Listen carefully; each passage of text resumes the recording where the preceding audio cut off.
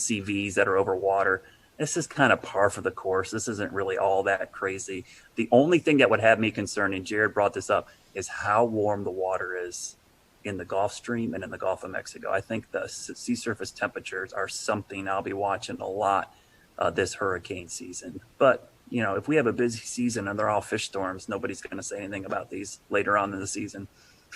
And we'll remind folks that last week the Hurricane Center came out with their outlook for the season, and it was kind of at or above normal range.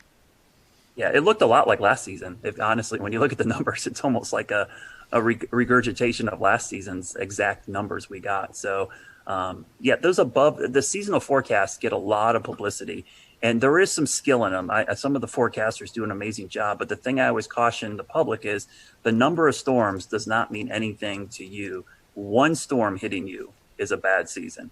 So I always bring up 1992 Hurricane Andrew, first storm of the season, one of the worst storms in U.S. history, the A storm.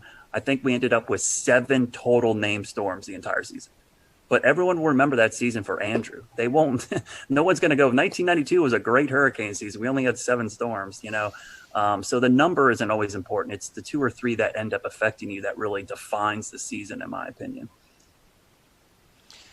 Brad, let me ask you a non-hurricane question, a lifestyle question for Charlotte and I think beyond. It's been raining so much lately, I haven't been able to get out and cut my lawn, tend to the garden. Oh. When am I going to be able to do that? I think this weekend, this cold front, I think if we didn't have all this rain and all this other stuff going on, we'd be talking a lot about this cold front in early June. I mean, Monday and Tuesday, we're going to be in the low to mid 70s in Charlotte, morning lows in the 50s. That's the first 2 days of June. And dew points in the 40s, that's like heaven. So it is interesting to see that after this rainy pattern, we're going to get this great treat of weather to kick off the meteorological summer. So people will get the chance to mow their lawn and let their yard dry out. I've been pretty happy because my lawn looks amazing this year. If you do say so yourself. Yeah, we got so warm so early. I was able to get the fescue like in shape, and then getting rain. I haven't turned my irrigation on once. It's been amazing. The problem is just getting out in the yard to work on it. It's just been so wet. And if you're trying to do a garden, it's been tough. Your plants are getting drowned out. So this weekend things dry out, and next week looks a lot better, and we get back to typical summer weather. It looks like by the end of next week. I think pools will start opening, and now that we're getting to phase 2 of the reopening as well. I think people kind of want it to warm up and dry out so they can enjoy some of those summer activities. Scotty, we had a big NASCAR race kick off this past weekend in Charlotte. They got in the Coca-Cola 600. It went to overtime after a long weather delay, but there's still some more races they're trying to get in, right? Can you give us a weather sports update? Can you see the bags under my eyes? I mean, it's been a long couple of days. We had rain for the Coca-Cola 600, made it the longest race, 607 miles. I think it was almost a 6-hour race with that hour and about 15-minute rain delay. Tuesday and Wednesday, we got off without a hitch. Tonight, tonight we had rain ending around the 8 o'clock start time, but the problem was it's going to take about 2.5, 3 hours to dry the track with all the humidity around. So that would be a start time of about 11:30, and that's just not the best for folks who are wanting to watch on TV. So we're going to try again tomorrow evening at 7 p.m. out at Charlotte Motor Speedway.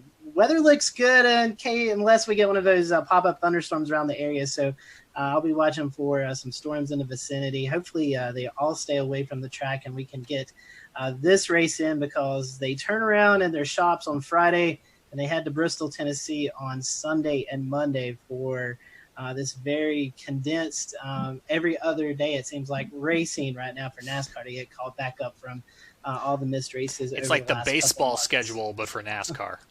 It is. I mean, and I was on a chat with the team out at Charlotte Motor Speedway, and they were all just dragging because it's long days. Teams come in early in the morning. They have to go through all the COVID screenings, and it just makes for a very long day out the track, and then you have to deal with the rain. So I know they are ready for it to clear out and get the racing back underway. So, yeah, we'll try again tomorrow night. Scotty, I think I was cracking up. We do a lot with NASCAR, and it's just so funny. We're going to cram all these races in the Carolinas in a 2-week period, and the 2 weeks we have it's like the wettest 2 weeks of the entire spring. It's funny. One of the folks we work with at the track, Brad, they said maybe this is God telling us we shouldn't have started this early. I mean, it all made sense to have all these races regionally, but it's like, what a horrible time. It's like we've been just getting soaked and washed out. I did want to tell you one thing about Bertha, guys. I was just looking something up real quickly because I was thinking about it. The accumulated cyclone energy for Bertha. Look at this chart. The name storm day for Bertha was only half a day. I believe that is going to be a record for the shortest duration name.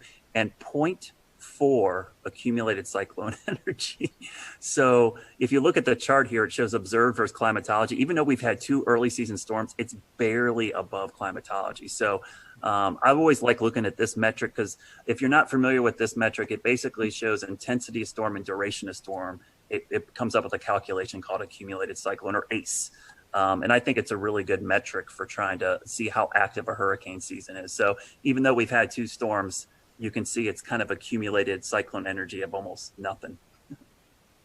I was just looking because I had lost track of it, and I was like, is it still a depression? It is still a depression right now, because I was like, I wonder how long it's going to actually hold on to this Bertha name. But I guess one of the naming regimes for the Hurricane Center, once a storm is downgraded to a depression, it keeps the name even as a depression until it becomes a remnant low. So it will be Tropical Depression Bertha, and probably till at 2 a.m. I bet the 2 a.m. advisory tonight it'll get dumped, if not earlier, maybe 11. It's still in there. Let's see. Yeah, 2 a.m. Thursday, it's still a tropical cyclone as a depression. And then 2 p.m. Thursday, if we're just looking at the cone mile markers, it's post-tropical depression Bertha somewhere over Pennsylvania, just to keep us on our toes. So we'll see. Brad, thank you for your time. I know your day's been very busy. Your week's been very busy. One last plug for Weather School. You got a couple more days of that left, right? Yeah, 2 more days of Weather School. We will have, I believe if my numbers are correct, without our glitches, I think exactly 60 episodes of Weather School a DVD since box the beginning of March. That's pretty impressive that we've been able to do that every single day at 1:00. We've done a weather segment online live and on YouTube. So 2 more days of the school year. I will be happy. I love doing them, but I'll be honest with you, it's made for some long days. Especially when you have to get up and start at 11 o'clock producing this thing and get your day rolling, and then try to teach 2 kids in your house their homeschooling as well. So it's been an interesting. I love it, but I love the fact that it's all online, James. That's the great thing about it, is that archive is there now, and people can go back and use these. They're evergreen. They're going to be able to go back, and that playlist is on the WCNC's YouTube channel, and you can go watch them and use them for lessons in the fall, next spring, whenever. They're always going to be there. So that's the cool thing about it. Absolutely. Do want to acknowledge you guys have been working real hard on those. You've been doing some long days because you've still got television due until 11:35 at night. But yeah, WCNC.com/weather school will take you over to that playlist, and they'll live there forever. And so a lot of hard work, and now you've got this great archive that folks can utilize at any point.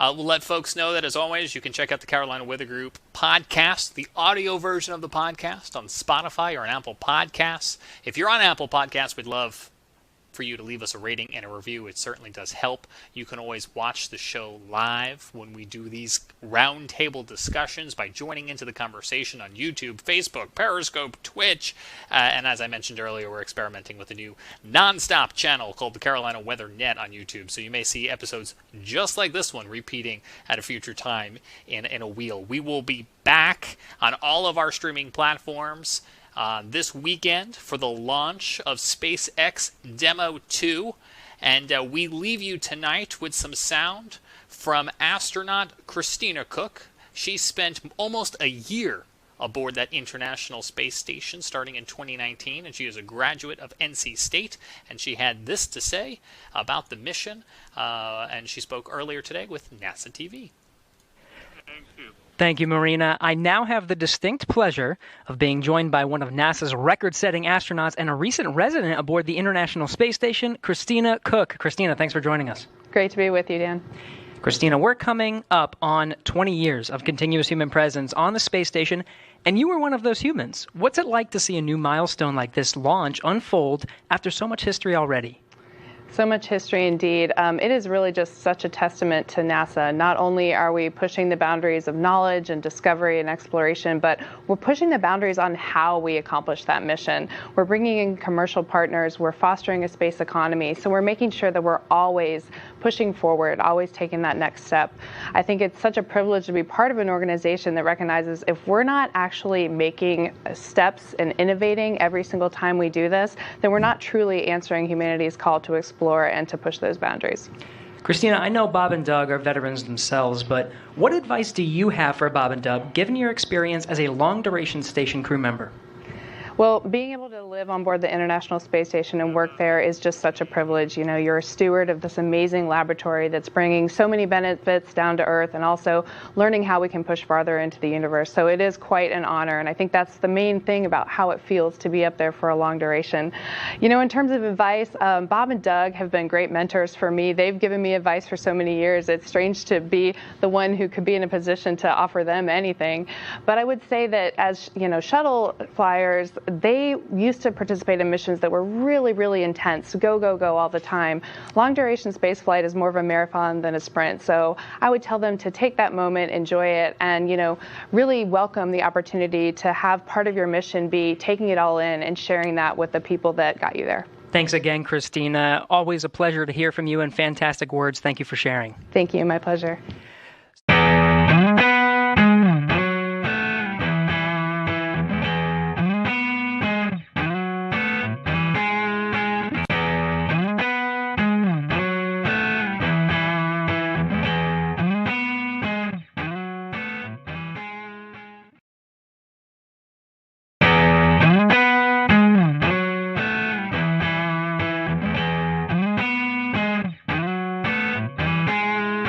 Hello, everyone. Welcome to the Carolina Weather Group. We're happy to have you this evening, and we want to bring in Alex Forbes, meteorologist student at Mississippi State University. And Alex has got a really cool project that he's been working on and was able to present over the last few months, and we're happy to have him on tonight. We're going to be talking about the SPC and the different risk levels. You know, sometimes you hear us talk about marginal, slight, moderate, all that good stuff. Well, Alex was able to interview you all with some assistance from some meteorologists and kind of get a better understanding of when we mention these things, what do you actually learn from it? So tonight we're going to be talking about that and some of his findings. We'll let Alex promote his social media towards the end of the show. So if you do have any questions that you'd like to tweet towards him, you can send them his way, and he can maybe help you out a little bit more with some of his research. So Evan, I know you and I, we're excited to talk about this. We saw this project a couple of weeks ago presented, and we're ecstatic to have Alex on with us tonight. So Alex, before we kind of get into the meat of the subject, first time guest with us. So we want to thank you for that. And we always ask the first time guest question. How did you decide this is what you want to do? How did you catch the weather bug? So for me, it was first grade. It was March. There was a line of severe storms that came through Metro Atlanta, and I still don't know to this day whether or not it was a tornado or straight line winds. We were never surveyed, so I don't know. But a tree fell on the corner of my house, right over there. And it fell on the house and it fell on the ground, woke me up at 4 a.m. And that was what planted the seed. But I didn't really start to get into weather and meteorology until about 4th or 5th grade. And it just evolved over time. It started off with, or it continued with me doing the weather for the elementary news. And then, you know, in middle school and high school and so forth, it just kept building and building and building. And lo and behold, I'm a senior now at Mississippi State. So something worked out. So in Georgia, I know Georgia has a meteorology program. What made you decide to go to Mississippi State? Yeah, so I want to do TV. Georgia has a fantastic geography program of which meteorology is a part of. They just recently added the meteorology degree, but you know, Mississippi State is known for broadcasting, and that makes a difference. Plus, you know, it's not exactly far from me. Mississippi State's, or Starkville is about 4.5 hours. You know, it's close enough, and you know, their scholarships they offer for out-of-state students is fantastic. So it really became a no-brainer. As a Florida Gator fan, I'd much rather cheer for Mississippi State than the Georgia Bulldogs. I know James won't be happy about that. But well, it's a matter of fact. So that's right. That's right. Well, let's before we get in trouble, let's talk about what you've done some research on. The Storm Prediction Center, Alex. We see these outlooks posted, especially in the spring and summertime, thunderstorm outlooks with severe weather. So you decided to kind of dig into it and kind of ask the public what they think of these words that we tossed out. But before we kind of get into your research, let's briefly go into each category. I know you had to do some research about those categories and basically kind of what kind of weather we see with those. Can you talk to us a little bit about those categories and what they mean, and maybe then we can lead into some of your research? Yeah, so the Storm Prediction Center issues convective outlooks. You might know them as the avocado maps. Typically it's a green region with a yellow region inside of that, with an orange region inside of that. Sometimes you get the moderate, which is the red, and the high, which is the pinkish purple color. So what I did was a belief that has existed among broadcast meteorologists for a long time is that the names don't work. So marginal you might see a storm. If you do, it could be severe. There's a certain percentage assigned to each of these that's arbitrary, and it doesn't mean a lot to the public. So I'm not even going to get into them because they're meant for meteorologists. Slight is a step up from marginal. You'll probably see storms. A couple of them might be severe. Enhanced is, okay, there's going to be storms. Probably half of them, give or take, might be severe. Moderate's like, okay, this is serious. There's going to be storms. They're probably going to be severe. And high is, there's storms. They're going to be severe. There's going to be, in most cases, tornadoes. Loss of life is a concern, so forth. But the other thing I would point out about them is that when these categories were updated in 2015, they're not equally weighted. Right? So the marginal was the old C text. It wasn't a category before this. It's not like an old slight is now a marginal. It's new category. Slight was split into two. They kept slight for the lower end of the threat, and they added enhanced for the upper end. And then moderate is still moderate and high is still high. So if you jump from a slight to enhanced, that's not the same from jumping from an enhanced to a moderate. And that's part of what confuses a lot of people, is that meteorologists understand that an enhanced to a moderate is a much bigger jump from a slight to enhanced. People see, the lower category to the next category, and they say, okay, just another notch higher. So that's pretty much it in a nutshell. The other thing I will add is, in recent years, the Storm Prediction Center has begun to acknowledge a number system in association with the words. You'll see that on a few of their graphics, but it's not widespread use yet. So you reached out to the public to kind of do a survey and to see how people were handling the threats and interpreting all of the different lingo that's associated with them. What led you to choosing the Southeast as your kind of study group area? Yeah, so there's been studies in the past that show the Southeast United States is emerging as the new tornado hotspot within the United States. A lot of severe weather studies are based out of the traditional tornado alley: Oklahoma, Kansas, Nebraska, Arkansas. Also, I live in the Southeast. I want to know what people around me think. I want to work in the Southeast. I want to know what my potential viewers one day think right now. I think there's a tremendous value added about knowing that the data is from a specific region, so such that I am not conflating people's understanding of the outlook terminology in Georgia versus New York, because we get convective outlooks almost every day in the spring and summer. In New York, they get them 5-10 times a year, maybe. That's an estimate. I don't know for sure. So I think there's tremendous value added in having a specific area and understanding that and what those people think in that spot. So what'd you find? I know that's kind of a big question with a big answer, but tell us about it. 4,000 responses culminated into this. And the headline is that what meteorologists, the hierarchy of the words that the Storm Prediction Center uses, that the meteorologists understand, is not understood by the public. Now, I will throw this caveat in there in that the convective outlooks technically are not designed for the public. They never were, they still aren't.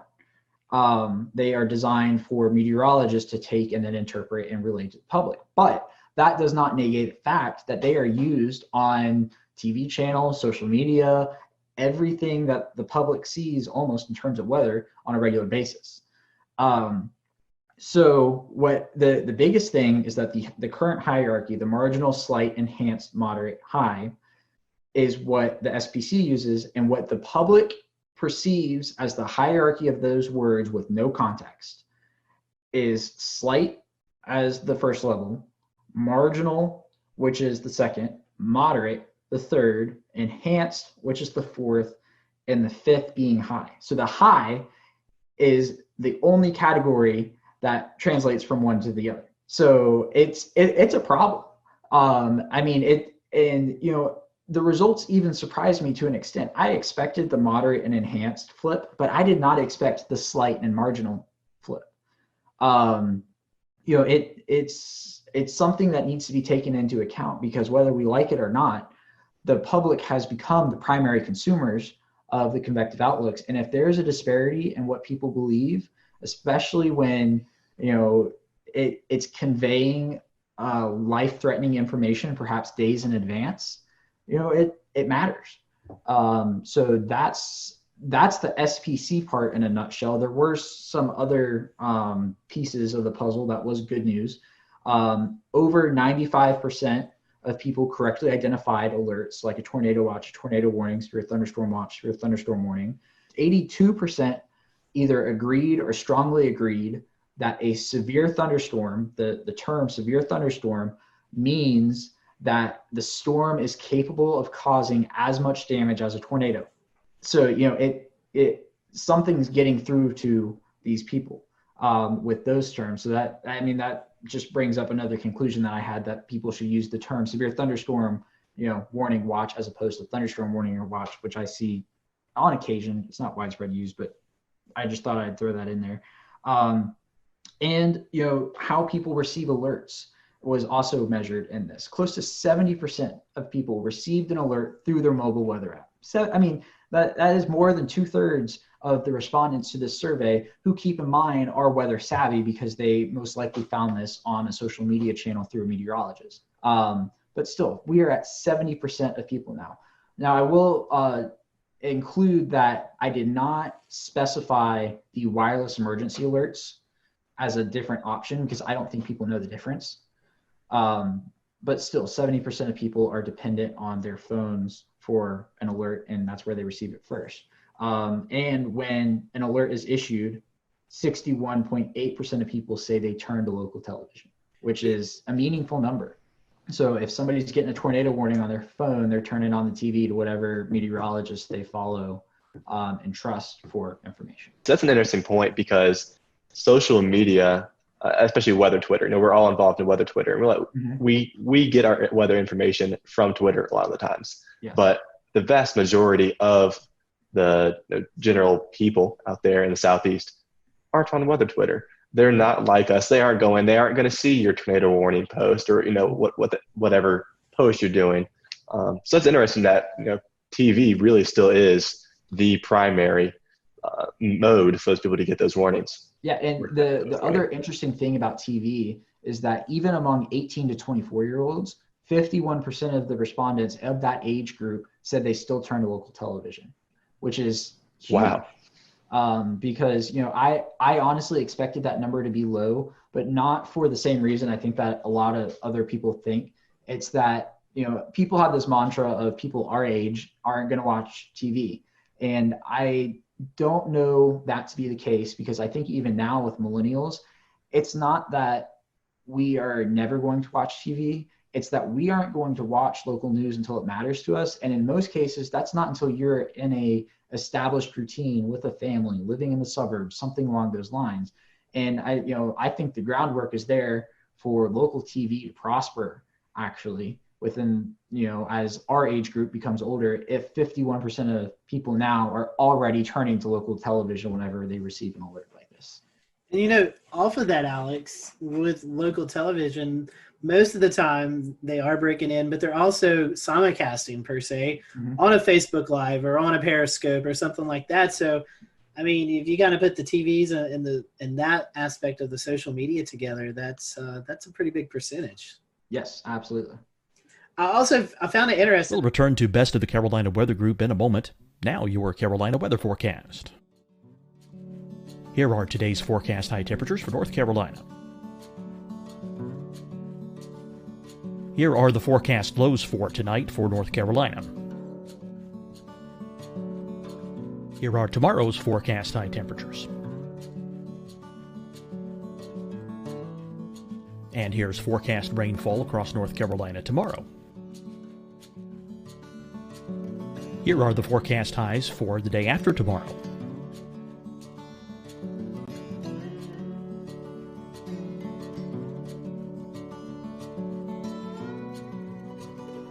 And here's the forecast rainfall across North Carolina for the day after tomorrow.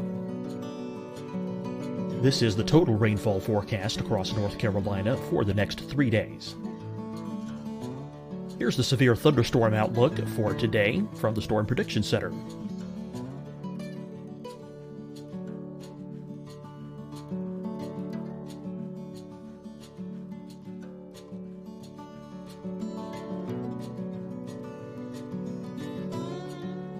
Here are the forecast high temperatures for today for South Carolina.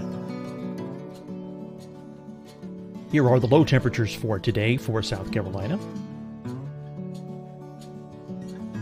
Here's the probability of precipitation forecast across South Carolina today.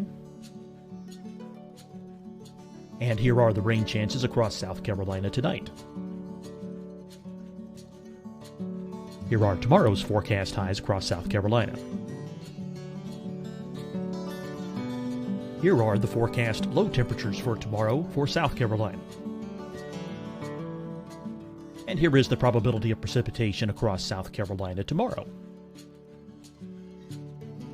Here's the precipitation chances across South Carolina tomorrow night. Here are the forecast highs for the day after tomorrow in South Carolina. Here are the forecast low temperatures across South Carolina for the day after tomorrow. And here are the rain chances across South Carolina for the day after tomorrow. And South Carolina's probability of precipitation for that night. Here's the Storm Prediction Center's severe thunderstorm outlook across South Carolina for today through tonight. Here's the Storm Prediction Center's severe thunderstorm outlook across South Carolina for tomorrow and tomorrow night. And here's the Storm Prediction Center's severe thunderstorm outlook across South Carolina for the day after tomorrow through that night. Here's the severe thunderstorm outlook for today from the Storm Prediction Center.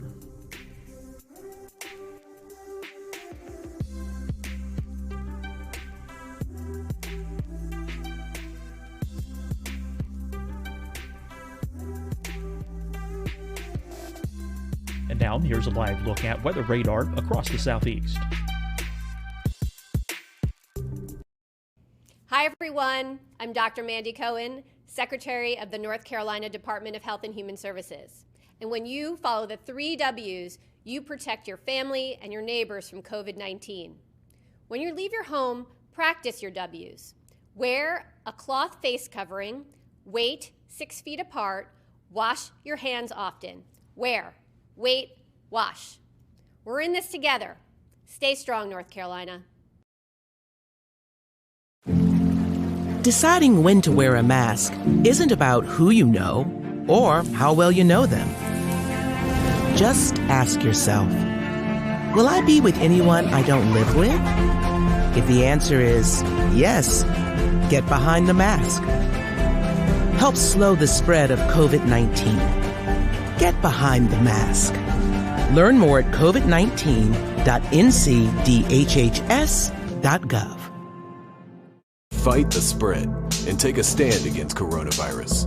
Wear a mask in public. Stay at least 6 feet apart from others. And get tested. Join us and fight the spread. Visit scdhec.gov/COVID-19.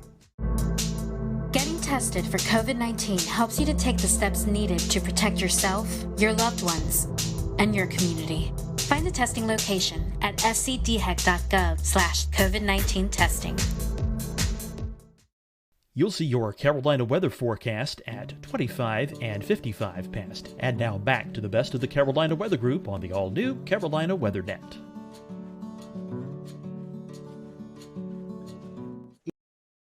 You know, 12.3% of folks receive their warning first by NOAA Weather Radio. That's something that I guess I'm a little shocked by that, because I wouldn't think 12% of the people would even have a NOAA Weather Radio.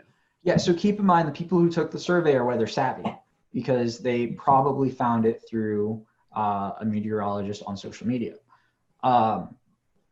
I would point out, though, is I don't remember exactly who did the study, what year it was. I just remember it was 10 plus years ago that the NOAA Weather Radio number was at like 60%, and it's down to 12. And, you know, I do not see a path forward for NOAA Weather Radio being the predominant way of people receiving information, simply because it's a cost barrier. Why am I going to go buy a $29 weather radio when this thing right here is going to give me the same information? So I think we're asking the wrong questions when it comes to NOAA Weather Radio. Not why aren't people buying NOAA Weather radios, but rather why is the Federal Communications Commission not just sending you alerts and you can't turn them off like they do on TV? You know, if you are in a tornado warning and you are watching a broadcast channel, you are going to get an EAS alert. You can't turn them off. So there's precedent to do it. And I seriously think, you know, close to 70% of people are already relying on these. Why not just make it mandatory? And have that be the de facto NOAA Weather Radio. Now, I don't think they're ever going to go away. I think there's still a use for them. You know, what happens when your phone dies? What happens when there's a hurricane and you run out of power, your generator's out of gas, and, you know, you can crank a weather radio? That's the most extreme case, but I don't think they're going to be the main. In fact, they're already not the mainstream way of receiving alerts, and I don't think they're ever going to be again. I know you're doing some of these questions also about when they hear these warnings issued, about taking shelter or alerting friends and stuff. Can you kind of go in some of those details, what you found out? Yeah. So I asked about 4 alert types in particular: the severe thunderstorm watch, the tornado watch, severe thunderstorm warning, and tornado warning. And I asked when a blank is issued, I blank. So the other part of the blank is take shelter, alert friends and neighbors, monitor weather conditions, check social media, watch local television, and watch national television. Of those 4 questions, there's nothing I really found surprising. For each one, you know, social media was between 80 and 90% with combined degree. For the troubling, I guess a troubling aspect is for a severe thunderstorm watch. 22% of people said that they take shelter. But, you know, keep in mind, these are the same people who accurately picked out a severe thunderstorm watch definition. 97.2% of these respondents correctly identified a severe thunderstorm watch. So, you know, it comes down to people's interpretation of what take shelter means. Does that mean you just stay inside all day? Does it mean you go to the lowest level, most interior room? I don't know. But I mean, there wasn't anything that, you know, is a red flag in the results specifically for those 4 questions. You know, you were talking about wanting to go broadcast TV in the Southeast. So keeping that in mind, there's a lot of different styles of severe weather coverage. I think you have some folks who just kind of say, present the radar. And then you have folks like James Spann, who really gets down into the specifics, like it's going to affect the Dollar General in town X or town Y. I know you may have not surveyed the folks on that, but what is your opinion on that? What do you think is most useful for those folks who are turned into TV watching this coverage? Yeah, no, absolutely. The most precise you can be, the better. One of the reasons why James Spann has the following he does is because people see him as one of them. The fact that he knows where the Dollar Tree is in Gordo, Alabama, which I happen to know where it is too, because I drive past there to get to Mississippi State, and he uses that example all the time. So I feel good about it. It matters because, like I said, people feel like he's one of them, but also he knows the area. It adds validity to his call to action of, okay, I know where this is and I know where it's going. And if he can tell somebody, I know where it's going and I'm telling you now in, Coleman, Alabama, if you are on Main Street, people trust him. And that's what it comes down to, is who do you trust? And one of the reasons why people trust him is because they know he knows what he's doing. And the more information you can provide, the better it is. What does the future look like? Is this something that you're going to be able to advise the SPC on, and they're going to look at your findings? They're going to be able to maybe make some adjustments, hopefully, in the future? Yeah. So an interesting thing about my findings is that there is a similar study that is working on being completed now. I don't think it's published just yet. They're working on it out of University of Oklahoma, Sean Ernst. He found the exact same hierarchy issue with respondents out there. So the Storm Prediction Center knows about it. They can't just flip a switch and change it. Nor would I say I'm calling on them to do that, because at the end of the day, even though we all use the convective outlook, we have to remind ourselves that it is not designed for the public. It is distributed to the public because it has to be under federal law, because they're a federal agency. But at the end of the day, my main goal in publishing this was providing the groundwork to broadcasters and using a 1 through 5 scale to describe those terms, because a number scale is a universally identified language. 1, 2, 3, 4, 5 means the same thing in English as it does in Spanish, as in French, as in German, and it's already used for things like the Saffir-Simpson scale, the enhanced Fujita scale. People understand that the higher the number is, the worse the threat is. And, just eliminating the words off the screen provides much more clarity for the general public. And, I would encourage that to this day. Some folks are trying to go down the color line and trying to make colors represent the different severity. What's your thoughts on that? So I might get in trouble for this. A lot of meteorologists don't like the color scale, and I do. I think the green, yellow, orange, red, pink works. So within that, you have the built-in green, yellow, red, good, moderate, bad. And people are smart enough to derive that, okay, the orange between the yellow and the red is the intermediary. And if there's something after the red, it means it's probably worse. It doesn't matter what color it is, it's probably going to be that. And two other things I will add is, no matter what colors you use, I still think people are going to translate the color to a number.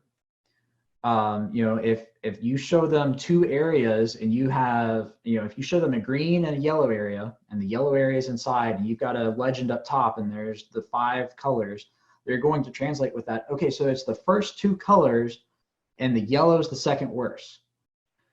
So, and there's the whole principle of a region within a region, right? You're not going to get a moderate area that is surrounded by a marginal area directly. You're always going to have a leveled marginal, slight, enhanced, moderate, high, as it stands now, with that area. And I think people are smart enough to be able to derive that if there's a region within another region, the higher threat is in that smaller region that is entirely contained.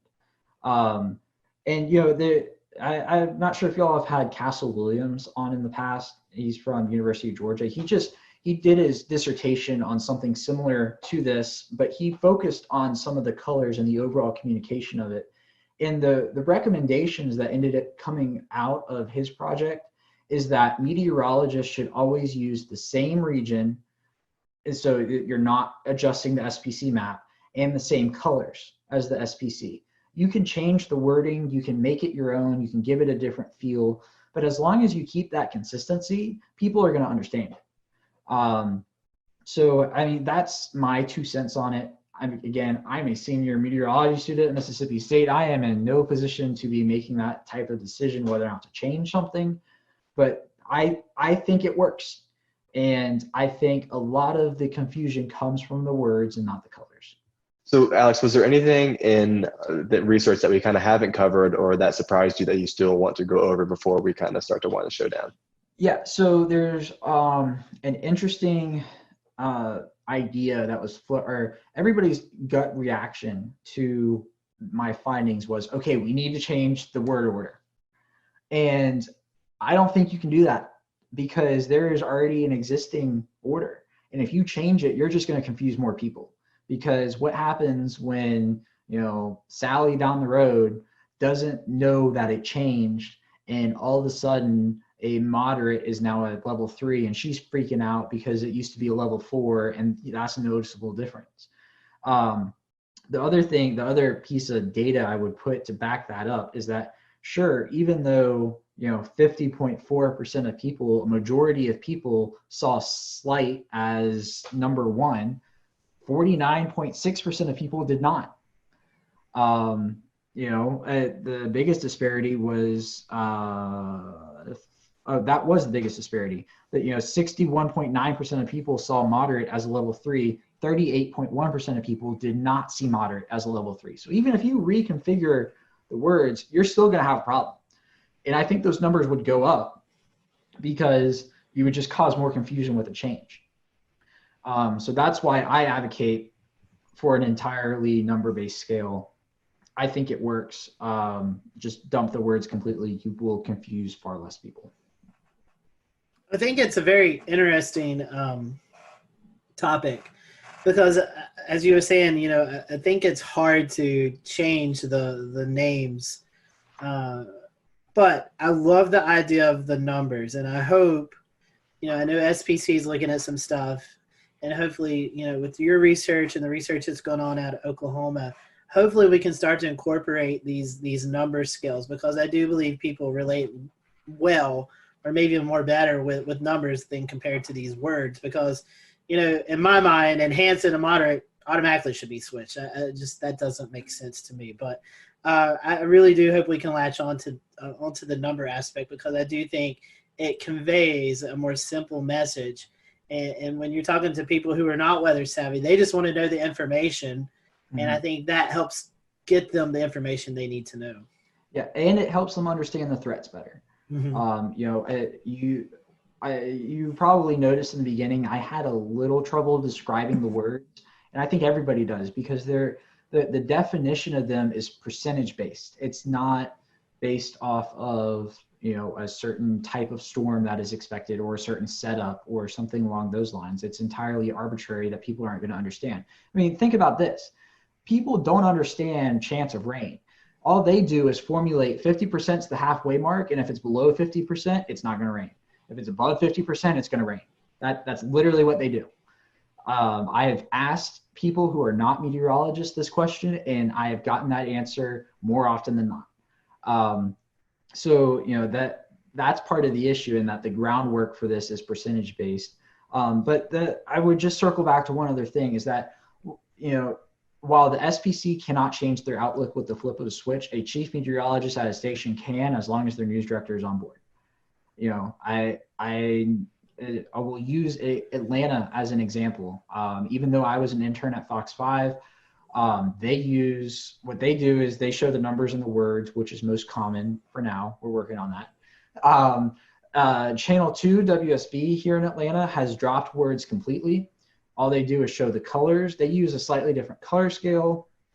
Not going to get into that, but on the screen, they literally type out level 3 risk, and then they list the threats. At NBC, the NBC station here, they do the same thing. They show the words and the numbers. And the CBS station has dropped the words. They show the colors with the 1 through 5, and they bookend it with low and high, which could also work.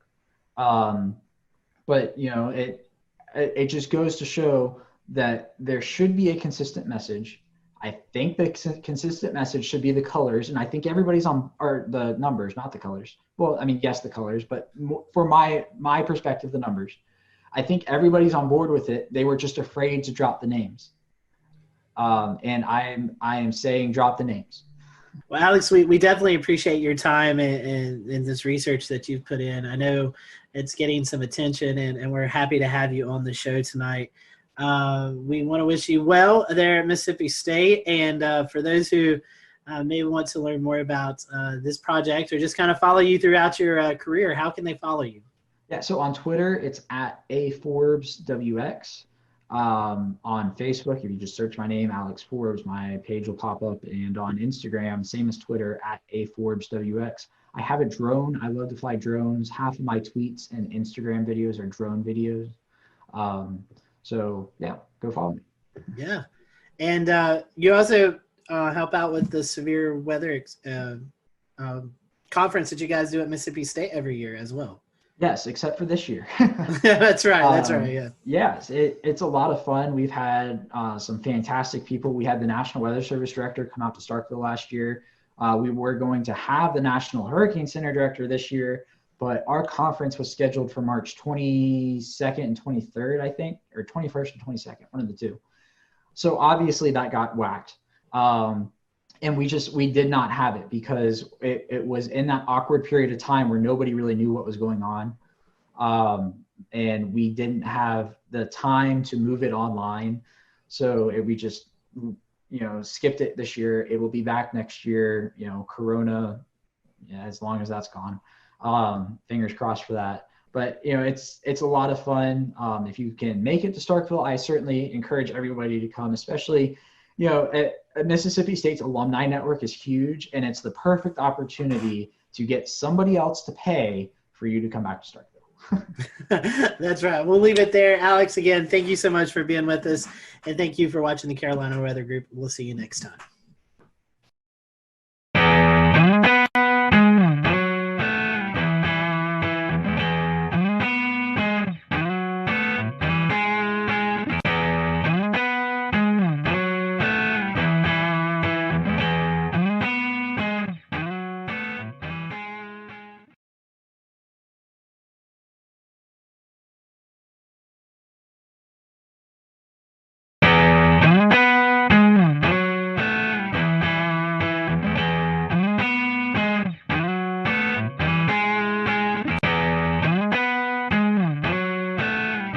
Hello, everyone. Welcome to the Carolina Weather Group, show number 304. We all hope you've had a great start to the new year. Tonight, we have on with us Aubrey Urbanowitz. She is the chief meteorologist at WHSV in Harrisonburg, Virginia. And so you may know Aubrey if you listen to a lot of weather podcasts. Aubrey is a panelist on the Weather Brains, and we're going to definitely dig into that.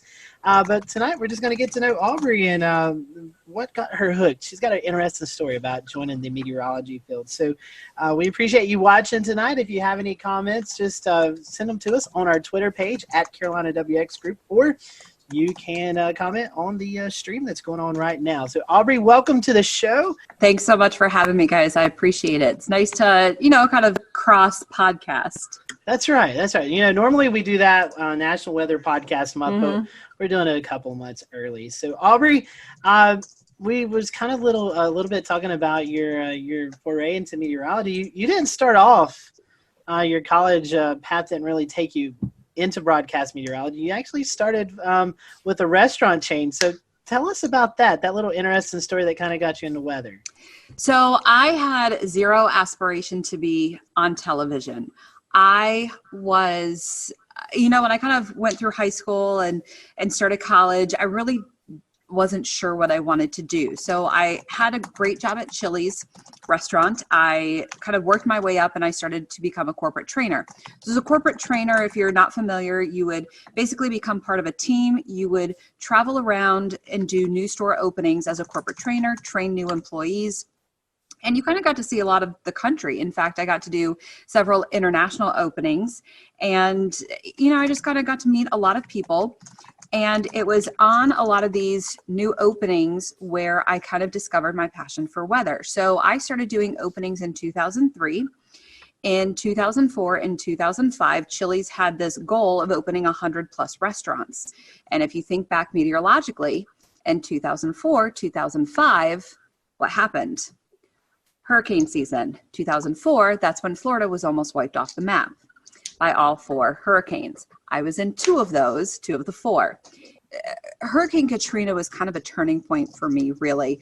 I was sent back to Louisiana to help rebuild some stores after I had been there and evacuated. For Katrina, I was there during Rita, and I ended up being there for 3 months. I was in Louisiana so long, they ended up starting to take state taxes out of my checks.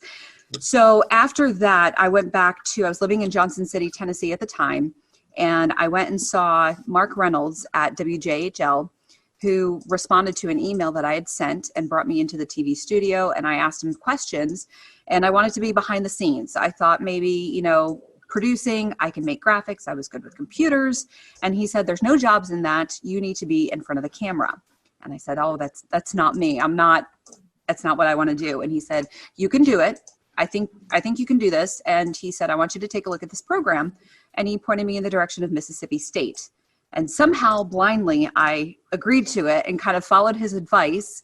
And within maybe a couple weeks, I was enrolled or accepted into the Mississippi State distance program. And I was able to not only take classes and finish my degree, but also I was still able to travel with Chili's for at least 2 years and still able to do corporate openings. And so I got an internship and yada, yada, yada. I got my first job at WHSV in Harrisonburg, Virginia, and fell in love with this place. Absolutely never intended to be here past my 2-year contract, and re-signed, got promoted. Here's the thing. I got promoted to a Monday through Friday position from weekends after I think 7 or 8 months. After working in a restaurant for 12 years, meaning weekends and nights for 12 years, I thought, wow, I have weekends off. The rest is history. And I could not have asked for a more amazing place, a beautiful area. And now my brother moved here 4 years ago. My parents just moved here in May. So now I've got family here, which a lot of meteorologists, unless you move to your home market, you can't say that. So I just feel very blessed and kind of lucky. Now, Aubrey, you mentioned that you had no interest in going on TV. So none. From one industry into a completely different industry, where did you gain your experience on how to get yourself ready to go on camera and do live weather forecasting? Is that something you learned along the way? I know there's probably some folks that'll be watching that might be interested in seeing how you transitioned into that to get your confidence level up to be able to forecast on camera. So it was all the leadership in Chili's. It was the training role that I had. Working for Chili's for so long, I knew every item. I was quality control. I knew exactly what little details went on every single menu item. I could recite that menu backwards and forwards. I could teach. And so when I started training and teaching these menu items the Chili's way and how to serve and how to bartend, I was confident in that because I knew that material. So when I learned how to present and train, I was confident in that material. So when I finally was able to teach that, that's what gave me the confidence as I became a leader in that material. And so it was actually kind of that transition that I learned to be able to present myself on camera. Once I was comfortable and kind of was able to, I guess, get used to the fact that I was on camera, learn some breathing exercises and not think about the fact that I was on camera, it just kind of transitioned because I just envisioned myself talking to people like I'm talking to a group, like I'm training people, giving them the information that I know, like I'm teaching them the menu items, I'm teaching them the forecast. And so it was kind of that. You think it's two completely different worlds, but it's actually kind of very similar. So that's how I transitioned, because I had absolutely no desire to be on camera. I was never a theater major. I was never a singer. I was never a performer. I was a dancer, but that was when I was a kid. So, I never, ever would have imagined I would have been on television, and now I can't see myself doing anything else. I love that history. I love how you put yourself on the fast track through that whole process. I can see. So going through the program, getting your meteorology degree, getting a job, it's something you became passionate about very quickly. So I'm assuming you probably have some favorite areas of study, maybe some research or favorite topics of meteorology. Would you like to share some of those with us? Yeah, so I've really developed a love for weather history. And I think a lot of that has stemmed from me learning this area and really kind of diving into Shenandoah Valley weather history. We'll return to Best of the Carolina Weather Group in a moment. Now your Carolina weather forecast. Here are today's forecast high temperatures for North Carolina. Here are the forecast lows for tonight for North Carolina. Here are tomorrow's forecast high temperatures. And here's forecast rainfall across North Carolina tomorrow. Here are the forecast highs for the day after tomorrow.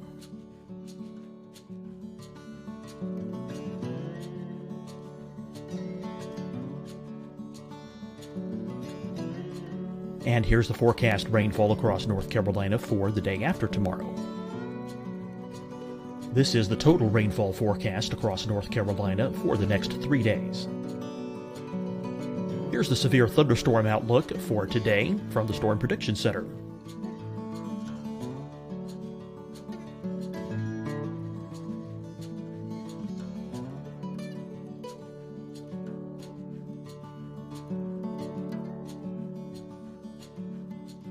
Here are the forecast high temperatures for today for South Carolina. Here are the low temperatures for today for South Carolina. Here's the probability of precipitation forecast across South Carolina today. And here are the rain chances across South Carolina tonight. Here are tomorrow's forecast highs across South Carolina. Here are the forecast low temperatures for tomorrow for South Carolina. And here is the probability of precipitation across South Carolina tomorrow. Here's the precipitation chances across South Carolina tomorrow night. Here are the forecast highs for the day after tomorrow in South Carolina. Here are the forecast low temperatures across South Carolina for the day after tomorrow. And here are the rain chances across South Carolina for the day after tomorrow. And South Carolina's probability of precipitation for that night. Here's the Storm Prediction Center's severe thunderstorm outlook across South Carolina for today through tonight. Here's the Storm Prediction Center's severe thunderstorm outlook across South Carolina for tomorrow and tomorrow night. And here's the Storm Prediction Center's severe thunderstorm outlook across South Carolina for the day after tomorrow through that night. Here's the severe thunderstorm outlook for today from the Storm Prediction Center.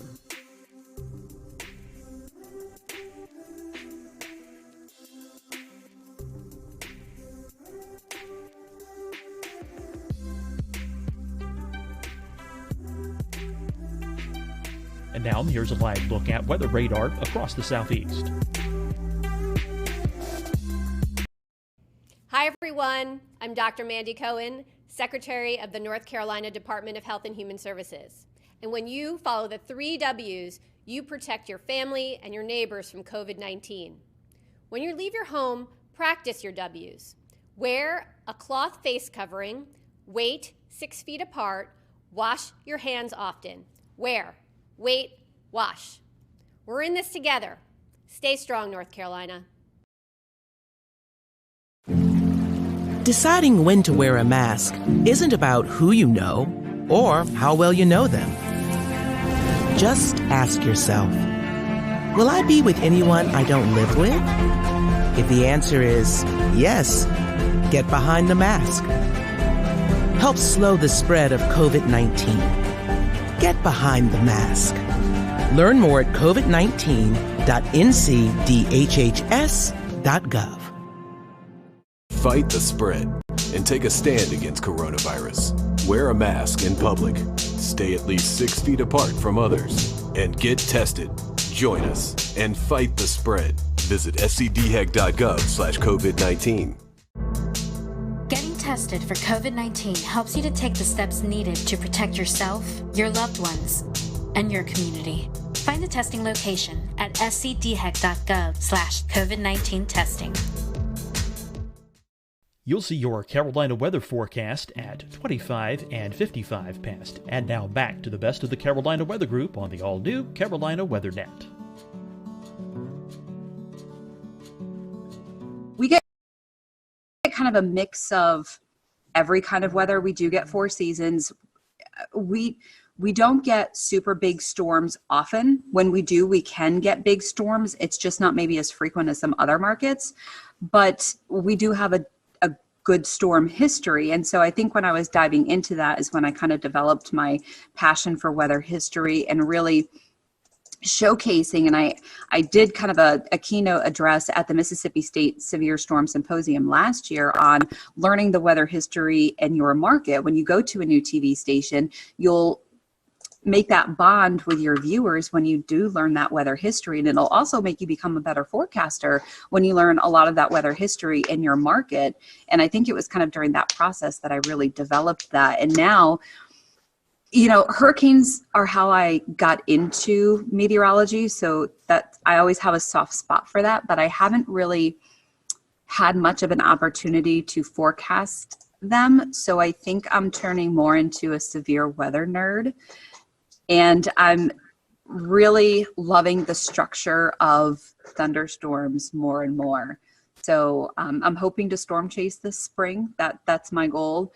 You know, as I become chief, you know, you're stuck in the studio more and more. So you don't get an opportunity to see the sky as much, even though we all love to watch the sky. So I think I'm going to try and do that, but also try to, you know, watch the sky more and more. So yeah, thunderstorms are definitely the sweet spot. Well, you sure get your fair share in the Shenandoah Valley area. The Mid-Atlantic's a pretty volatile area of the country where fronts sweep through and crisscross and meander and cause all kinds of interesting weather up that way. What is cold air damming and how does it occur and how long does it last? So the cold air damming is kind of a special feature that happens in between the mountains. You can get kind of a stronger event, which can go all the way down from the mid-Atlantic, all the way down the mountains into Georgia and the Carolinas.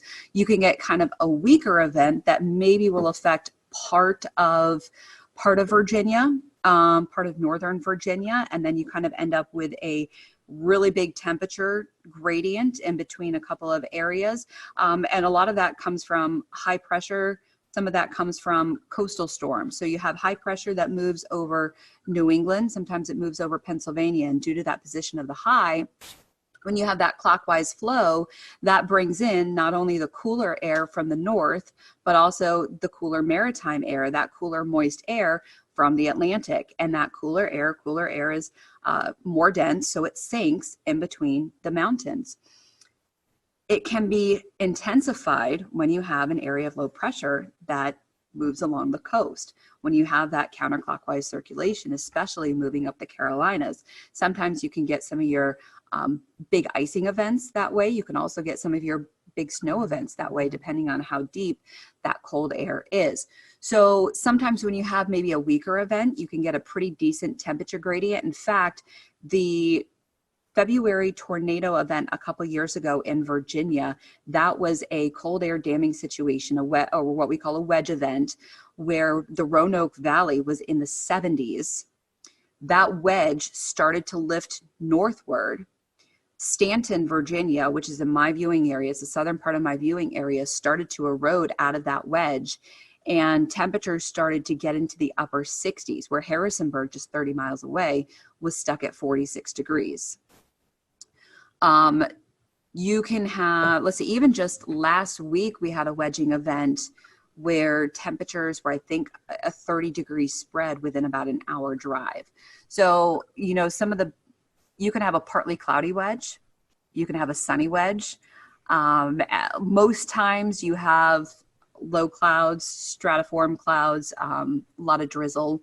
And then, of course, in the wintertime, you have to watch for your precipitation because you can get a lot of icing events. But temperatures are very interesting when you're forecasting the wedge. I've learned that whatever you forecast, drop it another 10, 15 degrees.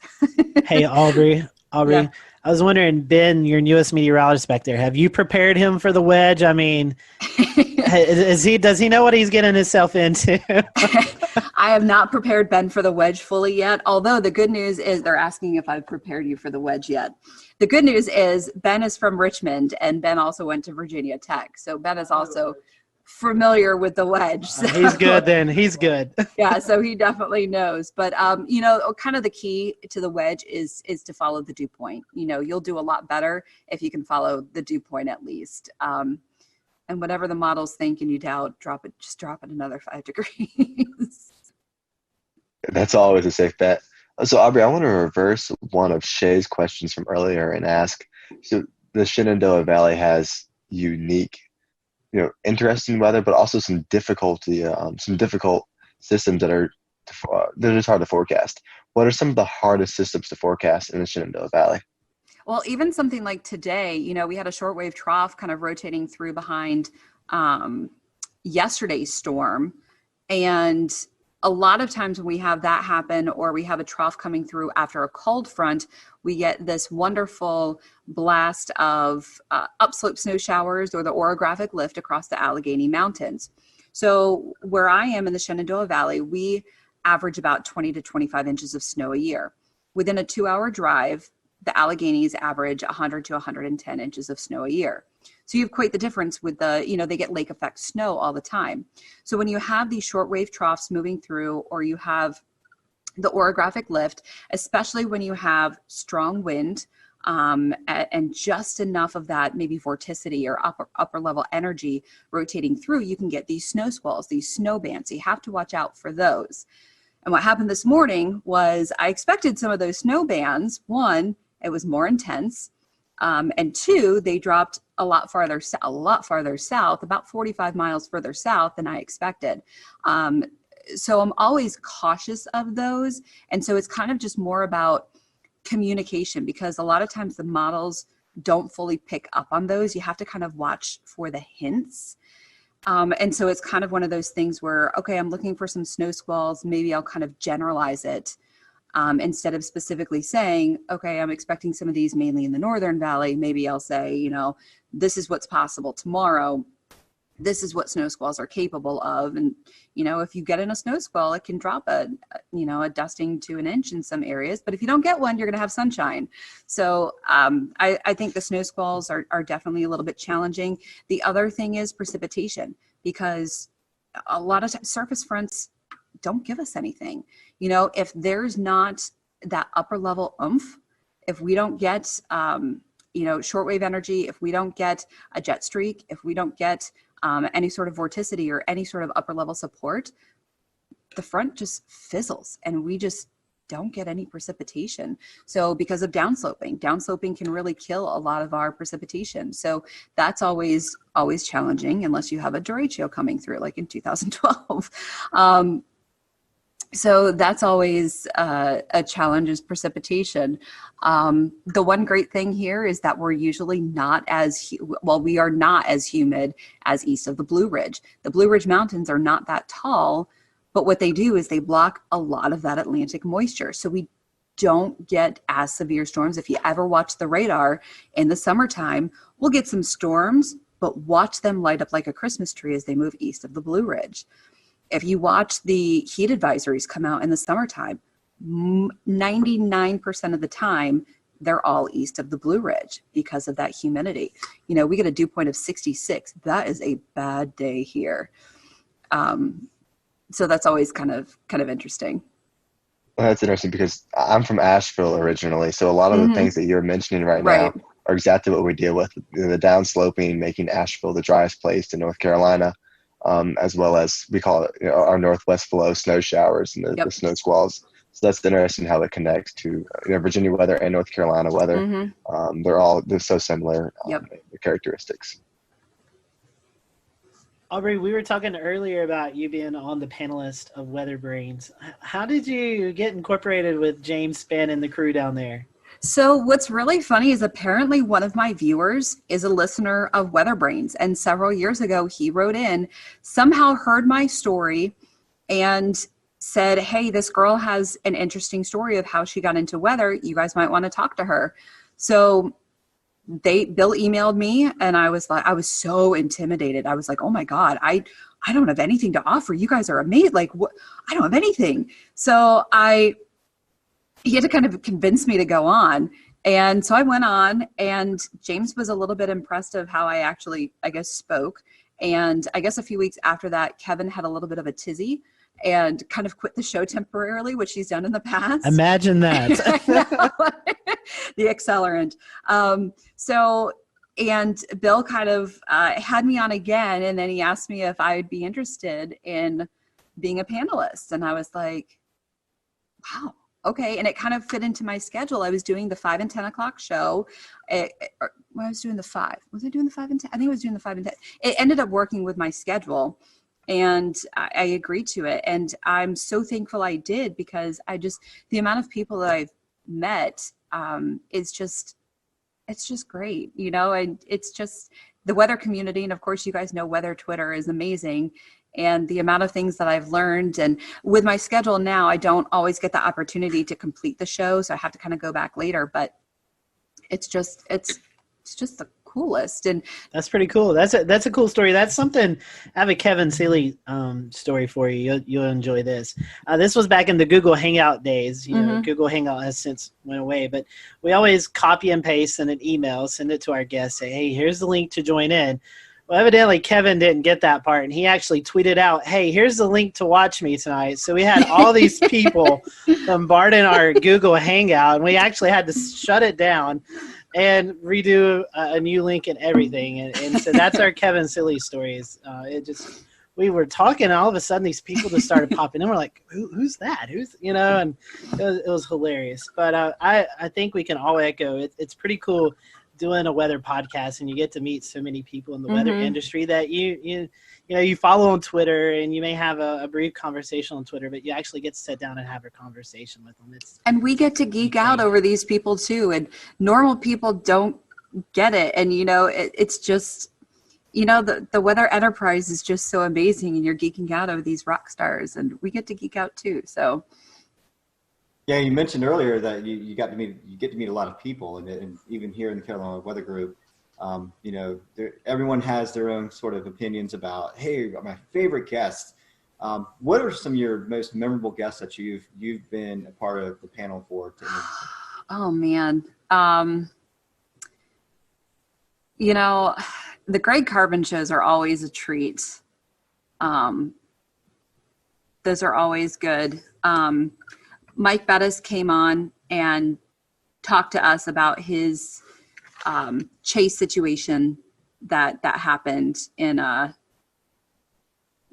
was that 2013? I think it was either 13 or 14. Yeah.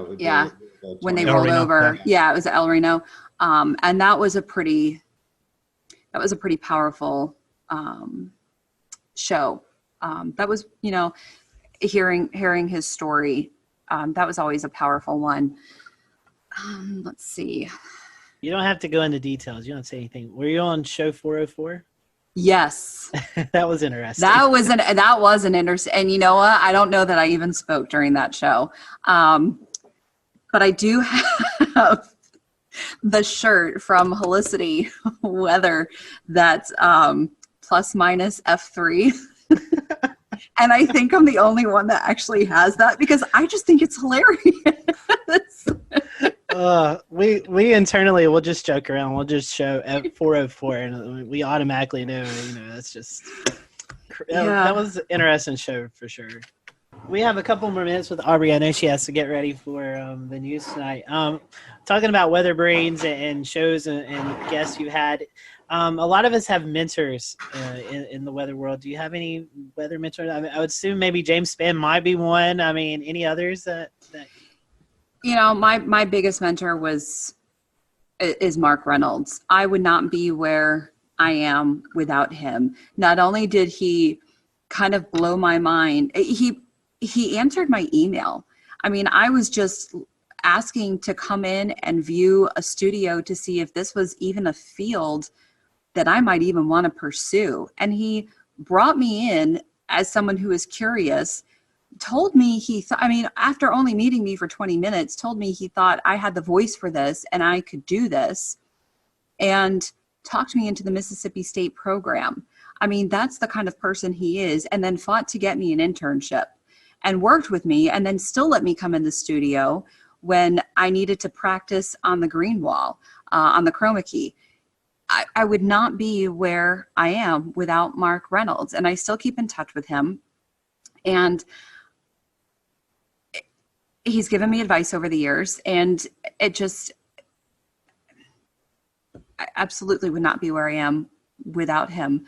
I wish I had a lot of other weather mentors. I've had to do a lot of learning on my own, which is not ideal, but someone who's determined, who really wants to succeed at this industry, sometimes you do what you have to do.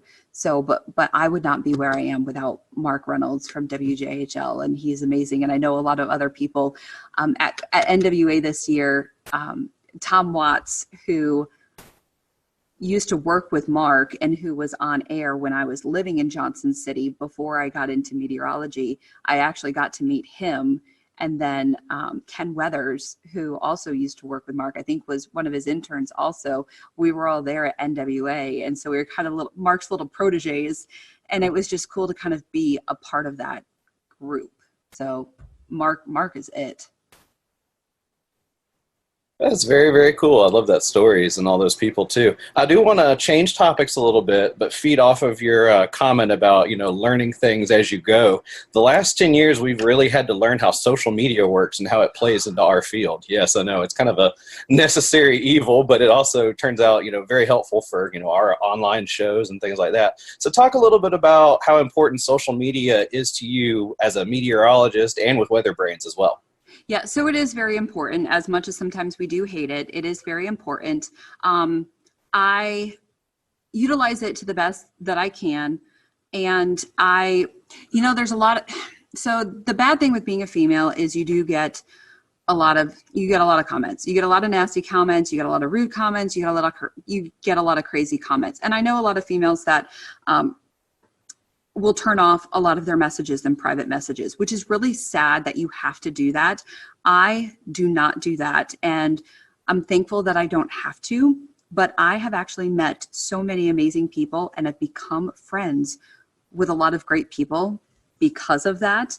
And I've become friends with some great viewers because of private messaging and things like that. And I'm very thankful for that. So it's really sad that some other female counterparts don't have that opportunity. Maybe just because I'm in a smaller market, I kind of have a little bit of that opportunity, and I've maybe been a little trusting with some people, but I have been lucky enough to make some of those really great relationships with people. So building those relationships with your viewers are obviously very, very important, especially with, when you're getting that information with storm reports, snow reports, rainfall reports, storm chasers, those photos, or just relying on, even just everyday photos when it's quiet outside, just to sometimes fill your time, relying on a photographer. So those are always great, relying on information and having that communication back and forth. But social media, it's the future. It's where we are. But you can do a lot with social media. You can get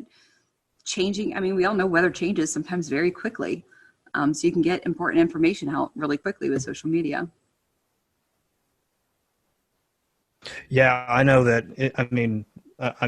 That's the internet is where I live, just doing what I do. And I'll tell you what, it's just completely changed the game as far as getting storm reports, as far as getting, situational awareness on the ground. You suddenly have so many more cameras to tap into, and it really just, I don't know how y'all did it before that, but I know that it's completely changed the game here. For sure. And, here in Charleston, we have a really good and engaged community. So I'm curious, before we get into something even more fun, what is your weather community like up in your neck of the woods? They're amazing.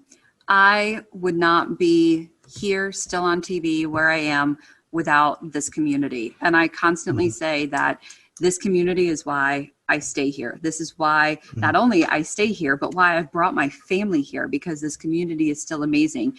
You know, some of the things that I see and hear in the female group on Facebook is sometimes horrifying. And I don't know if I could do this job if I heard stuff like that on a daily or weekly basis. We all get criticism. We all get stuff like that. We all get pushback, but I don't get a lot of it. And I'm very grateful that the community responds well to me.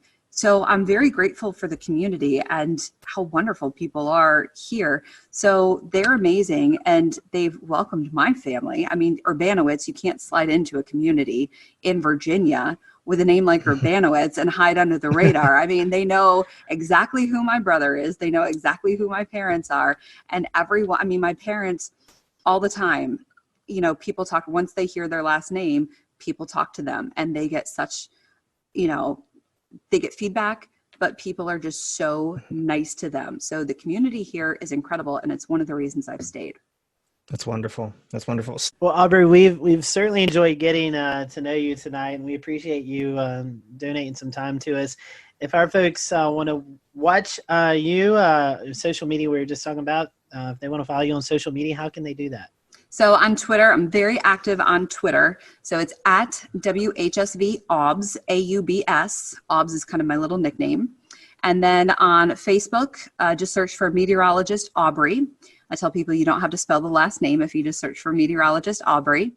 And then on Instagram, let me get my Instagram out because I think, yes, WXAUBS, WXAUBS on Instagram, or as I call it, the gram. The gram. Yeah, Evan runs our gram. That's his title. So yeah, I should be better at it. It's a lot of pictures of my dog. Well, Aubrey, thank you so much, and we hope that, I know you guys haven't had a lot of winter either, so we hope you get some winter up your way sometimes in the coming weeks. But we appreciate you spending some time with us, and tell everybody at the Weather Brains, that we said hello, and we look forward to hopefully working with you guys during the National Weather Podcast Month later on this year. Of course. Thanks for having me on, guys. Appreciate it. Always good to see you.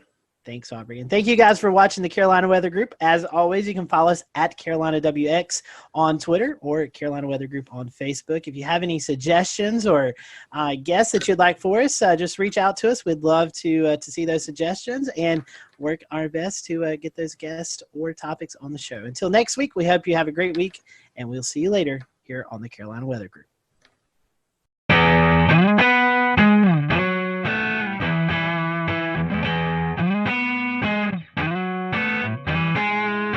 Hello, everyone. Welcome to the Carolina Weather Group. I'm Scotty Powell. We're happy to have you this evening. We have with us Stephen Paff. He is the Warning Coordinator Meteorologist at the National Weather Service in Wilmington, North Carolina. And tonight we're going to be talking about ocean hazards. The Coastal Weather Service offices issue several advisories and hazards and programs like that other weather offices don't. So when you find yourself on vacation or visiting the beach or something like that, you may hear something that's not familiar with you. So tonight, we're going to kind of dive into that and kind of go through all of these unique and different advisories and program and hazard programs that we see along the coast. And Stephen, working in the Wilmington office, is the perfect person to go to that. He does a lot of outreach events. So happy to have Stephen on with us tonight. As always, if you are watching and you have any questions, feel free to drop them in the comments section. We'll be monitoring those throughout the show, and we'll direct you. If we don't know the answer, we'll direct you in a place that hopefully you can get the answer. So we, again, appreciate you watching tonight. We're going to be focusing on ocean hazards and the different programs that the Coastal Weather Service offices use throughout this vacation season that's coming up. So, Stephen, welcome to the show. It's been a long time since we've seen you, so I hope that you've been doing well.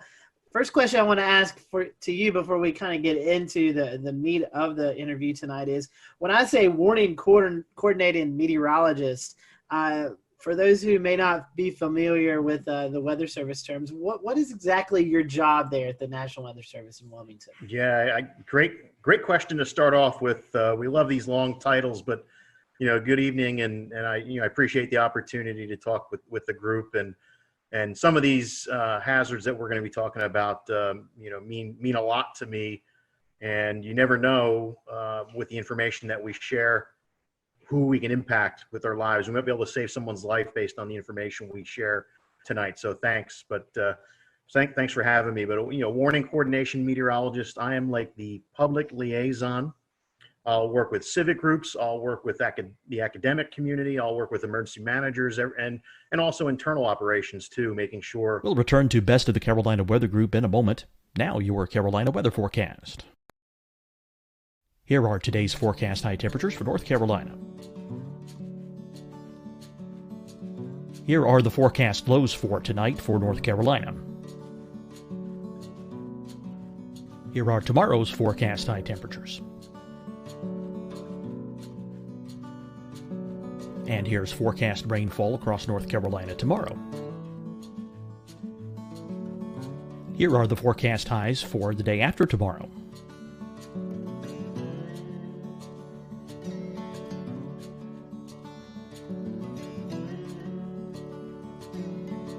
And here's the forecast rainfall across North Carolina for the day after tomorrow. This is the total rainfall forecast across North Carolina for the next 3 days. Here's the severe thunderstorm outlook for today from the Storm Prediction Center.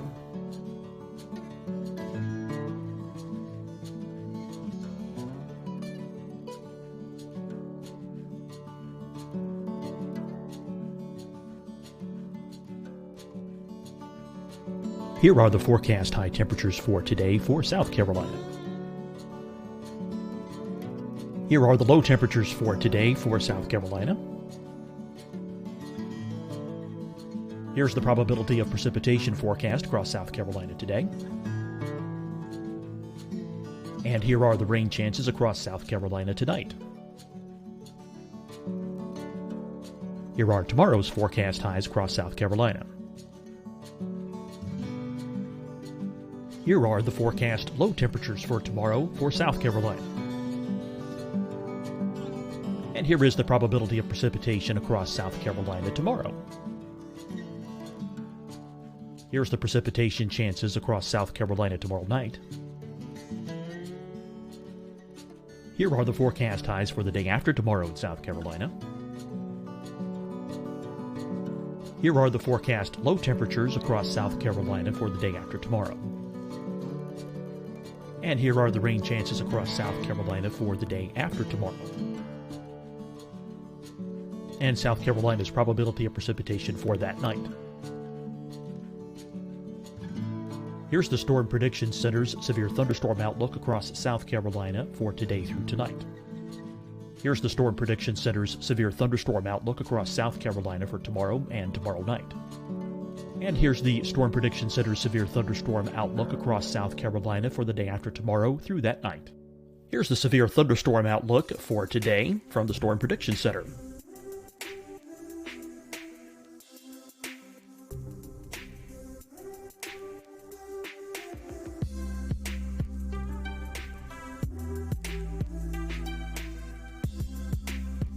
And now here's a live look at weather radar across the southeast. Hi, everyone. I'm Dr. Mandy Cohen, Secretary of the North Carolina Department of Health and Human Services. And when you follow the 3 W's, you protect your family and your neighbors from COVID-19. When you leave your home, practice your W's. Wear a cloth face covering, wait 6 feet apart, wash your hands often. Wear, wait, wash. We're in this together. Stay strong, North Carolina. Deciding when to wear a mask isn't about who you know or how well you know them. Just ask yourself, will I be with anyone I don't live with? If the answer is yes, get behind the mask. Help slow the spread of COVID-19. Get behind the mask. Learn more at COVID-19 www.ncdhhs.gov. Fight the spread and take a stand against coronavirus. Wear a mask in public. Stay at least 6 feet apart from others. And get tested. Join us and fight the spread. Visit scdhec.gov/COVID-19. Getting tested for COVID-19 helps you to take the steps needed to protect yourself, your loved ones, and your community. Find the testing location at scdhec.gov/COVID-19 testing. You'll see your Carolina weather forecast at 25 and 55 past. And now back to the best of the Carolina Weather Group on the all-new Carolina Weather Net.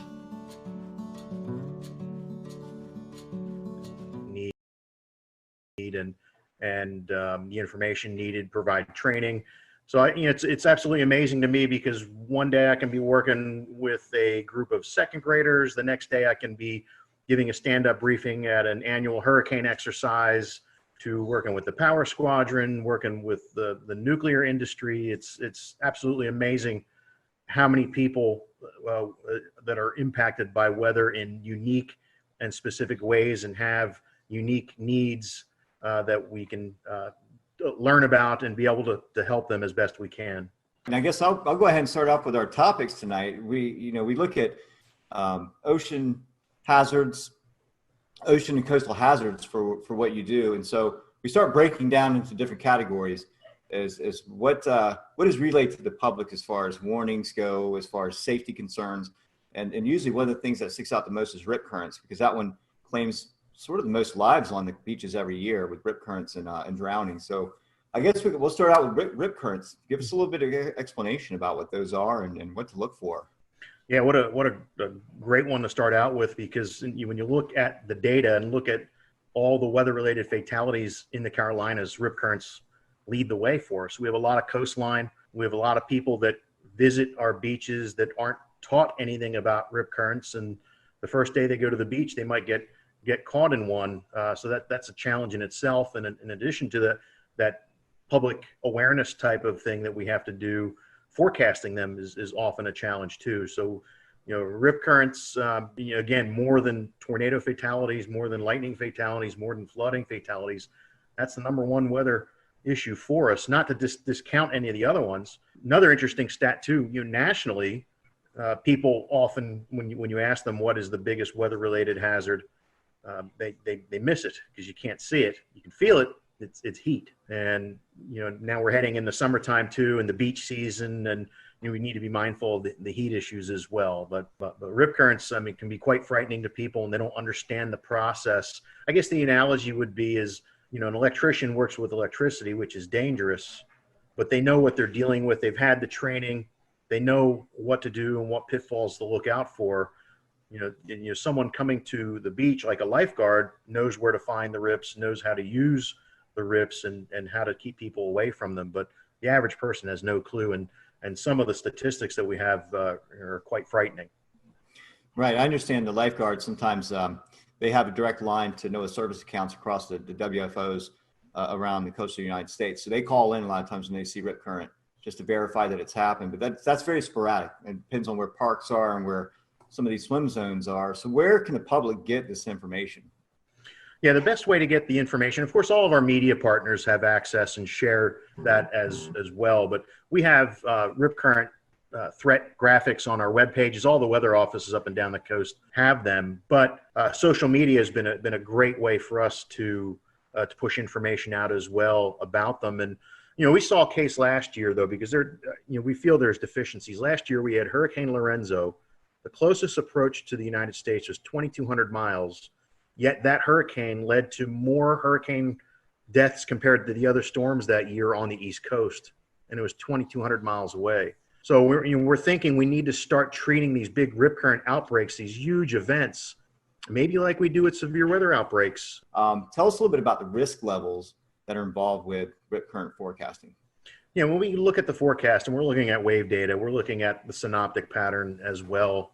But anything that can pile water up into the beaches is one of the big keys. So it could be persistent onshore flow, like that southerly flow wrapping around the Bermuda High that goes right into our south-facing beaches, where you have mass moving into the beach. You have to have it stay in balance, so it's going to try and flow back out to stay in a state of equilibrium. So if you have a lot of mass moving in, we typically see that mass being transported out via rip current. So mass in, mass out. So days where we've got decent surf coming on, especially the long period waves from a hurricane swell, that really are the signals that we look for. And when you think about the longer the wave period, the farther offshore that wave is feeling bottom. So in particular, hurricane swell is very dangerous because now your surf zone, instead of maybe being 20 yards, these longer period waves are feeling the bottom 40, 50 yards out. So if a rip current forms in that surf, it's going to be, it could be as long as a football field, the rip current length. So there's a lot of things that we have to consider when we deal with these events. What about the stats? What do the stats tell us on, like, say, demographically, where might these occur more around and again, the United States? The Weather Service maintains statistics like you wouldn't believe about tornadoes and the EF rating and microbursts and all sorts of different things, because it's so important what you can learn from them. And with rip currents in the Carolinas, we've kept statistics since 2000. So we've got a pretty healthy database, unfortunately, a healthy database. And we've had, since that time, 143 people drown from rip currents in the Carolinas. And when we start breaking the data down a little bit more, what's really interesting is that 25% of the drownings are people that are bystander trying to be the good Samaritan. They see someone in trouble with a rip current, have no training whatsoever, go rushing in, and they end up drowning in that. So, I mean, a lot of times, classic call to action information that we've given has been about the person in the rip current, and we need to do a better job of messaging that risk to someone who's on the beach watching someone in a rip current. The other interesting statistics that we see are the demographics that are hardest hit are males between 31 and 50 years old. And, I'm in that demographic now, and mentally I might think I'm a little more physically capable than I am, but the reality is that I'm not. And 31 to 50-year-old males have kids, some have grandkids, so there's a better chance they're going to be at the beach with a kid who gets into trouble and has to go and make a rescue too. Females, it's a little bit younger. It's 31 to 40 is the biggest group there. And if I break down the males, it's really 41 to 50, but that big group there. But males are 5 times more likely to drown based on our statistics. And when you look at where people are coming from, about 84% of the drownings are people from inland areas.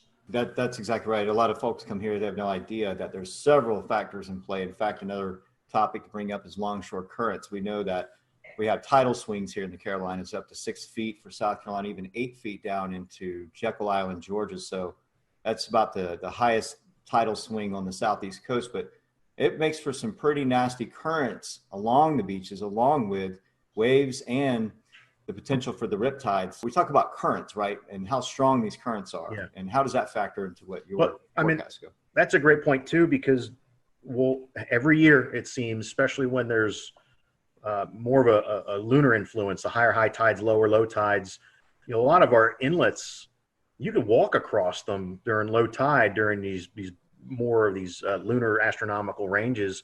So you got people walk across to an island and they're having a great time, not paying attention. The tide's coming in, it's going to come in quick in that type of situation.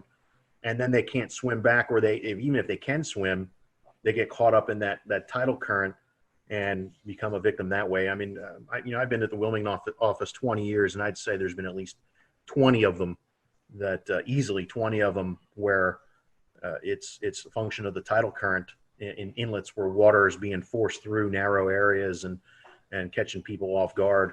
Couple more topics for me, and I'll pass it on to Dan. And we talk about some of the other factors on beaches, like sneaker waves or even meteor tsunamis from release of energy from storms that would cause some tidal event, right? So start with sneaker waves. That's usually like more northwestern United States specific to the Oregon or Puget Sound area. We do get them. We have records of them, and even video of some sneaker waves. I think when Hurricane Irene, with off Daytona Beach with the pier getting swamped, the phasing of different wave energy or the spectral distribution of waves, and when they have constructive interference, if you can get a couple of them where they phase up just right, you might get an anomalously higher wave, the 1 in 1,000 wave, based on wave distribution versus what your average wave that's out there. And if the timing of these sneaker waves is just right, you might, if it happens on 4th of July versus December, the impacts are, it doesn't matter. It's like the F5 tornado going through open field versus an F0 going through a city. You have different results, even though it's the same impact, but different magnitude. But we've had fatalities from sneaker waves. In Myrtle, I think it was Myrtle Beach several years ago, guy caught off guard. Wave knocked him down and actually gave him a spinal injury as he was hit by that. It was just very powerful, sudden wave.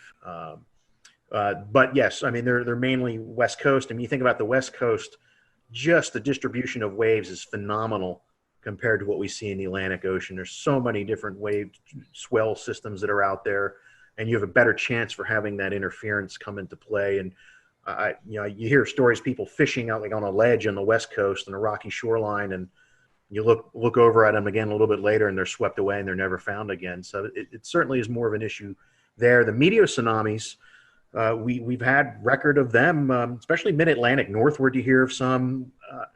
You hear of the one down in Daytona, I think in 1992, was associated with the collapse of a tropical squall line. But I guess the best analogy I can say with the meteor tsunamis is if you're ever in the pool and you have a raft and you have it out in front of you and you're pushing up and down on that raft, and how long does it take before you start feeling wave energy throughout the pool? It's no different. These meteor tsunamis, it can be significant atmospheric changes or large scale area macro burst type of thing, and all that air pushing right down on top of that wave, and then as it releases and you start getting a longer period wave. Usually they result in not much in the way of wave run up or inundation. Usually get rough currents.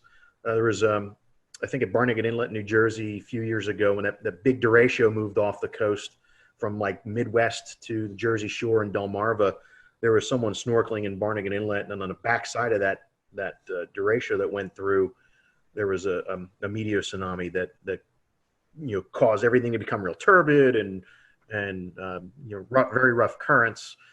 So that's I don't usually lose sleep over the meteor tsunamis. I lose sleep over the submarine landslide tsunamis that could be lurking right off. I mean, there's a history of them off our coast. But either way, that type of wave is the predictability is we have a long ways to go before we can do that. It's hard enough getting the significant waves right, 5 days out, let alone try and forecast a meteor tsunami. Can you tell us a little bit about gale warnings and kind of what goes into those and how those are used? We have weather systems that result in 34 knots to 47 knots of sustained winds, nor'easter or winter storm, maybe a strong gradient between two systems, non-tropical. Then that would be the warning that we issue for that. There's no sea requirement with that. Like small craft advisory is at least 6 foot seas in the Carolinas is the minimum threshold for seas. So that could be a swell that's from a distant storm that generates those waves. But more than likely, we're issuing a small craft advisory because we're seeing winds around 25 to 34 knots. And that's about the level really starts making navigation dangerous.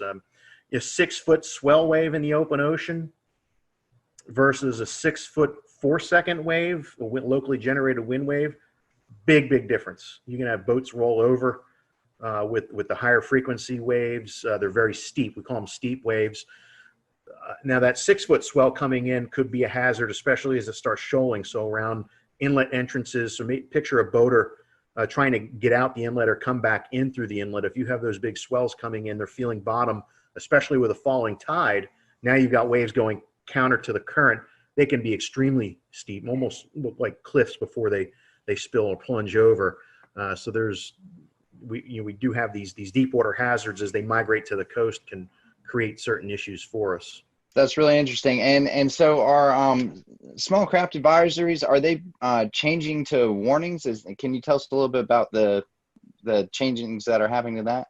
Yeah, there might be some. I mean, we're going through a hazard simplification where we're taking a look at a variety of products and trying to make it a little bit easier. When you look at the weather.gov map and you see all the advisories and hazards and warnings going on. I mean, sometimes the thing's lit up like a Christmas tree. So the agency has invested a lot of effort with social scientists, with core partners to try and find a better way. So we will see some changes with that. I don't know to the extent how small craft advisories will change. Gale warnings, I don't think we're going to have any changes. And of course, storm warning, when you have over 47 knots sustained, we would have that. As we all know, with any sort of simplification of hazards or anything weather related, it has impacts on a lot of sides. So that's great to hear that the social outreach there's happening to try and figure out how that will impact everything. One more thing that I have to talk about as far as open water hazards are concerned, as far as the special marine warnings, what's the best way if I'm a boater, if I'm going to be impacted by these special marine warnings, what's the best way? Well, first of all, what is that, and how does that warning get established, and then how is a person that might be impacted by it, how do I find that and look for it and know that it's happening? Yeah, it's a great point, and it is a challenge just because of limitations of coastal weather radio, cell phone connectivity, access to apps. When you're further out, when you're farther offshore, you're losing a lot of the ability to receive this information. So it's always important to know before you go. If there's a day that we're calling for all these thunderstorms, it's not worth it. Live to play another day type of thing. So right off the get-go, we've lost boaters to strong to severe thunderstorms before. I'm knock on countertop, not lately. But it has happened where people are taking risks and get caught by quickly evolving storms like even that MCV that went through yesterday morning here. I would not have wanted to been anywhere near a boat with that coming through. But when we do have something like that come through, if we anticipate winds over 34 knots, then we would issue a special marine warning, or if it had water spouts with it, or large hail, because large hail in the open ocean you could break the windshields on the boats and things like that too. But usually they're issued for 34 knots or higher sustained, or I'm sorry, any gusts 34 knots or higher, and any potential for a water spout. As soon as we send the information out, it will play over the weather radio, and a lot of the VHF bands on a boat radio, you can see or hear those messages coming across. Now, some boats have radar on them, but they're not the right band to interpret weather data when they're twirling around. Usually, if there's a big thunderstorm target,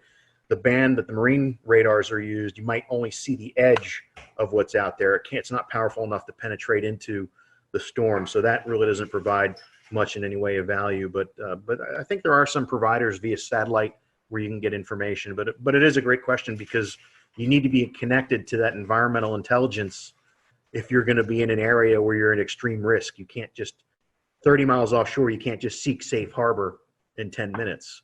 You got life and death decisions to make, which is why we say avoid it if at all possible.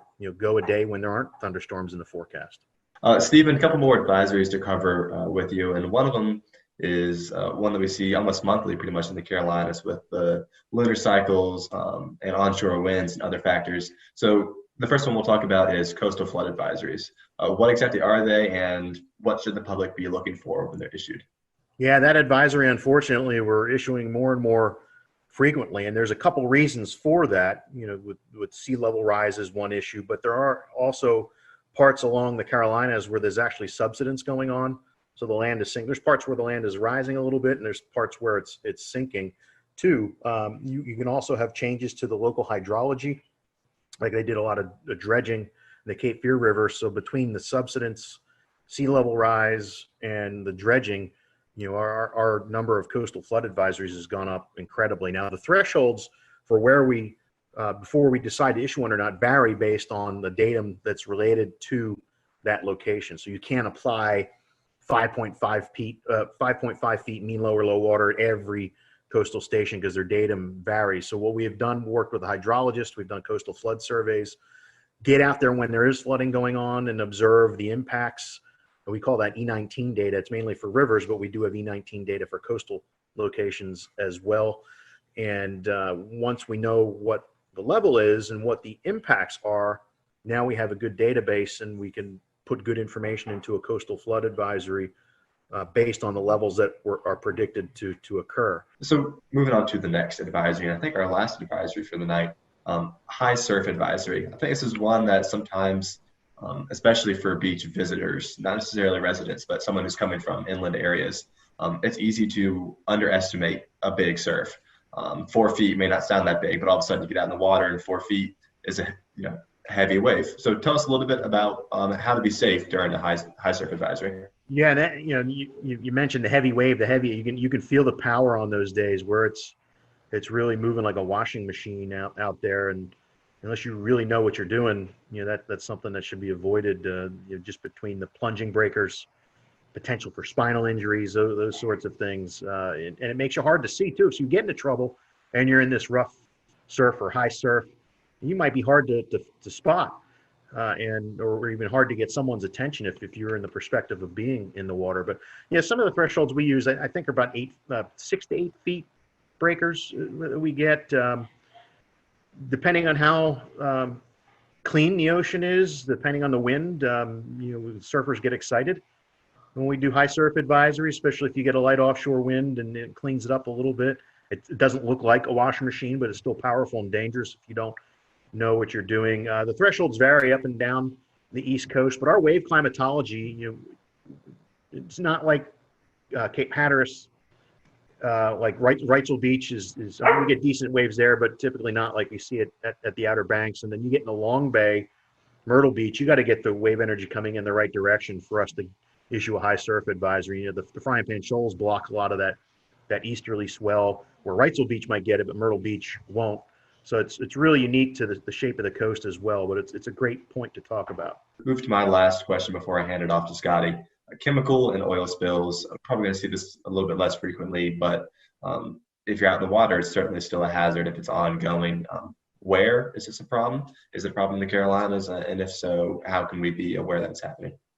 Well, it's frightening how many tankers bring all sorts of scary things just off the coast. And the 21 years I've been in Wilmington, there have been a couple close calls, especially I think one time a barge with maybe number 6 broke loose off of Cape Fear, and luckily in a storm, and luckily they were able to get a hold of it and make sure it didn't cause any problems. But with oil rigs, it isn't a big issue for us because we don't deal with any. I mean, more for the Gulf Coast. I mean, I'm more concerned with maybe a ship with hitting a shoal or a collision, sea fog event, and you got ships carrying xylene or some other terrible chemical that collides with another one, and now we have to deal with the decision support thing, working with emergency managers. And that's why, I mean, it doesn't matter. It could be severe clear weather. We always have to be ready, and most of these events are a result of some mistake,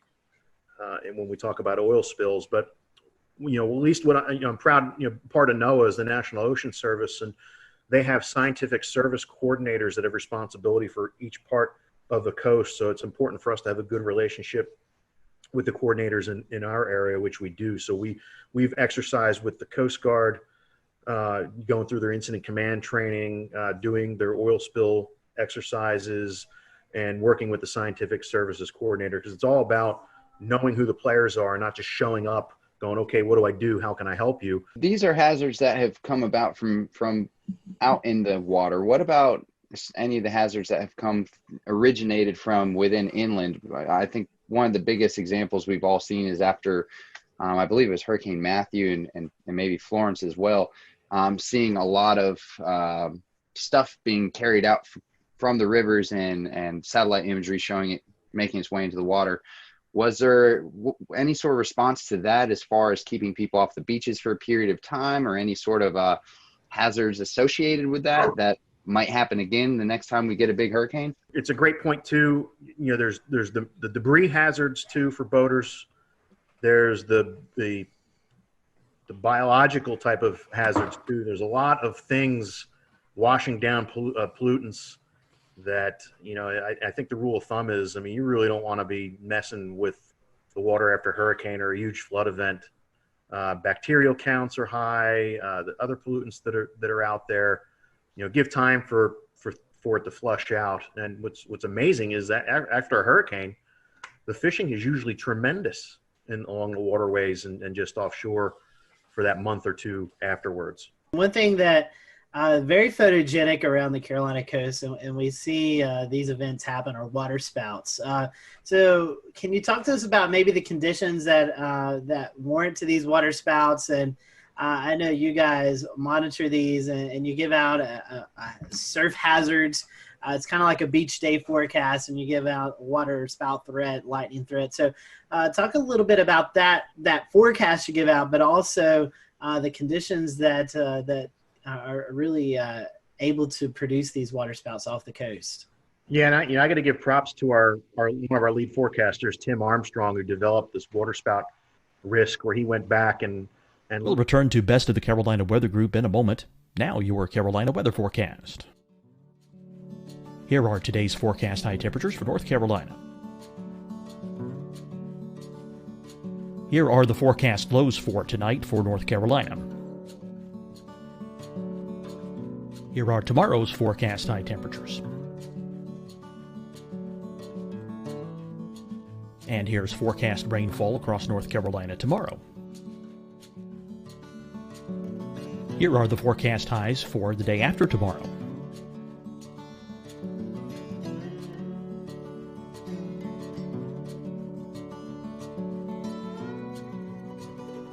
And here's the forecast rainfall across North Carolina for the day after tomorrow. This is the total rainfall forecast across North Carolina for the next 3 days. Here's the severe thunderstorm outlook for today from the Storm Prediction Center.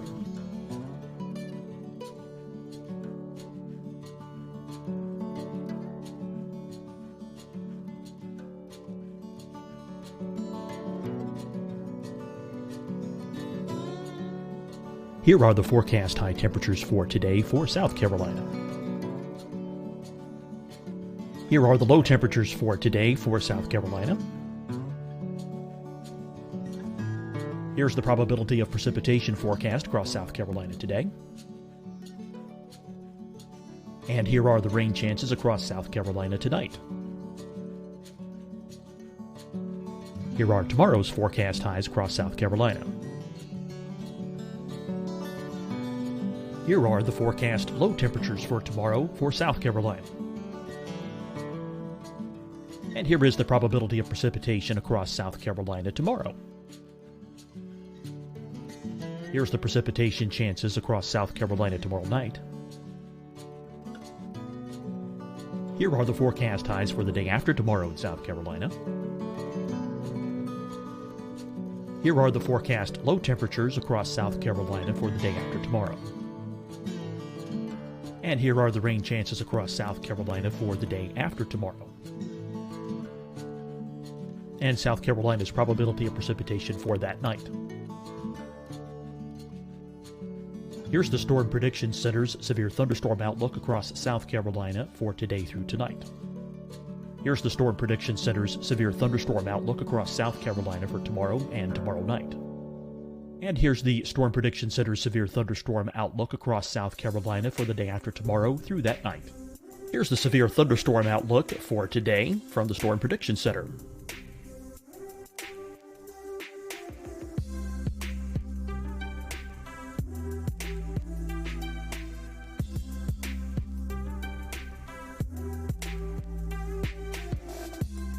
And now here's a live look at weather radar across the southeast.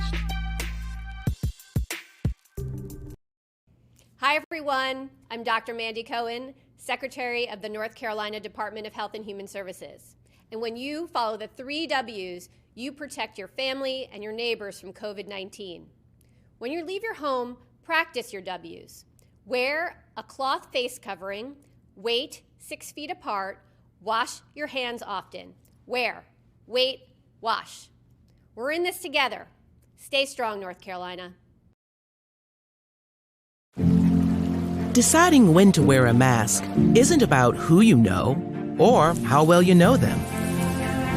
Just ask yourself, will I be with anyone I don't live with?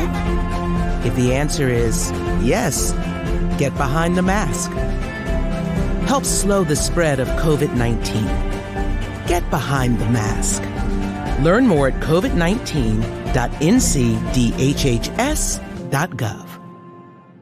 Fight the spread and take a stand against coronavirus. Wear a mask in public. Stay at least 6 feet apart from others. And get tested. Join us and fight the spread. Visit scdhec.gov/COVID-19. Getting tested for COVID-19 helps you to take the steps needed to protect yourself, your loved ones, and your community. Find the testing location at scdhec.gov/COVID-19 testing. You'll see your Carolina weather forecast at 25 and 55 past. And now back to the best of the Carolina Weather Group on the all-new Carolina WeatherNet. That we've had over the years and found some really interesting information about instability and actually lack of shear type of environment, but with a boundary in the area like a land breeze or some other boundary that might be stalled up there. So it was, we think, people see a water spout and they might think it's it's the classic tornado, and some of them are, like the big Myrtle Beach tornado, July 6th, 2001, I somewhere around there, was actually like a classic tornado that just happened to ride down the beach and move into the water. So some are classic tornadoes, like even the tropical cyclone tornadoes are more of the classic type versus your regular water spout. So, but every summer we get the right instability in place. We get light winds through the atmosphere with that boundary there, and we get you get funnels that come out, and some of them can be in absence of any rain, and then just lollygag around. On occasion, maybe once every 3 years, we have to issue a tornado warning for one that's moving closer to shore. The last one we had move ashore was near Myrtle Beach, near the Ferris wheel a couple of years ago. We had one at Carolina Beach back in 2011, the week before Hurricane Irene, I think it was. We had to do a tornado warning for that. And they don't show up on radar all that great. We use some products like Spectrum to really see some of that smaller scale turbulence that's going on associated with the funnels. They're usually very narrow, so with the beam spreading out from the radar after a distance, the circulations sometimes are too small and they don't get captured by the beam all that well. So it's important for us to have partnerships with the Coast Guard and the boating community, and lifeguards as well, to see them and get that information back to us so we can take action, unless it's a little bit bigger one that shows up on radar. Well, Stephen, we've certainly appreciated this all useful information as our listeners and followers head out to the beach for some relaxation time, and we hope tonight's program will help you all who are listening and watching to know these hazards, that on a sunny beach day there's still things that we need to pay attention to.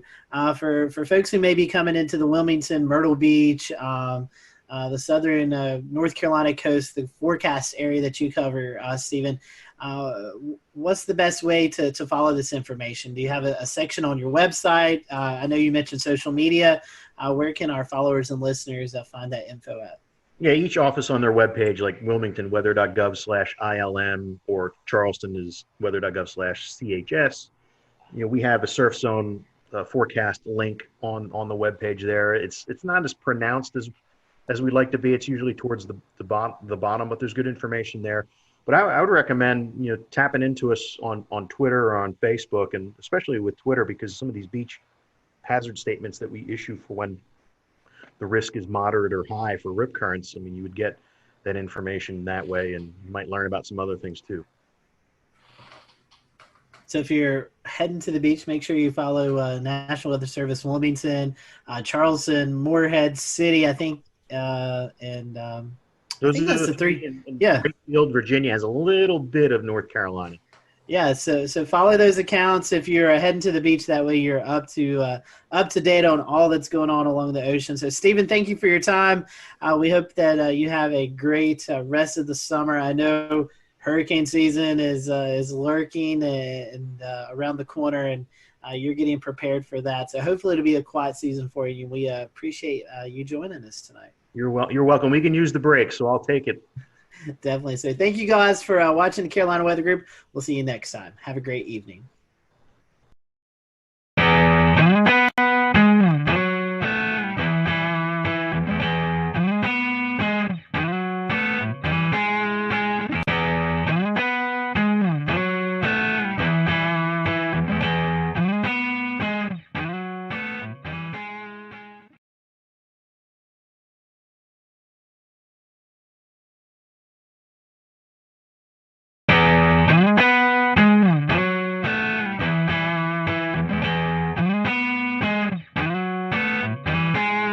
Good evening, everyone. Welcome to the Carolina Weather Group. We're happy to have you tonight, and we have a special treat for you. Chief Meteorologist Bill Walsh from WCSC in Charleston, South Carolina, Emmy Award-winning Chief Meteorologist, who's also an author, a Lieutenant Colonel in the U.S. Air Force Reserve, and much more. We're looking forward to having Bill with us tonight, and Bill just celebrated his 34th year in broadcast meteorology, and we're just going to look back over those moments for this next little bit. So we're happy to have you. And towards the end of the show, we'll let Bill give out some of his social media information. So if you're not following Bill on Twitter or Facebook, definitely want to give him a follow, especially if you're in the Charleston area, if you plan to visit. So Bill, welcome to the show.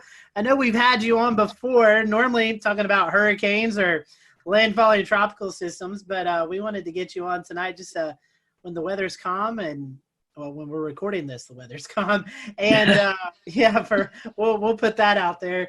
But we just want to kind of get to know you. So our first time question for a lot of our first time guests is how did you get hooked into this crazy career that we all love to do here in the weather world? Great to be here, by the way. It's so cool to be with everybody. And I definitely watch love the podcast. It's funny. It's just kind of an accident, actually, believe it or not. I was really into aviation, into, flying airplanes. And I got my pilot's license when I was 16 years old. So I actually got my license to fly before I got my license to drive. So I had to get a ride to the airport to take my check ride. But anyway, I was really thinking about going the aviation route for a while. And my sister's boyfriend at the time was working in radio. And I really was fascinated by broadcasting. And he was about 3 years older than me, 3 or 4 years older. And she ended up marrying the guy. But, this was back in high school. And then he wanted to be a broadcaster, and he went into television. And I would hang around the radio stations with him when I was in high school. And I was like, this is cool. I like this. I like the broadcast is cool, but I really am fascinated by flying and weather, and really aviation weather was really what I was interested in, and thunderstorms and snow. Of course, I grew up in the snow belt, with the blizzard of '78 was the biggest thing that hit us when I was a kid. And I was like, by the way, I just dated myself there, but that's okay. So this big giant blizzard comes along. We have 52 inches of snow. I'm fascinated by the weather. I'm saying, I got to get into this. I got to figure it out. So I ended up, believe it or not, I ended up taking a bus. I lived in Rhode Island, and I took a bus downtown Providence. I probably was a sophomore in high school, maybe something. And I snuck up to the TV station, which was Channel 10 WJAR.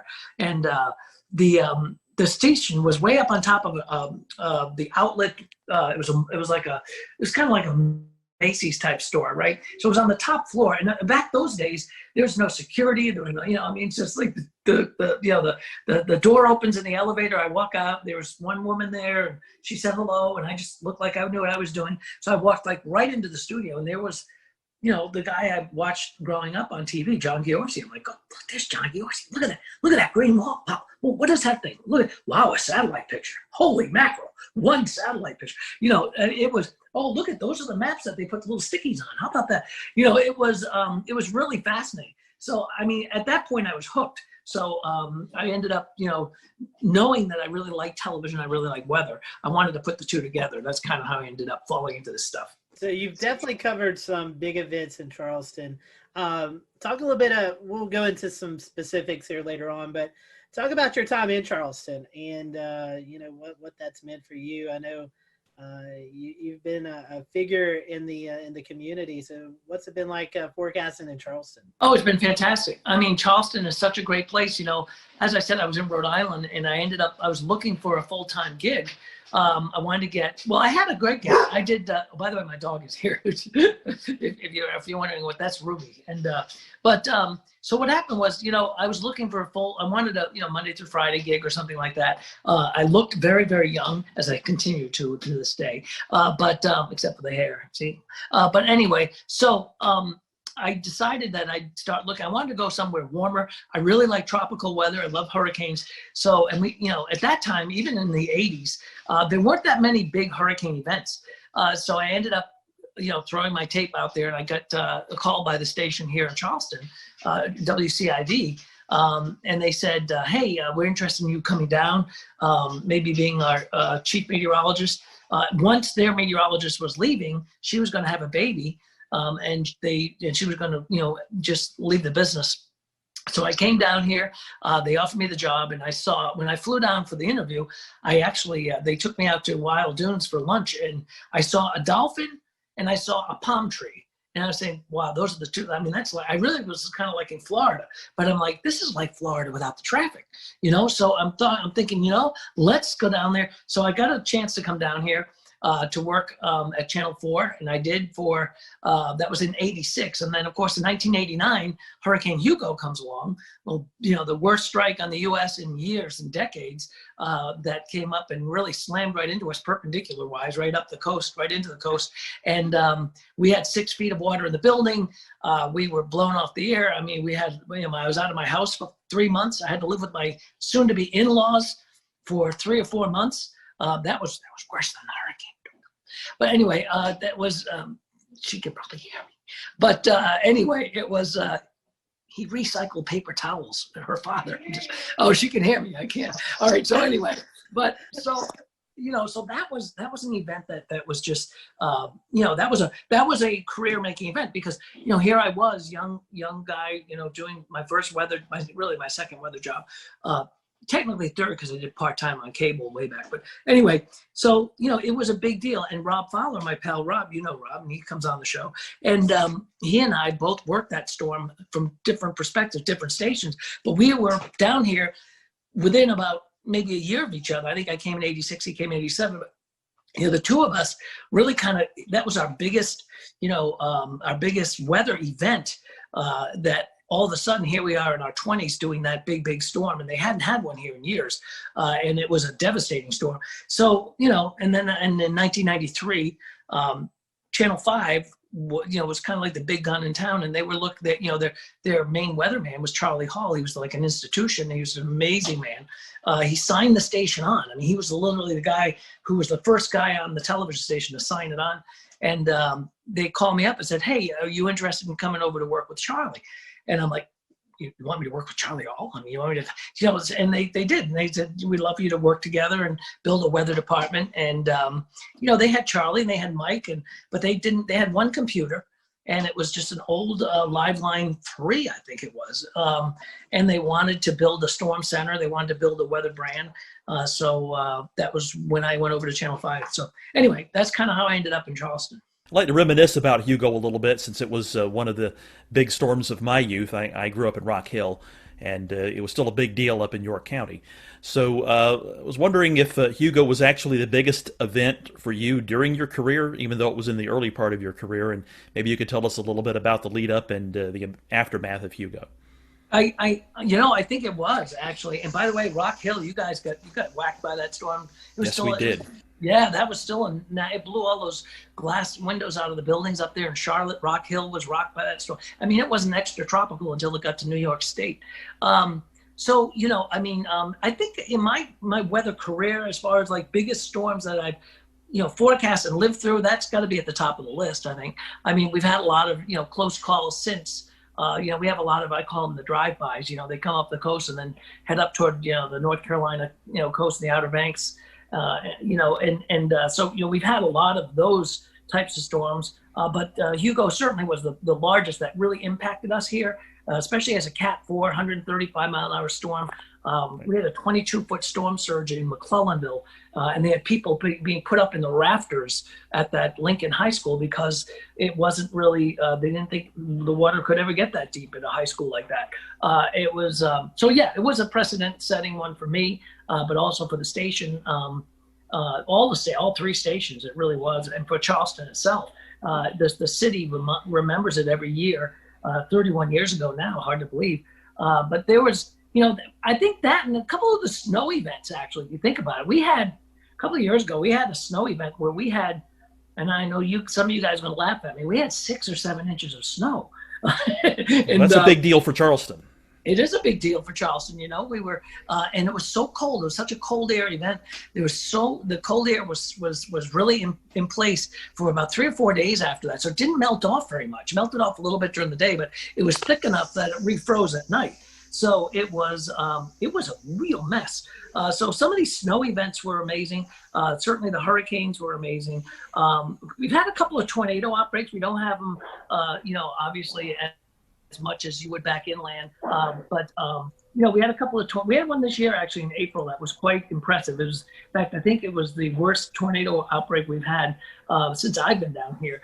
And that brought a lot of damage. And that was a real strong dynamic system. And we were just, I felt like I was out west there for a few hours that night because it was, they were just, really, it was perfect ingredients. So those, I think Hugo, the snow and, the tornadoes, always an adventure here. Going back to Hugo, there's one other thing I wanted to ask. Even today, do you still see reminders of what happened when Hugo blew through? You do, actually, which is kind of interesting. I was on the Isle of Palms not too long ago, just about a week ago. I was out there, and there's still empty lots out there. Same thing on Sullivan's Island. There's still places where things never came back. It took about a year, to be honest with you. When you think about, Florida and Michael and Mexico Beach and places like that, we see these storms.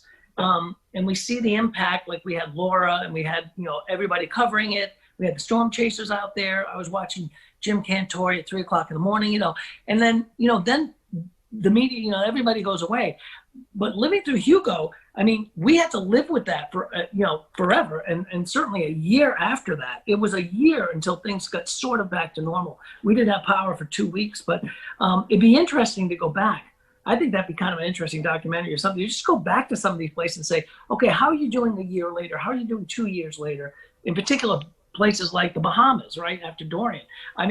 Nobody really talks about it, but obviously those islands, there was an incredible disaster.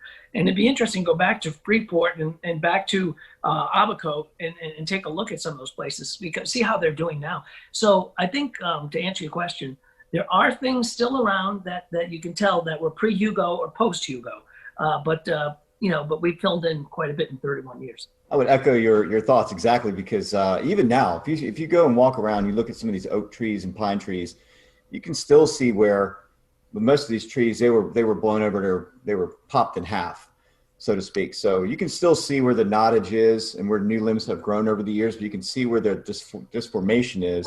A lot of the trees still, even after all these years. So yeah, you really can. And there's a lot of people that live here that were here then, and they remember it. They remember surviving, getting through it, and things like that, and rebuilding their house, or getting back to what was a house. So it's one of those things that it's burned into your memory forever. Yeah, I recall. I don't remember the exact percentage, but I remember hearing that a sizable percentage of the trees, of all the trees, were knocked down or badly damaged and would soon die in the wake of Hugo. It was amazing. We were the morning after, we went back to the television station, and the pine trees were snapped at about maybe 20 feet up, 30, 25 feet up. They were all snapped almost at a uniformly, a uniform height, all in the same direction.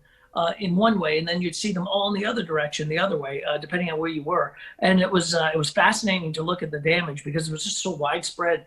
But a lot of those trees were, the Francis Marion Forest was completely devastated. And it's been a long time, and it's still being, rebuilt. A lot of those newer trees, or some of those trees that have come back, it takes a while, obviously. Bill, how was communicating the threats from Hugo, specifically the storm surge? We've made a lot of progress in the past 5 to 10 years of trying to explain what storm surge is and the areas it impacts. What was it like explaining the water that could come with a storm like that back in the late 80s. So that was interesting because, that was before slosh models, and that was before, we had the LFM.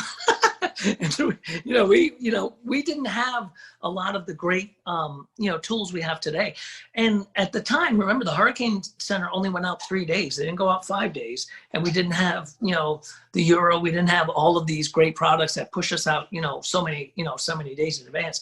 So it was really kind of using that technology, what we had, but letting people know about the storm surge was because it was kind of alien to these folks. They knew, remember, they haven't had a hurricane strike since, at least I think it was David maybe that came by in it was a 79. Anyway, they hadn't had a major hurricane strike really since Hazel and Gracie way back in the 50s.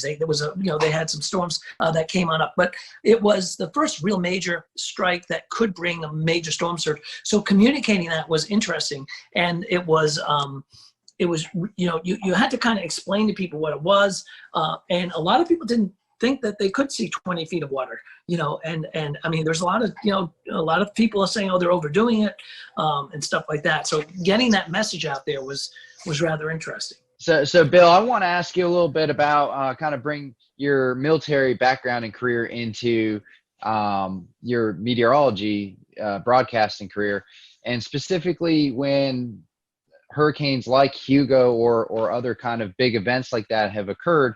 Is there part of your military background that helps you communicate that or be present and structured in the way you assist with letting people know the threats? Yeah, it does, Dan. I mean, what it does is it gives you, in the military, everything's about readiness, right? So when I was, when you're working on a staff, or you're working as, whatever your job is in the military, everything is, especially in the reserve side of things, it's all about readiness.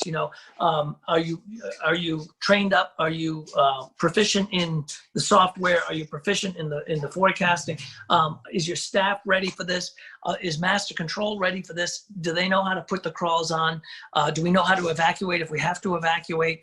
There's, in military, there's a lot of readiness. We have to, you have to do a lot of training. And I think that kind of background also kind of floats over to what we were doing. And I still to this day have, readiness checklist for like tornadoes or tornado warning or severe weather, making sure our master control has, all of the things they need to make sure that they're ready to put us on TV at 2 o'clock in the morning if they have to. So, a lot of that comes from the military background. Excuse me, that's Ruby. So a lot of things come from the military background that go into television that help me pretty much get through these storms. But I think it's a good background. And military is a whole different world. When I was doing military, on the weekend, I'd go away, or even during the week, I'd be like, it's like literally changing hats. It's a whole different world of the way things are done. TV has been a show business. We got the science side of it, but there's show business, and it's a whole different world where military, it's totally different. So if you're briefing a commander, for example, on an upcoming storm, or you're doing a battle group command type of, if you're doing a forecast for a battle group, you're talking about, different types of weather, but those people, it's a different audience. So yeah, so you use that training, I think, to help you be ready. Readiness is the most important thing. Well, that readiness was obviously very important in 1989 with Hugo, and it still is. Bill, we've talked about before on this show, in the unfortunate event that South Carolina and the South Carolina coast and Charleston area were to ever face another storm like Hurricane Hugo. How prepared are we nowadays in the Charleston metro for a major landfalling hurricane? I think we're pretty well prepared. We're prepared, and we're at a point where we know what to do. We know how to get the messaging out there. We're prepared better than ever when it comes to communication between social media, the television, the OTT over the top stuff, all of the different platforms that we can broadcast to. So getting that word out is going to be even better. as far as evacuation and stuff like that, that is drilled pretty much every year. We have hurricane drills with the state and with the Highway Patrol and the National Guard and stuff like that. So I think South Carolina is pretty well prepared. There are some caveats. We flood on a good thunderstorm on a high tide down there. So depending on the timing of the storm, also the trajectory of the storm versus the coast, how much flooding that we could have. But to get people to move, we had a big evacuation during Florence, and that was a major. It was a Cat 1 actually. It was a major disruption, but it wasn't even a major hurricane as it came down the coast. But it was a rainmaker moving at 2 or 3 miles an hour, just flooding North Carolina and northeast South Carolina. But yet, governor, had evacuation all the way down through, Beaufort County down into near the South Carolina-Georgia border. That, put a lot of people out saying, well, why am I evacuating? That storm's up near Myrtle Beach, and it's really flooding like Conway and not us. So, and a lot of that, we have to try to explain to people and say, we don't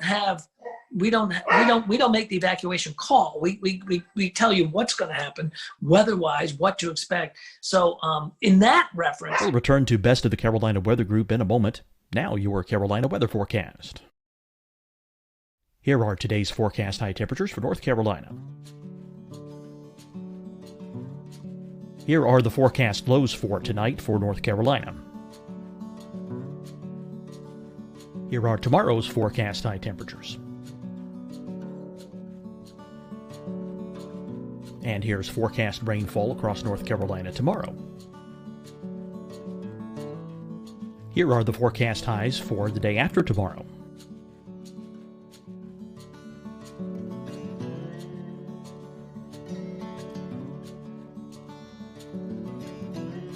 And here's the forecast rainfall across North Carolina for the day after tomorrow. This is the total rainfall forecast across North Carolina for the next 3 days. Here's the severe thunderstorm outlook for today from the Storm Prediction Center.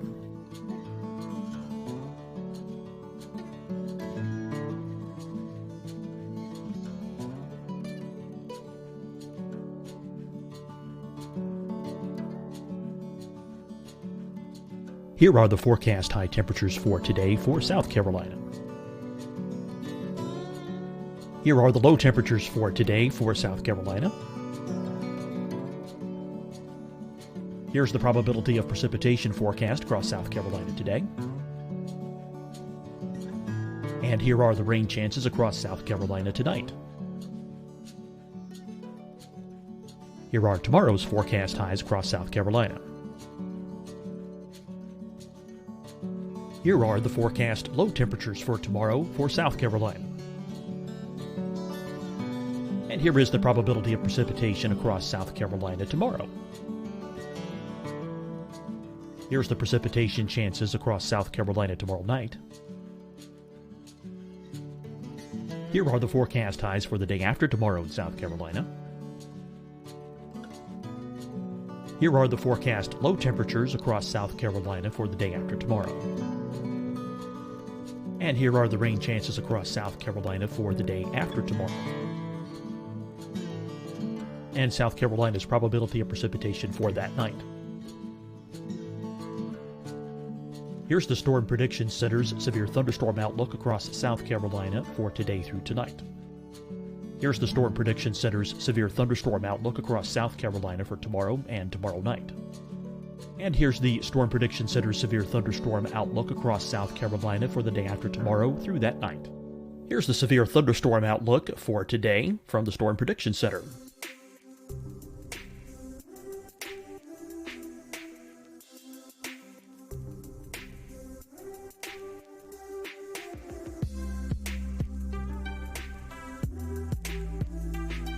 And now here's a live look at weather radar across the southeast.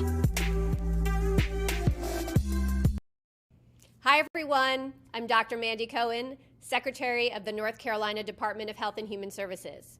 And when you follow the 3 W's, you protect your family and your neighbors from COVID-19. When you leave your home, practice your W's. Wear a cloth face covering, wait 6 feet apart, wash your hands often. Wear, wait, wash. We're in this together. Stay strong, North Carolina. Deciding when to wear a mask isn't about who you know or how well you know them. Just ask yourself, will I be with anyone I don't live with? If the answer is yes, get behind the mask.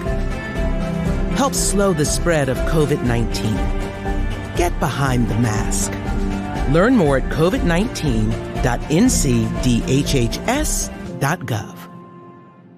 Fight the spread and take a stand against coronavirus. Wear a mask in public. Stay at least 6 feet apart from others. And get tested. Join us and fight the spread. Visit scdhec.gov/COVID-19.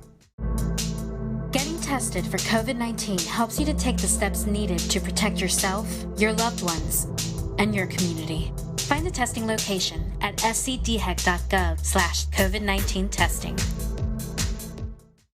You'll see your Carolina weather forecast at 25 and 55 past. And now back to the best of the Carolina Weather Group on the all-new Carolina WeatherNet. Are always going to be, and I will guarantee you guys, there will be people that stay on the beach, and they did, and they have stayed through storms like Hugo or like Michael or like Laura and stuff, and they may or may not even survive, but they did. I remember during when we had a couple of storms in Florida, down in along the Keys, people staying, I'm staying through it, and then they come back to them like, afterwards, like, I'll never stay again, never, I'm out, I'm gone. Talking about some of these climate change issues that we've had, certainly the sea levels are coming up, and what has your perspective been on how we've had to handle sunny day flooding since you started here going into now? That's funny that you say that, because when we do have these 6.7, 6.8 tides on a beautiful sunny day, and you try to tell people we have a coastal flood advisory until 11 o'clock tonight, and they're like, it's not even raining. What are you talking about? And then all of a sudden, the pictures start showing up on Twitter of people's driveways being flooded and stuff like that, the drainage in the city. So sometimes it's hard to explain to people that, and it's people want simple answers sometimes, and sometimes it's hard to give a simple answer. And and there's not a lot of simple answers when it comes to weather. It can be complex, but even tides. When you talk about tides and talk about drainage, and you talk about some of the even the extreme low tides,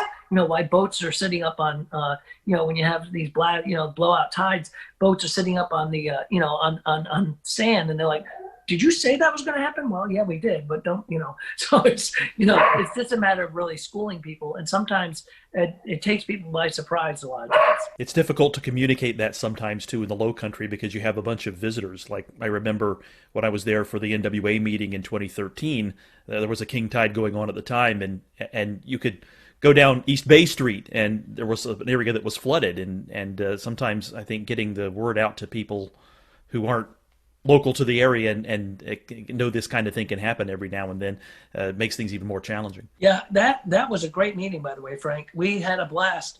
That was a wonderful NWA meeting, and we'd love to have another NWA. We had an AMS meeting here too before that, and it's a great city for that.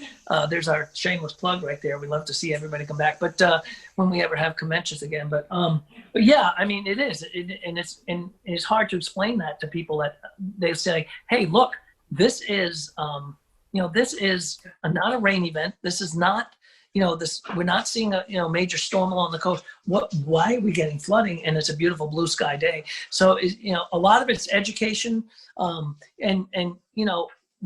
TV folks will tell you all the time that, they give us 2.5 minutes to do the weather and say, oh, by the way, could you explain how this stuff works? So it can be, it's challenging. And I always, when I coach people and doing weather, I'm like, you're taking such a complex thing and you're making it simple, but you have to cherry pick the most important things and let people know about them. What's good about today though, is that we have things like this podcast, things like social media, Facebook, and I'm sure you guys know, when we have big storms, and ask like Rob and everybody, Ricky will tell you, I mean, we're not only doing television, we're doing Facebook, and it's like you'll do six shows and they'll say, by the way, can you do another Facebook Live in a half hour? And it's like, wow, I just went through all this, but I have to go through all this again. But again, it's sometimes for a totally different audience. So, we're kind of schooling people along the way as well. Well, Bill, besides the whole weather TV gig, besides the military gig, you've also done some writing, right? I have. That's kind of like a hobby, more fun than everything. Yeah,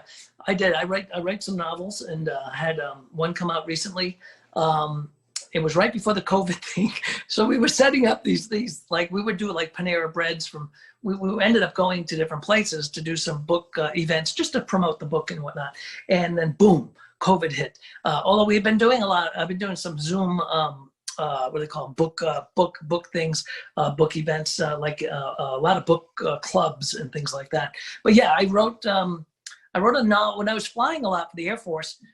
Really, I started thinking about this when I was Navy first, and when I went from the Navy to the Air Force, my job in the Air Force had me flying quite a bit in different places on C-17s, and so I started thinking about these stories and stuff like that I put together in a book and in a novel. We actually pitched it. My first book was pitched as it was more of a national security thriller, and it was pitched as a TV show. And my agent was like, you know what, this would be a good book if they don't buy it as a TV show. And they didn't go for the TV show, but the other people came up and said, we'd like you to do the book on it. So, so I've done a couple of books and three novels, and it's fun. I mean, I don't do downtime very well sometimes, so I've got to be doing something. So I guess I write sometimes, and it's really kind of enjoyable. The last one I did, which was Uncle Danny, was actually based on 3 live characters up in New England that were really they were the kind of the tip of the spear when it came to the booze business and prohibition. They were probably the biggest movers of liquor in the Northeast in New York, and one of them was a great uncle of mine. So so I got to write a book about it. So I thought that was pretty interesting. Kind of on your weekend job has become air shows and aviation and flying recently. That's actually kind of how we met and talked about things and knew each other better, was through kind of the aviation world. Talk a little bit about your time with the paratroopers and announcing for them and doing all the stuff with the team. Yeah, I love doing the air show stuff, Ricky, and as you know, and you do too, and a lot of our folks do. So yeah, when I was my last job when I was doing, I was with Special Operations Command with the SOCOM, the Special Operations Command Paracommandos, and my job was kind of a threefold job. I was a DZSO, Drop Zone Safety Officer, I was a weather officer, and I was a public affairs officer. I kind of had 3 hats. So as part of that, I ended up doing a lot of they know I was in television, so I did a lot of the narrations of the jumps, either into stadiums, into air shows. We did a lot of football games and things like that. So I did that for almost 4 years. I was on the team, the Paracommandos team, and it was a blast. So I got me into the air show side of things. I've always been fascinated with air shows. Just from being a pilot, just from being, part of aviation. So I started doing some air show announcing. And again, there's some big announcers on the air show circuit. They're fabulous and great friends of mine. And I just kind of fill in when, there's a show available. I'll throw my hat in the ring if somebody needs an announcer. And I really like announcing air shows. It's fun. It's a lot of work, actually. It's a lot. I mean, it's a long day. You're usually up in the sun and stuff like that. But it really gets you into the aviation side of things. And it's fun. So I really like doing air shows. I've been working with Airshow 360, a team that does a lot of air show broadcasting. We're kind of trying to take that announcing thing and do like Air Show Live, which is another broadcast company that does air shows. So 360 is like that, is kind of like what we've been doing. So it's fun. It's an enjoyable side gig that I do every once in a while. It's a lot of fun. Talk about how the aviation and weather kind of came together with the Paracommandos and the jump team. You mentioned you were kind of the weather officer. What do you have to look for before you give the go or no go to jump out of an airplane? So you've got a couple of things. Ceilings, right? You got to have at least 2,000 feet. You also have to have wind. The wind at the surface has to be within a certain component. Like for a stadium, 13.5 miles per hour. And then like on an air show outside at an air show, we could go up to 18 miles an hour. We had to make sure that we were going to be clear of clouds. So they wouldn't, if we were doing a high jump or a high show, we wouldn't be coming through clouds because you can't bust a cloud. I'd be dealing with that. I'd be dealing with winds aloft a lot because of, where the exit of the airplane is going to be and, where they're going to be landing on the ground. A lot of like doing Navy weather, when you're doing strike weather, weather for, where a strike's going to happen.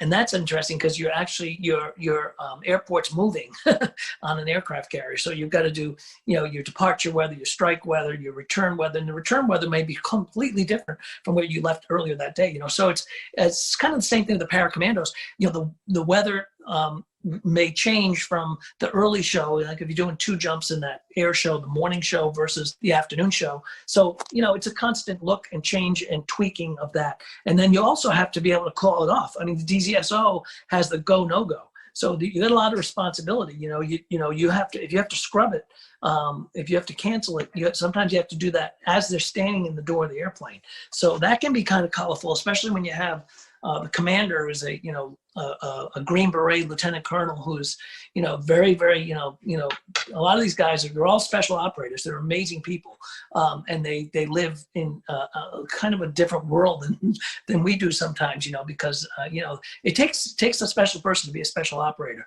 and they are incredible. But and to tell them that, oh no, you can't jump because it's 14 miles an hour, not 13.5. So it can be you'll be buying the drinks at the bar that night. So it's pretty fascinating. And then I got to jump with the team as well. As a tandem, I jumping with the team. It's pretty fascinating because you end up, and if you've never done this, it's pretty, and you should try it. It's a lot of fun. And I got to, jump with some friends of mine. I got Cantori to jump with us.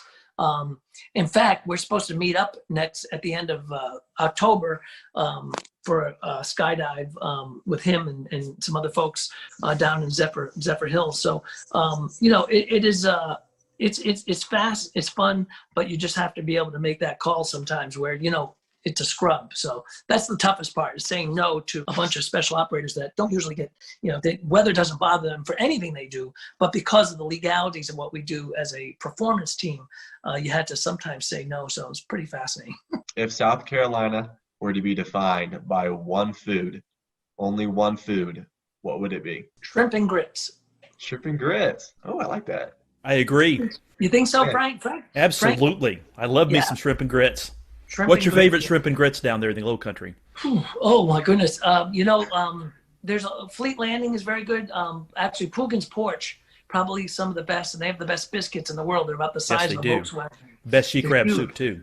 Yeah. Oh, the sheet crab's incredible, and those biscuits are as big as a Volkswagen. They're fabulous. Bill, we've certainly appreciated your time tonight and just the great stories. And I can speak for all of us. We appreciate you always be willing to join us when storms are about to affect the Carolinas, and we always appreciate that. If our followers who are not in Charleston but travel to Charleston, or maybe they do live in Charleston and don't follow you yet, how can they find you on social media? So yeah, anytime, my pleasure. Whenever storm's coming, feel free to reach out. All of us down here are glad to jump on. We love the podcast.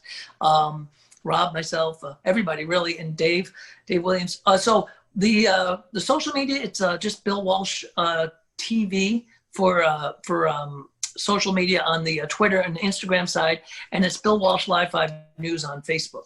Bill, we certainly appreciate your time, and thank you guys for watching and listening to the Carolina Weather Group. We'll catch you next time here on the podcast and the live streaming show.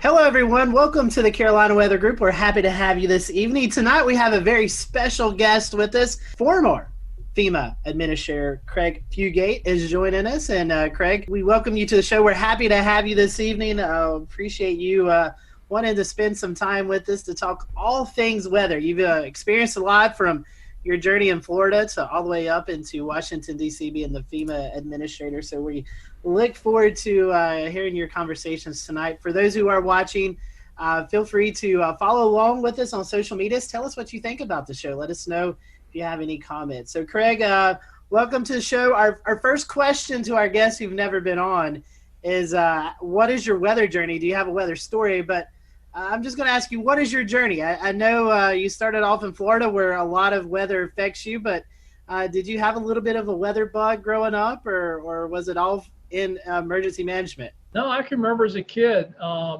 you used to get the hurricane tracking maps at the grocery store, and there'd be storms out there, and you'd turn on the NOAA weather radio and wait for the tropical forecast to come through, and you'd listen and get the coordinates and chart the map where the storm was, well before the internet and a lot of other tools that we just take for granted. With that, a young age, living in Florida, always keeping your eyes on the tropics, tell us about your journey through emergency management. I know we were talking a little bit off air. You started in a county and then kind of worked your way up. So tell us a little bit about that journey. Well, my first experience with a hurricane, I was actually a paramedic here in my home county, Alachua County, Gainesville, Florida, where the University of Florida's at, when Hurricane Elena come buzzing through the Gulf of Mexico, and I was on duty for that shift. And we dealt with a storm that couldn't make up its mind and set off the coast for several days before it left. But I started out in 1987, moving from fire rescue to emergency management. Did that. Gainesville, sitting in the north part of the state, we get everything from severe thunderstorm is when we tend to see our most damaging storms. And so we would get every couple of springs, tornadoes moving through, straight line winds, stuff like that. Went to the state of Florida, dealt with a lot of weather-related events, but most notably the 04 hurricane seasons. And then I went to FEMA. And again, a lot of what FEMA responds to is weather-related disasters. A lot of flooding, tornadoes, Tuscaloosa, Joplin, hurricanes, most notably was Superstorm Sandy. So pretty much throughout my career in emergency management, probably more than anything else, has been weather-related hazards. Tell us a little bit about emergency management and FEMA and how they work together to mitigate after serious storms and other types of disasters. Well, the first thing I think people need to understand that the reason we have emergency management in the first place is the org chart of government's not built for disasters. And that's true at the local, state, and federal level. So what's happened in the late 70s was the National Government Association began to realize that every one of these big events was almost reinventing wheels. It was never clear who the federal agencies were, what the roles were. It constantly changed. And that really drove the formation of FEMA under a reorganization order that President Carter issued. But the relationship is the way states are set up is they're the primary response to all disasters. Depending upon how that state's organized, generally our first line is local governments, mutual aid, state mutual aid with the federal government in case of FEMA, supporting governors. So every time I hear somebody saying, well, FEMA ought to be in charge, I remind folks, our government's actually a federal government where states have the primary role in domestic emergencies with the federal government supporting them. And I like to point out that if FEMA was in charge of everything, it would have been hard to imagine an agency that could have responded to all the disasters that we saw during my term there without the leadership role of the governors, because FEMA just couldn't have handled all that. It really is this idea that all disasters are local. It doesn't mean we're abandoning everybody, but there are key roles and responsibilities. But like I like to tell people, when the disaster hits, we all work as one team. And so, Craig, how hands-on were you with some of these departments, like the Storm Prediction Center, the National Hurricane Center? Well, I'll give you an example. Both at the state of Florida and at FEMA, our practice was when we had storm threats, we would have the National Hurricane Center, Storm Prediction Center. Sometimes, once we saw the rainfall forecast, the Weather Prediction Center, relevant river forecast, and the affected National Weather Service offices all on those briefings. And I think, one of the things that I found when I got to FEMA was they were only talking to the Hurricane Center. And I'm like, you guys do realize there are other hazards, that there are forecast centers that deal with that.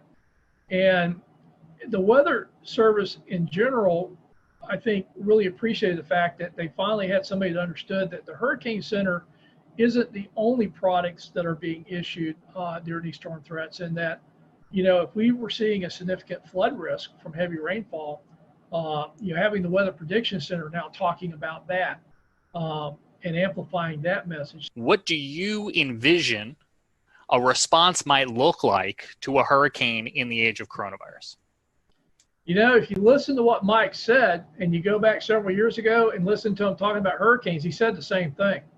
We've always recommended that people evacuate their friends and families, hotels and motels, and shelters as a last resort.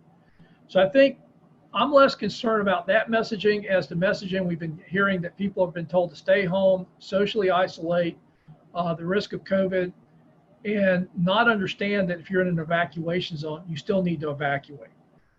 I think it gives more emphasis to the fact that we've always said friends and families are a much better option than shelters, that you don't have to go hundreds of miles. You just need to get inland, away from the storm surge areas. And the other message, which is kind of a tricky one, is particularly in Florida, we've seen a lot of evacuations that aren't in evacuation zones. Essentially, people are trying to run away from the storm itself versus the storm surge. And Florida's trying to do some messaging around that, of know your zone, know your home. That if you're not in an evacuation zone and your home's relatively in good shape, built to current codes, to consider staying home and putting up your shelters and riding the storm out. Again, reducing the number of people evacuate. But the biggest thing I'm telling people about this hurricane season is, if you're in an evacuation zone, your plan is to evacuate, COVID or no COVID. And about the only real additions you need to make is add masks, hand sanitizer, disinfectants, and wipes to your go kits. If you could find the disinfecting wipes. If anybody finds them, let me know. I will trade you toilet paper. I've got that, plenty of it. What is your idea of what the plan is going to be for the rollout from emergency management perspective on shelters? Well, the Red Cross and FEMA and the national organizations, volunteer organizations acting in disasters, have a website. It's the National Mass Care Strategy website, where they've been updating information on mass feeding, congregate and non-congregate care shelter. Well, I'm an emergency manager. Congregate, non-congregate, what does that mean? Congregate care is your traditional mass care shelters, where they're looking at how to screen, maintain social distancing, and minimize the spread of COVID in those shelters. But the other thing is looking at more utilization of hotels and motels, dorms, other spaces that usually weren't going to be picked for shelters. And I think there's an opportunity here. Everybody keeps telling me how hard it's going to be. And I'm like going, well, last time I checked, most hotels and motels are not really doing well. And FEMA will reimburse if you put people in hotels and motels. And I hear how hard it is to plan, but the reality is we have a lot of capacity, particularly in my home state of Florida, to put people up in hotels and motels. And FEMA will reimburse for that under protective measures. So we're still going to need mass care shelters. There's good information out there. It's updated fairly frequently as we learn more about COVID, and now that we're seeing cases increase. But the alternatives are, do you really want people not to evacuate because they're so fearful they have nowhere to go? Or do you prepare the shelters and understand that you're going to have to manage that with COVID and take the steps to minimize the spread? Craig, the current administrator to FEMA, testified earlier today before Congress. We're taping this, but today, earlier on the 22nd of July, you had an opportunity as well to provide some feedback to members of Congress. What did you tell them about what you're seeing in the state of the ongoing coronavirus response? Well, I think, again, my emphasis was on evacuations. We need to be clear about that and not mix messages with talking about how dangerous and confusing and everything else it's going to be, and really focusing on when you're in the storm surge area, that's the primary threat. We need to evacuate, and we need to acknowledge COVID, but we shouldn't use COVID as a reason not to evacuate. So we need to clear that communication up. But secondly, We know that moving people is a vector, and everybody talks about evacuations. I said, well, the other problem is going to be on the response. We're still going to need to move utility crews. We're still going to need to move search and rescue crews. But if you think about a lot of these disasters, we see a lot of volunteers moving, and that may not be our best tool. And everybody says, well, what are you going to do? I says, well, I don't know about you, but we got pretty high unemployment rates right now in Florida. So my question is, and having done this for a long time, there's not that much that requires people to have extensive training to be able to help in a disaster. And again, it's reimbursable. Why don't we hire people and put them to work locally? We've already seen this with COVID in states where local governments had actually hired restaurants to cook and prepare meals under contracts to feed people that were shut in or isolated or couldn't get to stuff. And again, I don't ever want to say we don't use volunteers, but I also think with the unemployment rates we have, particularly in the hospitality industry, I think there's opportunities to employ those folks during disasters to minimize the amount of people we have to bring in from outside of a community, but more importantly, start putting money back into the economy. So let me ask you this one, Craig, because in your experience in not only preparing or helping communities prepare for disasters, but helping them afterwards too, I'm curious where your expertise and your opinion lies on the whole question of schools. Do you have an opinion or thought on whether kids should be going back to the classroom at this point? This is going to be a hard one because I always like to talk about... We'll return to Best of the Carolina Weather Group in a moment. Now your Carolina weather forecast. Here are today's forecast high temperatures for North Carolina. Here are the forecast lows for tonight for North Carolina. Here are tomorrow's forecast high temperatures. And here's forecast rainfall across North Carolina tomorrow. Here are the forecast highs for the day after tomorrow.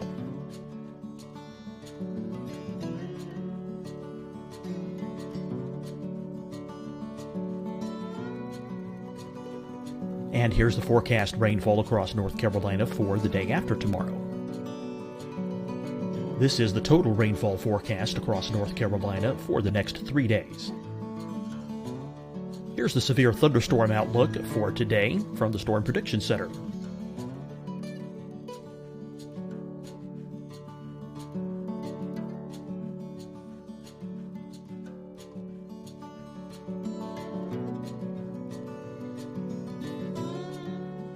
Here are the forecast high temperatures for today for South Carolina. Here are the low temperatures for today for South Carolina. Here's the probability of precipitation forecast across South Carolina today. And here are the rain chances across South Carolina tonight. Here are tomorrow's forecast highs across South Carolina. Here are the forecast low temperatures for tomorrow for South Carolina. And here is the probability of precipitation across South Carolina tomorrow. Here's the precipitation chances across South Carolina tomorrow night. Here are the forecast highs for the day after tomorrow in South Carolina. Here are the forecast low temperatures across South Carolina for the day after tomorrow. And here are the rain chances across South Carolina for the day after tomorrow. And South Carolina's probability of precipitation for that night. Here's the Storm Prediction Center's severe thunderstorm outlook across South Carolina for today through tonight. Here's the Storm Prediction Center's severe thunderstorm outlook across South Carolina for tomorrow and tomorrow night. And here's the Storm Prediction Center's severe thunderstorm outlook across South Carolina for the day after tomorrow through that night. Here's the severe thunderstorm outlook for today from the Storm Prediction Center.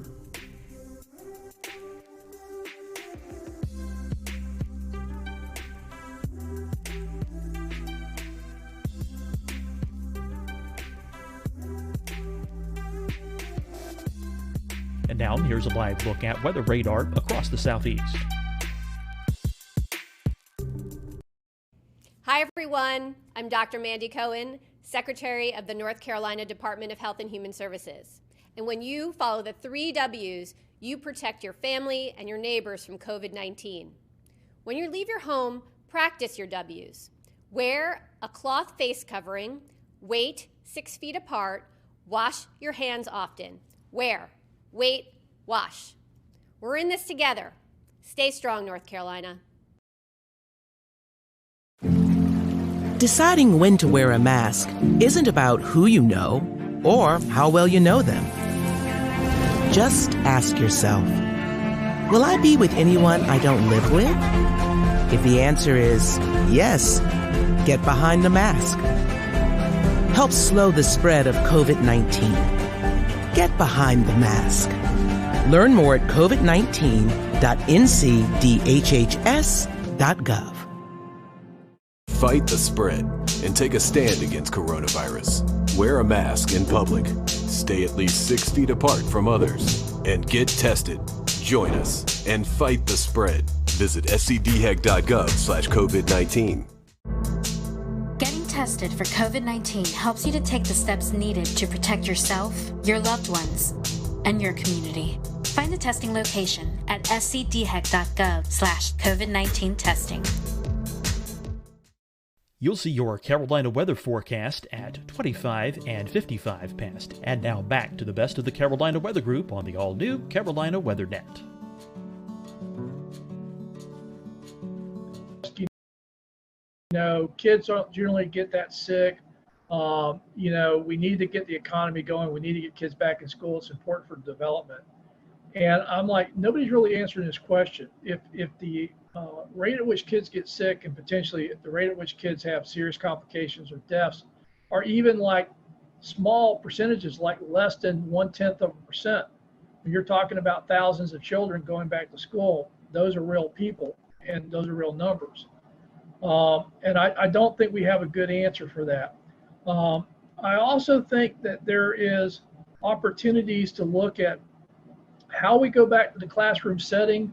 You know, everything from a lot of schools don't have enough room to do social distancing. So what if we split the day in half and we split the school up where half the school goes in the morning, half the classes go in the afternoon? What if we started doing more classrooms, weather permitting, outside? You know, and again, because we're learning more about this is airborne and you know, why masks are so critical in minimizing spread. You know, how is that going to all happen? And I'm not sure we have enough answers, because in Florida, some of the schools will open up, you know, in the middle of August. So I think it would be prudent to think this through, get some consensus on ways to do this. And again, I just don't think saying you're going to open schools is the answer. But I also don't think that keeping schools closed indefinitely is going to work either. Shifting gears a little bit, you're passionate about the resilience divide. I see this here in Charleston a lot, where we have, you know, sunny day flooding, and it often affects places that are less affluent than places that are more affluent. A lot of the more affluent places are getting, you know, they're getting some of the things like check valves. They're getting a seawall at the Battery. But meanwhile, at the corner of Haggard and Fishburne, where there's low-income housing, you see at 6.8 feet tides, you start to see the creek overflow and start flowing across the road there. Several, you know, we had 80-something coastal flood events last year. So let's talk a little bit about that resilience divide and how we can maybe bridge that. Well, the resilience divide is really how I'm trying to talk about the current process of using cost-benefit analysis to make decisions about investing in mitigation and building projects, particularly for future climate impacts, as well as the existing impacts we're already seeing. And so much emphasis is on how many tax dollars we save. You probably heard this, that for every dollar we invest, we save anywhere from $4 to $9. And so if you're looking at dollars, you'll actually save more money the more valuable the homes are that you're trying to protect. And lower income homes, working class communities don't score as well. So the bias, I don't think, was intended to short the most vulnerable communities, but by only looking at the cost benefit analysis of dollars saved versus dollar invested, we're going to see that divide go towards the more affluent communities, particularly those that can afford the cost share match of, in many cases, a minimum of 25% against the federal dollars. And I think we need to broaden the definition of cost benefit analysis to actually talk about the functional impacts to families and communities, not just to dollars saved on property. Jared, I want to take what you just said and talk about Charleston and the resilience divide and just roll that into talking about climate change and climate change adaptation. Craig, what does that look like from a FEMA standpoint? Climate's already changed. I think one of the problems we have is we keep talking about climate change as something that's going to occur in the future. And quite honestly, that's the way we talked about it in the majority of the Obama administration, was something that we were going to deal with in the future. But when Sandy hit, President Obama, and we'd already seen a lot of tornado and flooding activity and a pace that we'd not seen before. And we kept getting these record-setting events, which I remind people, if it's record-setting, we've never measured it before. And these weren't just isolated incidents. It was like a drumbeat. And the president said something that really, I think, shaped where we were going to go at FEMA. He says, the discussion about climate change is over. We need to start talking about climate adaptation. And the problem is our infrastructure was built for the past century of weather-related events. And climate is changing faster than our ability to keep up with infrastructure, to keep up with the improvements needed. And this is why I think it's so important as we talk about federal investments, big infrastructure, federal highway bill, HUD dollars, the alphabet soup of funding, including the FEMA disaster dollars. We have got to move away from building to our last 100 years worth of weather data and start building the future risk. And I think there are more and more people that get that we can't keep building the way we've been building if we're going to survive. But I think there's some urgency that, as much as people talk about reducing greenhouse gases, on our end of the spectrum, I think the change has already happened and we're not going back anytime soon. So adapting to what's happened, particularly our coastal communities, areas subject to flooding. We know that the extreme rainfall events is one of the clearest signals we've seen in the last decade from climate impacts. And we are way behind on both identifying, mapping, and explaining that risk, and then making the investments to start bending that curve. And I want to kind of back up a step in keeping that same direction. We talked about Horry County. We talked about some of these areas that have been hit very hard by the watershed events from the hurricanes that have hit. Over time, things have built up, Matthew, and so on and so forth. Things have just gotten worse and worse over time. So these property values are down. And we get back to the resiliency divide and demographics. And so what is being done to help those that are less fortunate in the lower income or the lower value homes per se, that can't get back the dollars that they put into their home, ones that that's their total investment. And then others are getting funded for their properties, whereas these folks over here are not. Where is this going to be bridged at some point in the future? What's the plan for that?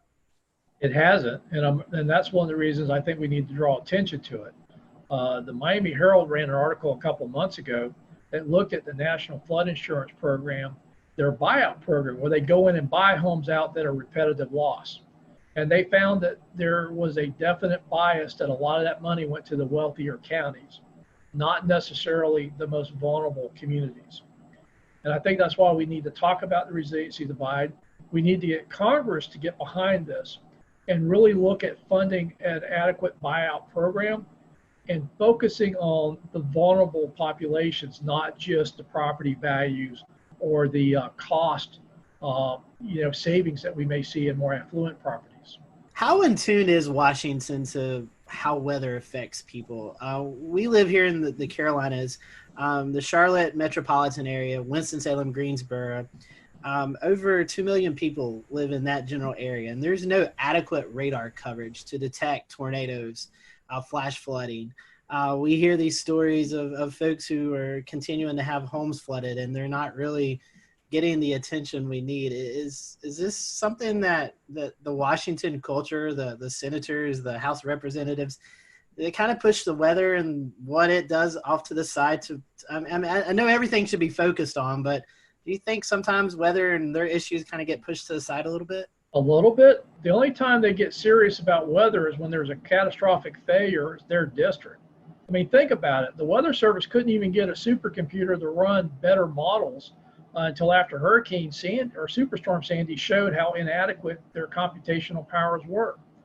So unfortunately, everything from getting WSR 88s, which was the result of several airplane crashes due to microshear, to the latest funding for the Weather Service in this Superstorm Sandy stimulus package, Washington tends to be reactive.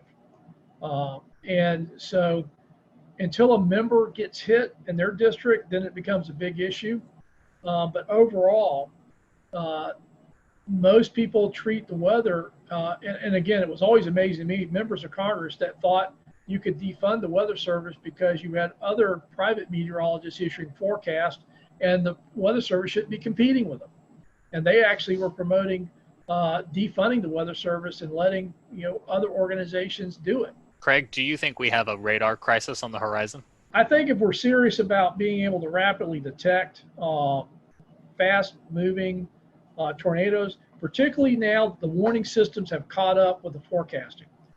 Just having better resolution on forecast, but we can't tell people more precisely, I don't think would have been a good match. But if you think about it now, we're moving away from county-wide warnings to polygons. We now have, with the weather, the wireless emergency alerts, the better ability to geocode cell phones, and now moving past the original 120 characters to start including links in that, we can actually now issue across cell phones more detailed warnings from the Weather Service than their current technology can really do. And they've been migrating that way. So now they can do polygon warnings, yet they're still basing it upon radar technology that will miss part of that. There's still gaps in that coverage. And everybody forgets, unless you're in severe storm mode, those things are scanning. Everything you're seeing is delayed. It's not what's actually happening. So, we've seen this before where the tornadoes will actually drop, hit, and pop back up before the radar completes its circle and it gets the updated forecast information. So by the time you see a hook echo, it's already done its business and dropped back in the sky.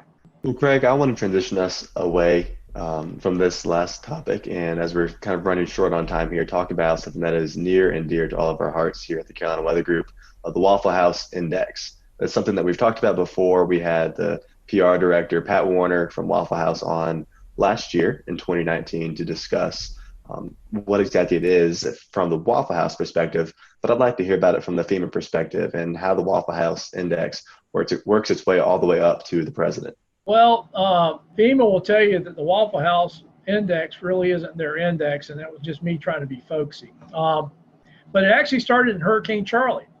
I'd been out on several disasters, and the thing I could just it was just accepted was if there was anything open, it was going to be a Waffle House. But in Charlie, we had gone down to Charlotte County, and I ended up staying down there for about 2 weeks. So we'd get up around 4:30, 5 o'clock in the morning, try to find something to eat, and we'd spend the rest of the day working. And, we're doing 18-hour days, so if you didn't get breakfast, you may not eat.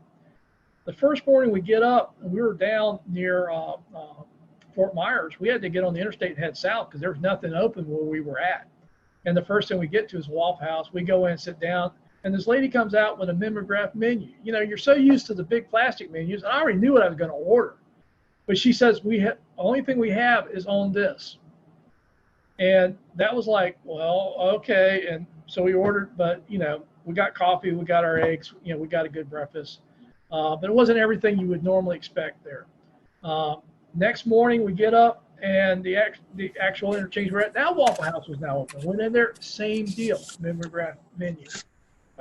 So the folks I was with, Ben Nelson, who was our state meteorologist in 2004, he's now with the Jacksonville Weather Service office as a forecaster there. And at that time, Major Tad Warfel, now Colonel Warfel with the Florida National Guard, with me. And we were color coding the counties after Charlie, red, yellow, and green, using a stoplight to show indicators, EOC activation, search and rescue, schools, stuff like that. And they put into the slide deck the Waffle House Index. And that's where it came from. Green was open with a full menu, yellow was open with a limited menu, and red was closed. And I guess it would have stopped there, except we had changed how we operated in Florida. We weren't waiting for the counties to do assessments to say they needed help after these hurricanes, because I kept asking, well, why don't we just respond like it's bad? We'll get there faster, and if they don't need us, we'll go home quicker. Well, the question was, if you're responding out on the panhandle, like with Hurricane Ivan, and you're driving out I-10, and literally we were going right as soon as the hurricane force winds passed, I told guys, we're going to be safe, but we ain't going to stay dry. We're not waiting for blue sky. So we were going right as the storm was moving out. And the question was, where do you stop? And that was kind of how the Waffle House Index got used. If you got there and the Waffle House was open, it ain't bad. Keep going. If you get there and the Waffle House is open, but they got a mimeograph menu, well, we're dealing with power outages. We probably got a lot of mass care issues. But for the search and rescue teams, don't stop. Keep going. And if you get there and the Waffle House is closed, that's going to be pretty bad. Go to work. And it just kind of became the shorthand. In Florida, it seemed like all these hurricanes going across the interstate, the Waffle House was a pretty good indicator of what was happening. And the other thing, because we never really talked to the Waffle House, about them getting open and all the stuff they do to stay open. It was just our shorthand for where do we stop and go to work when we're driving in the areas, because you'll start seeing damages 100 miles out with a hurricane, but that's not where the impacts are worse. And so it just became a shorthand for us of where do you go to work in a hurricane? So I got to ask, Craig, what's your go-to meal at Waffle House? I mean, New York strip steaks. I like the steak and eggs, scrambled eggs, hash browns, scattered and smothered, black coffee. And if you're on the limited menu, what do you go with? Scrambled eggs, omelets, whatever they got. I'm not picky if they got a limited menu. But generally they'd have eggs and bacon, stuff like that. The funniest thing was when I was in Joplin. We got out there. I was actually on the West Coast, had to fly back into Joplin, got there late at night. We did a whole bunch of interviews the next day. I've been running on about 3 hours sleep in about 48 hours. It's now about 6 p.m. We're heading back to our hotel for the first time.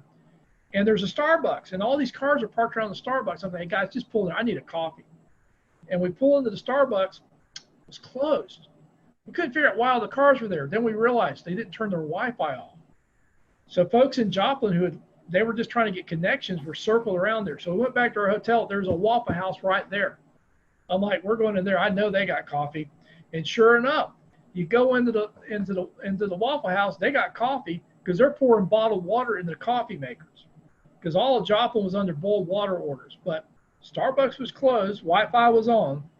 Waffle House, they're just pouring bottled water in those coffee makers making coffee. So I got my coffee. So switching gears, Craig, I wanted to ask you, are there any memorable moments that stick out in your mind while you worked at FEMA? For example, the 2011 tornado outbreak in Alabama or Superstorm Sandy, anything like that? Yeah, it was the Tuscaloosa tornado outbreaks was pretty impressive. And again, we came into Birmingham, picked up a Black Hawk, and I was flying up to the northern part of the state. I don't think people realize how bad the northern tier of the Alabama counties got hammered. TVA had major transmission lines ripped out. We went to one town.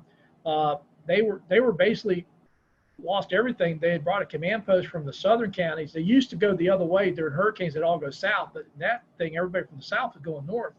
And they literally had 911 in this mobile command post, and they were dispatching, and everything, all their equipment was lined up on the side of the road because the station was just gone. And I remember, the president was coming in. He gets on, how bad it is. I'm trying to describe it, but it really was. It was hard to describe. He got there, he saw it, and that kind of came shorthand. So Joplin happens, and I'm on the ground in Joplin. I get the same call. He's going to come in a couple of days. He was always very respectful that he didn't want to get there when it would have interfered with the response, because he knew what happens when he comes in as far as security and stuff like that. But he didn't want to wait too late. So it was always, the governor, working with the governor, working with local officials, and essentially, my recommendation. So he's calling me about Joplin, and he's going, how is it? And I said, it's worse than Tuscaloosa. And he's like, worse? And I have to say, Joplin, as far as total devastation, is the first time I've seen total devastation. When you were down where that hospital was, I mean, think about a tornado that's powerful enough to rotate a steel frame building and actually turn it. Literally the area a mile wide, close to 10 miles long, varying in width. Anything in there was totally destroyed. Anything outside of it pretty quickly got to the point where you didn't even know a tornado hit. And I just remember that, describing it to him, and he's going, "How bad is it?" I said, "It's worse than Tuscaloosa." And he was just taken aback because the impacts in Tuscaloosa were pretty dramatic. And I'm like, "Yeah, it's worse here in Joplin." Well, Craig, one last question, kind of a fun question. You kind of, a little bit discussed it just a few seconds ago. You and President Obama, Vice President Cheney, you're sitting around. Did y'all ever talk about weather? Weather's a thing that a lot of people talk about. Did you guys just ever, talk about the weather, what's going on? No, but, between I went out on a couple of disasters with Vice President Biden, and I remember going up into Scranton, Pennsylvania. And it was really funny because he's like, "Craig, these are my people." And I knew he was from the area, but I didn't realize that, people on the street knew Joe and called him that. I'm like, "Mr. Vice President." They go, "Hey, Joe, how's your, I haven't seen you." And Joe would go, "How's your grandfather, your dad, cousin, uncle?" He knew people. So that was the thing that really struck me about Vice President Biden was, in a lot of these communities we go into, he had a very personal connection, and particularly in that part of the country, they knew he was from there. They knew the families. They knew each other. President Obama, I remember two things. One, I was meeting him down in New Orleans. It was the anniversary of Katrina, and he's asked me how it's going. I said, "Well, we got hurricanes in the Pacific, hurricanes in the Atlantic, and fires in between." And he just looks at me and says, "You're a smart ass." I'm like, "Hey, I'm just reporting what's happening." But the other cool thing about the president was, I was told early on that they wanted me to wear my logo wear when I was at the White House during disasters. So during Matthew, I'm giving a briefing to the president in the Oval Office, wearing khakis and my FEMA logo shirt and my FEMA windbreaker, and everybody else is in suits. And there's this great picture of the president. I'm sitting next to the president wearing my blazer and my logo wear. Everybody else in suits for the briefing, and people said, how do you get away from that? Everybody else dressed up to go in there says, they basically told me to look like I was doing what I was supposed to be doing. So I wore what I wore when I was at FEMA headquarters when I went to the White House to brief. In fact, if I was wearing a suit, they'd always look at me kind of excused. I said, "Hey, this is camouflage. When I'm wearing a suit, I just blend in with everybody else running around with a White House badge." We certainly enjoyed having you. If you have a website, social media that account or anything like that that our listeners and people who are viewing this can follow, how can they do that? Well, I tweet a little bit. I guess that's, you should be aware of that. So that's how we met. Yes. No, I'll tweet it, Facebook it, and LinkedIn it. Again, I've seen you guys out there. I've just, thrilled to be invited. Hey, we're now I feel like I've made it. I've been on the weather group, Well, we appreciate your time, and again, I just sent Marshall Shepard an email that says, I've been on your podcast, but it wasn't half as much fun as the Carolina. Craig, thank you for being with us tonight. Interesting conversation, and folks, again, it's very important to know the risk as we enter the COVID season or the hurricane season mixed in with the COVID, and hopefully you'll take Craig's advice as you prepare. So until next time, we hope you have a great week, and we'll see you back here on the Carolina Weather Group.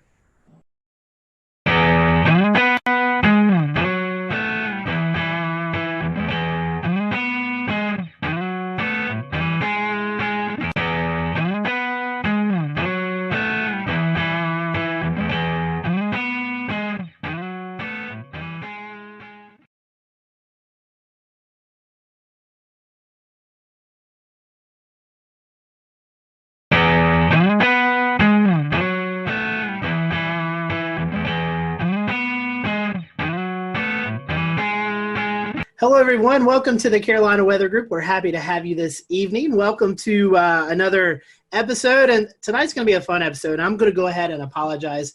I hope I don't talk too much because we're combining weather and sports, and when we do that, it really makes me happy.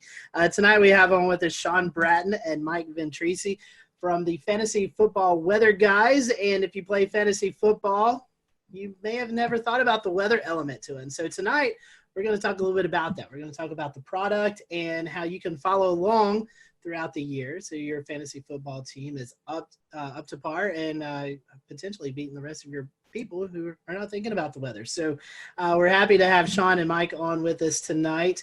And guys, we appreciate your time. We'll go ahead into the conversation since both of you guys are first-time guests with us. We always start off our questions like this. We want to know how you got kind of caught up into the weather bug, the weather story. So, Mike, what is your weather story? And then we'll let Sean tell his weather story. Hey, so thanks so much for having us, guys. This question always comes up, and it always starts off with, it's usually always the same answer, right? It's some kind of high impactful weather event that has just kind of brought us into the field. So I grew up on Long Island, New York as a kid, and ended up experiencing Hurricane Bob in 1991. So it knocked out our power. I'm like, what is going on outside? I originally wanted to be a veterinarian, and I would go home and watch the Weather Channel after that hurricane, just watching Cantori on there with during the season. And I realized I should probably change profession pathways and go into that meteorology just because of how nerdy I was just kind of sitting out under an umbrella watching a thunderstorm. So, but it was Hurricane Bob that really got me into that passion. And that's pretty much why I ended up getting a PhD in tropical meteorology. So I didn't grow up too far from where Mike grew up. I grew up in New Milford, Connecticut. We'll return to Best of the Carolina Weather Group in a moment. Now your Carolina weather forecast. Here are today's forecast high temperatures for North Carolina. Here are the forecast lows for tonight for North Carolina. Here are tomorrow's forecast high temperatures. And here's forecast rainfall across North Carolina tomorrow. Here are the forecast highs for the day after tomorrow.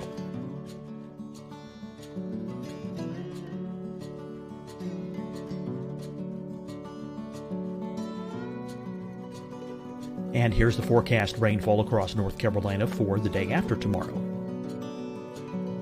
This is the total rainfall forecast across North Carolina for the next 3 days. Here's the severe thunderstorm outlook for today from the Storm Prediction Center.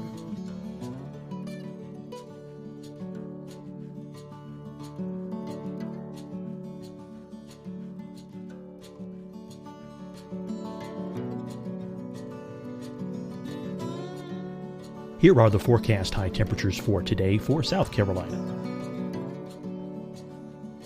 Here are the low temperatures for today for South Carolina. Here's the probability of precipitation forecast across South Carolina today. And here are the rain chances across South Carolina tonight. Here are tomorrow's forecast highs across South Carolina. Here are the forecast low temperatures for tomorrow for South Carolina.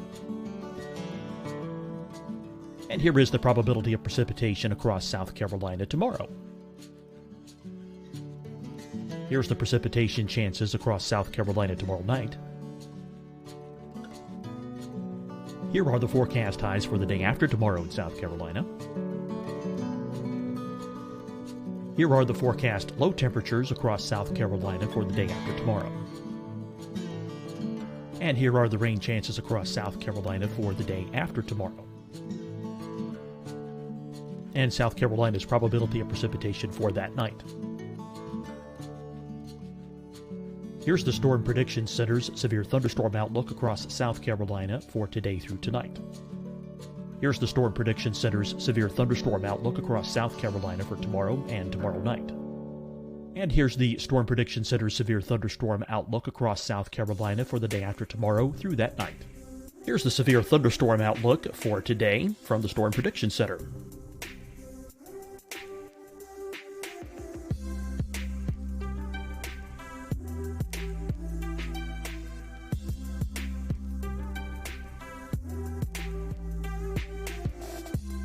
And now here's a live look at weather radar across the southeast. Hi, everyone. I'm Dr. Mandy Cohen, Secretary of the North Carolina Department of Health and Human Services. And when you follow the 3 W's, you protect your family and your neighbors from COVID-19. When you leave your home, practice your W's. Wear a cloth face covering, wait 6 feet apart, wash your hands often. Wear, wait, wash. We're in this together. Stay strong, North Carolina. Deciding when to wear a mask isn't about who you know or how well you know them. Just ask yourself, will I be with anyone I don't live with? If the answer is yes, get behind the mask. Help slow the spread of COVID-19. Get behind the mask. Learn more at covid19.ncdhhs.gov.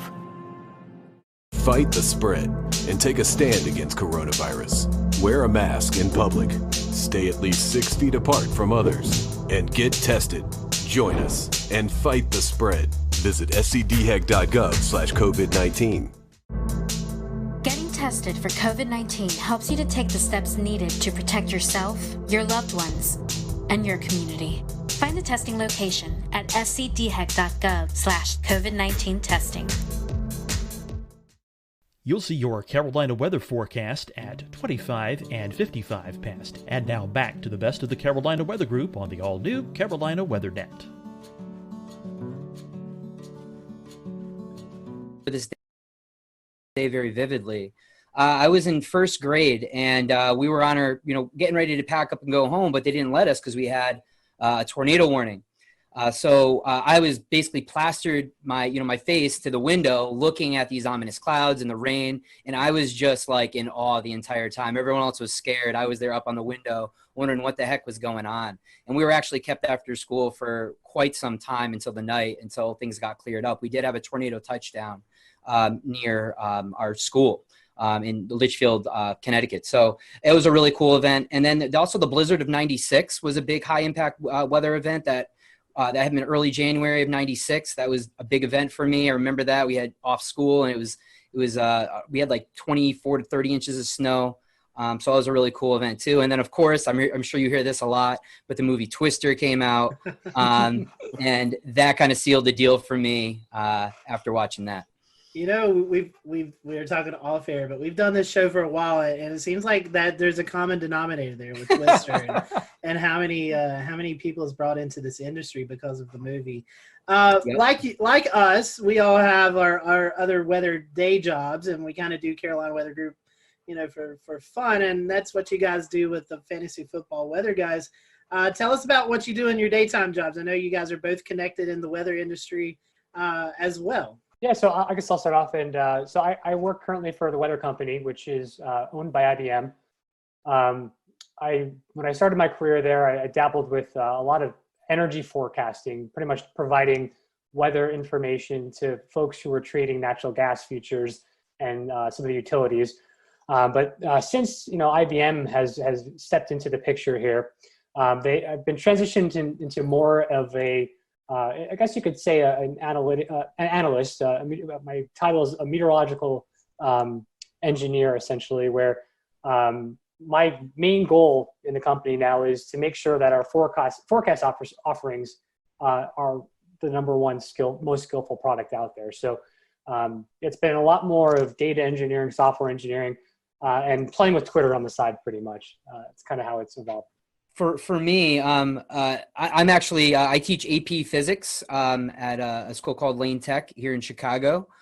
So I teach honors in AP Physics, and then I also teach at the College of DuPage. I teach some weather and climate courses there. This is very cool. And so, Sean, that's something weather. It seems like a lot of people are interested in, but you're actually teaching these kids. We'll get into fantasy football, but I find this really unique. Yeah. What is it like teaching kids weather? I mean, it's something I know we all get to go out and do school talks, but you're actually maybe talking to high schoolers, college kids. Yep.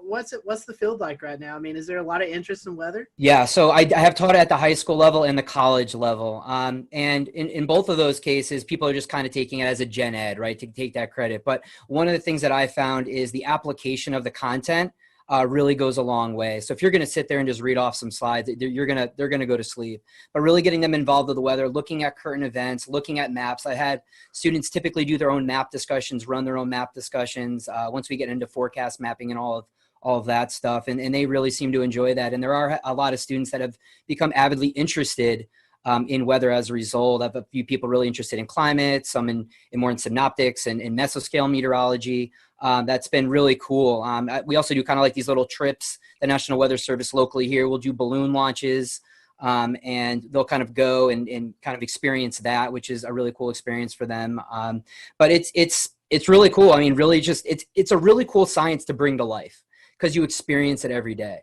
And students really enjoy that aspect of actually being able to experience the weather, make your own forecasts, and kind of making it come to life. That's very true. Well, let's talk about fantasy football, weather.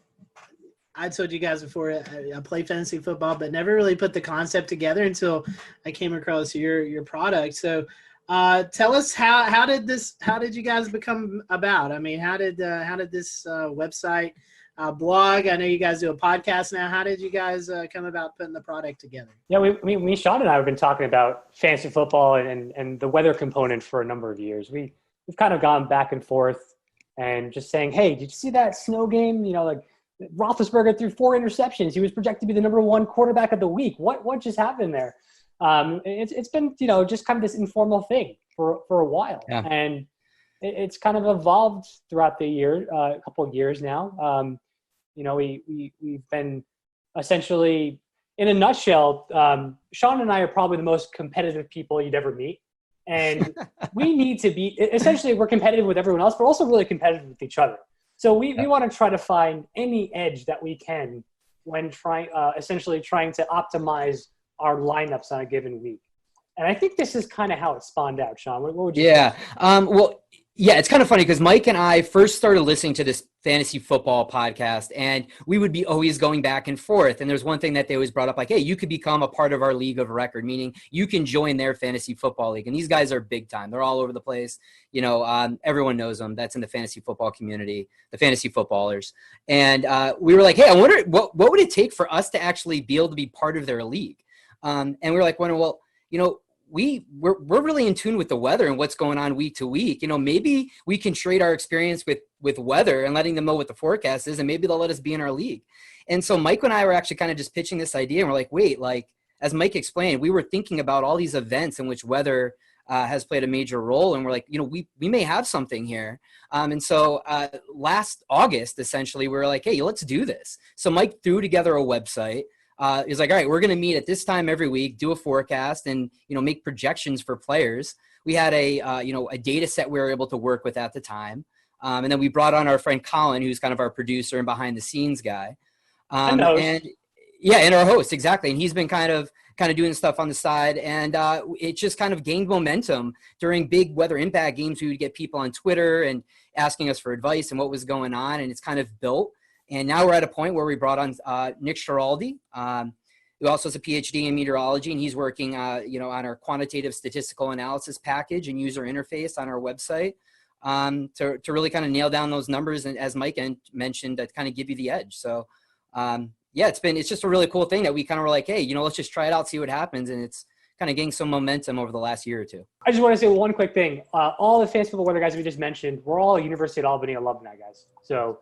That's our deep root connection. Well, I'm going to go ahead and share your website. Let's take a look at what you guys have created here. And I mean, this is pretty impressive because it looks like you guys have developed your own modeling within for the continental United States, or what we call CONUS. And so you have U.S. winds and precipits primarily for these, with the key, of course. And it looks pretty simple to understand for the average person, right? I mean, for lay terms, this will show a forecast. If we take like west wind, if we have games out west, I assume there's a little bit of a learning curve here, but who came up with this idea, and how does it help enhance your the experience for fantasy football if folks want to get plugged into the weather to maybe determine their outcomes? Yeah, so when we were thinking about these to try to bring up some kind of weather maps here, the first thing we thought about is how do we identify where the stadiums are for people to see what type of weather impacts they could actually be. So essentially, wherever you see those circles with the X in the middle, that's essentially the location of a stadium that actually is predicted is in the upcoming week of games. So you can see here that the Titans there must have a game coming up here. So those stadiums will actually change each week depending on where the home game is. So if you see a little circle with a dot in the middle, that's actually a game where a home game that usually has like a cover on it, so a dome or some kind of retractable roof, so weather won't be an impact there. But the way that we wanted to really get these maps to be helpful is when there are high weather impacted events, those circles will change colors. So you can see often when an area of heavy precipitation or some stronger winds moves in, you'll see that circle turn to an orange or even a red. So like the orange would represent there's a possibility of some impactful conditions from weather if there's a football game taking place during that hour forecast lead you're looking at. If it turns red, it means there's a high chance for some impacts. If I were to pick east wind and go forward, you can just go forward. We would see, there's orange right there. So we're showing the folks out there, if you just hit forward on these buttons, you'll see these impacts in time. And, I'm trying to see how far out these go. Do these go out? Yeah. They'll go all the way to Sunday. I think recently, the most recent model run, 18Z on Sunday. We got right there. We got one in Miami. I think they're supposed to get some precipitation and maybe some wind. So I think it was on 0Z Monday or 18Z Sunday for this upcoming week. I think that's the only caution that we have for upcoming weeks. It's going to be a relatively quiet week this week, but there it is right there. So it popped up. Looks like Tuesday evening. So it looks like that timeline got pushed back a little bit. But yeah, I mean that's pretty neat how you've integrated weather into a forecast impact for a specific area, and it could be anything. It could be anything going on for that area too. So football games in particular, but that's pretty neat. I really like that format. Now tell us a little bit about the fantasy impact table. Yeah, sure. So this is a table that will outline each set of games for the week. And to be honest, there's been so many changes with the schedule here because of all the impacts from COVID. But so we try to make sure this is up to date. And I think I did update this on Tuesday. So essentially, it'll show out the slate of games here, and it'll be in chronological order. There are a time and weather impact there. And you can see for the weather, if it says fair, this is the predicted weather for the time of the game, then the impact will show none, right? If you have good conditions, there won't be any real impacts from weather. But if you do see certain criteria met in the wind or precipitation, that's where essentially you can see things like a caution, where essentially winds might be and precipitation might be like this marginal type of event where there's probably going to be some weather, but it doesn't look like it's going to really be a stunter or a significant impact on all the players in the game. But if you do see some criteria, let's say you have winds 20 miles per hour with heavy rain for the duration of the game, that's where you would see an extreme impact. And this table would update that this updates probably twice a day. So this is a way to kind of come back to the site and look at it. And this kind of gives us a bird's eye view as to what to expect. So what we do is we use this as kind of a template, and then we'll expand on this during our podcast, and we'll let people know what players we're interested in, because we do have historical stats for specific players and also by position in general. And we can elaborate on, okay, we have forecast at 18, 25 mile an hour winds, whatever it may be. Well, this player in windy conditions, this is how they perform statistically. So we kind of update them on the expectations based on the weather. We are in the process of updating this. Hopefully over the next several weeks. Again, our buddy Nick Giraldi is going to actually customize this by position and also possibly by players. So the ultimate thing is people want to know, how is my fantasy team going to be impacted? That's bottom line, right? So we're going to have fantasy point differentials based on those weather conditions that we're going to be adding to this table hopefully soon here. And Sean, you were talking a little bit earlier. You guys actually are doing a lot of the analytics and numbers, and you're talking about specific players who may see the effects. You're talking about Roethlisberger throwing 4 INTs in a snowstorm, or it could be Denver. It's an extremely windy day, so Drew Lock, the wind may affect his performance. So how do you guys talk to us a little bit about that? How you're breaking down how it's affecting individual players? Yeah, I can lead on this one. So we have basically archived data that we're able to use that breaks it down basically almost every play for every game going back to 2009.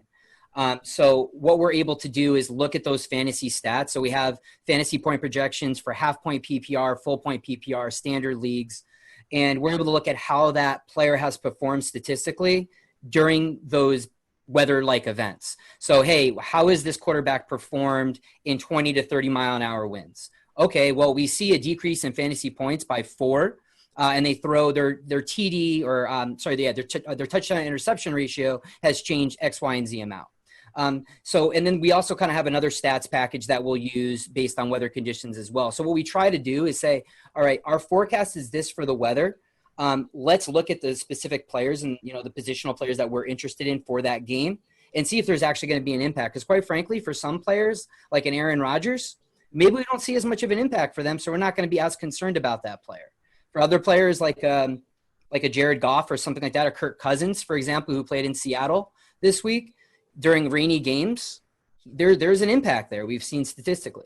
So we really got to kind of decipher. We just, we kind of do this by position, but even a little bit more specifically by player when appropriate. That's really awesome. You guys have been doing this. Obviously, you started the website last year when we're recording this, it's October 14th. So we're about week 5, I think, into the season, maybe week 6. I can't remember with COVID and all that stuff going on. But talk about how the fans, how have you guys, the outreach? I mean, have you got a lot of positive responses from fantasy footballers? How's that went? So I think our biggest interaction with folks right now is on our Twitter handle at FF Weather Guys. Where it typically the interaction is most prevalent during weeks where there is predicted weather and the folks are aware of those impacts. Usually when you see like some of the mainstream media or sports channels talking about weather impacts, and usually I guess that as you get up into later in the season, as we know, winter storms or late fall storms can get more energy from the jet streams. That's where we typically see those larger weather impacts. And I think that's where the draws start to come in, especially when people are fighting for those playoff positions, right? They want to make sure that they don't make a mistake, and people start to get really meticulous with their lineups. And we're speaking more specifically on like these redraft leagues, essentially where you have like a draft at the beginning of the season and you have your team throughout the year. So that's where we've seen the most interaction with regards to our fan base. Yeah, and during those weeks, I mean, we'll broadcast on our Twitter feed like, hey guys, this is what we're forecasting. Here's the impacts, and people will reach out to us. So like, hey, I'm deciding between playing this player and that player. What do you think? And we'll say, hey, based on what we've seen in these weather conditions, this player has a discrepancy of this. We would side with this guy.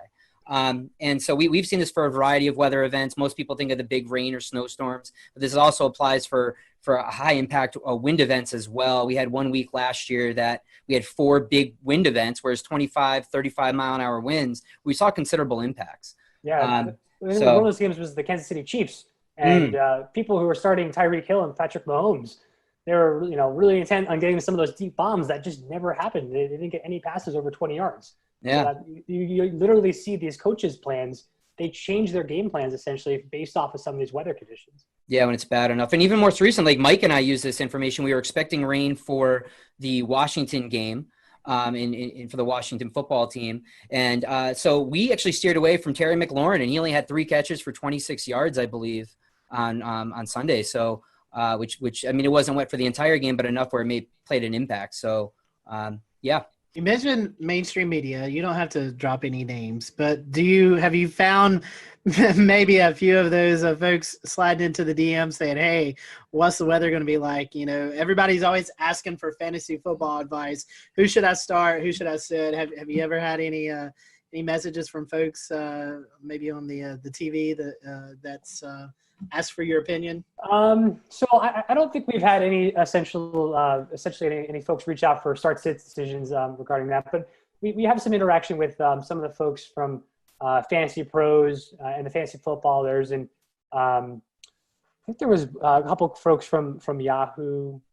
It's Yahoo that are all involved in the industry that will kind of interact time to time with us on Twitter. I think last year, one of the guys from the Fantasy Footballers, Jason Moore. Jason Moore, yep. Yeah, he reached out, and it was literally a question about weather, and he's just like, is there any weather experts out there that would understand to know if what the actual forecast is here, because it was during that time of year where it was really high impactful for the people watching for this particular game. And he did reach out to just put a general question. A lot of our fans CC'd him or tweeted at him with our handle, so we can kind of go in there and provide some information. Hey guys, we touched on this a little bit with talking about individual position players and the impacts on them. I was wondering a little bit about the kicking and punting game. I mean, that seems to be an area of the game that could really be influenced by wind in particular, but also precipitation as well. What sense do you guys make of how important weather is on that aspect of the football game? Yeah, that absolutely is. And a lot of this comes down, another message that we speak to is it really matters based on the stadium as well, how the winds are swirling around that stadium, how they're funneled in, and also the field type as well. Is this an AstroTurf? Is this a grass field? So those are all things that play in to how well a kicker can perform in weather conditions. We're in the works right now of gathering kicker data, so I don't want to say anything quantitatively as far as like from a statistical analysis standpoint, but observationally we usually talk about games after we see them after the week, and we'll talk about kickers, and we definitely notice that higher winds going cross field or going against the kicker definitely have an impact for sure. So Mike, guys, on any given sorry, Sunday, we can have a very diverse slate of weather across the U.S.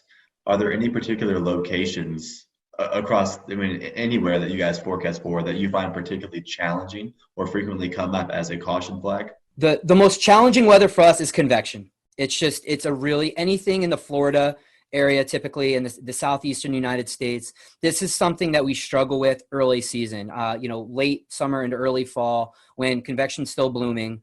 And the high res models will pick up on this stuff. And, we're out 72 hours out. We're like, all right, it's looking like it's going to happen. And we literally have to update people like hourly on Sunday to be like, all right, guys, this is the recent model run. This is what we're expecting. Because, those are mesoscale features that are incredibly hard to predict for a 3 to 4 hour window of time during a ball game. But at the same time, those could be incredibly impactful because you got heavy rains and a lot of wind typically associated with those as well. So I would say those are the ones that we struggle with the most when there's any type of convection. Yeah, those are the events that typically trip our algorithms in our fancy impact table and some of our maps. You look at those circles, and when we change different colors, you'll see certain model runs show the impacts, and then all of a sudden they take them away because the models are having a hard time resolving the convective features. And sometimes they can sneak under the radar. I remember there was a game last year in Jacksonville where we had this strong northeasterly flow off the ocean that was just bringing these shallow convective cells across the stadium. And it was just like the popcorn variety. And it was just causing, you would hear we didn't talk about it much in the podcast that week because the models didn't see it. And then all of a sudden they'd be raining on and off during the game. And Sean was sending us messages. Do you see this rain? It's going. It's the announcers are talking about it. We missed this. I'm like, oh my God. The joys of forecasting Florida weather. I can only imagine your models. Is it like a blended run? Is it like a high resolution, like her 3 kilometer going into the NAM 3 and 12, then to the GFS out to the 7-day? Do you layer it in that manner? That way you get the higher resolution or the RAP in the first couple of days? So this is something that we're still working on. And right now, as we were kind of spinning up things here, we've been relying mainly on GFS data at first, but we are shifting over to leverage the national weather blend of models from the National Weather Service. So we are going to be shifting over to that because obviously those are the guys that are paying attention more to each location as and try to be as skillful as possible. And then we can take that information and convert it into the impact, or how that impacts for specific players. So it takes some of the burden off of us in the forecasting world and allows us to focus on that impact piece. And then we can also elaborate on that. I mean, because we may use that from the National Weather Service, but obviously we have access to the different high resolution models. And again, that's something that we typically expand on during our podcast. And there may be some games that don't even come up as a caution on our table necessarily because they may not meet a certain threshold. But for us, just observationally, we know these are things that we need to monitor. So we'll mention them during our podcast or on Twitter. You're talking about Southeast Convection. I would also imagine maybe lake effect snow, Buffalo, Chicago, Cleveland, Green Bay, all locations that could see that, where one side of town could get 6 feet and the other side could get like 2 inches, Getting back to your social media outreach and your fans, the football fans in general, and how you integrate, how you kind of mesh with everything. How do your fans respond to your products, right? Because it looks like you do everything kind of for free. You're sort of providing that kind of service. And do you find that a lot of fans are really into what you do and share it out, and you get a lot of good response and positive feedback out of it? Or how does all that work? How do you get your how do you know how you're doing overall? Yeah, no, we always appreciate the feedback. We'll have some people that'll reach out like, oh, I really wish I knew this, or I really wish you approached it this way or offered this kind of information. And again, that's kind of how we're working in developing our webpage and our user interface. So most people have been really constructive and just really helpful and really nice, which is not always the case in the weather world, as we know. Mm-hmm. But yeah, no, it's been a really good experience. We used to even do a photo contest where people would, obviously not the case now, at least for most stadiums, but where if you were at a game where there was weather, take a picture for us and, we'll put it on our website or show it during our podcast. And people seem to appreciate that as well. Yeah, on our website, we do have something called a mail bag where some folks can come in and write us a question, and we can essentially take that feedback and discuss it and respond back. So that's something that's also an option on the website. Yeah, I think We'll return to Best of the Carolina Weather Group in a moment. Now your Carolina weather forecast. Here are today's forecast high temperatures for North Carolina. Here are the forecast lows for tonight for North Carolina. Here are tomorrow's forecast high temperatures. And here's forecast rainfall across North Carolina tomorrow. Here are the forecast highs for the day after tomorrow.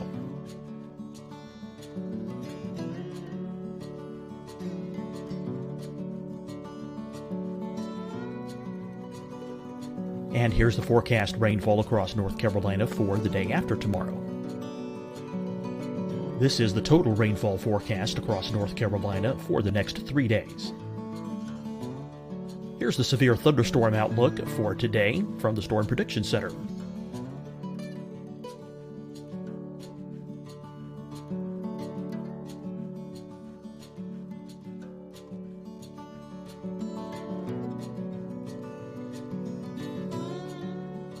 Here are the forecast high temperatures for today for South Carolina. Here are the low temperatures for today for South Carolina. Here's the probability of precipitation forecast across South Carolina today. And here are the rain chances across South Carolina tonight. Here are tomorrow's forecast highs across South Carolina.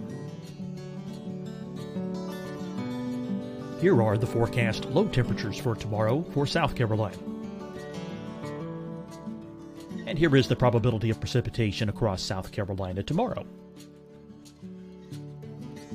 Here's the precipitation chances across South Carolina tomorrow night. Here are the forecast highs for the day after tomorrow in South Carolina. Here are the forecast low temperatures across South Carolina for the day after tomorrow.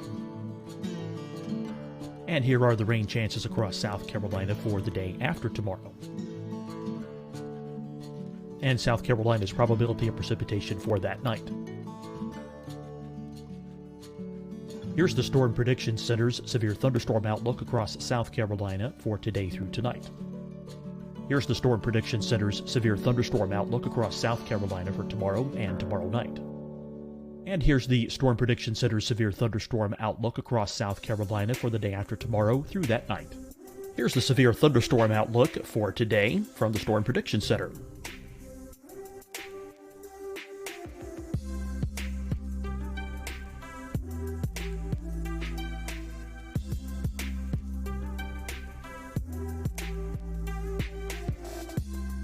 And now here's a live look at weather radar across the southeast. Hi, everyone. I'm Dr. Mandy Cohen, Secretary of the North Carolina Department of Health and Human Services. And when you follow the 3 W's, you protect your family and your neighbors from COVID-19. When you leave your home, practice your W's. Wear a cloth face covering, wait 6 feet apart, wash your hands often. Wear, wait, wash. We're in this together. Stay strong, North Carolina. Deciding when to wear a mask isn't about who you know or how well you know them. Just ask yourself, will I be with anyone I don't live with? If the answer is yes, get behind the mask. Help slow the spread of COVID-19. Get behind the mask. Learn more at covid19.ncdhhs.gov. Fight the spread and take a stand against coronavirus. Wear a mask in public. Stay at least 6 feet apart from others. And get tested. Join us and fight the spread. Visit scdhec.gov/COVID-19. Getting tested for COVID-19 helps you to take the steps needed to protect yourself, your loved ones, and your community. Find the testing location at scdhec.gov/COVID-19 testing. You'll see your Carolina weather forecast at 25 and 55 past. And now back to the best of the Carolina Weather Group on the all-new Carolina WeatherNet.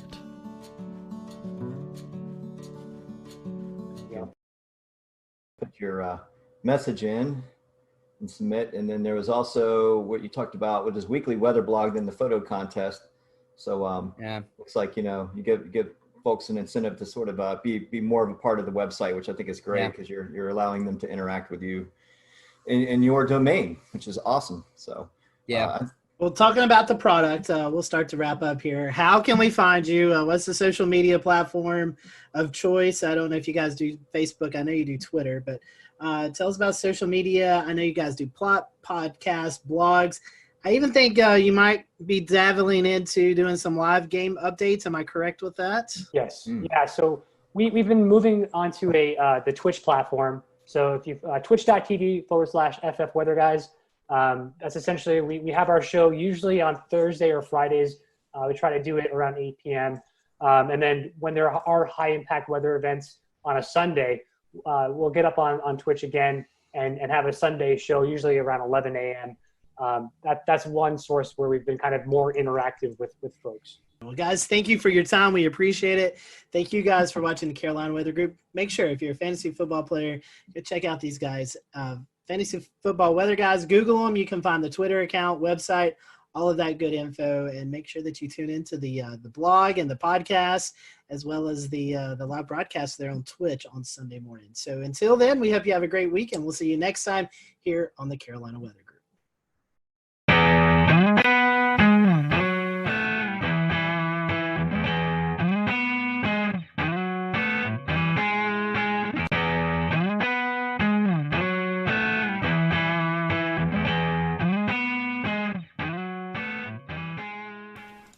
Good evening from Charlotte. It is June the 17th, 2020. I'm James Brierton. Did you get a chance to see the sun today at all? Maybe kind of, sort of. We have been cut off from the rest of the world. No, I'm not talking coronavirus. I'm talking about this low pressure that has just parked over the Carolinas today. It's very pretty on this satellite image that our friend Brad Panovich captured. You can see it there just spinning out over like Fayetteville, Fort Bragg, between Charlotte and Raleigh, just spinning and spinning and spinning, but that just socked us in with clouds. I did see just a little bit of sun today here in Charlotte before the sun went down, and that was a nice change of pace after a couple days of cloudy and cold weather.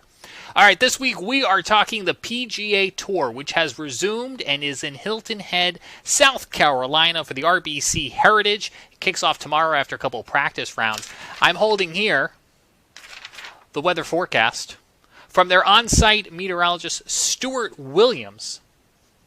This is what we call a tease. I'll have this for you coming up.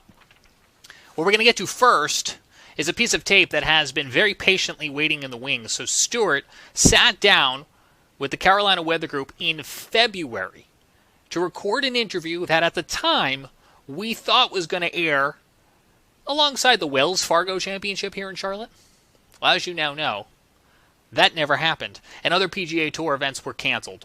They are now resuming operations without fans and will be playing in Hilton Head, South Carolina. So we are very excited to be able to bring this piece of tape to you. This is a premiere of a new episode. You've never seen this interview before, despite the fact that it was recorded in February, but I felt that I needed to explain to you that it was recorded in a time where I could still get a haircut, and where the picture of snow over Scotty Powell's shoulder made sense, and all the references to fans attending the event also made sense back just a few months ago.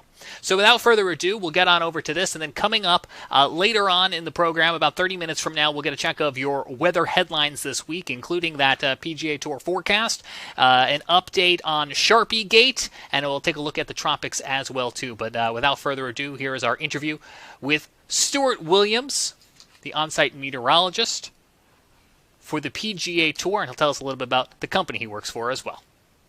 Hello, everyone. Welcome to the Carolina Weather Group. We're happy to have you this evening, and we present Mr. Stuart Williams, meteorologist for the PGA Tour, which is a really cool job that I would love to have. As a big golf fan, I think it's a really unique job that Stuart has, and he's going to talk to us a little bit about that tonight and let us know what all his duties are as he travels across the PGA Tour. And we'd love for you to interact with us tonight. So if you have any questions or comments, feel free to drop them on the social media platforms, and we'll address those. And we'll let Stuart give out some of his social media information towards the end of the interview tonight. That way, if you want to follow him on Twitter, you can do that, or just get more information. So we appreciate having Stuart with us tonight. Stuart, welcome back to the show. I know we had you on a couple of years ago, fellow North Carolinian, and it's great to have you with us tonight. Glad to see that you're actually home and not out on the road right now. So for those who may be introduced to you for the first time, tell us a little bit about you. I know you live here in North Carolina. You went to school here in North Carolina, so kind of give us a brief background about who you are. Yeah, I grew up in Winston-Salem. I currently live in High Point, North Carolina. And I got my meteorology degree from UNC Asheville, so I was actually there from 1988 to 92. So that kind of dates myself there. So 50 years old now, so I'm getting older. But after that, I started working for a company called Mobile Weather, and we started doing golf tournaments, weather for golf tournaments. So it started like with the Crosby Celebrity Tournament there in Winston, and the Vantage Championship, which was a Champions Tour event in Winston. And after that, I was interning then at that time when we started those, probably about 91 or so. And then as I graduated, we kind of formed a company called Mobile Weather, and we started doing more and more golf tournaments. So individual tournaments would hire us. And then from there in 1995, we signed a full-time contract with the PGA Tour doing all their events. So, and it just kept snowballing from there. And then, so I was working with a company then called Mobile Weather. And so we were doing golf tournaments. I was traveling all over the country. And then in 2005, I started working for DTN. And ever since then, I've been with DTN, and we just keep growing and doing more and more events. So, you know, we have all the PGA Tour, Champions Tour, Korn Ferry Tour. We do the LPGA. We do the PGA of America, which includes the PGA Championship, Ryder Cup, Senior PGA, and some of their smaller events. And we do quite a few international events for IMG. We do a lot of Asian tournaments in China and Taiwan and that kind of thing. So, you know, we do over 150 events a year now, so it's quite busy. Well, sort of. I know you're not the only one. I mean, that's a lot of traveling. So, yeah. Tell us a little bit about your team. How many meteorologists do you guys have Is it just you that goes out to a tournament, or is there kind of a team aspect for you guys? Yeah. How's that going? Yeah, we've got we've got 7 or 8 guys that travel all the time, and we usually just send one person to each tournament or event that we cover. Because we also do outdoor concerts, and we do some other events like that we have a meteorologist go to, and that help out. But there's one guy per tournament, and so basically, on the PGA Tour or any golf tournament or any outdoor event that we do, lightning is the number one concern. So that's why a meteorologist is on site. We set up an electric field mill. We have 2 laptop computers that have obviously the Doppler radar, lightning detection. We have a mix of BISLA's National Lightning Detection Network, and and so all that data that we get in-house, we have, all the computer models that we look at, the NAM, the Euro, the GFS, all those. So everything's in-house, and we sector where we're going to go, and we can make custom products for ourselves and that kind of thing. So we make our own forecast on site. So using all that technology, as an official comes in wondering what the weather is, if we do see a threat, we see a storm developing, the officials can come in, we can show them exactly on the screen what is happening, and based on what we're showing them and what our opinions are, what's going to happen, then the officials can make very good decisions of, okay, when do we need to stop? And then once we do that, especially on the PGA Tour, they have LED boards across the golf course. They'll put weather warning signs up. The officials will blow horns to the players, signaling that it's a dangerous situation. So then the players will get moved off to evacuation vans and cars and that kind of thing, and they're brought to the clubhouse. And so hopefully, if we do our job correctly, then we've given enough time to where people can get back to the buses and hopefully back to their cars, because not everybody has a clubhouse pass. So they can't all get indoors to safety. So we got to get a lot of them back to their cars. So it's a big machine. It's a big operation, but it's most tournaments, I'd say every tournament has an evacuation plan, emergency plan. So it works pretty well. And then the big question is, once we have stopped play, when do we go back and start playing? When is it safe to go back out? So that's when we help big time, as far as, okay, we think this storm is going to be out of here at such and such time. And then they can open up the practice facilities again, let the players warm back up, and then we'll get them back out to the golf course and start playing again. Stuart, that kind of rings a bell here in Charleston at Bulls Bay, the tournament last year. LPGA, lightning hit a tree. Someone went under the tree, and it's a serious situation with these thunderstorms and in these golf tournaments. How much collaboration do you guys have with the local National Weather Service, especially in big events like this? In the last few years, there's been a little bit more collaboration because, with Homeland Security and a lot of these big, government agencies and everything, a lot of these agencies are using golf tournaments as their training grounds for big events and things like that. So I know down at the RBC Heritage down in Hilton Head, the FBI shows up and all the government agencies, the Weather Service, and so they do a lot of practice at that event, since it's such a large event. And so I do coordinate with the Weather Service there. We'll talk what we're thinking, and kind of bounce off ideas off each other. But for the most part, I'll maybe read a forecast discussion or something like that from the Weather Service. But like I said, having everything in-house, all of our own computer models and that kind of thing, we basically do our own thing, to be honest with you, make our own forecast. Because I think in a lot of ways, sometimes we do a better job because we know what golf wants and we know what golf needs. So we know what they're looking for as far as a forecast goes. Whereas the Weather Service, they may be a little more general because they have a bigger area to cover. So for example, for us, wind forecasts are very big at the golf tournaments because that plays a huge role on how the golf course is going to be set up each day. So we concentrate a lot on wind, and so we try to be very accurate in that department, where you may see a weather forecast from the Weather Service that says winds are 5 to 10. Well, okay, that's kind of general.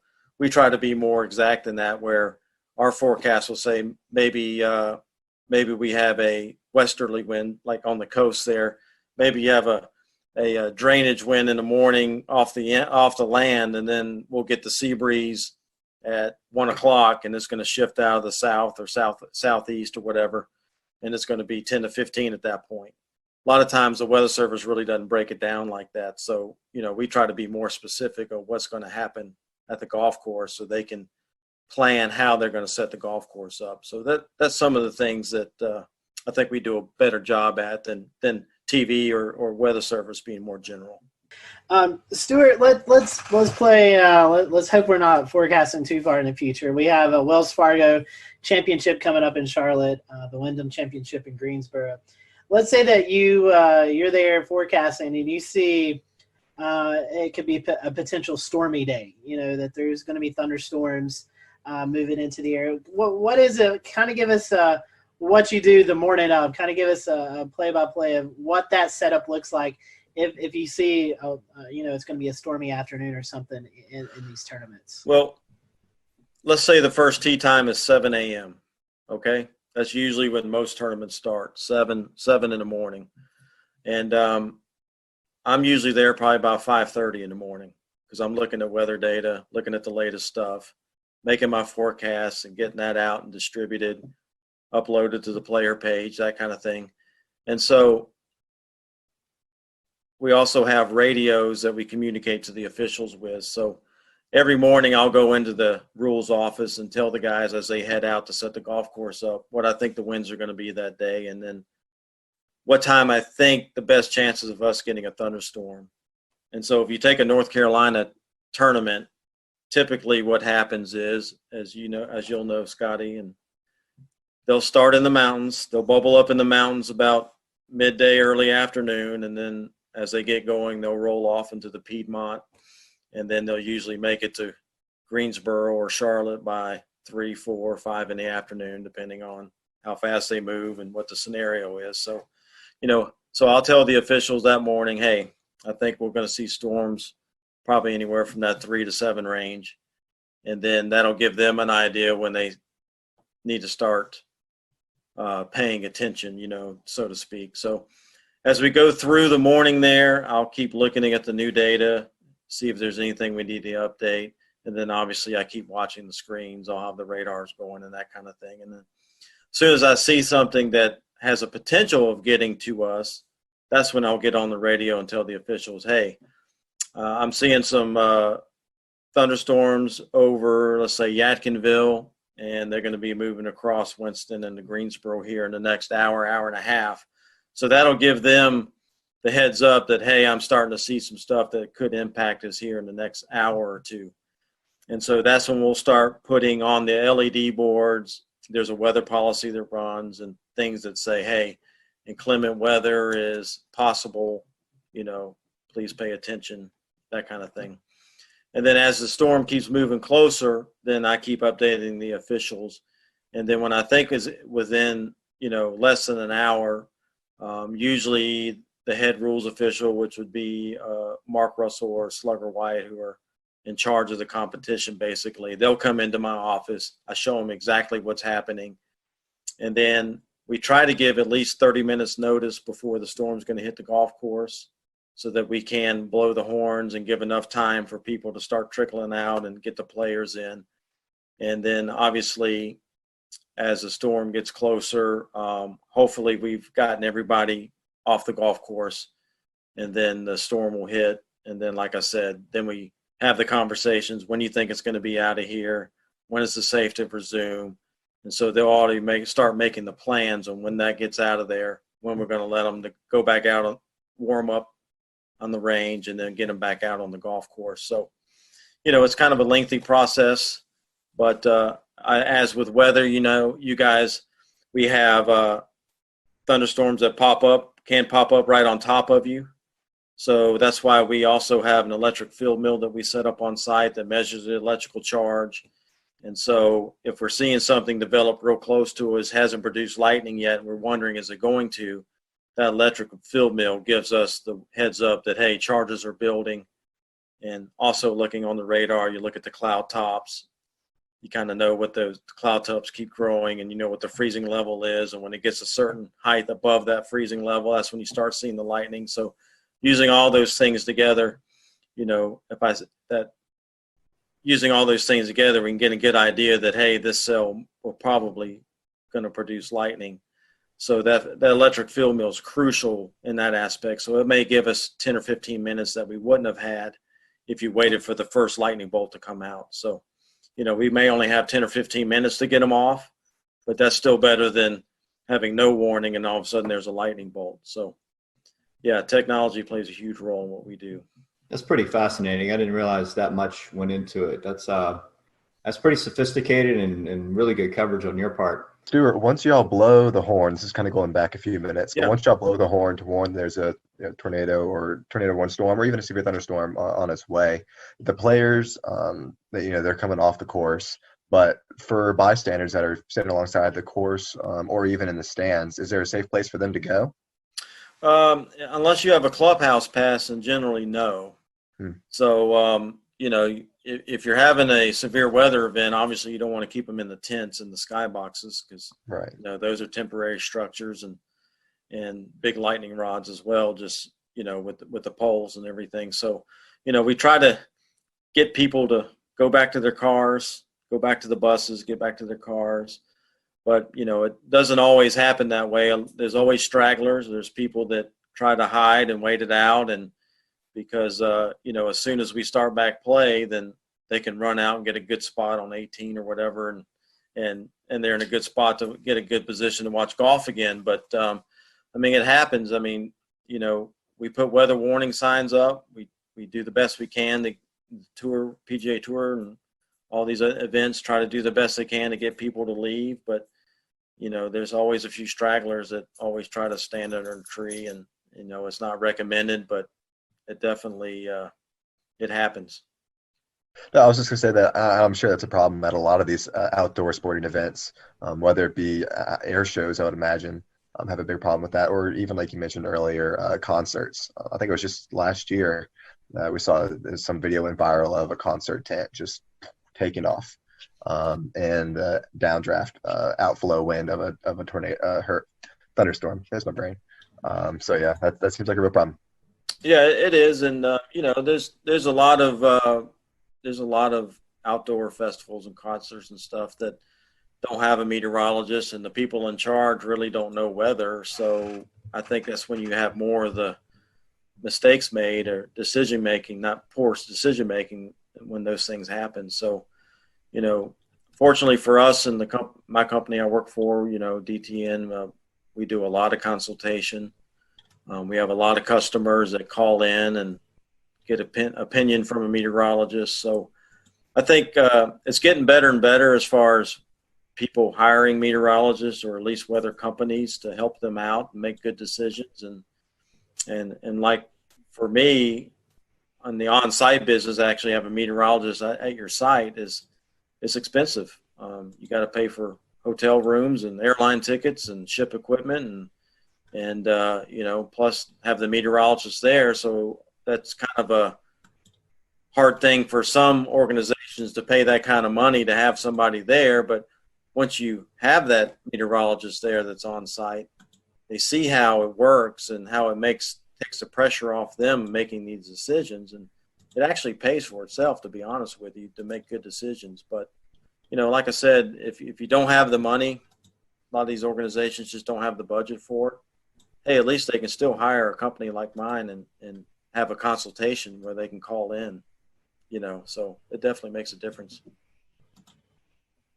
Definitely so. Able to do that for Speedway Motorsports Incorporated.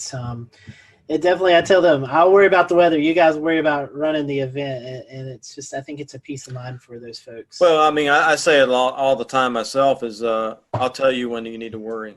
Yeah, I'll do the worrying for you. Exactly. I'll tell you when you need to worry. So, I want to get back to what you mentioned about winds, right? So we talked about wind science, right? And we get into the nitty gritty of it, right? So you're talking about sea breezes, you're talking about things at the coastline, even inland, where you can have wind shifting or building, stronger pressure gradient, higher winds from certain directions. Do you get into the science of saying, you look at the course, you look at the direction of wind, the dominant direction of wind for the day, and the speeds? Do you talk about which links are going to be more difficult than others when you look at long range trajectory shots or higher iron shots? Do you speak about look for a lean to the left or hooking or anything like that when you get into the wind forecast? Yeah, the rules officials, the guys that are setting up the golf course, they're the ones that's more concerned with which holes are going to play. Let's just say we have on hole number 1, we have a strong south wind and it's blowing, 15 to 20 miles per hour. Well, if it's blowing from behind them, then a lot of times what they'll do is they'll move the tee blocks back so that hole plays longer. And then on the next hole, maybe it's going the opposite direction. Now it's in the player's face when they tee off. So they may move those tee blocks up so it plays shorter.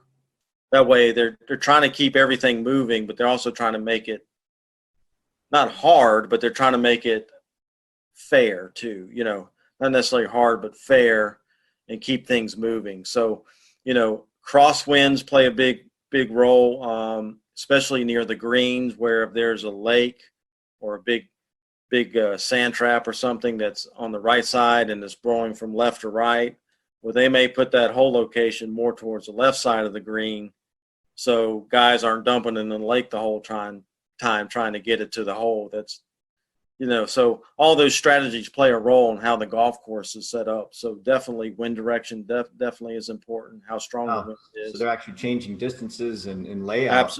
Absolutely. So we have 18 holes, and all through that golf course, it's going to be in their face or behind them, left to right, right to left. So all those things play a role in how the golf course is set up. So definitely wind definitely is a major impact on golf tournaments. So. Very interesting. Very neat.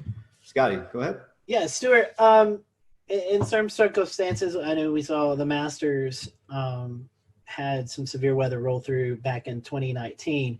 When we see these big severe weather events, you guys, I'm sure, coordinate with the course, with the tour, with the team. We'll return to Best of the Carolina Weather Group in a moment.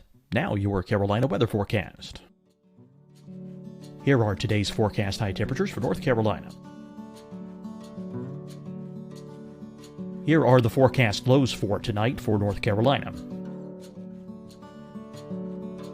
Here are tomorrow's forecast high temperatures. And here's forecast rainfall across North Carolina tomorrow. Here are the forecast highs for the day after tomorrow.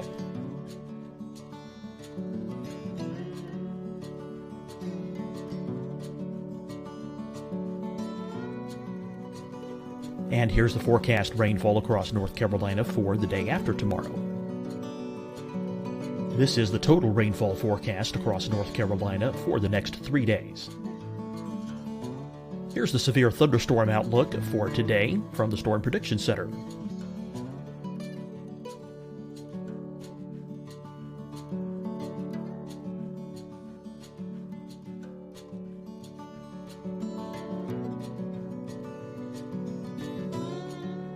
Here are the forecast high temperatures for today for South Carolina. Here are the low temperatures for today for South Carolina. Here's the probability of precipitation forecast across South Carolina today. And here are the rain chances across South Carolina tonight. Here are tomorrow's forecast highs across South Carolina. Here are the forecast low temperatures for tomorrow for South Carolina. And here is the probability of precipitation across South Carolina tomorrow. Here's the precipitation chances across South Carolina tomorrow night. Here are the forecast highs for the day after tomorrow in South Carolina. Here are the forecast low temperatures across South Carolina for the day after tomorrow. And here are the rain chances across South Carolina for the day after tomorrow. and South Carolina's probability of precipitation for that night. Here's the Storm Prediction Center's severe thunderstorm outlook across South Carolina for today through tonight. Here's the Storm Prediction Center's severe thunderstorm outlook across South Carolina for tomorrow and tomorrow night. And here's the Storm Prediction Center's severe thunderstorm outlook across South Carolina for the day after tomorrow through that night. Here's the severe thunderstorm outlook for today from the Storm Prediction Center.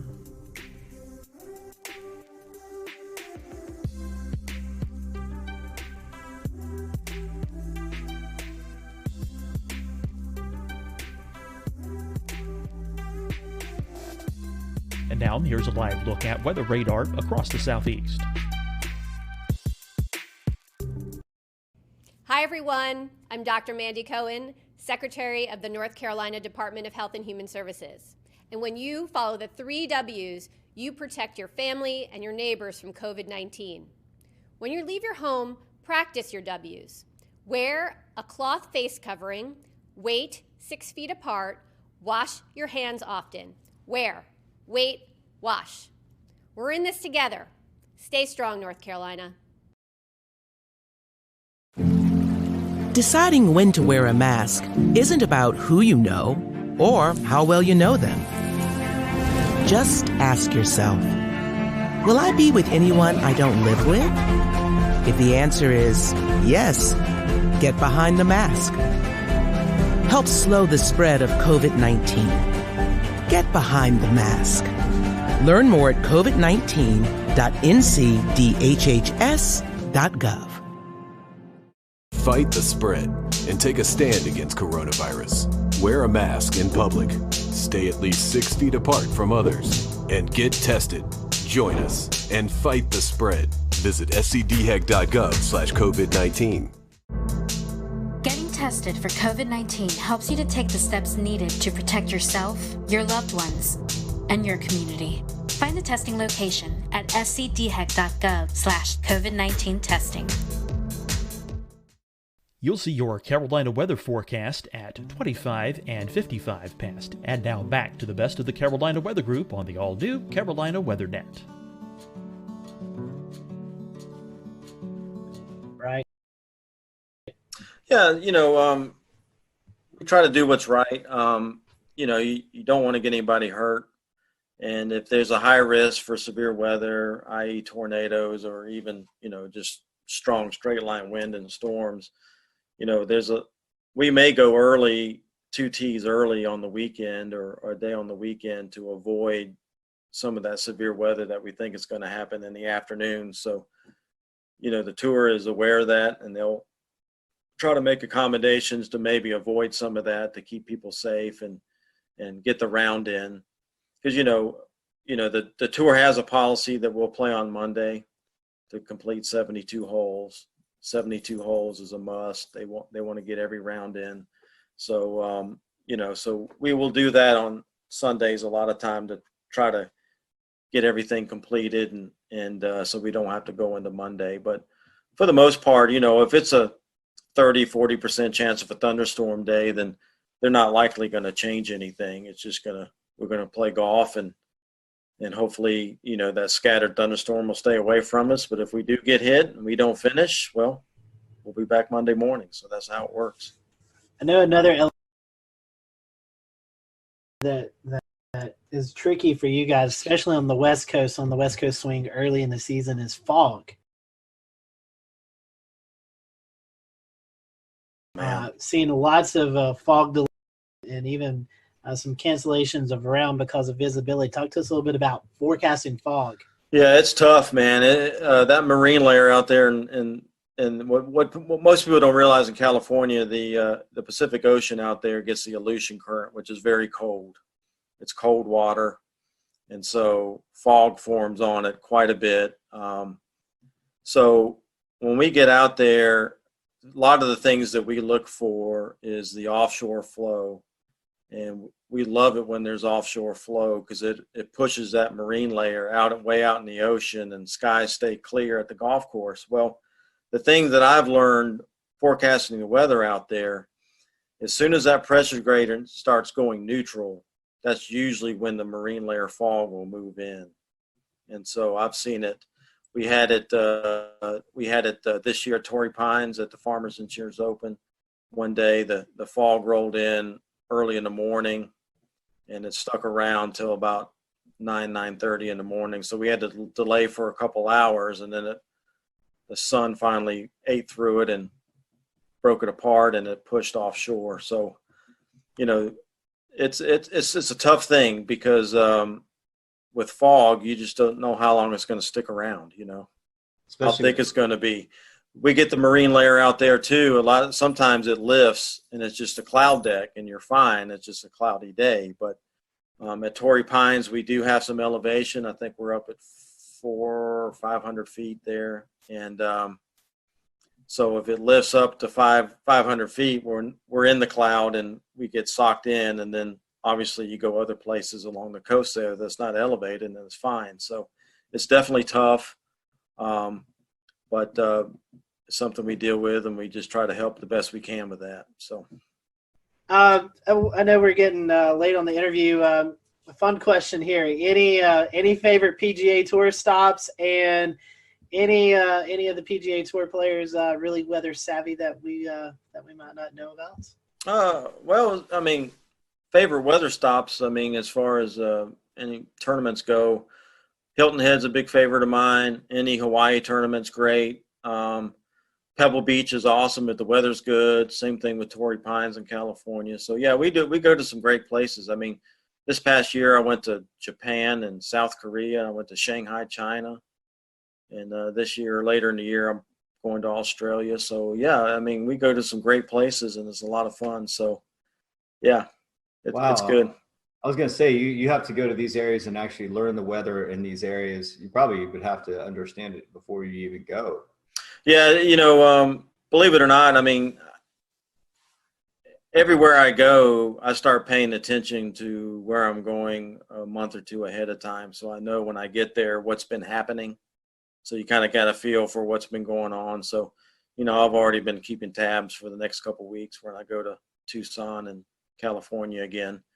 And, and then obviously long term, you kind of looking, I've got Florida lurking in March. I'm going down to Florida. So you definitely keep up with what's going on and what's been happening. So, kind of what to expect going into it. So it's definitely harder in Japan and Korea and some of these places where, maybe the radar data is not as timely, or you don't have all the good data you have here in the U.S. You still have some data, but maybe not quite as good as some of the things you're used to using. So, and, forecasting wind and things like that gets a little more difficult, some of these spots. So, but still, us being there is still better than, for the tour and some of these tournaments, having us there is still better than not having us there, where they would just be guessing. So, we do the best we can, and they know it's not the U.S. and it's not quite as good, but it's still, we still send our electric field mill over there, and, we still have that and the detection network and that kind of thing. So. Oh, wow. I bet that's interesting, transporting that equipment across seas to foreign country. Yeah, the tour sends a lot of containers and things, so it goes on with a lot of the scoreboards and that kind of stuff. So it helps. One more question from me is as far as golf and the weather. Talk about course saturation. We're talking about frost in the morning, dew on the grass, dew points, humidity, right? How does it factor in to your forecast for when the starting time is? Does that sometimes get pumped up because of the ground's just wet and needs time to dry out, or?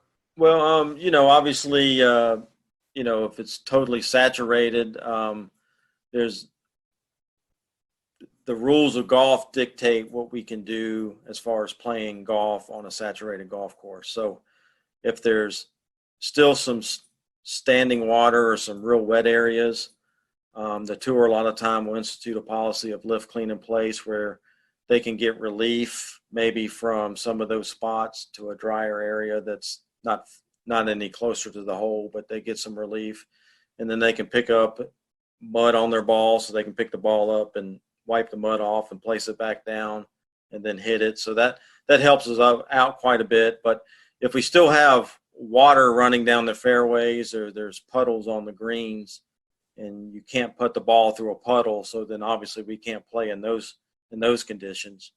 But, golf courses are made to drain. So, typically once the standing water is gone, then they institute that policy of maybe lift, clean, and place. That way we can still play and not be stopped under the rules of golf. So as far as frost goes, we do try to do frost forecasts.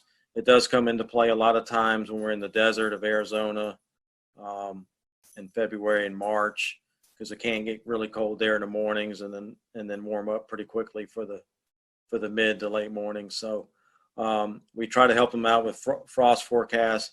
Obviously, you got to just wait for it to melt before you can get on there because you don't want to kill the grass stepping on it. So usually frost delays are not that long. They're usually 30 minutes to an hour, and then we can get out there and play. As far as late in the year, a lot of places where we go is Florida and the Southeast and that kind of thing. So typically we don't deal with frost too much in the fall, but definitely early in the year.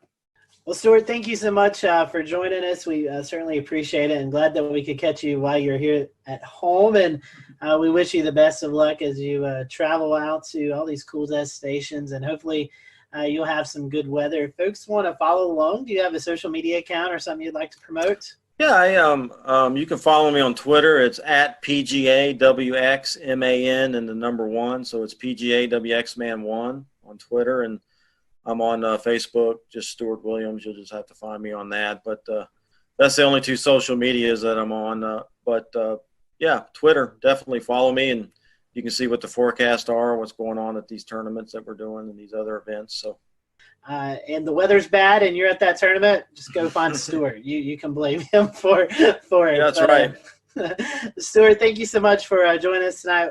As always, we appreciate your time and glad to catch up with you, and I hope to talk to you soon. Absolutely. Scotty, thank you guys for having me on. I appreciate it. It's been a lot of fun, and hopefully we can do it more often. Yes, sir. All right, guys, thanks for watching the Carolina Weather Group. We'll see you back for another episode next week. All right, and that is our interview with Stuart Williams, DTN meteorologist who goes to all the PGA Tour events and provides them on-location weather support. That interview, again, was recorded in February for what we thought was going to coincide with a premiere for the Wells Fargo Championship in Charlotte.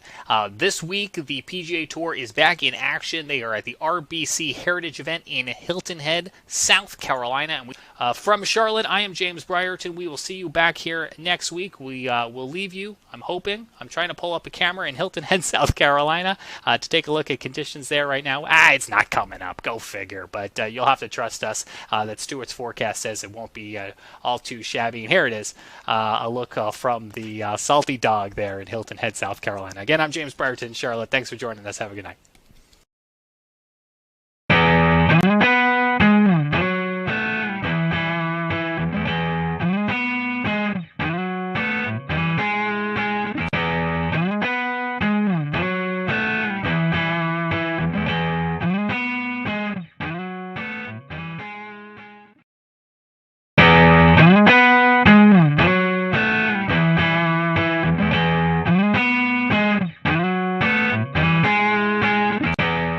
Hello, everyone. Welcome to the Carolina Weather Group. We're happy to have you this evening. Tonight, we have on meteorologist Jim Gandy. If you've been a follower of our show, you've probably seen Jim appear on the show a few times during these bigger weather events with hurricanes and winter storms. So Jim is joining us tonight from Columbia, South Carolina, and we're happy to have him. He was at WLTX there in Columbia, but has since retired. He retired, in fact, last year. Actually, Jim, I think we're coming up on the 1 year mark. Is that correct? Just passed it. It was Okay. June 1st of last year. Yeah, so we've just passed that. So I know retirement life, we were talking a little bit before we started recording here, has been good to you. So we'll talk a little bit more about that afterwards. But 45 years in the business. You're known as South Carolina's weatherman. Tell us how it started. How did your love for weather transition you into being a meteorologist on TV?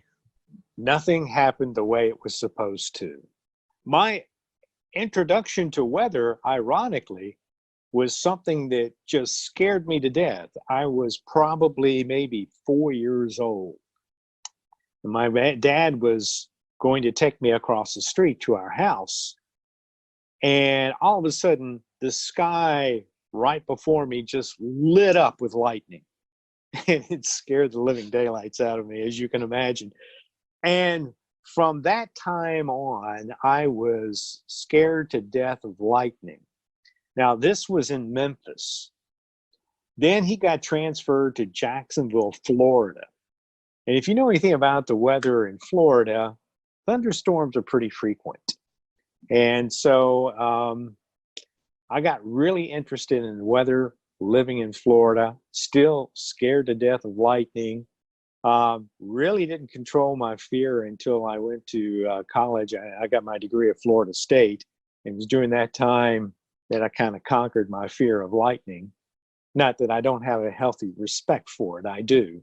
And then I went to Florida State, trained as a research meteorologist, and got out, graduated at absolutely the wrong time.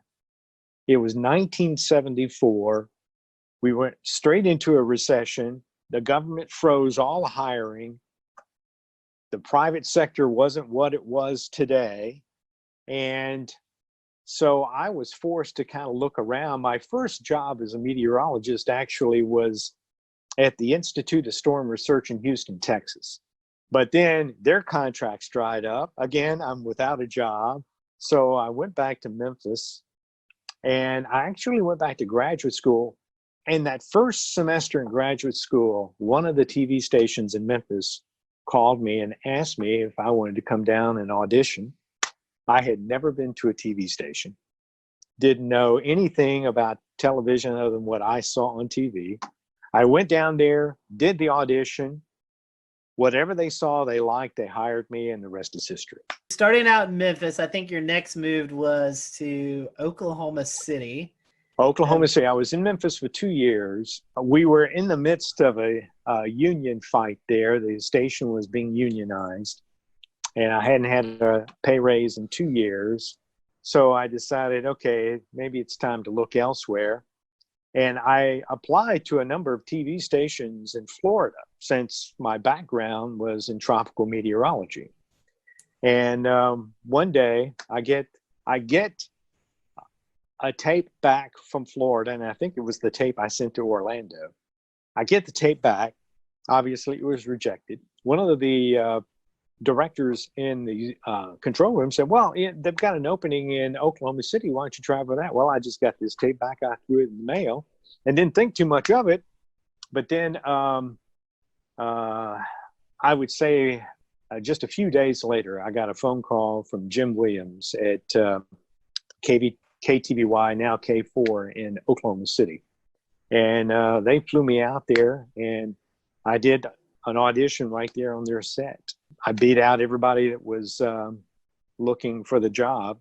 And so I spent almost 5 years in Oklahoma City. Then I went and spent 2 years with Mike Smith up in Wichita at the Kansas State Network. And then I got the job at WIS in Columbia, South Carolina, and was there for about 14 and a half years. And then Gannett offered me a job. And I went and worked at corporate for a year, and then came to Columbia at their station, WLTX, and was there for 20 years.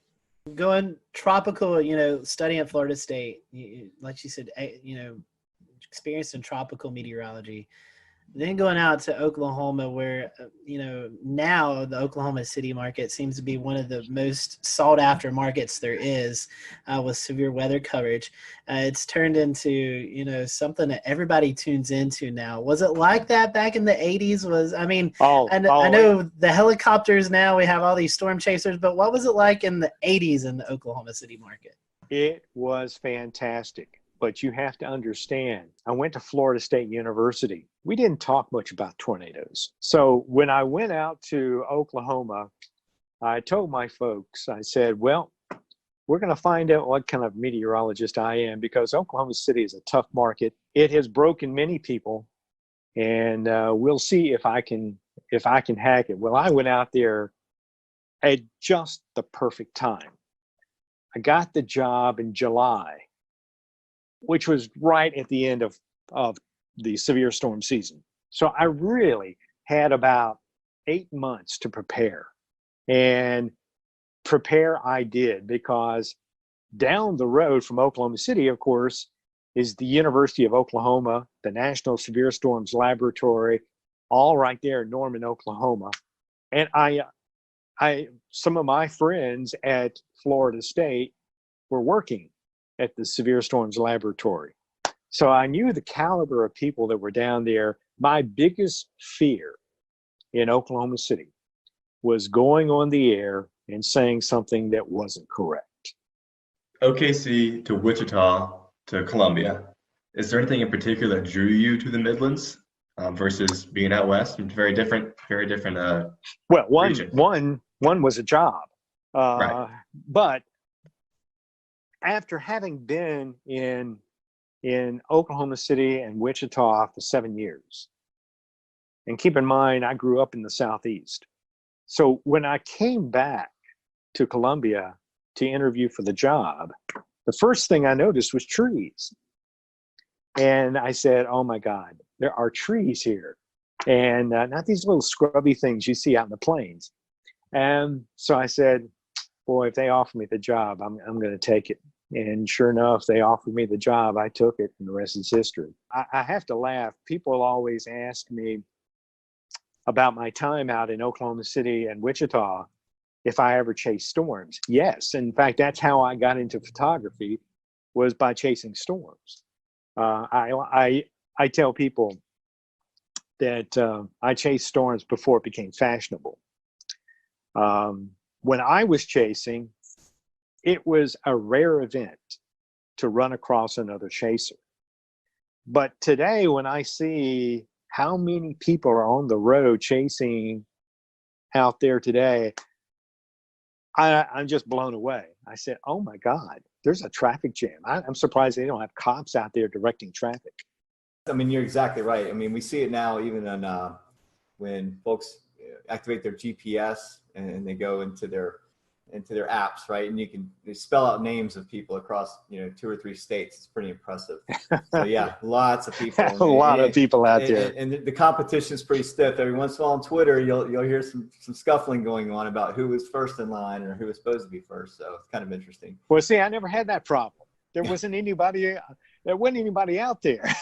If you don't know what you're looking at in real time at the sky and what's going on in the environment, you can learn a lot from that outside of looking at radar and all these products and everything. So yeah, I mean, that's folks have access to that technology now, so they know how to kind of gain ahead. They can jump over to another state where something else is going on. So kind of well, for me, it was fantastic because I could take what I was seeing in the field, and when I went back to the radar, now I could start to put things together. And I think that made me a better radar analyst, because I could see what was on the radar and I could visualize because I had seen it in the field. Right. And so it was a big help. Jim, I want to get back to Columbia. So overall in Columbia, you're talking about 30 years total. 34 years. 34 years. Let's talk about some of the major events, some of the major things you remember from Columbia. I was here during Hugo in '89. I experienced that as a teenager in high school. We left, we went to Union, South Carolina, and came back the next day. And it was just absolutely devastating. But I don't think folks knew what kind of impacts were going to occur inland, especially across the CSRA and all the way up into Charlotte and beyond. So tell us about your experience with Hugo. Well, that was an interesting one because when I came to Columbia, what I had not had to do when I was out in the Plain States was make a 5-day forecast. When I came to Columbia, they insisted on a 5-day forecast. Well, this is 1989. Everybody's doing 5-day forecasts, but granted, they weren't that great. So I had been watching Hugo off the African coast, and I had been reading some of the analysis coming out of Washington. And going into the preceding weekend, they said the weather pattern is shaping up for this hurricane to affect the southeast, which caught my attention. So over the weekend, I'm following it pretty closely. And so I went into work early on that Monday, and I did my analysis. The one thing that struck me was that the computer models were having some trouble. They kept wanting to keep the storm going west. When it came off of Puerto Rico, though, it was moving northwest, but the models kept wanting to turn it west. I have a rule, and I developed this rule in Oklahoma. And that rule is, when it comes to computer models and reality, reality always wins. So I looked at the situation, trying to figure out, why would the storm turn west? I could not find any reason for it to turn west. So I decided there isn't much out there to move this storm. So I pretty much interpolated from the 500 millibars right into South Carolina. So on Monday, that Monday night when I went on the air, I said, I think this is a hurricane that's going to hit us in South Carolina. And I was projecting mainly the low country. And the next day, I expected, it hit after midnight on Friday. So you're more than 3 days out. So I expected, okay, I'll have to change the forecast Tuesday, but we can make corrections along the way. Well, when I came in Tuesday, I was within 25 miles of the projected path. So I decided, if things aren't changing, why change the forecast? So I stuck with the forecast, and it came right into Charleston, South Carolina, and it did quite a number on South Carolina. It was the strongest hurricane to hit South Carolina since the storm in 1893. I want to touch on another major weather event topic, which was the October flood of 2015, which affected not only us at the coast, but again, the connection to Columbia and the tropics and an upper low. And it was just the perfect kind of combination. And so I know that there was dams that broke in Columbia. There was all kinds of flooding issues, you name it. We'll return to Best of the Carolina Weather Group in a moment. Now your Carolina weather forecast. Here are today's forecast high temperatures for North Carolina. Here are the forecast lows for tonight for North Carolina. Here are tomorrow's forecast high temperatures. And here's forecast rainfall across North Carolina tomorrow. Here are the forecast highs for the day after tomorrow.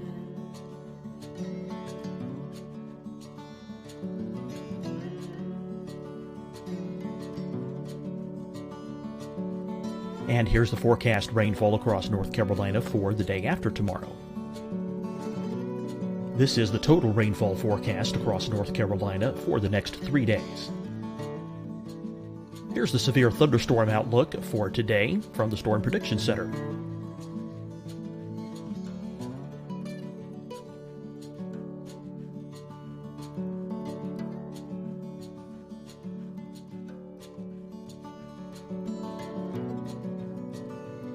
Here are the forecast high temperatures for today for South Carolina.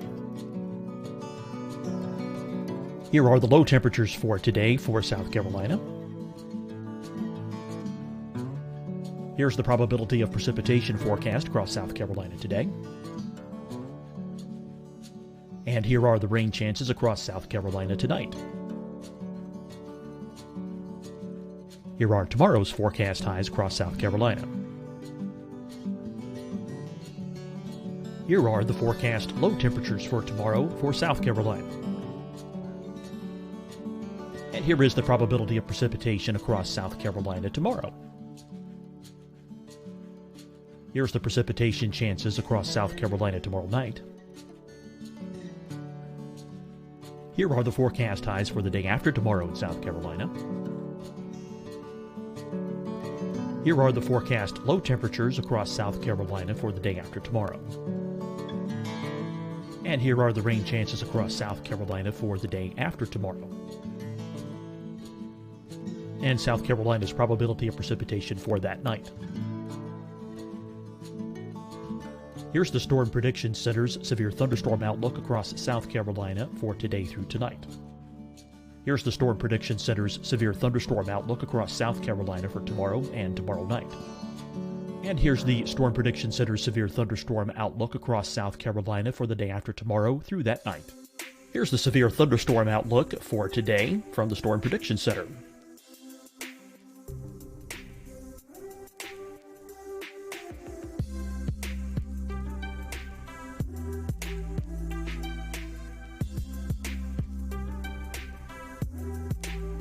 And now here's a live look at weather radar across the southeast.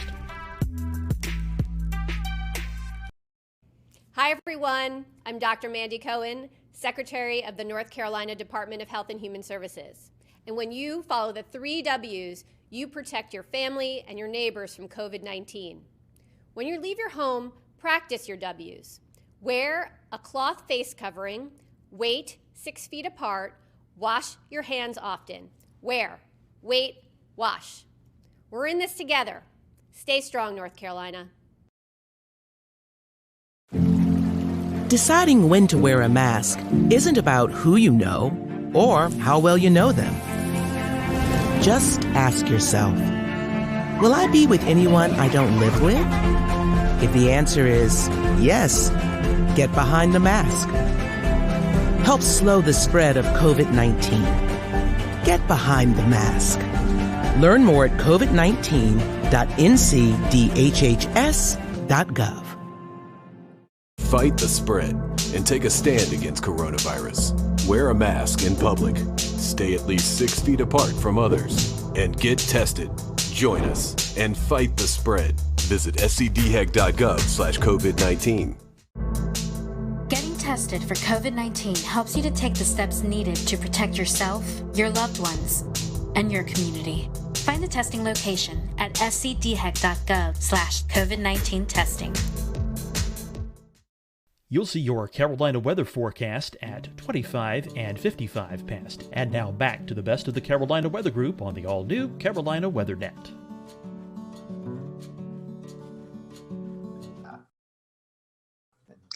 Well, that was an interesting one because if you'll remember, it was Joaquin that came into the Bahamas and went stationary and sat there for a while. And of course, we were all watching it. One of the things early that week that bothered me was that the projection for rainfall for this area seemed to be unreasonably high. Unreasonably high because every computer model had the hurricane passing well east of us, offshore, maybe going into North Carolina. But certainly that would still leave us on what is traditionally the dry side of the hurricane. So, you know, we're talking about this on the air, and of course I was talking with my colleagues there in the Weather Center, and I said, you know, something just does not add up. And so we kept looking, and I kept analyzing stuff, and still couldn't figure it out. I knew that there was some information that we weren't getting. So the National Hurricane Center decided on that Wednesday night they would start flying the high altitude aircraft out toward the storm. And I said, and by the way, I was on conference calls with our corporate people. Tegna owned our TV station. So I was on the conference call and I said, look, we can make all kinds of projections we want, but the National Hurricane Center is going to fly that high altitude aircraft tonight. When that data gets into the computer model, we will know what this storm is going to do. And that was a Wednesday night. Thursday morning, it wasn't so much a surprise, but the projections for the hurricane had it staying offshore, but it did not change the rainfall prediction for our area. And at that point, I realized we're looking at the wrong thing. The hurricane is not the threat. It is the upper level low that is coming down through the Tennessee River Valley that's going to slow down, almost stall over the Florida Panhandle. And it's going to tap a tropical atmospheric river and it's going to direct it right into South Carolina. We've talked about hurricanes, snowstorms, and flooding. Were there perhaps any tornado events that you particularly recall from your years in Columbia? Oh, yeah. In fact, probably the most memorable one was from a tropical depression, 1994. And it was Hurricane or Tropical Storm Beulah. But it hit along the Florida coast, came into Georgia, southwest Georgia, and was heading up toward the Athens area, the center. It happened that we were on the east side at just the right point in the heat of the afternoon. So I went in early to work in preparation for, I guess I got to the station around 11:30. And while Joe Penner, who was doing the weather for the midday show, as he was doing the weather, right after he got off, they issued a tornado warning, and it was for Barnwell County. And I thought, tornado warning? Now, keep in mind, back then, the Weather Service had Doppler radar, but we did not. So I'm thinking, okay, so we went on and gave a warning and everything. And I'm looking at everything as best I can.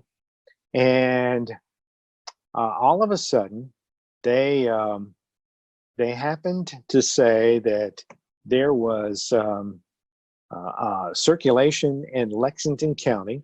It was down near Pelion, I think it was, or something like that. I went, oh my gosh. So I notified the assignment desk. They said, where do we need, do we need to send someone to Pelion? I said, no, don't go to where it's been, go to where it's going to go. So we sent a photographer out on I-20, and I just said, go toward Highway 6, and then we'll see well, he gets to Highway 6, and he misses the turn, has to turn around. When he does, he sees the tornado. And that was the first of something like 28 or 9 tornadoes that day. Switching gears a little bit, Jim, climate change has been something you're very vocal about. Can you talk to us a little bit about that?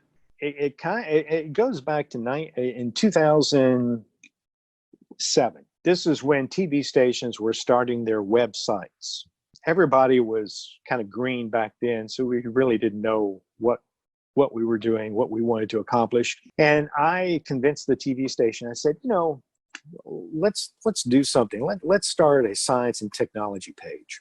But I was also at the time on the station's scientists committee. It just so happens that Joe Whitty, a meteorologist who was on the air in Washington, D.C., made a recommendation to Ed Maybeck at George Mason University. And they wanted to see about educating people about climate change. Joe sends a note to the chairman, who was Paul Gross at the time. And Paul then relayed that message to all of us on the committee. And I had just come inside from working out in the yard, and it said on there that they were looking for an advisor. I said, hey, this sounds kind of interesting. So I responded, but a friend of mine on the committee beat me to it. So when I talked to Joe, I said, well, if you need any help or anything like that, just let me know. A few days later, he calls back. He said, how would you like to be the test case? I got the TV station on board. They supported it. The National Science Foundation gave us the grant. And in 2009, ironically, as ClimateGate was breaking, we were meeting in Washington, D.C. to map out a program that would become Climate Matters. The whole focus of our work was to educate people about how the climate is changing and why it's changing and how it's going to affect them locally. We just wanted to give people the scientific information. What does Columbia, South Carolina mean to you? And then second part of that is, how is retirement life? I worked here for 34 years, so I consider it to be home. It's also a great place to be. The cost of living here in Columbia is really pretty low in comparison to other parts of the country. And actually, you can say that through a large part of the Carolinas. It's not just Columbia, but in this part of the country, the cost of living isn't that great. So it's a great place to live. So if you don't have a vast wealth, it's a great place to just kind of, settle in. As it turns out, I picked the perfect time to retire. I mean, I was already 66, so it wasn't like I was retiring early. So I decided, okay, let's go ahead and retire. This is it. I'll retire, and we'll enjoy life, whatever it is. Last question, Jim. To wrap this up, what are your words of advice for any future meteorology student or anybody that's currently in the field? I read something the other day that kind of struck me. It was a young meteorology student who was struggling or had struggled at Florida State, had gone to another college, had some problems there, but was really passionate about weather. And I thought about it because I felt bad that she was struggling, but I sent her a tweet back, and I said, this might surprise you and will surprise some, but I'm not the sharpest tool in the shed. I struggled as well. I often joke that I enjoyed the course atmospheric radiation so much, I took it 3 times. And you just have to work hard and persevere. When I graduated, I wasn't at the top of my class. But my parents instilled a work ethic. If you want something, you got to work for it. So in many cases, I wasn't the best person on the air. Certainly, I wasn't always the best looking person on the air. I don't have the best voice on the air. I don't even know why I'm on the air, but I work harder than anybody. One of my colleagues once said, you are the hardest working meteorologist I have ever been around. And it's true. When I go to work, I'm there until it's done. 8 hours, 9 hours, 12 hours, it doesn't make any difference. I get the job done. And I always wanted to be the best forecaster. Very thankful for you to join us tonight. If you're still following a little bit of weather, are you doing any updates on social media? If so, how can folks follow you? Follow me on Twitter and Facebook at Jim Gandy WX. That's awesome. Well, Jim, we certainly appreciate it. We hope that you and your wife can get out and travel soon. Hopefully this pandemic mess will come to us soon or end soon, and you can get out there and enjoy the traveling. And we certainly appreciate you joining us tonight. And from all of us here at the Carolina Weather Group, thank you for your service that you've dedicated to the folks of South Carolina over the 30+ years. Thank you for having me. You're welcome. Everyone, thanks for watching the Carolina Weather Group. We'll see you next time.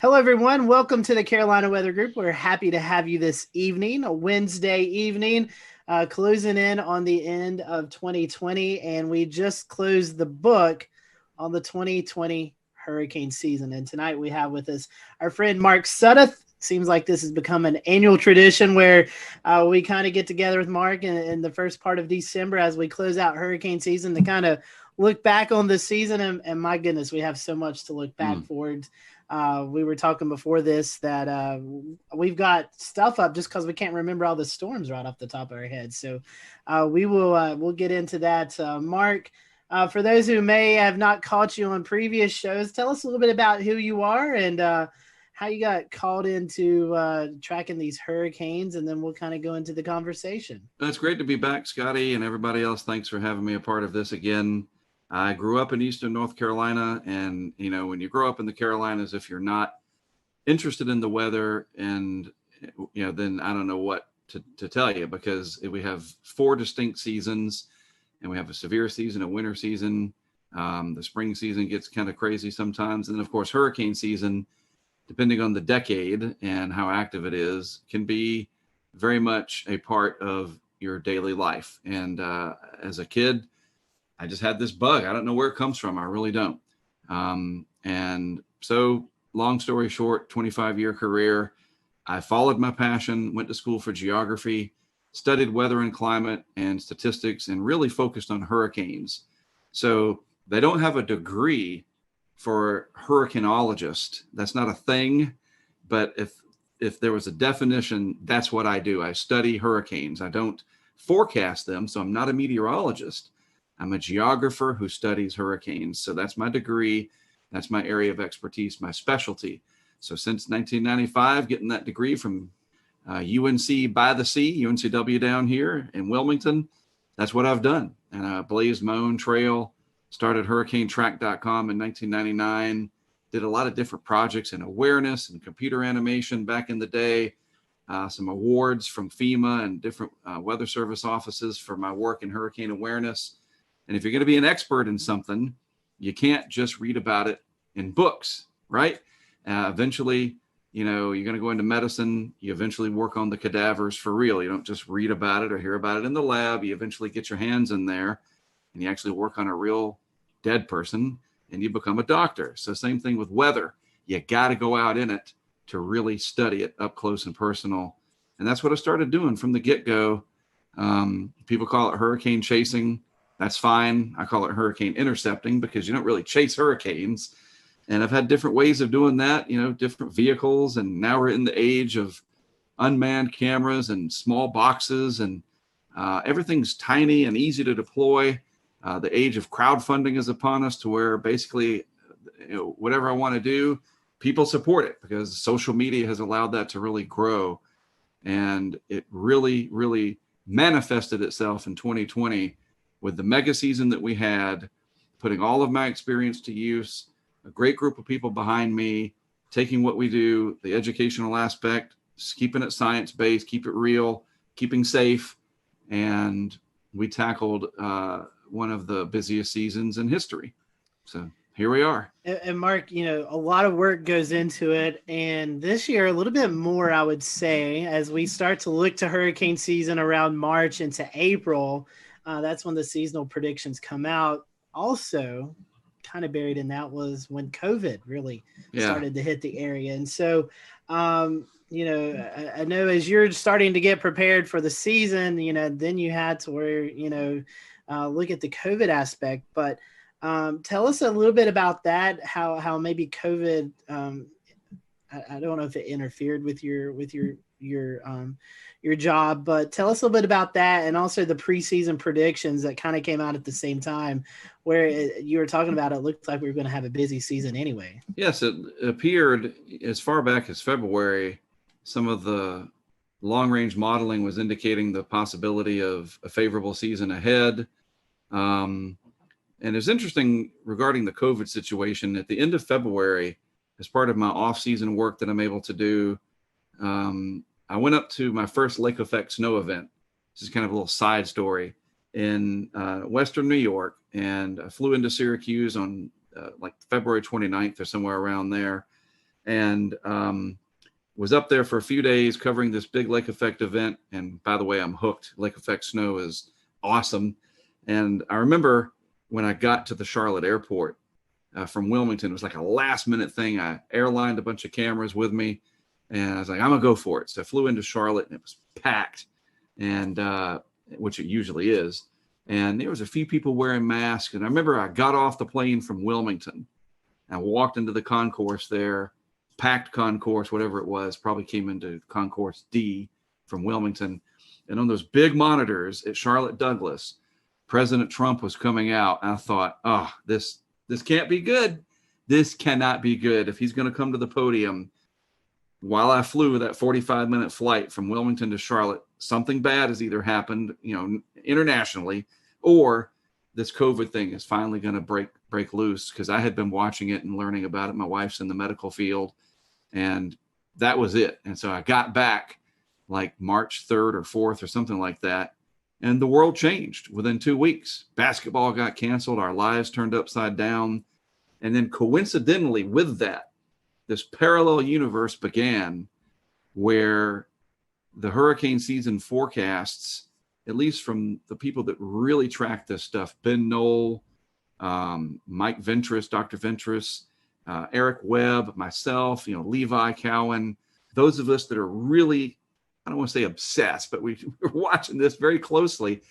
We saw it. It was like, oh man, the modeling showing this standing wave over the Indian Ocean in Africa, and the potential of La Nina and the warm Atlantic. I mean, just the signals were overwhelming. All the while, this COVID thing looked like it was just going to get out of control. And we were very worried that it would get so bad that we might not be allowed to travel interstate wise. And it's interesting, though, isn't it, that once we got to Memorial Day, it's kind of like the country threw up their hands and said, okay, uncle, and we had to deal with the economy. And that's a whole other thing. And as it turns out, we were able to travel just fine. Kind of get to the punchline here from the COVID side. We took precautions. We were smart. If we were in an area where they mandated masks, we wore them. I don't like it. I had to do an interview with a mask on with CBS this morning, and it was the weirdest thing in my entire career. I've got a Hurricane Track branded mask, at least I did that. And the interview, I think it was Omar, I can't remember his last name, sorry. He's 6 feet away or more, and they got this big boom mic like they're shooting a movie, and everybody's wearing a mask, and we're outside. I was like, this is just screwed up. Like, I'm not used to this, you know what I mean? And it just became annoying, that anytime we took pictures or with any of, we were with Cantori during Laura, and we got a group shot with him and Charles Peak, and we all had to put our mask on because you can't put that, So the COVID thing was ever present, always there. But I will say, interestingly enough, we traveled 25,000 miles at least, starting late May with some testing and some other stuff. Tropical Storm Arthur all the way through Ada in Florida. And we had a team of about 5 of us, I think, and not a single one of us ever tested positive for COVID. We somehow were able to avoid it. Knock on plastic. That's spectacular. I mean, that's, just the precautions and the worry and all that, and all that I know you have to do, and the people you have to interact with. Yeah. It's great to hear that, that all of that turned out to be pretty good. So that was a big worry. You're absolutely right. It was a concern of ours. And it's a concern, I'll say this, going into the winter, in terms of how bad things are going to probably get, that interstate travel may become difficult, because I'm in the position to be able to cover winter storms like never before. But that's a story for another day. I think there's some ways to manage it with testing, and looks like I'm going to get a swab up the nose more times than I want to be able to cross into areas like New York. But if that's what I got to do to be able to still do my work, so be it. Maybe 2021 will be a different story 6 months from now. We're hoping so. Indeed. Speaking of hurricane season, traditionally, and this is another show conversation we could have. It starts June 1st, but this year, I guess May kind of threw us a little hint of, hey, this is going to be a crazy season. We had 3 named tropical systems in May. In fact, one being Bertha, just off the coast of South Carolina there. You said you're trying to get out and test stuff, and these named storms starting early. So any recollection on that, where you're kind of in hurry up mode, trying to get everything tested out so you could get out in the field? The end of May, mid-May, really. I think it was like the 18th or so that Arthur formed, and it impacted the Outer Banks indirectly / directly. I mean, it's all in how you look at it. There were impacts there. And then at the end of May, the team and I went out to Texas to test our weather balloon project. We try to do that annually. And we also kind of dabbled in some severe weather ideas that we're going to put forth this coming May of 2021. And during that, as you alluded to, Bertha formed like overnight one night and came into the South Carolina coast. And it's like, oh, well, can't get back in time for that. But it was a low impact event. And then when I got back after Memorial Day, it was time to immediately leave and go to the Mississippi coast and meet up with Greg Nordstrom for Tropical Storm Cristobal. And then we had a little bit of a break for landfall action. And I decided, because I really like to study the monsoon out in the desert Southwest, that at the end of July, I thought, okay, and you guys know this, typically July is when there's the most SAL present, Saharan air layer. The pressures are usually pretty high. We hadn't had any big time main development region like 05 mirroring yet, right? Remember in 05 we had Dennis, early July, Emily, Cat 5. I mean, we didn't have that this year. So I thought, all right, people are starting to fly again. I'm going to take my chances. I took some equipment out there and I went out to the desert Southwest. And what happens? Hannah. And I'm like, I can't. What am I going to do? I'm not going to just fly into Houston and drive down to Kennedy County where there's more cows than people and just stand in it. I don't have any equipment. So Hannah got past me, and I hate it. I hate it when one gets past me. But if there's anyone to miss, it was Hannah. Because look, it came into a county where, the cow to people ratio is 1,000,000 to 1. We've made it all the way to H, Hannah, and if we're going in alphabetical order, and my alphabet correctly, we're going to have Isaias next. That is the most prominent storm that affected the Carolinas this year. Could you go into some kind of conversation about how that went for you and what you saw in the eastern half of the Carolinas? First of all, it was a challenge pronouncing it, and it's funny because now I can say it just fine. And I even had a friend of ours down in San Juan send me a video, and we are getting ready for Tropical Storm Isaias, and I couldn't say it. It was so annoying. And then, of course, after it made landfall, I was able to say it just fine. We thought, that was the end of July into early August, and kind of a little earlier than we expect them around here in terms of the peak. And it struggled and probably kind of left over in that unfavorable mid-level dryness left over from the big SAL events of earlier in the season. But then again, boy, that last 12 hours right before landfall in Brunswick County, Isaias took off. And it was very, very surprising.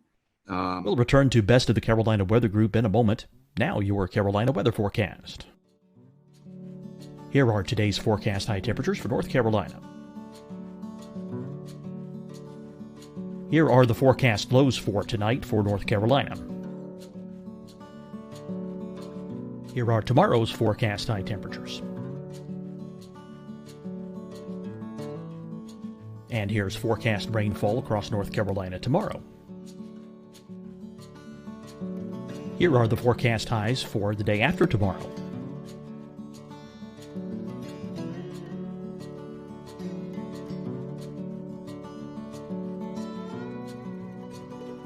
And here's the forecast rainfall across North Carolina for the day after tomorrow.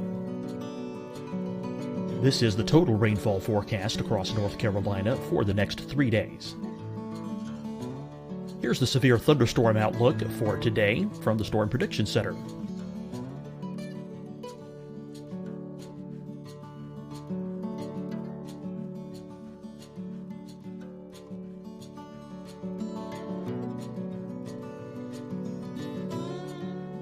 Here are the forecast high temperatures for today for South Carolina.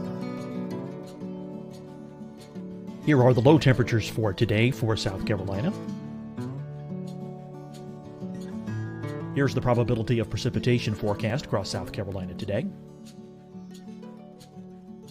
And here are the rain chances across South Carolina tonight. Here are tomorrow's forecast highs across South Carolina. Here are the forecast low temperatures for tomorrow for South Carolina. And here is the probability of precipitation across South Carolina tomorrow. Here's the precipitation chances across South Carolina tomorrow night. Here are the forecast highs for the day after tomorrow in South Carolina. Here are the forecast low temperatures across South Carolina for the day after tomorrow. And here are the rain chances across South Carolina for the day after tomorrow. And South Carolina's probability of precipitation for that night. Here's the Storm Prediction Center's severe thunderstorm outlook across South Carolina for today through tonight. Here's the Storm Prediction Center's severe thunderstorm outlook across South Carolina for tomorrow and tomorrow night. And here's the Storm Prediction Center's severe thunderstorm outlook across South Carolina for the day after tomorrow through that night. Here's the severe thunderstorm outlook for today from the Storm Prediction Center.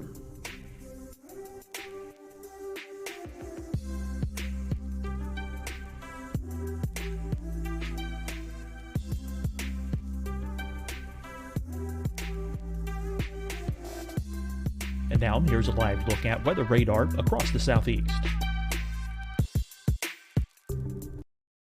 Hi, everyone. I'm Dr. Mandy Cohen, Secretary of the North Carolina Department of Health and Human Services. And when you follow the 3 W's, you protect your family and your neighbors from COVID-19. When you leave your home, practice your W's. Wear a cloth face covering, wait 6 feet apart, wash your hands often. Wear, wait, wash. We're in this together. Stay strong, North Carolina. Deciding when to wear a mask isn't about who you know or how well you know them. Just ask yourself, will I be with anyone I don't live with?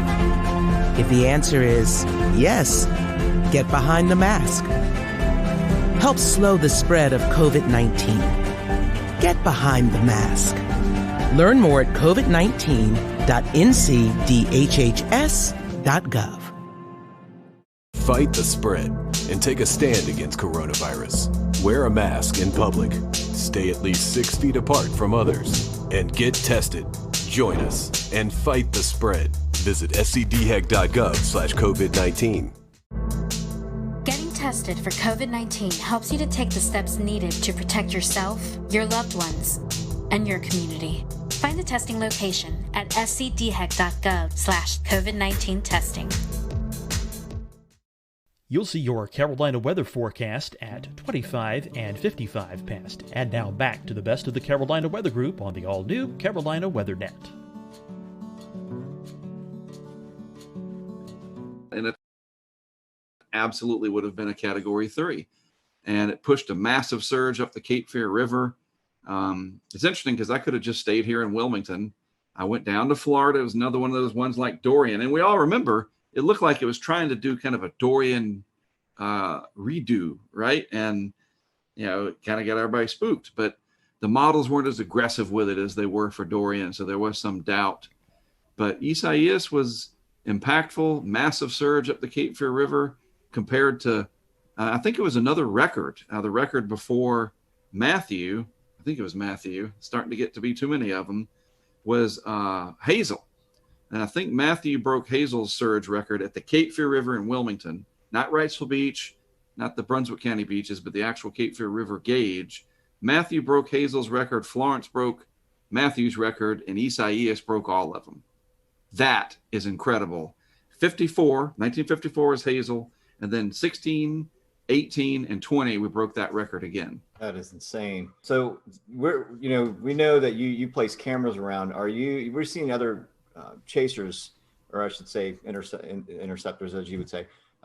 Tim Reed, for instance, they're starting to bring they're bringing more gadgetry into the chase, right? So are you bringing anything else? Like they have the Surgeonator. Are you bringing like, water level meters or anything like, I know you have anemometers on hand and cameras, but what else are you bringing for your equipment for these interceptions? Well, first of all, it's great that other people are able to fund and do these things. And no matter what you name them and who they are, if it benefits the science at the end of the day and creates public awareness, it's a big enough world that, hey, bring it. That's great. The more, the better. I wish I had time to sit back and watch what some of these people were doing more, but we're all so busy. We hardly even get to see each other, especially in a season like 2020.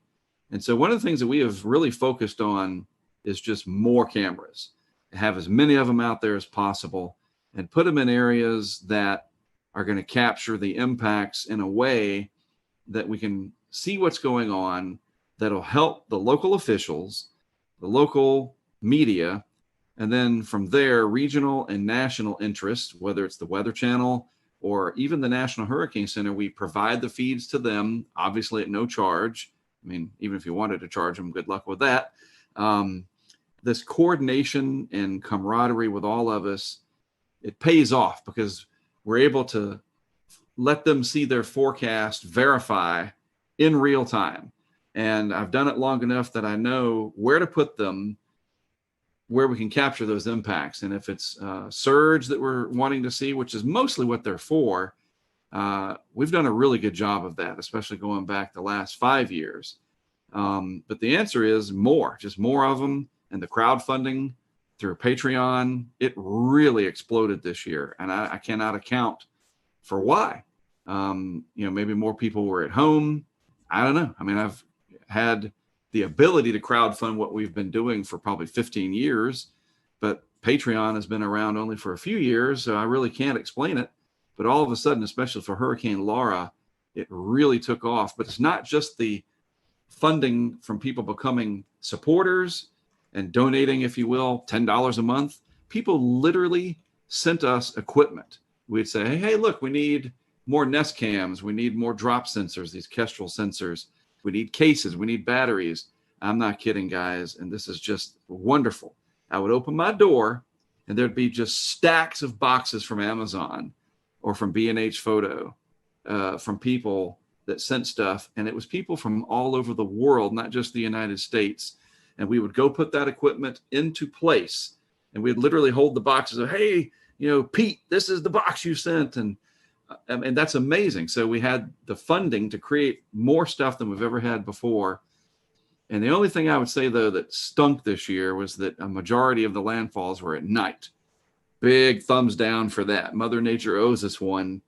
And that was really horrible, and that limits the ability to see the effects. Because here's what I say about the video. Video is data. And that's a real thing. It's called photogrammetry. And we use that very much in our work to see patterns, just simple things like seeing high water marks, to the timing of everything, the direction, and we can extract data from that video for years to come. Altogether, if you are one of the people that is helping you set up equipment, what does the kind of average day look like for you all as a storm approaches and the morning starts, and what does it look like from that point out? That is a great question. Nobody's ever asked it that way before. I'll say this year, it was the most well-oiled machine that we've ever had. And I owe that to the tremendous amount of support that we had through crowdfunding, that we were able to afford hotel rooms for each individual team member. Because, and you say, well, why is that important? Because sleep, or the lack thereof, is your biggest enemy. And you start making mistakes when you're sleep deprived. And that becomes a safety issue, and it becomes an operational issue that you can screw something up and you don't get another chance at it. But safety is the primary concern. So everybody gets a good night's sleep because everybody's got their own room. So you're not having, Brent over there, Greg over there messing with his phone, or I'm trying to watch the latest Office episode on my iPad to take my mind off of things and I keep him awake or whatever. So when we get up, we all get together and we just kind of see what's happening. What's the latest track show? What's the latest from the Hurricane Center? We have people from the outside feeding us information. And it's just amazing, Dan, how laser focused we are.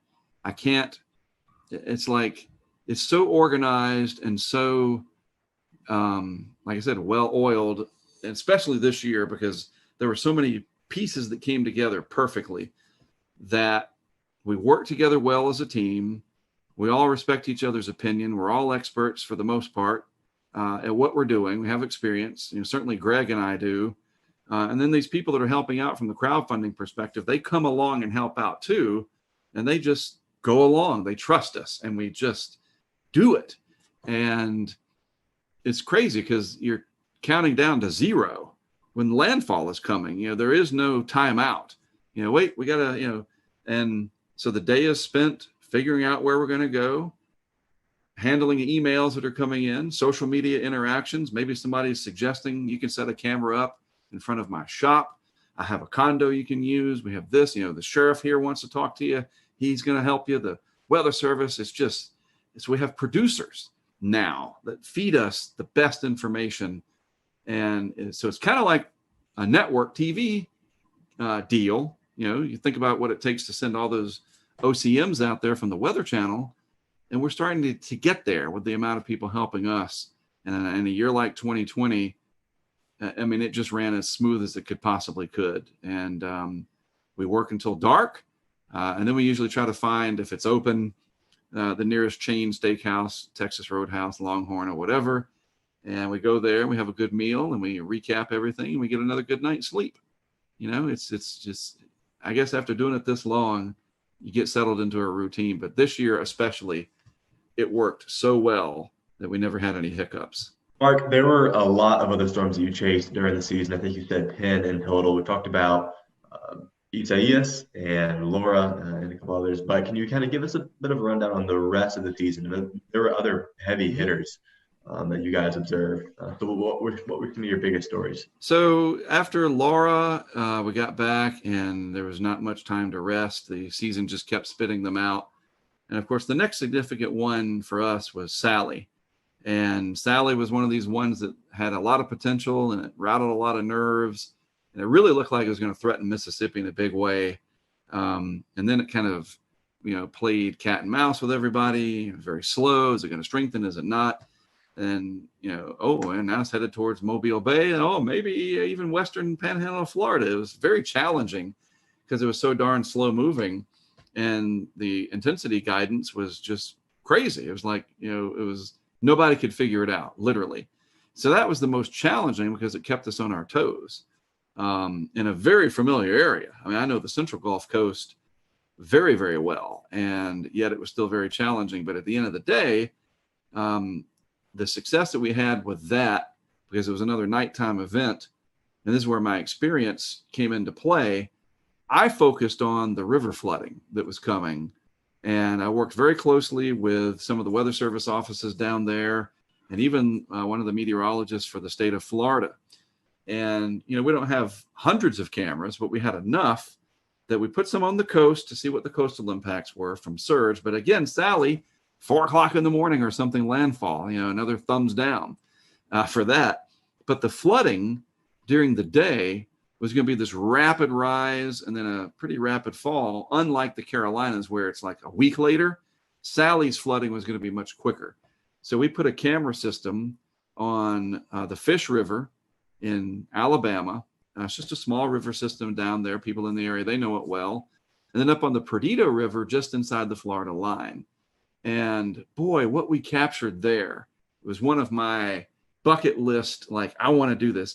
The river forecast was for record-breaking crests, in excess of 20 feet for both of these, if I'm not mistaken. So we purposely put both camera systems at about 7 feet. And exactly what you think happened. They went underwater. And the one in Fish River kept going. It was a GoPro camera. We didn't have enough. The live signal was not strong enough there. And that camera, you see the water come up, it submerges the camera. And then because of all the red clay and the soils down there, the water turns blood red. And we estimate, because the camera was 7 feet, the Fish River crested at 20, 21, that the camera was more than likely under 5, 6, 7 feet of water for about 8 hours. And that little box that it was inside of, the GoPro, not even a molecule, a compound molecule of a hydrogen or an oxygen to be found. Absolutely bone dry. And that is amazing footage. And it'll really help to show the impacts of river flooding. We had pressure sensors out as well. The eye went right over one of them in Gulf Shores, Alabama. But again, the darn thing hitting at night, there was just not much we could do in terms of the visuals. So you have to shift and say, okay, what are the other impacts here? And that river flooding, that's what I wanted to take away. And that's exactly what we captured. Then I'd love to ask just real quick, because you just mentioned that. how do you get the live data out of these stations in conditions that would generally seem hazardous and maybe not conductive for good coverage? We use Verizon as our LTE provider, and I am a Verizon customer. They're not a sponsor. And so I'm just putting that out there. They don't pay me to say that. And it's just a matter of luck, honestly. Their engineering and their mitigation that they put in, they don't want their network to go down. Sprint doesn't, AT&T doesn't, because people get mad. And we need the network to stay up. Obviously, all of us do. And there are conditions where, yes, it will go down. We lose our feeds, especially in big hurricanes like Laura. They'll go offline, certainly. But that's what the GoPros are there for. They back up those live feeds, especially if it's going to be in the daytime. And for Sally, slow moving, not really intense. And so you're not going to get like a gut punch to the network. It's more of a long process. And everything stayed up as far as I can remember. But that's what we do, is we use Verizon LTE, and we will be investing, because of our strong support from crowdfunding, some of that money into even more technology for 2021 that'll give us hopefully double the bandwidth, if you will, or at least the range to pick up towers. Maybe the tower nearest our camera is out 5-10 miles away. We could pick that one up. We've got somebody from Washington State who's donating some equipment to make that possible. And always trying to do it better, keep that mousetrap ever improved, right? Well, I didn't mean to interrupt your the rest of the season recap, but after that storm, what else did you investigate? It's interesting. Sally turned into Beta. We went from Sally to Beta. It's like, how did that happen? Because it was just this flood of activity. We had a big burst. We ran through just about everything that was left. Teddy, Vicky, Wilfred, subtropical storm Alpha. Boom! Now we're up to Beta, and Beta was threatening Texas. And so that was the longest stretch that I was gone. I was gone for 2 weeks. And that was weird. It was just like, man, I've been gone freaking forever. Anyway, so I went over to Texas for Beta, set up a lot of equipment. It is the cool part about Beta, a little side story. I put one of the remote cameras on the piling of a house in Surfside Beach of one of the executives that works for the Weather Channel. He's a friend of mine, and it's no secret. His name is Tom Lee, and he's one of he's up there, right? And he has a house. His family has a house in Surfside Beach. And I was like, hey, you got a house down here, where is it? And I looked it up, and I was like, whoa. I drove down there, and it was pretty exciting. They had some waves coming in, and I even flew the drone down there, and it was pretty remarkable. And I put a camera right on his piling. And it turned out it was a really good shot because the power didn't go out, and these Nest cameras do really well at night. And you could just watch the Gulf come in and out on the tides from one of the executives of the Weather Channel, right at his house. And he thought, hey, pretty good way to keep an eye on my house. And we met a lot of cool people down there, as we always do. And the people that we meet is remarkable. And we just started thinking, this is a Greek name. We're up to Beta, and I can't remember what the date was. It was like late September, I guess. And we're already to the B of the Greeks. It's like, geez, where's this going to go? And now, of course, we know it kept on going. But after Beta, there's a little bit of a lull, just a little. And then it was Delta. And I guess now's as good a time as any to get into Delta. And the thing about Delta, I'll say this. I saw a lot of people, you get the hype of something, and then you get the anti-hype. And I think both of them can be dangerous, obviously. People that will put the one snapshot of the 40-inch snow, the Cat 5 hurricane parked over Charleston from the Euro 10 day or the GFS 9 day. You see it all the time. We know. But then you got the guys and the gals on social that they want to play the other side, that I called it, that it wasn't going to be anything, and da-da-da-da-da. It's like, just stop. I don't want to tell you what to do, but stop. Just go down the middle and just look at the facts. And there were so many people saying that Delta was probably not going to amount to much because the Gulf had cooled because we had those early cold fronts. But there was this research that I had looked into from one of the HRD people and other aspects that, and it wasn't like the 26 Celsius isotherm was 400 miles south of Creole, Louisiana. It was like 20 miles, man, and there's other factors at play. You guys know this, that it's not just baroclinic stuff, but it's not all about sea surface temperatures and upper ocean heat content. There's more to it. If the atmosphere is primed, you're going to extract every bit of latent heat out of that Gulf that you can possibly do. And that's exactly what Delta did. And that thing exploded and became a very powerful hurricane for that part of October. And it was, if it wasn't for Laura, Delta probably would have been the big story for Louisiana. As it stands, it came on top of Laura, which was weird. Like, you're driving around setting stuff up and you're like, there's still stuff wrecked from Laura. Debris piles 10, 12 feet high. And we're putting cameras up in the same place. And gosh, that was so bizarre. Delta came in right at dark. By the way, that was the closest that we came in 2020 to launching our weather balloon in the eye of a hurricane was Delta. We were ready out in somewhere in South Central Louisiana. The eye kind of never calmed down for us where we were. It was filling, as they say, and it was never had the calm winds, and it was getting dark. It came close on Zeta too. We'll get to that. But Delta, like, the countdown was on. You're like, okay, let's do this, turn on the this, to that. We were ready to go through the checklist, and then it got dark, and it was still like 60, 70 mile per hour wind, even when there was no rain. It was weird. When the backside gets hollowed out, they just tend to do that. Delta was amazing because when it was over and we went back to pick up our equipment the next day, they had no barricades, no police, no parish sheriffs, whatever they're called down there, nothing. And that's just Louisiana. It's like, hey, you're going to be dumb enough to go and get yourself killed, we're not going to stop you. And we went down and started picking up our stuff, and there was nobody down there. And I don't mean like, it's a few cars. There's nobody, not a single living human being down there. They had all evacuated or they were already gone after Laura. And we went down to get our stuff. And that's one of those moments that there's just no way to describe it. It got dark. We had to get over to Creole and get the last camera from Creole. And when you say that the Milky Way came out, because there was no lights on, that's an understatement. It's like the closest you'll ever get to primordial Louisiana in the Jurassic era is after a hurricane like Delta, which was on top of Laura, that just took the grid out. There's not a light within 50 miles.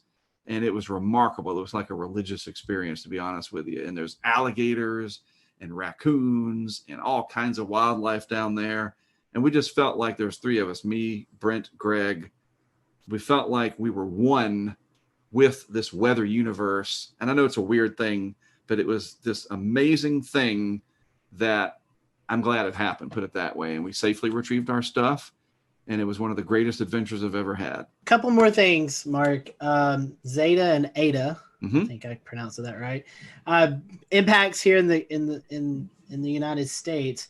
But after that, we had a couple of storms, Theta and Iota, that just wreaked havoc on Central America. I mean, these were strong hurricanes. So as we kind of round out the Greek alphabet, what's your? I mean, I know Eta and Theta, Eta and Zeta, you were able to be a part of, but not the last two. But what's your memories of those last four storms?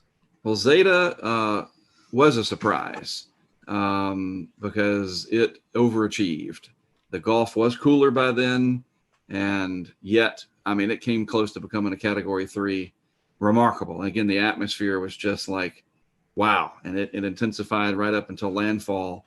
And it had major impacts in Louisiana and Mississippi. Greg Nordstrom has damage to his house. Nothing significant, and it's all insured and so forth. But he became the hunted.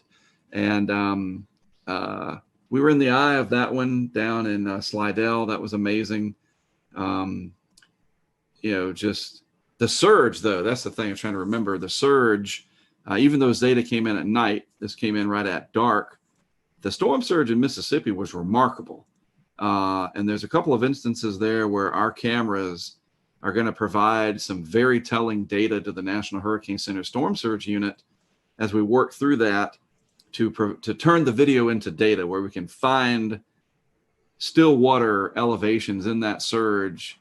And you know how we're going to do it, even though it got dark, we're going to use the transformer explosions and freeze frame that at some of these peak surge times and enhance the video and try to find the high water mark on a building that we can definitively go out and survey and say, oh, look. And as an example, we had a camera on the backside of the Hard Rock in Biloxi. There's a little marina back there. And that camera box was at 4 meters or 3 meters, 4 meters above the water. And the camera went underwater, and it actually took out the camera. And some of that was wave action. But in those waves, and Shay, you know, all of you know this, you smooth it out and you can get that high water mark from video. And we're really looking forward to helping the Hurricane Center Storm Surge Unit with that as we go forward. So Zeta was very successful, surprising again, because it you know, it's getting on, it was freaking 2 days before Halloween, right? And very strong hurricane into the central Gulf Coast. And then Eta, boy, what Eta did down in Central America, and I will be on record as saying that I am 100% in that they will upgrade Eta to a Cat 5 in the post-analysis, because you remember the recon planes were going down there and they had to turn around and come back, and it just, we missed a lot of data. But then when they finally got in there, there was some to support. I just think in the off season when they do their analysis that the wind and the Doppler and the SFMR data will show that Eta was our second Cat 5 of 2020. I'm 99% sure of that. And then, you know, it looked like it could come around and be a real big problem for Florida. Luckily for Florida, it was not a real big problem, but it gave me an excuse to go down to the Keys. So I did. And that was honestly, I really wanted to go down and kind of know the lay of the land for a future event. I've never been to the Keys for a landfall, believe it or not, in my entire career. And so I went to the Keys. We dealt with it down there. Wasn't too big a deal. And then we went up to Tampa, St. Pete, another place that I haven't been to, and set up camera equipment around there, worked with some of the locals that knew the area really well. That helped a lot, and we nailed it. We got some amazing storm surge shots right along some of those causeways, and I felt like Eta was another one of those warning shots that was a November tropical storm, and if it had been a month earlier, it would have been a lot stronger if everything else was equal, and Tampa Bay would have had an 8 to 12 foot surge, not 2 to 4 that they had. And it just shows you, you know, bypass them and then it kind of died out going into Cedar Key. Man, it just shows you how vulnerable Tampa Bay. We'll return to Best of the Carolina Weather Group in a moment. Now your Carolina weather forecast. Here are today's forecast high temperatures for North Carolina.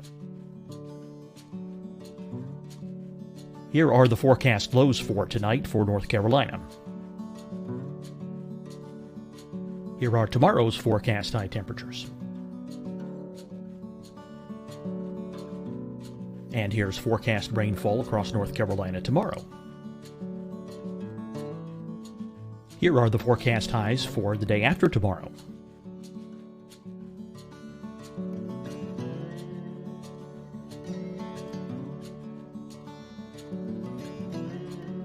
And here's the forecast rainfall across North Carolina for the day after tomorrow. This is the total rainfall forecast across North Carolina for the next 3 days. Here's the severe thunderstorm outlook for today from the Storm Prediction Center.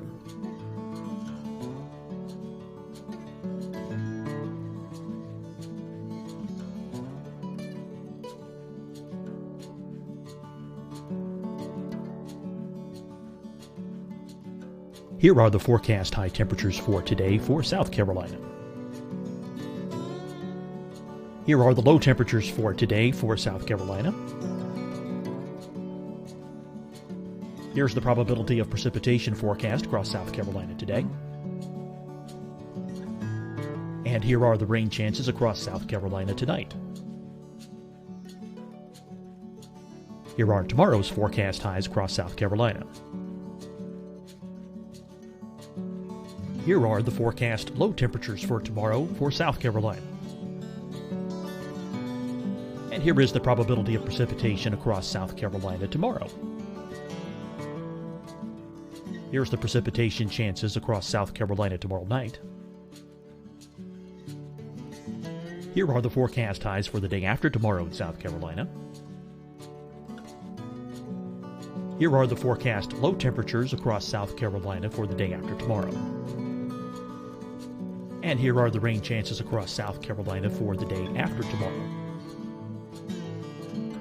And South Carolina's probability of precipitation for that night. Here's the Storm Prediction Center's severe thunderstorm outlook across South Carolina for today through tonight. Here's the Storm Prediction Center's severe thunderstorm outlook across South Carolina for tomorrow and tomorrow night.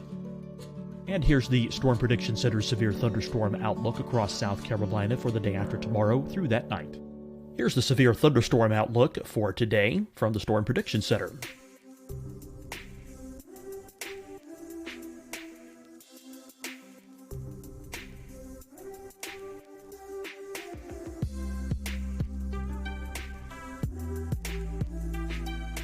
And now, here's a live look at weather radar across the southeast. Hi, everyone. I'm Dr. Mandy Cohen, Secretary of the North Carolina Department of Health and Human Services. And when you follow the 3 W's, you protect your family and your neighbors from COVID-19. When you leave your home, practice your W's. Wear a cloth face covering, wait 6 feet apart, wash your hands often. Wear, wait, wash. We're in this together. Stay strong, North Carolina. Deciding when to wear a mask isn't about who you know or how well you know them. Just ask yourself, will I be with anyone I don't live with? If the answer is yes, get behind the mask. Help slow the spread of COVID-19. Get behind the mask. Learn more at covid19.ncdhhs.gov. Fight the spread and take a stand against coronavirus. Wear a mask in public. Stay at least 6 feet apart from others. And get tested. Join us and fight the spread. Visit scdhec.gov/COVID-19. Getting tested for COVID-19 helps you to take the steps needed to protect yourself, your loved ones, and your community. Find the testing location at scdhec.gov/COVID-19 testing. You'll see your Carolina weather forecast at 25 and 55 past. And now back to the best of the Carolina Weather Group on the all-new Carolina Weather Net. To hurricanes, and you never know. Sometimes the end of the season kind of shows you where you're going to pick up the next year. I've learned that. It's not always a good match, but sometimes you can get some clues from that clustering. And especially if we're going to happen to have 2 very similar years to each other. Maybe that's a warning shot. And then it was Iota. Theta, I think, was like I don't even remember, didn't do much out in the Eastern Atlantic, I think. But Iota, wow, that was, poor Central America. And I was in touch with a guy on, I guess, Facebook Messenger for the Hurricane Track page who lives down it's the island that's south of Providencia. He was real worried about it, and it reminded me of Irma when I was communicating with a guy on Facebook that lived on St. Bart's. He was scared for his life because 185 Irma was coming for him, and this guy was down there on that island south of I think it's San Andres or something, south of Providencia. Of course, that island, Providencia, these are Colombian governed islands, was just annihilated. We saw the devastation from there. And that was it, thankfully. Iota capped off 30 named storms, the ace of around 180, right? 13 hurricanes and 6 of them, whatever it was, major, right? Something like that. Start to even remember. And maybe that's it. Maybe we'll be done for the whole, we won't be like 05 and we're still naming these things in January, but I wouldn't be surprised if we get something in the subtropics at this point. Well, Mark, one more thing to kind of wrap up this hurricane season. And we talked a little bit about it earlier. is how many storms we saw this rapid intensification, Yes. a day and a half before landfall. What's your thoughts? I'm not asking for scientific or, Right. just what are your thoughts about that? I mean, because, you've mentioned previous, sometimes these seasons kind of foretell what's going to happen next season. This is a scary trend, and it's a trend that really needs to be watched. Well, the simple answer is it's concerning, because we look at the ACE, and some of that ACE, the accumulated cyclone energy, was generated, like we look at Laura, it was a 150 mile per hour hurricane, but it did so in that last day before landfall. And Michael did the same thing in 2018. Matthew rapidly intensified on approach to Florida. And, it was very fortunate for Florida that it just scraped by 20 miles offshore. Dorian stopping, I don't know, whatever it was, 180 miles short of West Palm Beach or vicinity as a rapidly intensifying Category 5. And we're getting real close here to some absolutely mind-boggling disasters, because these hurricanes are intensifying close to land. Eta and Iota both intensifying real close to South America like they did. That was a similar theme in 2005. Now, we had a much higher ACE score in 2005. And you say, well, yeah, there's a lot of, we had 4 Cat 5s that year. Well, think about it. Here's a similarity. All 4 of those Category 5s in 05, yes, they were much stronger than what we had in 2020, looking at the big picture. But Katrina, the entire life cycle of Katrina was about 5 days, the whole thing. And in that 5 days, it became a Cat 5. Rita, same thing. Tropical storm in the Bahamas, Cat 5 in the Central Gulf, makes landfall as a 3. The whole thing lasted less than 5 days, roughly. Wilma, a little longer, but it rapidly intensified. Twice, once on the approach to the Yucatan and another on its way into Florida, and it made landfall as a 3, if I recall. Emily, Dennis, both, Dennis almost was a Category 5, rapidly intensifying. And here's the common thread. They all did so probably west of 75 degrees longitude, not like Irma, which was a Category 5 way out in the Atlantic. Florence, way out in the Atlantic, very strong. Ivan. These long track hurricanes are so different than these ones that blow up in our backyard. And it's not just the United States that has to deal with these. Central America, Cuba had to deal with Gustav doing that in 2008. But there's this weird common thread between 05 and 20 that these massive hurricanes that we did have strengthened so quickly in our backyard. I don't know why. I don't know exactly why. Can you attribute it to the La Nina and the favorable pattern right over that area west of 75, south of 30 north? There's something going on there. And, that's the thing. Can we see that kind of a pattern again ahead of time? And no, this is our bubble. This is our area we got to really look out for. Maybe that's one of the next things that people like Dr. Klotzbach or Eric Webb or Levi Cowan, who works down at HRD now, maybe they can work on that pattern recognition for that favorable bubble that's going to give you those strong hurricanes. And if they're close to land, we really should know that. And kind of piggyback off that, we've had a few Twitter questions come in. Matthew Harding wanted to know, do you think we'll see something similar in 2021 that we've seen in 2020? I mean, I guess to kind of piggyback that, what is your outlook as we go into next year's tropical season? Well, I think and this is so easy to understand, it's highly dependent on the state of the ENSO.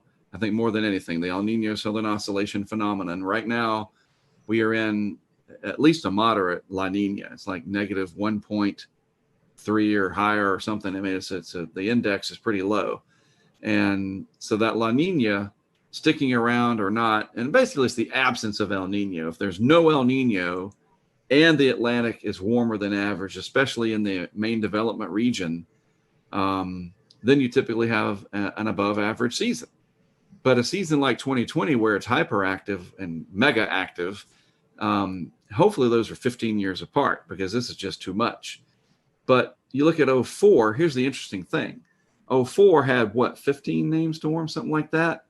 And the ACE score was way higher than 2020's was in 04. And yet 05 almost doubled the amount of named storms of 04. Its ace was a little higher, but they were back to back. You know what I'm saying? So I don't think you can look at that and say that 2020 is the 04 of the 04-05 combo, that 2021 would have 35 named storms or 40. Maybe it's a little bit of a reverse, that next year we have 15 to 20 named storms, but some long trackers, that the overall pattern stays favorable. Maybe that bubble shifts back out towards the Southwest Atlantic and maybe Florida and the Carolinas comes into play. There's just no way to know this early on. But the biggest thing to track, it's easy to do, is the anomaly data, the state of the INSO, how the Atlantic's doing. And if those two puzzle pieces, a negative INSO and a positive AMO, or just a warm Atlantic, doesn't even have to fit the classic anti-Atlantic multi-decadal oscillation. I know I'm throwing all these terms out. But if the Atlantic's warmer than the Pacific is, look out, generally speaking. We're basically going to need an El Nino to save us. And then that's going to have its own set of problems because the globe will be like 5 degrees warmer than it should be on average or some stupid stuff like that. I mean, we can't win. Yeah, you're right, Mark. I mean, I think the positive AMO definitely attributes to it, even positive NAO. Right. And then you add the Madden-Julian oscillation, which allows for the shearing effect to lessen across large portions of the Atlantic. And you get that combination. That's what we had this year. I mean, I can't count how many phase 8s we had, which basically it parks itself over us where there's less shear. Right. But there were several iterations of that. And even when there was not in that phase, there was still these, rapid intensifications occurring, even with shear. They would find these little pockets. And take advantage of that. But, 2021 will probably be another active season because I've never seen that we have an El Nino after a strong La Nina. I cannot recall the last time that happened. There's always a first. And we know that the Euro, we talked about this before going with the taping here, or the recording. Who tapes anymore, right? The Euro, I think, is always going to want to show an El Nino or a warming INSO. It's just the way it is. It's got a warm bias for that. But we'll keep an eye on stuff like the Southern Oscillation Index. And as long as that stays wildly positive like it has been, that's literally a good barometer, quite literally, to follow that. There's ways to watch. That's what's so neat now is we can actually watch it. It's kind of like watching the NFL in the off season. The Super Bowl is over and then the Pro Bowl is over. And it's not like, oh, that's it. There's an entire network dedicated to the NFL. We have a network dedicated to weather. That's the Weather Channel. There's other channels too, but it doesn't all end on December 1st. We're on top of it until the next season. And we're getting better. I'll go back to the start of this whole thing. We saw this coming in March and April. Not to this extent, and you can never get the details. But the overall pattern was very well telegraphed. I think the best in any of the modern age of numerical weather prediction. Yeah, I certainly agree. Speaking of 2021, hurricanetrack.com. What are you looking forward to next year, Mark? Any exciting projects? I know you've this year I've been seeing you've been doing some discussions with several guys in the tropical world and doing some off-season discussions. So what's going on over at hurricanetrack.com and what are you guys working on for next year? A lot of projects. We had a great group of people that volunteered to help out this year. That really helped our back end, and and we grew the crowdfunding substantially, which was a very pleasant surprise, and especially to be able to reinvest into more equipment to do more things. Obviously I want to be able to support my family and have a career out of this, and that helps that. Since I'm independent, this is what I do for a job. But it's the way it grew and how fast it grew, and to the extent that it did, meant that we were able to afford more stuff. And we put that stuff into action, and that's what we want to keep doing. And we're definitely going to have a much stronger initiative in the off season, to the extent that we even have a new logo, a new branding. And it's my Twitter handle logo right now. I think it's on Facebook as well. Haven't changed YouTube yet. I'll have to do that. But it's like it says Hurricane Track. It says off season, but it's a winter look. It's got a snowflake instead of a hurricane, and some wintry colors. And it's funny because it was a high school kid from Illinois that designed that for us. I don't have time to learn Illustrator and do that. I used to do that many years ago. That's that whole idea of people helping out, man. It's incredible. So our goals. I want to have the opportunity to go out if let's assume these events happen, first of all. A really big bomb cyclone nor'easter kind of deal. Is it New England? Is it the Northeast, the Mid-Atlantic proper? I don't know. I don't care. I just want one of those. My favorite is Situate down to the Cape. Those are my favorites, to be honest with you. I want one of those. I'd like to put in an order for a big bomb cyclone, winter storm, preferably in February. A big lake effect event in Western New York, where I was last year from Syracuse up to Watertown through the Tug Hill Plateau. I know there's other areas, Cleveland, Buffalo, etc., but I really like that part of upstate New York. So I want a big lake effect event. Then a high plains blizzard, one of those bomb cyclones that moves out of the Front Range, 980 on the pressure, big comma shape out over the Great Plains. I got a good friend and colleague up in Sioux Falls, Derek Thompson, who's got a nice Mesonet truck. I'm going to send him some cameras. He's going to put them out. My goal is to fly into Denver, rent a vehicle, bring some cameras with me. We scatter them around South Dakota, out in the Black Hills. Nobody's ever done that. You got traffic cams and you got storm chasers. And again, they do great.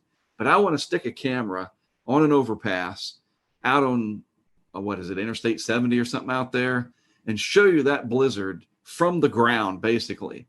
And then have these pressure sensors and temperature sensors attached with it that we're working on that feeds that information in real time. That's our next big project, is that every camera box will have a Kestrel with a Raspberry Pi that feeds that live weather data. The only thing we're going to be missing is wind. We got to talk to WeatherFlow about getting some anemometers. The arm youngs are just too expensive, man. It's killing me, especially when people are throwing them into the bayous. But I digress. Yeah, we're going to have a big data. We're going to have 20 cameras next year, and each one of them is going to have live data with that camera. What else? Oh, then after that in May, we're going to have this big initiative to go out and put all these 20 cameras and all these sensors and the weather balloon project and have a big test during a severe weather outbreak over multiple days, sometime in May. It's not a schedule. We're going to be there from May 10th to the 15th. We're just going to wait for the pattern. And when the pattern says go, we're going to assemble the crew and drive out there and hopefully do so mask free, because the vaccines have been working. That's what we're hopeful for. To go back into that ugliness of the COVID. I mean, we can't escape that, but looking ahead to May, it actually might be a time of some big celebration. We can keep our fingers crossed that we can enjoy the weather and do so back more towards what I don't use that phrase, a new normal. I hate it. I call it the alternate universe. I want the alternate universe to be dissolved. Well, Mark, we appreciate that. Always appreciate your time with us. And we wish you the best on this off season. Hopefully you get a little downtime before the winter storms get cranked up. Agreed. We always appreciate you joining us around this part of this time of the year and kind of recapping the tropic season. I don't know how you want this. Hopefully it's not as active, or maybe you do want it active next year, but whatever you want, we hope you get it. Well, the way I look at it, if there's going to be hurricanes, I look at it like what Jack Nicholson said in A Few Good Men. And, where he said, and I'll do the phrase without the cuss word, where he says, you want me on that wall, right? You want me there. If there's hurricanes, you want us out there. You want me, and you want the others that do this to do what we do, and the support from the social media world and the crowdfunding world allows that to happen. And my passion for the hurricanes and the extreme weather doesn't mean that I don't have empathy for the people that are affected. I absolutely do. And as long as they don't get mad at me for being passionate about what I do, you would never get angry with the firefighter who's headed off to put out the fire. Don't get angry with me that I happen to really enjoy being passionate about helping you in the end of the day. And that is to be aware, be educated, and be excited about the weather. You know what I mean? And the more excited we are, the easier it is to teach us. Definitely so. We always enjoy tracking you out there. And I know we only had Isaias this year, and I think you joined in on one of our calls that we were doing our live coverage. So we always appreciate that as well. And we hope you have a great Christmas season. You all as well. Yeah, for you those who are watching, go check out Mark's website, hurricanetrack.com. You can find out ways to help contribute to the funds there to help Mark and the crew get everything they need to get going for the tropical season, and donate to their Patreon account. And we appreciate your work out there, Mark. And once again, appreciate your time. And for you guys who are watching, thank you for watching. We hope you have a great evening, and we'll see you next time here on Thanks the to the Carolina panel. Weather Group. Great.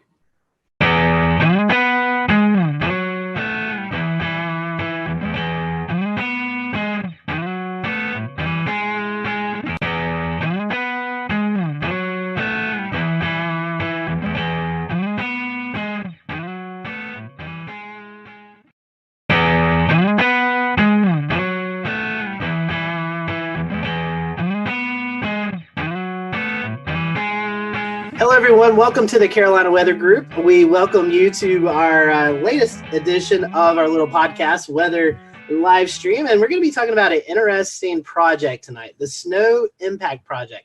You may have heard about this project just recently released out on social media.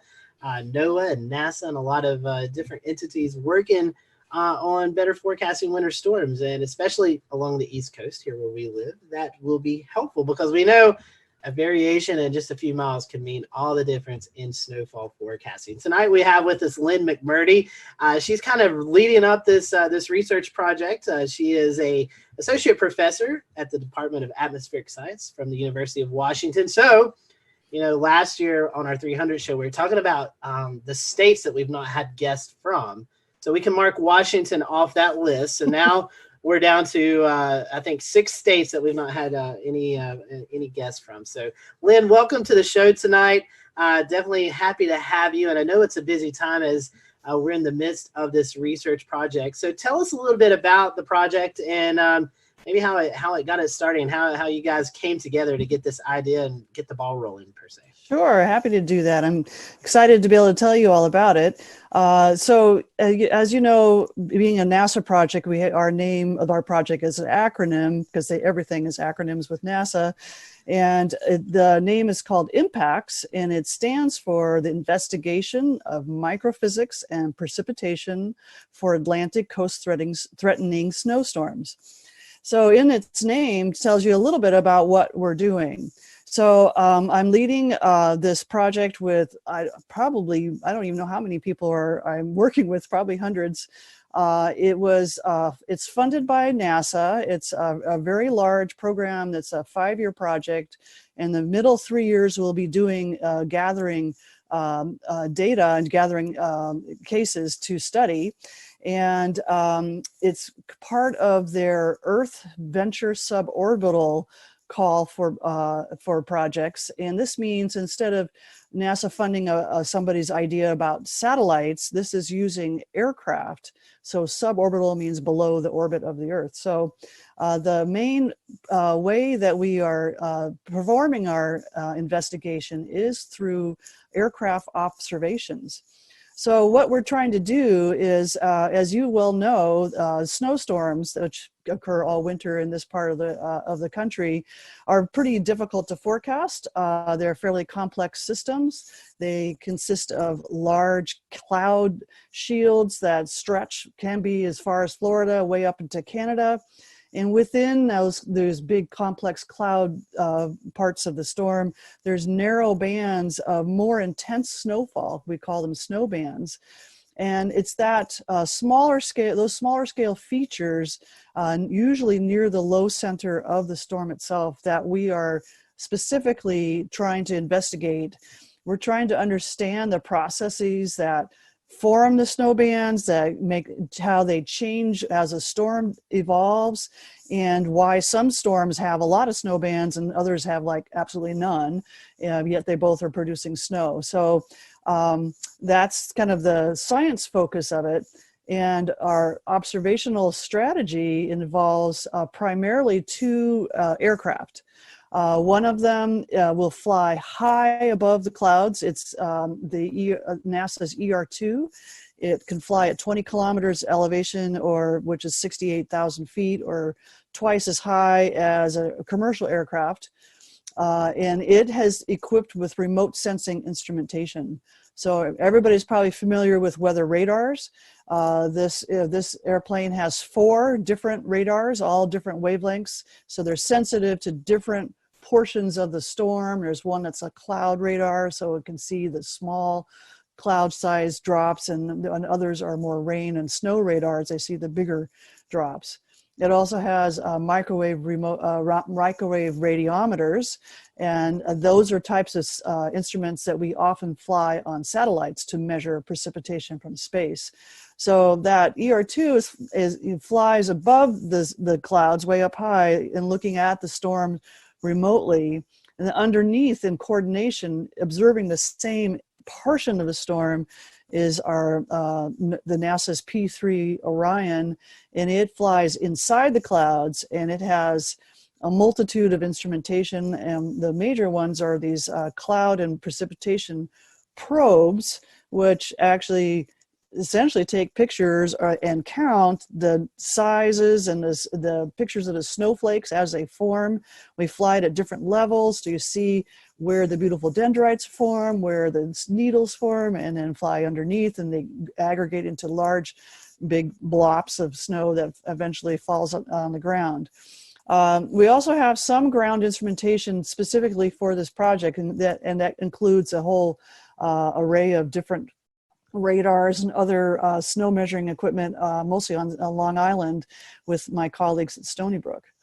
So one of the things you asked me to mention is like who's involved. So obviously I have a large crew of people involved with NASA, but the National Weather Service is also involved. They are sending up extra Raywin sondes, so we measure the profile of the atmosphere more frequently during these snowstorms. We just request them to, can you please put up some more at Albany and at their usual places. They'll add more Raywin sonde launches when we're flying, at the time periods that we're interested in. So they've been really helpful, and they're also been extremely helpful with helping my student and grad student and postdoc forecasters, trying to give them some local expertise. Flying in a winter type of storm, does it present any additional challenges versus like the hurricane hunters who fly in warm core systems? Well, that's a good question. The two different systems are pretty different. The hurricane hunters typically fly fairly high, and what they're doing is trying to get different profiles of the environment of the hurricane and try to get a good estimate of what the central pressure is. So they're kind of after a different kind of problem, and they fly fairly high, so they're well away from any kind of icing problems. So for us flying in snowstorms in the winter, it depending, like this last case, we actually flew, it was rain on the surface, but the structure of the storm was the same. So we'll return to Best of the Carolina Weather Group in a moment. Now your Carolina weather forecast. Here are today's forecast high temperatures for North Carolina.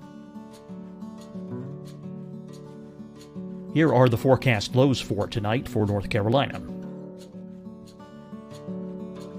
Here are tomorrow's forecast high temperatures. And here's forecast rainfall across North Carolina tomorrow. Here are the forecast highs for the day after tomorrow.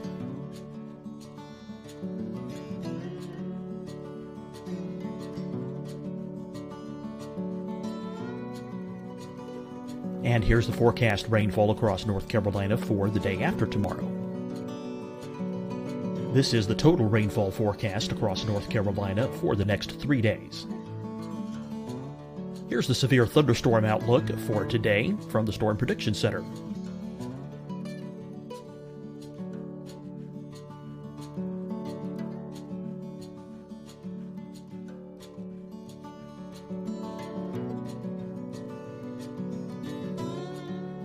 Here are the forecast high temperatures for today for South Carolina. Here are the low temperatures for today for South Carolina. Here's the probability of precipitation forecast across South Carolina today. And here are the rain chances across South Carolina tonight. Here are tomorrow's forecast highs across South Carolina. Here are the forecast low temperatures for tomorrow for South Carolina. And here is the probability of precipitation across South Carolina tomorrow. Here's the precipitation chances across South Carolina tomorrow night. Here are the forecast highs for the day after tomorrow in South Carolina. Here are the forecast low temperatures across South Carolina for the day after tomorrow. And here are the rain chances across South Carolina for the day after tomorrow. And South Carolina's probability of precipitation for that night. Here's the Storm Prediction Center's severe thunderstorm outlook across South Carolina for today through tonight. Here's the Storm Prediction Center's severe thunderstorm outlook across South Carolina for tomorrow and tomorrow night. And here's the Storm Prediction Center's severe thunderstorm outlook across South Carolina for the day after tomorrow through that night. Here's the severe thunderstorm outlook for today from the Storm Prediction Center.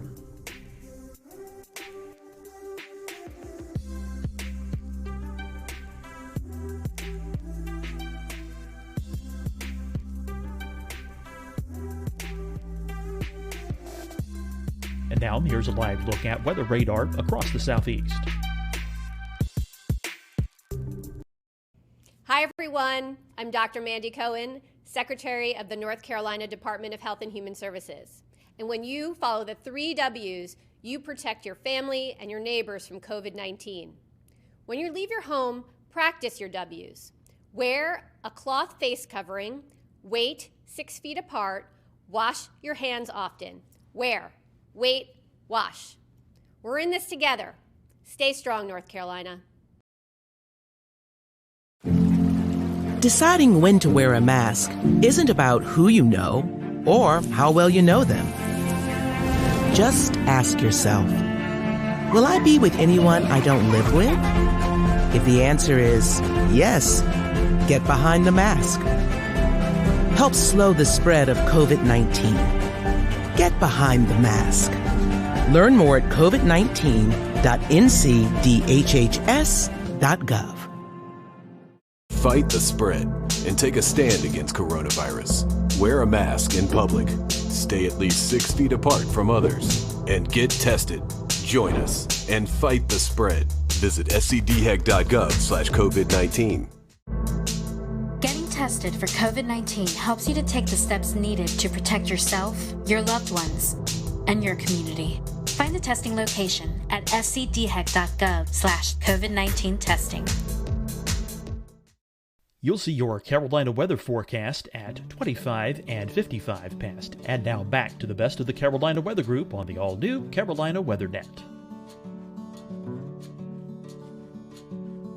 That we had to watch out for. I think our main challenge is getting airspace to do the maneuvers that we want to do to sample these storm systems. But so far, the air traffic controls have been extremely helpful and very accommodating.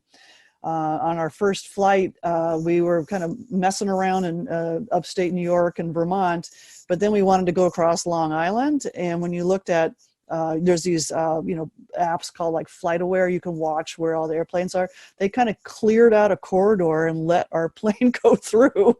It was like, oh man, that is very, that was really great of them to do that for us. So even though it's challenging but we're trying to do our best to not demand too much and we do whatever they tell us to do. Is your aircraft on Flight Aware? Is it something people can track when you're on these? Yeah, it is something people can track. Yeah, definitely. According to the website I found, which is a NASA website, it's November 806 NA and November 809 NA. So I just couldn't remember where the N and the NA were. So we like to make it difficult in aviation. Yeah. So. Cool. these airplanes, especially NASA flies a lot.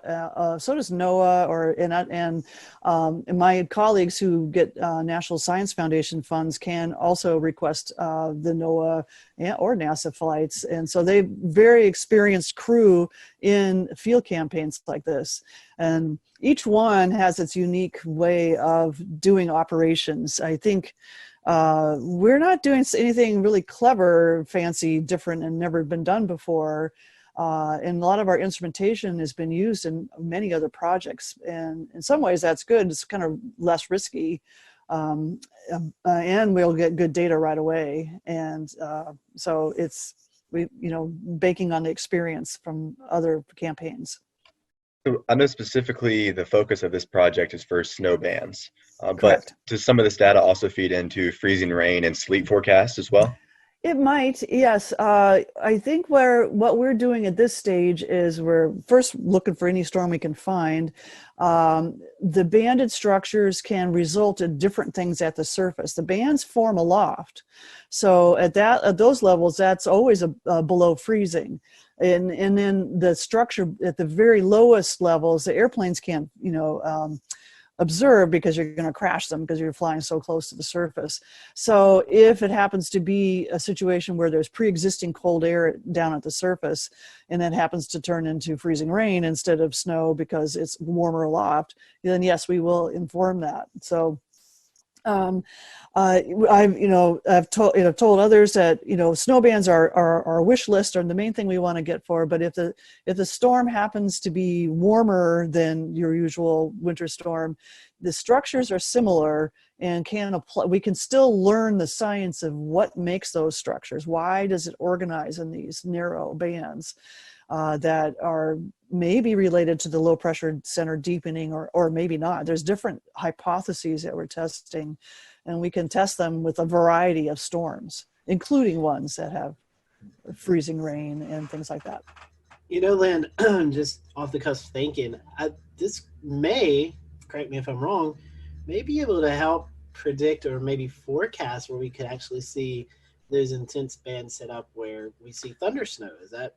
Oh, that would be, thanks for mentioning the thunder snow, because for this year on the ER2, we do have an instrument that measures the electric field, which then relates to lightning. So if thunder snow happens to occur, we will actually learn some really fascinating stuff. They've never flown this instrument in situations where in winter storms. So you're correct that one of the applications of the data that we're collecting should help us improve forecasting in a variety of ways. The first way is, we will understand the processes much better. So the science will elevate our knowledge base. But then the direct measurements of those snow crystals and the environment they're forming in, and what the liquid water content, the temperature, all these other parameters, these are things that our numerical models are also predicting. But we have to do that, what we call using microphysical schemes. It's kind of like an algorithm that figures out how to do this. And they're invariably wrong, so that we don't have that portion of our numerical model very well constrained. And by having these direct measurements, we can see which one of these variety of microphysical schemes that you have a choice to use when you run a forecast model, which one is the most correct for these kinds of storms. They make assumptions like how much is made into snowflakes, how much is made into solid ice, how much remains in cloud liquid water. There's those things are assumed in the numerical models, but we will measure those so we can tell the models, no, you're wrong. I don't care how much snowfall comes out of that model, you're still not getting it right for the right reason. So that's one of our key applications, is hopefully down the road making improvements in our numerical models. What's it like? I mean, this has got to be probably the most difficult part of the research. Yes, it is. Where it takes us all week to figure out, like, how would we fly this forecast that's 85 hours out. So far everything's gone great. We've been lucky, but We haven't flown a lot of cases yet. As you know, it's been kind of a quiet winter, but maybe that's a good thing. So we will be back again next year, and we hope for a really active year, and we really know how to go about this. So this is, even if we don't fly a lot this year, we'll have learned a lot. We will have gotten pretty good data, and we're ready for a better year in the next two. Some of these, ideal winter storms can be quite massive and stretch all the way from the southeast to the northeast. Right. Mm-hmm. Is it possible for the planes to cover the southeast on day one and then get to the northeast in time for the deepening low pressure? We would love to do that. The trouble is that these storms kind of move a little too fast. The way when you work with aircraft, there's a certain amount of time that they can fly because of how much fuel they can take, and also for crew duty. So they're very, very strict with how long a pilot can be operating the plane. The ER2, the one that flies really up here, high, is there's only one person on the plane, and that's the pilot. So, and he wears a spacesuit. He's almost beyond the atmosphere. He's so high up. So he has to, we have to be sure that that person is within the safe range. So total crew duty is 12 hours. That includes the pre-flight routine and then landing and the post-flight routine. And then we are required to give them 12 hours off before we require them to show up again. So if my storm would move really slowly, I could probably do that. Well, and I know you mentioned that next year, the project's still going to be going on. How long is it set for at the moment? We're here now, and we're here to the end of February. And then next year, approximately the same, another 6-week window, we'll be out here in the following year. So 3 winters. Emergency management. Maybe if they, we get this research about where these heavier snow bands, like forecasting, maybe emergency management, that's where they put their assets at. I was just wondering if, who all you can see the benefits from this research. Yes, I can see like the public at large, and of course the emergency management is part of that because they are the communicators from the forecasters to the public, and they kind of make decisions about how to respond to any kind of threat like a snowstorm. So I could see the public being, benefiting a lot in the long run. It's always hard to see the direct benefit. I'm going in, geeking out about the great science I'm doing, but understanding these snowstorms better and then using that understanding to improve our forecasting. And when our forecasting is done better, and especially in terms of the distribution of snow and where those bands occur, and do they set up, and if it's one kind of storm, do we expect to get a lot more of these banded structures and therefore more localized regions of heavy snowfall? Or do we see that, a different kind of storm would not have that, and so there maybe be less of a worry? So yes, indeed, that'll eventually benefit the public, our understanding, and then applying that understanding to better forecasting, and better forecasting will help the managers be able to react in a timely manner to inform the public. I know it's kind of early into the project. Mm-hmm. What's the feedback been like so far? Thumbs up. It's great. We love it. When the type of instruments we fly on the P3 are kind of finicky and difficult instruments. So some of them have not been operating at the top as they could be. So that's some of the feedback. We're trying to correct some problems or fix an instrument or two. The data that I've been looking at looks really good, I think. What you kind of is exciting is, so you look at it and go, I don't know what's going on. When you have that kind of reaction, that's actually a good thing, because it means you're going to learn something new. So I'm excited about that. So far, I think everything we've collected really high quality data. We haven't lost anything. Like sometimes, your biggest worry is like somebody forgot to flip the switch and it didn't record. Like, oh no, don't do that. So far, everybody knows what to do. They got all the switches turned on. Everything's good. And so far it looks great. So we just need more storms. That's all I need. Well, we need some more storms too. We're hoping I know. We all need more storms. We need some more storms too. Well, Lynn, it's been a fantastic discussion. I'm going to go ahead and close out. So everyone, thanks for watching the Carolina Weather Group. We hope you've enjoyed this discussion. Lynn, I want to ask you, if you don't mind, if people want to follow along with the project, I know you have some social media platforms they can follow. How can they do that? Boy, I should have wrote this down. So the one I know for sure is our Twitter account, which is at snow with a capital S and then impacts, IMPACTS. Awesome. We follow here on the Carolina Weather Group, and I personally follow the snow impacts on Twitter. So get some great information there. You get some behind the scenes photos and things like that. So Lynn, thanks so much for joining us. We want to thank you for watching the Carolina Weather Group, and we will see you on our next episode.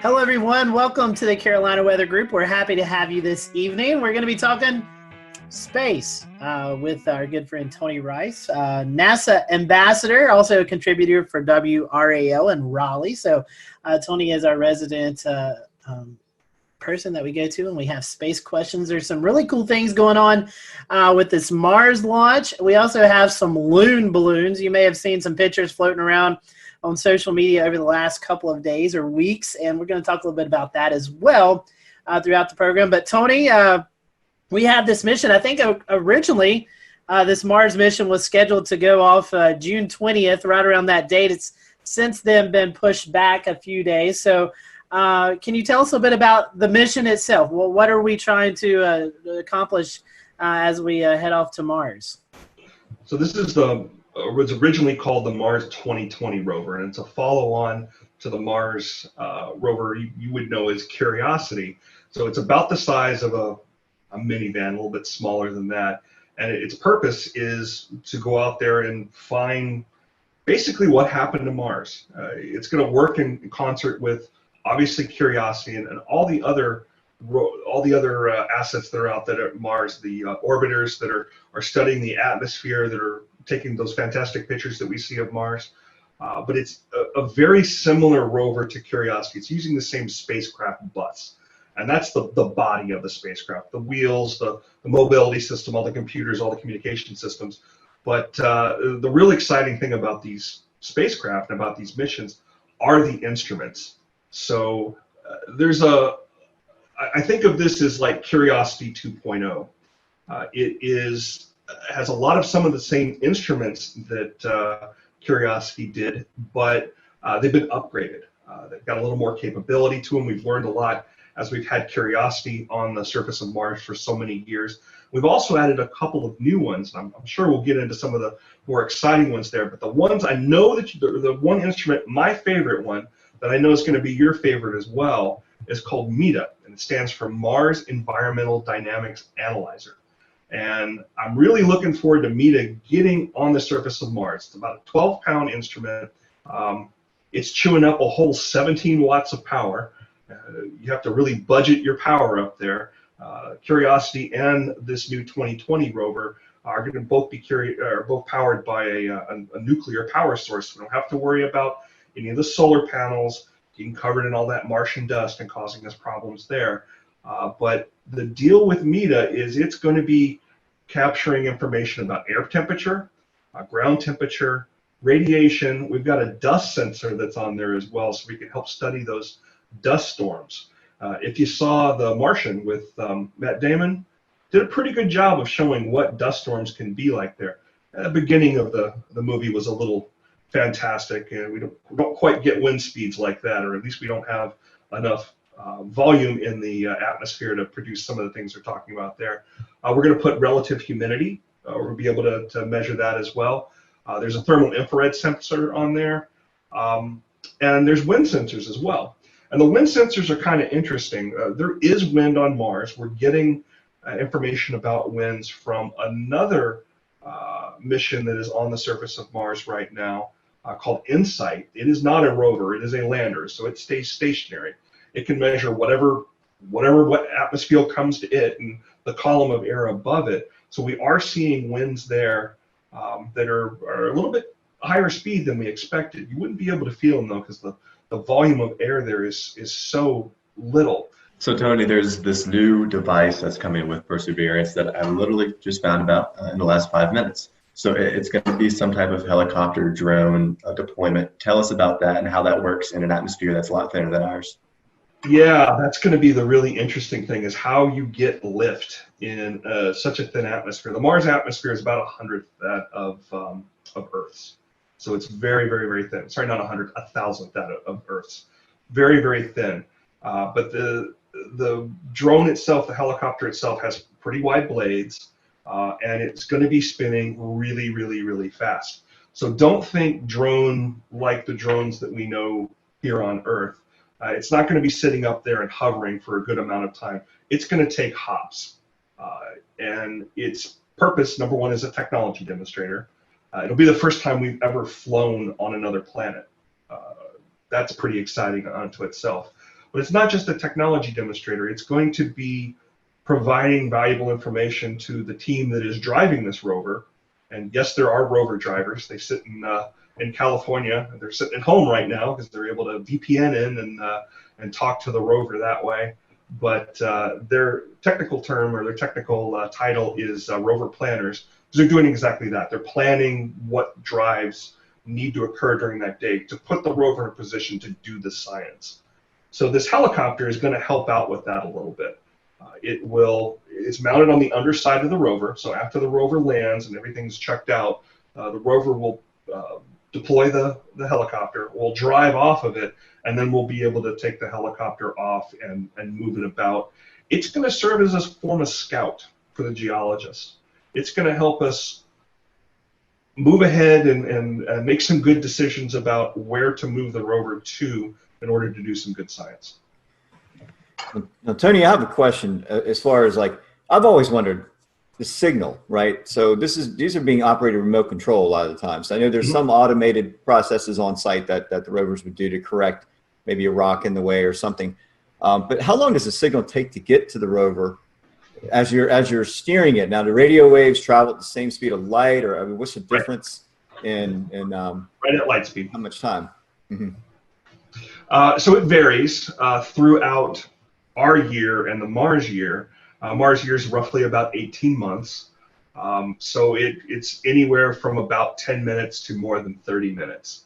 So when I mentioned somebody that's driving the rover, you might have this picture in your head of a steering wheel and a gas and a brake. Absolutely not that. It's sending commands for the rover to act on at a later date. Another function of this robot is that it's going to be collecting samples on the surface and to be later taken back to Earth and studied here. How will that work? How's it going to get back to Earth? To be determined. So there is going to be a caching capability where samples that are first studied by Curiosity are going to be packaged in a way that they can be picked up at a later date and brought back to Earth. We're not quite ready to put boots on Mars yet. That's a goal, but it's a goal that's pretty far into the future. As a step between now and putting boots on Mars, a robotic mission that could pick up those cache samples and bring them back. Why not just go and pick up random samples and bring them back? Why bring these that have been studied by the Perseverance rover, by the 2020 rover, to be able to do additional study on something that's already been studied by a robot is just going to give us a ton of information that we can apply to other studies that have been going on there for years and years. I mean, on back into the Viking days, back in the 70s. So that's why it's being done that way. How it's actually going to happen, there's a lot of different ideas about that. One of the biggest challenges there is how you have enough energy to launch from Mars and get back to Earth. How do you do that? And there's different theories on how that might happen. Do you bring enough fuel with you to be able to get back? Do you use the Martian soil as a source for energy and construct fuel that way. Lots of different ideas. It's being worked on, but step one is to gather those samples and leave them behind so that they can be returned. In our relentless pursuit for life on other planets, we look at water and potential for water. We've seen pictures of icing on the poles, a type of icing, not as we would know it, but what is the evidence for water on Mars, and maybe some of the past evidence that shows you there could have been water flowing? Has there been anything presented in some of the latest information? Yeah, that's a great question. And the icing that you're seeing on the poles happens every Martian winter. And you can actually see it with a backyard telescope if you look at the right time. We see it on both the North and the South Pole. What you're seeing there is actually CO2 ice. It's actually carbon dioxide. And the poles get, those ice caps on the poles, they get larger and they get smaller according to the season. And we can see that in Curiosity's air pressure sensors. As that carbon dioxide transfers from a solid phase into a gas phase, it adds to the atmosphere. And we'll see atmospheric pressure go up during the summer months, and then it precipitates down, actually snows, dry ice on the poles during the winter months when it gets colder. Mars has seasons because it has an axial tilt, just as Earth has an axial tilt. It's very, very similar. But as far as evidence for water is concerned, it's really in the geology. The geology is, it tells us the story of what happened in the past on Mars. Where we landed Curiosity was an area that was formerly the bottom of a large river system. It was at the bottom of an alluvial fan, and that's kind of a funnel-shaped pattern. If you've ever seen satellite photos, color satellite photos of the Mississippi River Delta as it dumps out into the Gulf of Mexico, you see that triangle. That's all that sediment that's been collected up along the Mississippi River. Well, that's the Martian version of, or we landed on the Martian version of that. It's all dry there now. We're not seeing evidence of liquid water, but we're seeing the geologic evidence of it. So one of the very first photos that came back from Curiosity after it landed was of these rounded pebbles. Well, those don't form round. Those are rounded as a part of a water process that's picking up and moving them along and rounding them off. And we found lots and lots of that. So through study of the geology and the chemistry of those rocks as well, that's what told us that it was fresh water, determined that the area that Curiosity landed in was probably about knee deep in water a couple million years ago. The idea that Mars was once a very different place and a lot wetter and perhaps a lot greener, that is one of the things that Curiosity found pretty quickly after its landing time.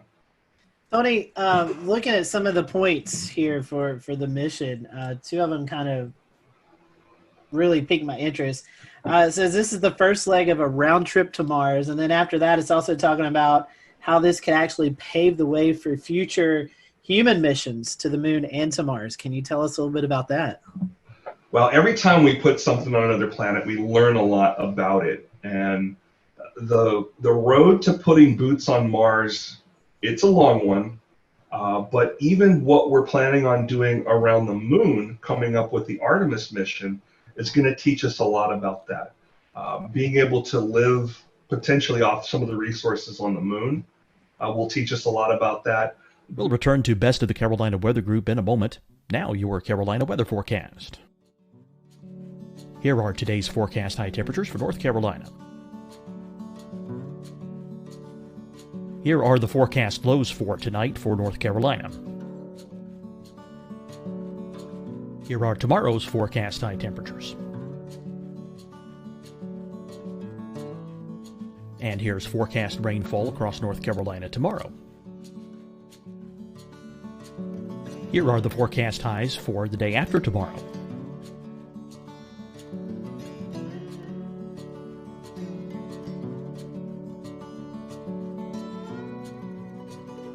And here's the forecast rainfall across North Carolina for the day after tomorrow. This is the total rainfall forecast across North Carolina for the next 3 days. Here's the severe thunderstorm outlook for today from the Storm Prediction Center.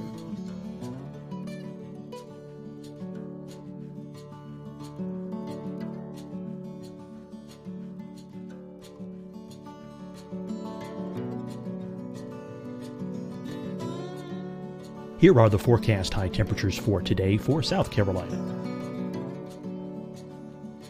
Here are the low temperatures for today for South Carolina. Here's the probability of precipitation forecast across South Carolina today. And here are the rain chances across South Carolina tonight. Here are tomorrow's forecast highs across South Carolina. Here are the forecast low temperatures for tomorrow for South Carolina.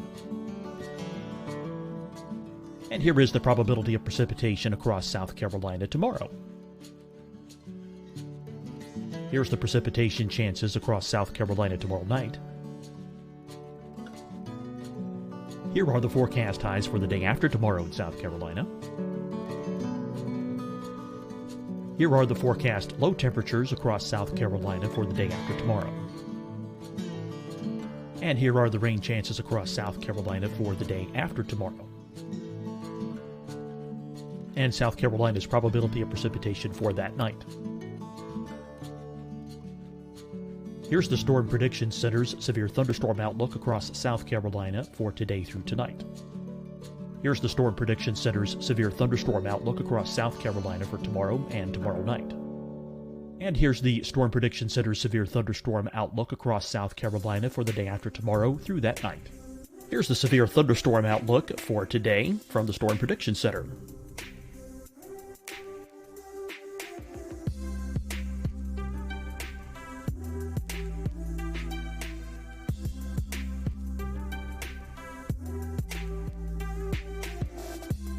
And now here's a live look at weather radar across the southeast. Hi, everyone. I'm Dr. Mandy Cohen, Secretary of the North Carolina Department of Health and Human Services. And when you follow the 3 W's, you protect your family and your neighbors from COVID-19. When you leave your home, practice your W's. Wear a cloth face covering, wait 6 feet apart, wash your hands often. Wear, wait, wash. We're in this together. Stay strong, North Carolina. Deciding when to wear a mask isn't about who you know or how well you know them. Just ask yourself, will I be with anyone I don't live with? If the answer is yes, get behind the mask. Help slow the spread of COVID-19. Get behind the mask. Learn more at covid19.ncdhhs.gov. Fight the spread and take a stand against coronavirus. Wear a mask in public. Stay at least 6 feet apart from others. And get tested. Join us and fight the spread. Visit scdhec.gov/COVID-19. Getting tested for COVID-19 helps you to take the steps needed to protect yourself, your loved ones, and your community. Find the testing location at scdhec.gov/COVID-19 testing. You'll see your Carolina weather forecast at 25 and 55 past. And now back to the best of the Carolina Weather Group on the all-new Carolina WeatherNet.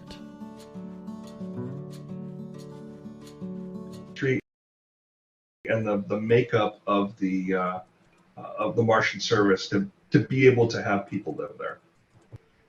I think that's really interesting. You know, we've always heard about people going to Mars, but this actually could be some small steps for that. And I also seen there's going to be like 19 cameras on this that we're going to be able to kind of follow along with the mission.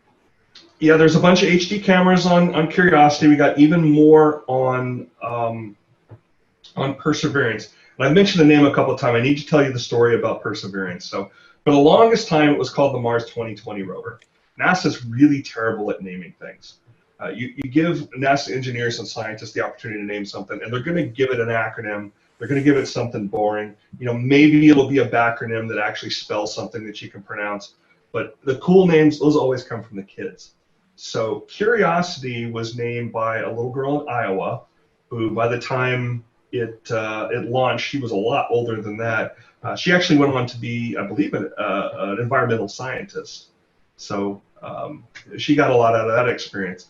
Perseverance was named by a young man up in Northern Virginia, and I was on the team that helped review a lot of the submissions that came in.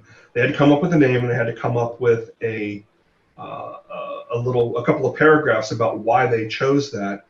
And I can't recall if I read so many of them. I can't recall if Perseverance was among that, but some of the ones I read were pretty out there. I'm glad they picked Perseverance. We tend to call it Percy, so if you hear talking about the Percy rover, that's what we're talking about. Speaking of Mars, I know you run a Mars weather page on Twitter. I know you kind of keep up with some of the stuff, so we thought it'd be kind of cool to tie in Mars weather, your Twitter page. What all you monitor, how you get that information, how do you provide Mars weather forecasts and observations? So we don't forecast yet. We're hoping to have enough data here one day that we can start having a forecasting product. We'll certainly need something like that once we get those boots on Mars. But right now it focuses on the InSight mission. It's pulling data down close to daily. There's a lot of data that has to come down, and unfortunately the weather data sometimes gets pushed to the back if there's images or things like that that the science team needs right away, especially when we were working with InSight trying to get a temperature probe to finally be pushed into the Martian soil there. I think everybody that's ever put a spade into the ground in the Carolinas knows what that clay's like. So it was dealing with some of that same problem up on Mars. Those images that were helping them understand that problem, those took precedent. But anyway, we do see data come down from InSight, and that is delivered through the same mechanism that all those pictures are delivered through. It's called the Deep Space Network. Generally, most of these, both the rovers and this InSight mission, have the ability to communicate straight back to Earth, but they don't tend to do that. They tend to upload the images and other data every time an orbiter goes over. And that orbiter acts like a router and store and forward that information once it sees Earth again. It's a little faster that way, and there's a little more bandwidth. But we see that data come down. I know she just popped that up. So we see temperature data. We see air pressure. I find air pressure to be some of the most interesting there. And then we see wind data as well. So the last one that came up was from Sol 566, and a Sol is a day on Mars, and that equates back to the 29th of June. It's the last time we saw something from it.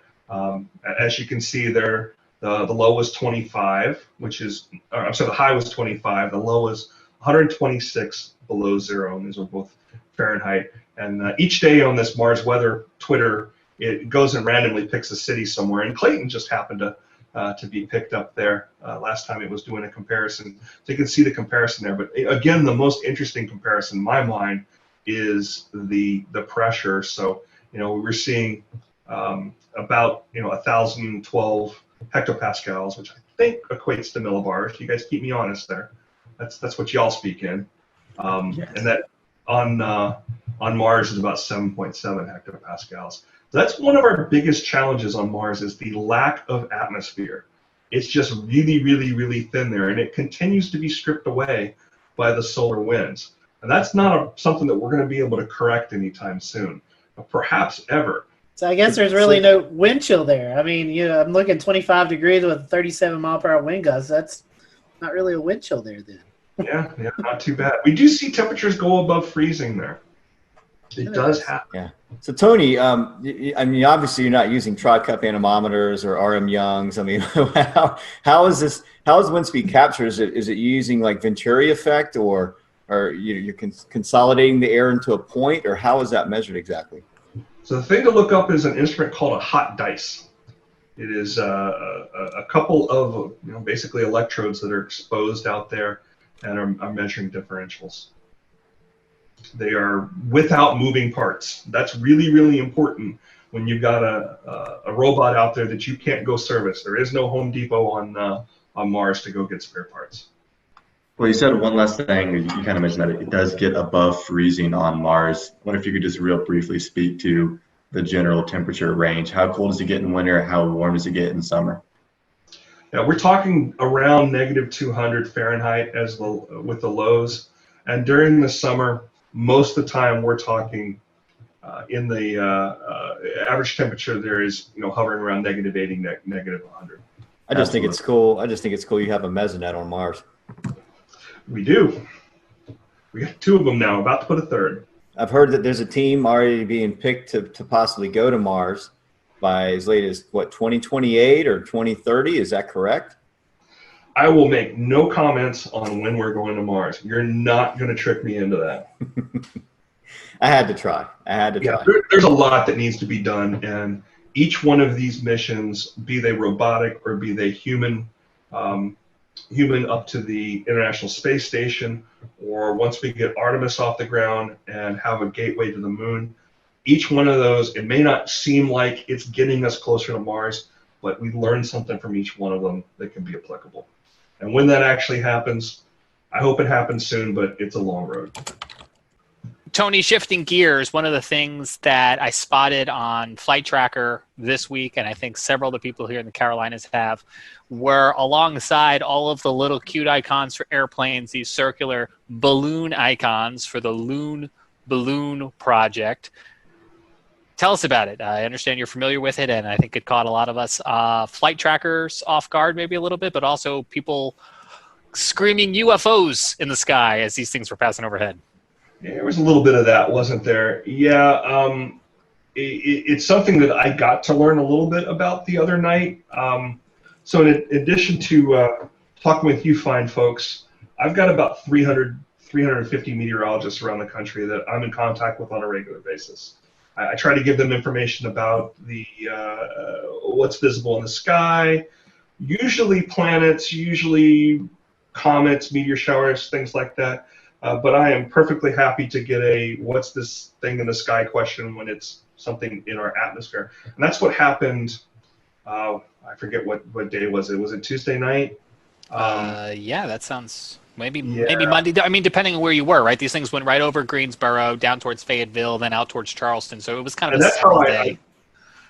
I first got looking at these things. It was Tim Buckley at WFMY in Greensboro. I get a text from him and it says, "There's this white dot in the sky. What do you know about it?" What? And I looked at it and immediately thought it was a balloon. Unmoving white dot in the sky, especially that high up, is going to tend to be a balloon. It's so high up it doesn't appear to be moving at all. And these balloons are operating with between 50,000 and 60,000 feet.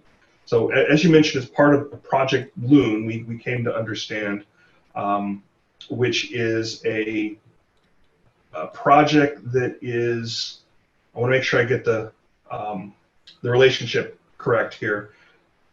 Google and Loon are subsidiaries of the same parent company, which is called Alphabet. Okay. It's all business spin-off nonsense, but anyway, they're looking to provide, as I understand it, internet connectivity in areas that don't get it, which I think is great. I think they're pushing to have like 1 megabit capability. There's an antenna that you have to have outside, and it's going to be a network of balloons, not unlike SpaceX's Starlink project, that talk to each other and serve as an uplink downlink network. But as I understand it, they're in a testing phase. I think their launch site is up in northern Arizona somewhere. I'm sorry, northern Nevada. And these particular balloons that floated over the Carolinas, there was 4 that were visible here around the Triangle area, and up in the Triad around Greensboro, they were visible there as well. If you think about 50,000 feet, and you think about that circle that you draw around something like that, it's visible for a good amount of space. So we dug into it. It's funny that you saw it on flight radar first, because everybody else saw it in the sky first. We go outside from time to time. We didn't get the direct overhead pass here in Charlotte. Yeah, you did have one float a little bit near you. There was one that went on out over Asheboro and Asheville, out over Cherokee and ended up in Alabama the last time I saw it. But the ones that we saw around Greensboro, as I understand them, they floated out directly south off the coast of Charleston and ultimately Jacksonville. But I went and looked just out of curiosity. Once I found out that they were trackable through flight radar, wrote a little script that went up to use one of the APIs of one of those radar tracking sites, or those flight tracking sites. I found 32 of them around the world. Wow. I found actually 33 over Australia, the Congo, Kenya, Zambia, Peru. I'm looking at my list here right now. There's a bunch out east of Madagascar and one off Peru.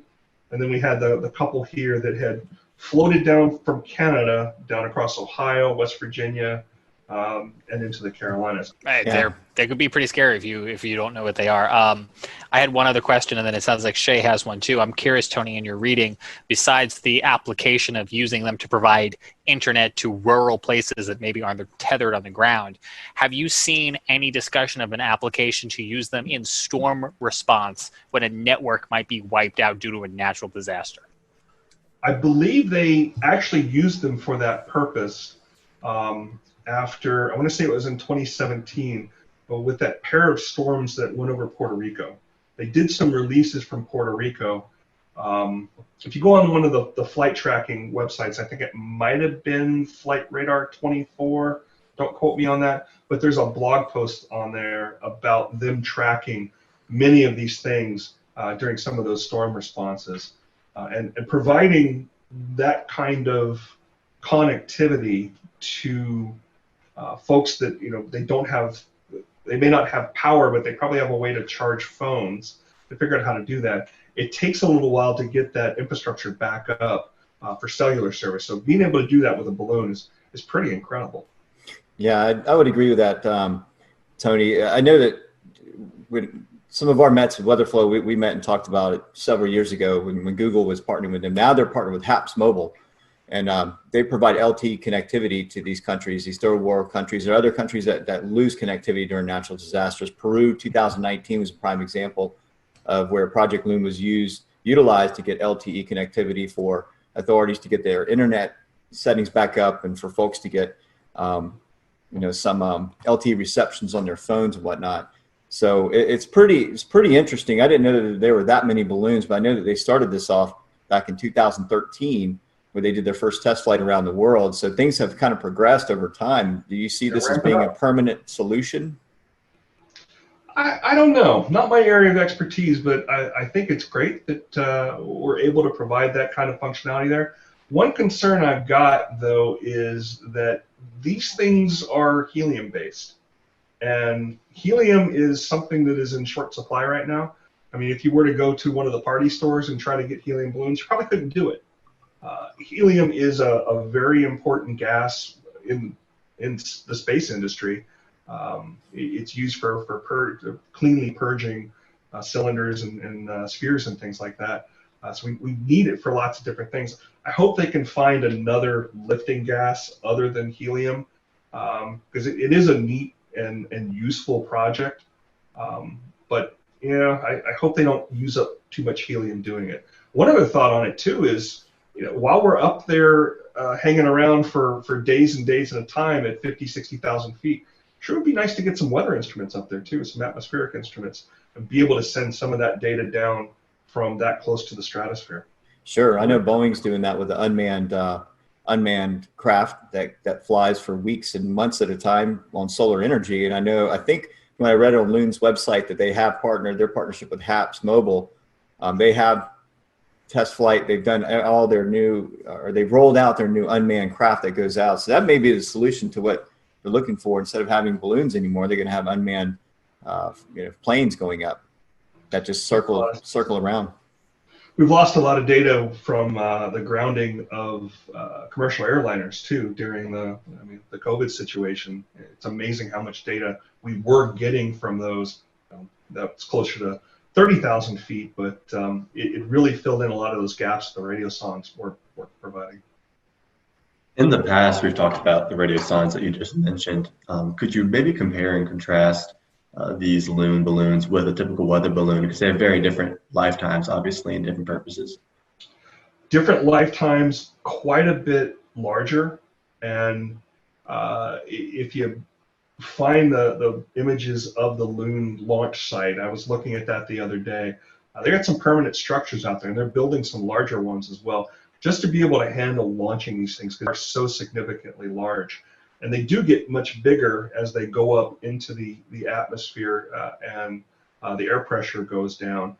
So most folks that I saw report them or share pictures of them describe them as looking like big jellyfish. It's a kind of a silvery looking material, very, very large. It's not as spherical as a weather balloon looks. Those are, you guys are the experts here. I think they're made of some sort of a latex material, but it's very opaque. Where these are almost like translucent appearance. They're much, much larger, and the volume of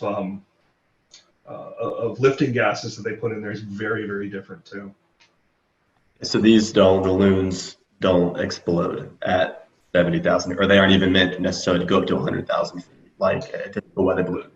They aren't. They hang out between 50,000 to 60,000 feet. Right. I think a lot of what the research is doing right now is to understand how the steering winds up there work, how viable this is to provide, how wide a coverage that they can provide, how the jet stream changes in the jet stream and other things like that are going to affect their coverage. It'll be interesting to see what comes out of it. And as you mentioned, we can go on these flight tracking websites and look at them. If you go in and you enter HBAL and a 3-digit number, you might just find one. Well, Tony, we certainly appreciate you being with us tonight to talk about the Mars mission and the loon balloons, and we definitely appreciate your time. If folks want to follow you again on Twitter, how can they do that? So my personal account is RTP Hokie, Hokie, and if you are interested in Mars weather, the Mars WX report. You can also find you on WRAL as a contributor and the Weather Brains, right? You're still doing the recorded version? Still doing the recorded version. It's every Monday night we're putting that out, and I try to put something different out every week that's usually space related. Every once in a while we'll add in some other weathery stuff in there too. Well, Tony, we certainly appreciate your time, and if you're watching tonight and you want to know more about the Mars launch, we'll probably be airing those towards the end of the month as we get into with our friends at NASA TV. I'm sure we'll be doing some more events surrounded by that mission and that launch. So stay tuned with that. And we appreciate you watching the Carolina Weather Group. Until next time, we hope you have a great evening. And we'll see you on the next Carolina Weather Group episode.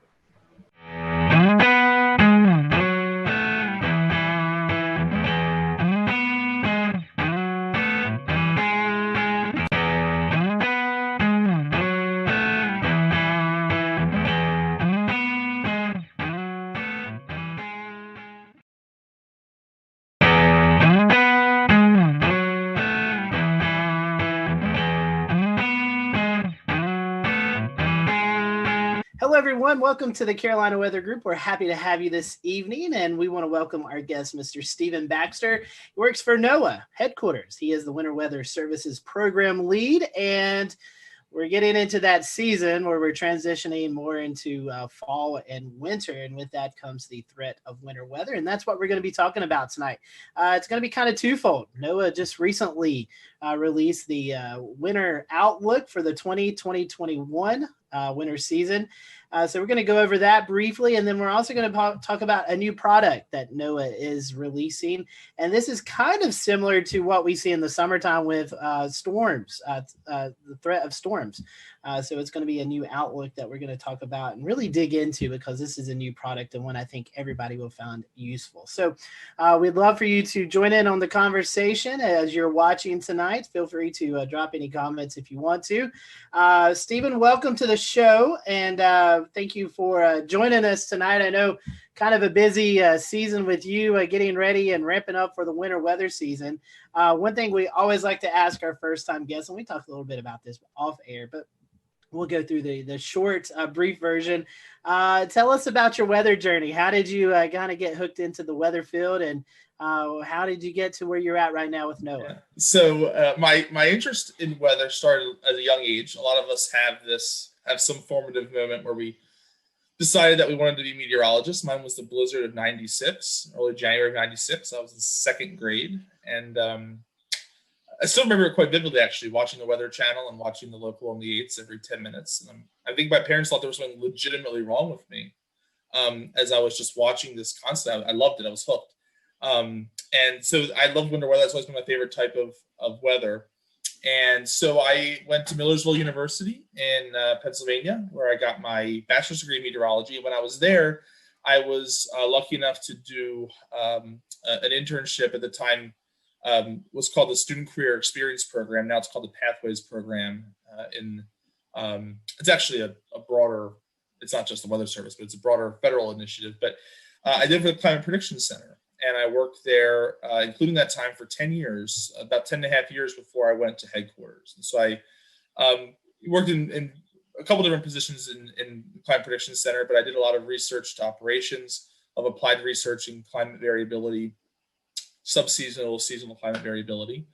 And as part of a rotational assignment last winter, I worked over in headquarters in the winter program. And then I took that position permanently during this summer.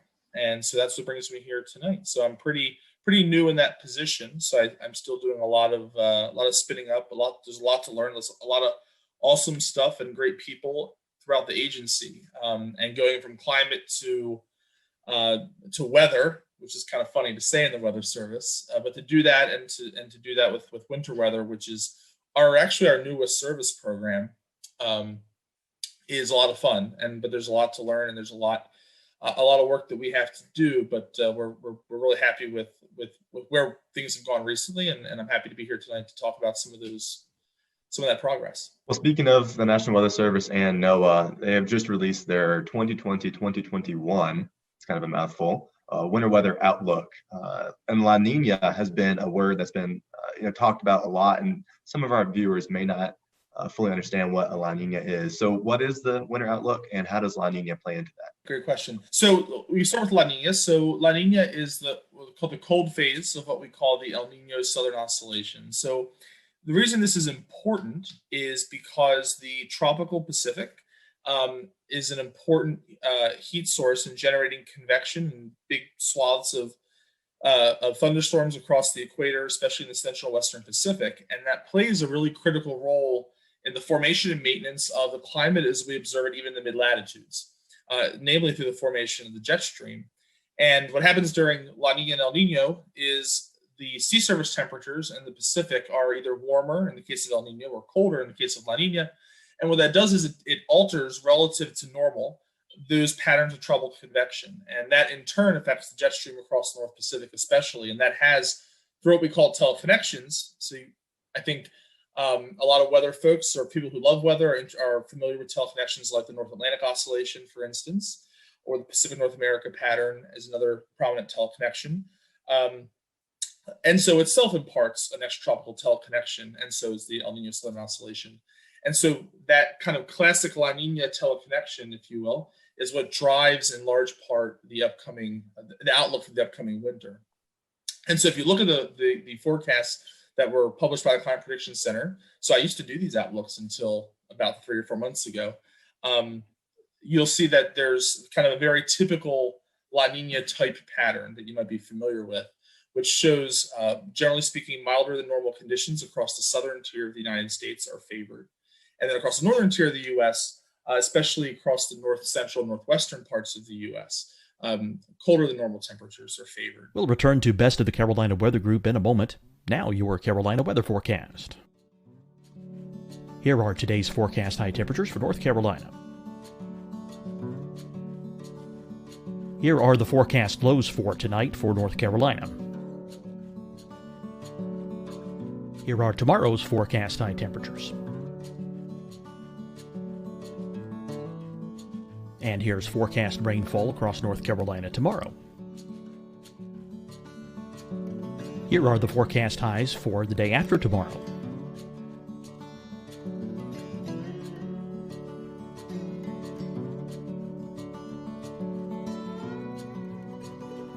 And here's the forecast rainfall across North Carolina for the day after tomorrow. This is the total rainfall forecast across North Carolina for the next 3 days.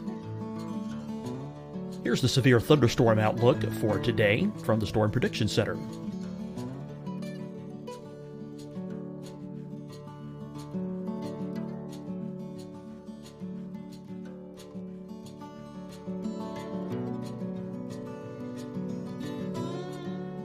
Here are the forecast high temperatures for today for South Carolina. Here are the low temperatures for today for South Carolina. Here's the probability of precipitation forecast across South Carolina today. And here are the rain chances across South Carolina tonight. Here are tomorrow's forecast highs across South Carolina. Here are the forecast low temperatures for tomorrow for South Carolina. And here is the probability of precipitation across South Carolina tomorrow. Here's the precipitation chances across South Carolina tomorrow night. Here are the forecast highs for the day after tomorrow in South Carolina. Here are the forecast low temperatures across South Carolina for the day after tomorrow. And here are the rain chances across South Carolina for the day after tomorrow. And South Carolina's probability of precipitation for that night. Here's the Storm Prediction Center's severe thunderstorm outlook across South Carolina for today through tonight. Here's the Storm Prediction Center's severe thunderstorm outlook across South Carolina for tomorrow and tomorrow night. And here's the Storm Prediction Center's severe thunderstorm outlook across South Carolina for the day after tomorrow through that night. Here's the severe thunderstorm outlook for today from the Storm Prediction Center.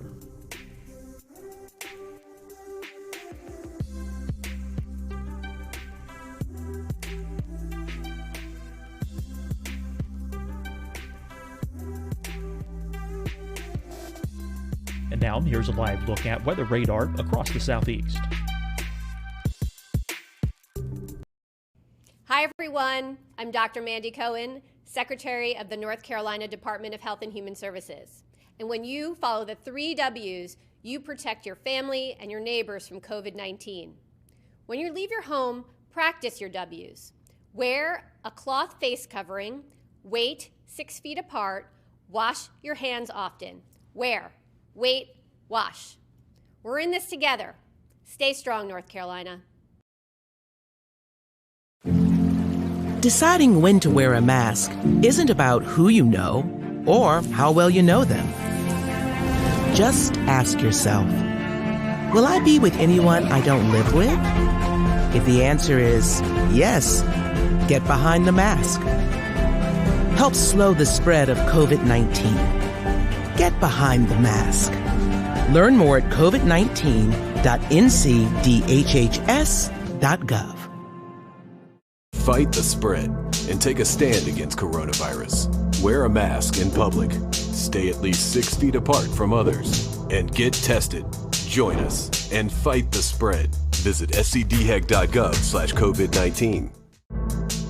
Getting tested for COVID-19 helps you to take the steps needed to protect yourself, your loved ones, and your community. Find the testing location at scdhec.gov/COVID-19 testing. You'll see your Carolina weather forecast at 25 and 55 past. And now back to the best of the Carolina Weather Group on the all-new Carolina WeatherNet. Actually has a slightly stronger precipitation footprint than temperature, in fact. And across the southern tier of the U.S., drier than normal conditions are favored in La Nina. And across the northern tier, generally speaking, it's wetter, but there's kind of 2 centers of action you'll see. So one is in the Ohio Valley, which tends to favor wetter than normal conditions to the Ohio Valley and the Great Lakes. And then again, across parts of the northern Rockies and the interior Northwest. So it's a pretty classic look that you see in La Nina winters. And it's fairly close to the exact opposite of what you see in El Nino. Not exactly. There's some interesting reasons for that. But generally speaking, with a moderate ish, maybe strong La Nina this winter. Certainly a robust La Nina event that's going to have an important impact, and so that's what forms the basis for that winter outlook. So, in regards to the La Nina oscillation, what about the NAO, the North Atlantic oscillation? Are there any trends regarding what the outlook might be for this season? Another great question. So this is actually something I worked on quite a bit while I was at CPC for the last few years. So the short answer is not really-ish. So the NAO is a very important pattern of climate variability across timescales. So we know it's important for short-term climate variability for the next week or two. We know it varies on longer timescales, potentially up to decadal timescales. The problem is the ability to predict it on seasonal timescales, especially once you remove a little bit of a La Nina influence. So the way the NAO is calculated, right? So you think one way you can think about the NAO, or one way it's calculated, is by looking at the relative sea level pressure anomalies in the North Atlantic between, say, near Iceland and the Azores to the south. Well, if you just take El Nino or La Nina and you look at this wave pattern that comes out of the tropics, and you look at the teleconnection that's imparted from El Nino and La Nina, it will have a non-zero effect in the North Atlantic. It's small, but non-zero in a way that can appear to affect the NAO. And so there's some literature that in our academic literature that looks at the relationship between El Nino and NAO. And such as it is, you might favor a positive NAO during La Nina winters, but that's not, as a causal mechanism, is a little flimsy. The example I just gave, quite famously, the 95-96 winter was such a winter where you had a La Nina, but you also actually had a predominance of the negative phase in NAO, and hence one of the snowier winters on record across much of the eastern U.S., including my part of the Mid-Atlantic.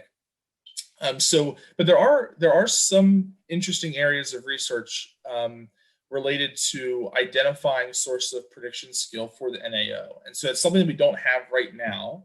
But I'm hopeful that in coming years, we'll be able to talk more explicitly about the seasonal tendencies of the NAO, or sometimes it's couched in its kind of its sister oscillation called the Arctic oscillation, the AO, which is kind of more of a hemispheric look. They're just kind of derived slightly differently, but capture the same, in essence, the same phenomenon. So I'm hopeful that in future years we'll be able to say something more specific about these patterns of mid-latitude variability. Unfortunately, in this winter outlook, and what we're comfortable imparting in the current outlooks from the state of the science, wouldn't really support that right quite yet. But it's a good question. It's something that we think a lot about. If I was approaching from the general public and I wanted to take a look at the 4 different colors that were available that represented the outlook, can you tell me a little bit about what those colors mean and how were they decided? In the case of the winter storm outlook, there's a few different, we added an 80% this year. So there's a less than 10% chance, which won't show up as any color. There's 10 to 30, 30 to 50, and 50 to 80, and then there's in excess of 80%. And so that's the probability of exceeding that local watch warning criteria. Now, how do we come up with this? And so in that sense, those are meant to just kind of fairly easily communicate what the relevant risks are. We can think of 50% as kind of being, roughly speaking, the criteria for a watch. So if it's more likely than not, that would favor a watch. Now, also, it's important to mention that this doesn't take the place of or totally inform watches, because as we're moving towards consistent forecasts across the agency, the other aspect that we're working with is to also improve the impacts-based nature of watches and warnings. So while the probability of exceeding a certain snowfall threshold might say only be 30 or 40%, the local office could still issue a winter storm watch because they're expecting the impacts from that storm to be such that it warrants a watch or a warning. So cases where this gets a little slippery are where you have mixed precipitation, where you have sub-warning criteria in both snow and ice. Situations where shoulder seasons, and we saw some examples of this earlier this year, especially in the Central Rockies, where snowfall events that are early in the season with foliage still in the trees, and so snow load and power outages are more of a concern. You might issue watches and warnings for lower snow accumulation criteria because of the increased impacts. And then a classic example here in the East is timing is very important. So heavy snow during rush hour, for instance, is more impactful than heavy snow during the middle of the night on a weekend or something like that. So those are local impacts that local offices can take into account. So it's not a one-to-one correspondence yet, but that's kind of loosely speaking. 50% is where, all things being equal, you would start to think about you would issue the watch, because that's where we're saying it's based on the reliable probabilistic guidance. It's more likely than not, so it's worth issuing the watch. But that can be modified by the local office's take on the expected impacts of the storm. I know impacts is a big deal, and I know each forecast office has different criterias. But first thing that pops into my mind would be the Atlanta snow jam in 2014, where we had maybe an inch of snow, but the temperatures were so cold. So it seems like this product that you guys are releasing is really more based on impacts and how it impacts the general public, emergency management, and things like that, than it is maybe about this set range of you're going to get this much snowfall. That's right. So there's another product that is a very nice complement to this that's been operationally implemented this year, which is the Winter Storm Severity Index. And so what that does is it has criteria, but it's a much more complex and dynamic criteria to better account for some of these impacts. And so in that framework, where you have, and so what it's doing is it's screening the official forecasts from the National Digital Forecast Database. So the local offices are submitting their official forecasts. It's using those forecasts, applying climatology, applying different algorithms to assess different impacts, including snow amount, snow load, ice accumulation, ice impacts, among other things. And it's doing that to get an idea for those impacts, including things like flash freeze, blowing snow. And so using those two together, and as in fact, the vision of the program is kind of an eventual merger of those two products along the lines of what you were saying. So right now, the Winter Storm Outlook is grounded in the very objective kind of criteria-driven realm. The Winter Storm Severity Index is still deterministic, so we're not using probability information yet.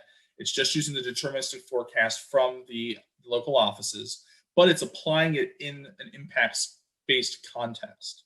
So our long-term goal is to get to a place where we have a probabilistic Winter Storm Severity Index that will in turn inform the Winter Storm Outlook, so that the Winter Storm Outlook today, being just the probability of exceeding a fixed snow or ice accumulation threshold, will eventually be the probability of exceeding moderate or severe impacts. Impacts being defined, being kind of regionally varying and defined in a much more nuanced fashion. And so it's those two products right now that are a nice complement that we eventually want to see kind of come together and form the basis of these kind of consistent, collaborated, and probabilistic products across the agency. I think a lot of people hear outlooks and they are thinking of the Storm Prediction Center outlooks for severe weather that they might be familiar with. How might these new experimental outlooks compare to those? So they might be, they are potentially similar in that they're probabilistic. They're giving a probability of a certain event occurring in a daily cadence. So we have day 1, day 2, day 3, day 4, and then the maximum probability across days 1 to 4. That will be different. The Storm Prediction Center doesn't have that component. So they're very similar in that they're trying to give advanced lead time and a heads up, right, in terms of hazardous weather. So the Storm Prediction Center, as you might know, issues severe thunderstorm watches and tornado watches for the CONUS. And as you might imagine, their objective probabilistic outlooks, convective outlooks, play an important role in that, and starting that process through which they work with the local offices to issue those watches. And so that's actually one of the we're leaning in on that paradigm a bit in the winter program.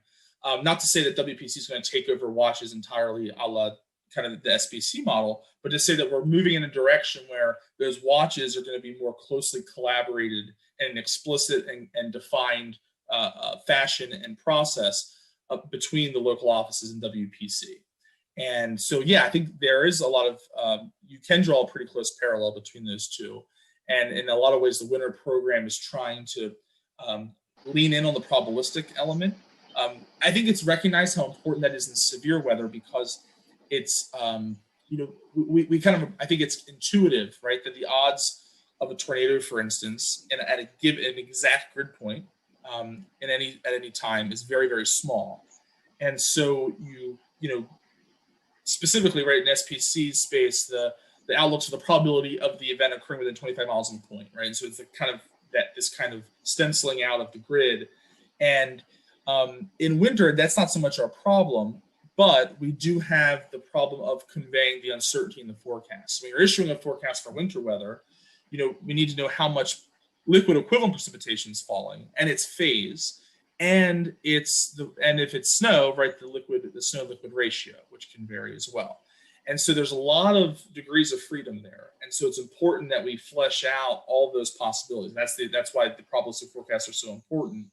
And then once we have that suite of probabilistic forecasts, we can kind of take a slice through them and look for these cutoff points where the probability of exceeding a hazardous criteria is enough to warrant kind of these public messages, like a winter storm watch, for instance. As far as who this product's actually meant to kind of serve the best, on your product description document, it talks about emergency services, different kind of broadcast elements, and also mentions the general public as well. Can you kind of elaborate a little more on that? So the product actually has its background in a watch collaborator tool that was an internal tool to help forecasters collaborate between the national centers and the local offices. And basically the idea was to broaden it up and give some of our stakeholders, including the general public, access to this kind of national picture image that gives you the probability of hazardous winter weather at extending lead time, right? So day 1, 2, 3, 4, and in a way that, again, just kind of improves the situational awareness for stakeholders in the general public, as well as the ones you mentioned, like emergency managers and kind of those other stakeholders that work closely with the local offices, and to give them, I know, Scotty, you had mentioned, talking with the meteorologist at GSP, kind of another tool in the toolbox, right? And so that's the idea here, is that we're giving the general public, as well as more sophisticated, maybe decision makers, not to say that the general public's not sophisticated, but the general public, as well as more acute decision makers, another tool in the toolbox to improve situational awareness, to understand the threat of hazardous winter weather, but also to highlight areas where maybe the threat of winter weather is lower than would qualify for a watch, but where certain very sensitive industries might still want to be aware of that.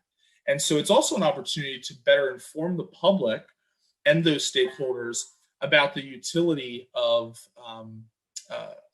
probabilistic forecasts and how we use them. So how can the public give feedback on this? So it is important when we have experimental products. So the process that we go through in the Weather Service is when we have an experimental product like this, it goes out for what we call an experimental comment and review period.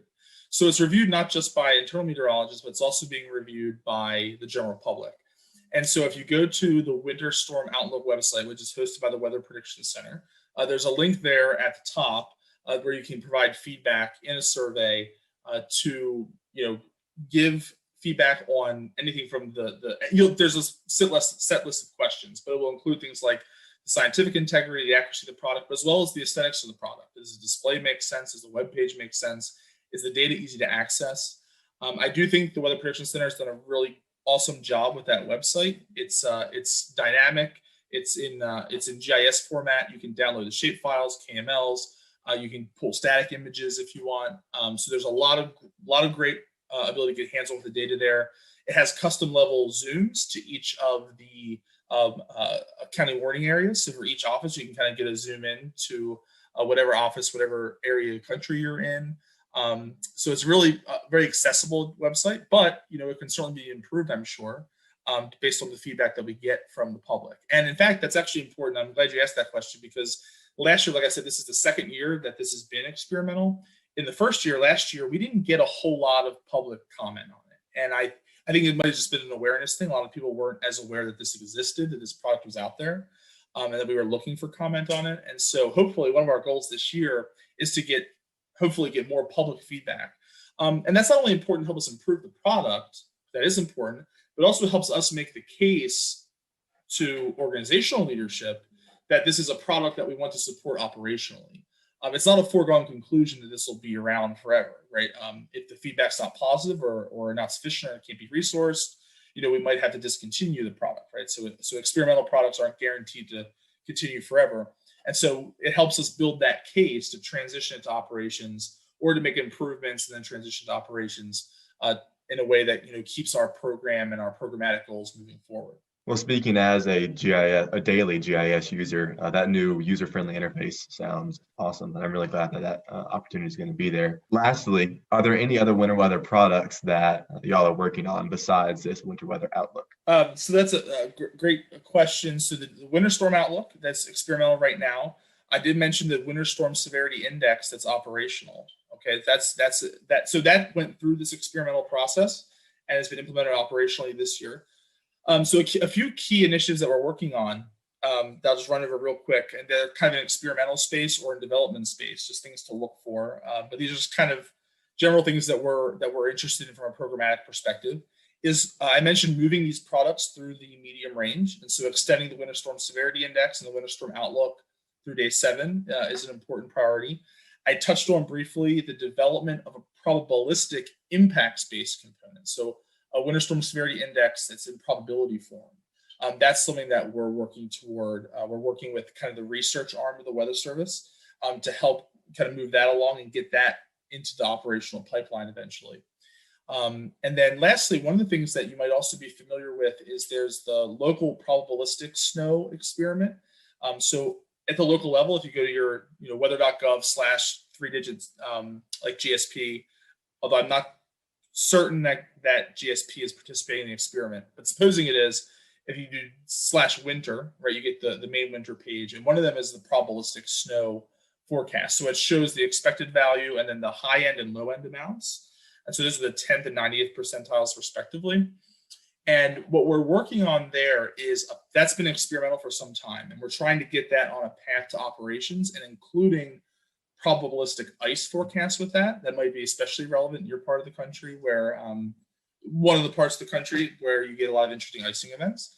And so that's a complicated issue organizationally that we're working through. And it's something that we're trying to make some progress on, but we're looking forward to there being some experimental changes and then getting that on a path to operations. And so as we kind of tying the kind of what I kind of say like the synoptic scale evolution of the winter program is looking at a future in a few years where you have a probabilistic impacts-based guidance informing the winter storm outlook that's supporting consistent and collaborated winter storm watches around the country. And all of that is being undergirded by a consistent national to local suite of probabilistic snow and ice forecasts, and potentially extended all the way through day 7 across the board. And with that kind of, and that's kind of that, like I said, synoptic scale. And then longer term, one of the things that we know is important is being able to improve the storm scale side of winter weather forecasting. Heavy snow bands, snowfall rates, hourly snowfall rates, for instance. Those are things that are really important for impacts. We talk about impacts. Looking at a 6-hour accumulation, 3 inches of snow in 6 hours. That's nice. If that 3 inches occurs in 1 hour, that's very impactful. If it's a half inch an hour for 6 hours, that's less impactful in an acute sense, right? So those kinds of storm scale, micro-mesos type scale storm impacts is something that we're also working on as well. And so that's a little farther out in our planning process, but something that we're really aware of as being an important issue that we need to tackle to keep making progress on all the kind of important aspects of winter weather. And for our Carolina viewers, I was just checking as Stephen explained that, and there an NWS GSP, along with potentially other offices across the Carolinas, do offer that winter weather experimental product to see the 10% and 90th percentiles. That's weather.gov /GSP Winter. It is there. Yeah. And you'll see it. It'll the probabilistic snow. Yeah. Yeah. There's 70, I believe it's 76 offices around the country offer it. So it's not in every office. It's not even in every office that theoretically can have winter weather. As you might imagine, offices in parts of the deep south or southwest and the west coast aren't participating in the experiment. But I'm glad to hear that those parts of the Carolinas are. So that's something to definitely check out your local office as you go through this winter season. And another opportunity to provide feedback as well. As we're going through this season, because that's an experimental product, if you go to that website that Evan just mentioned, you can also click, there's a feedback link there that'll take you to another one of those surveys to provide that feedback to us. Well, Stephen, we appreciate your time tonight. Since you're the program lead, this is your time to let everyone know again how they can find out about all this information. I know you guys are hoping for a lot of feedback. So where should our folks go to find the outlooks and the severity index? And again, remind us how we can provide that feedback for you all. The easiest place to go to get started on this is to go to the Weather Prediction Center's website. That's wpc.nsep.noaa.gov. There might be some shortcut versions of that also. And under their winter weather tab, on the options panel on the left, you can select the experimental winter storm outlook or the winter storm severity index. I think the WSSI might actually be linked at the top of their homepage. And then for the winter storm outlook, that's the experimental product for which they can give a lot of input. For more information on the winter outlook itself, I would recommend going to the Climate Prediction Center homepage. And they'll have a link to the latest press release from NOAA that was put together, and that whole forecast put together by my former colleagues at the Climate Prediction Center. And you can read more about that there. Awesome. Well, thank you, Stephen. And thank you guys for watching us tonight. If you're a big winter weather lover, hopefully you'll be able to use these products. I know last year was kind of a bust for much of the Carolinas winter weather wise. So maybe this year we'll be able to use these products, and definitely recommend that you give some feedback. Full disclosure, right? In a La Nina winter, it doesn't look good. It doesn't. You're right. It only takes one. And these are all probabilistic forecasts, so you can get lucky, and you can pull a rabbit out of the hat here and get some winter. So I'll certainly be rooting for it. But La Nina winters are not typically our winters here in the eastern part of the U.S., especially the southeastern part of the U.S. Unfortunately, but that's it. But so, you never know. You never know. It's like we talk about the hurricane season. It only takes one. So hopefully, if we do get that one storm, you'll be able to use these products and definitely provide some feedback. I personally think it's a great product, and hopefully it'll get out of the experimental stage and into operational stage. So Stephen, thank you again for watching. Thank you all for watching tonight. We'll see you real soon.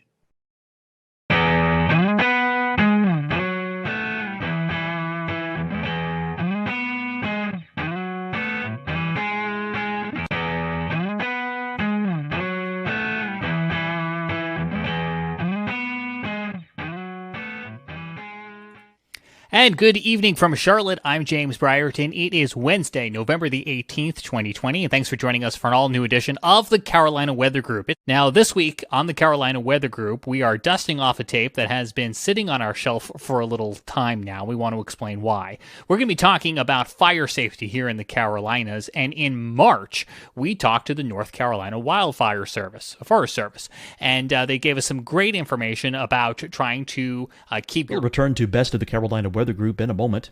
Now your Carolina weather forecast. Here are today's forecast high temperatures for North Carolina. Here are the forecast lows for tonight for North Carolina. Here are tomorrow's forecast high temperatures. And here's forecast rainfall across North Carolina tomorrow. Here are the forecast highs for the day after tomorrow.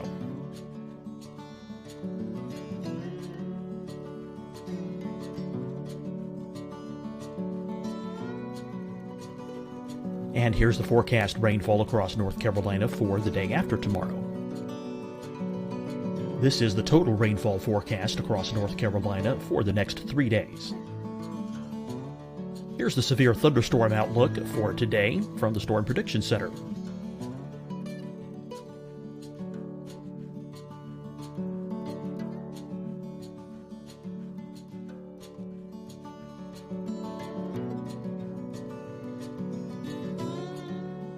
Here are the forecast high temperatures for today for South Carolina.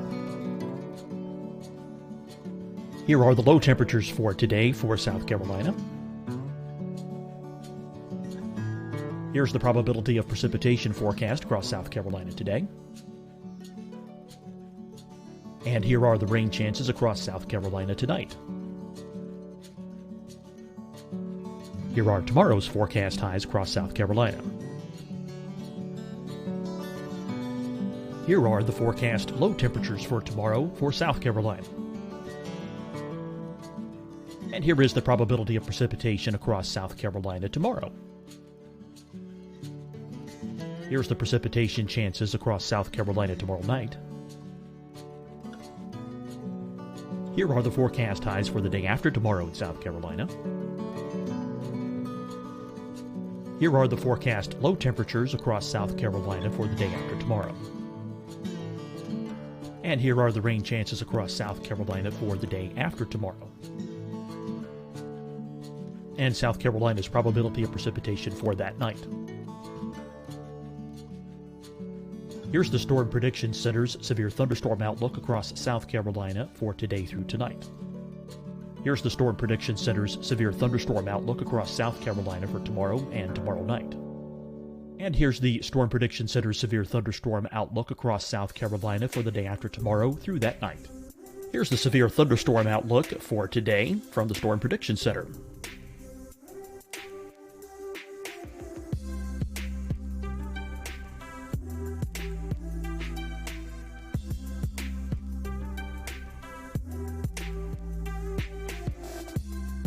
And now here's a live look at weather radar across the southeast.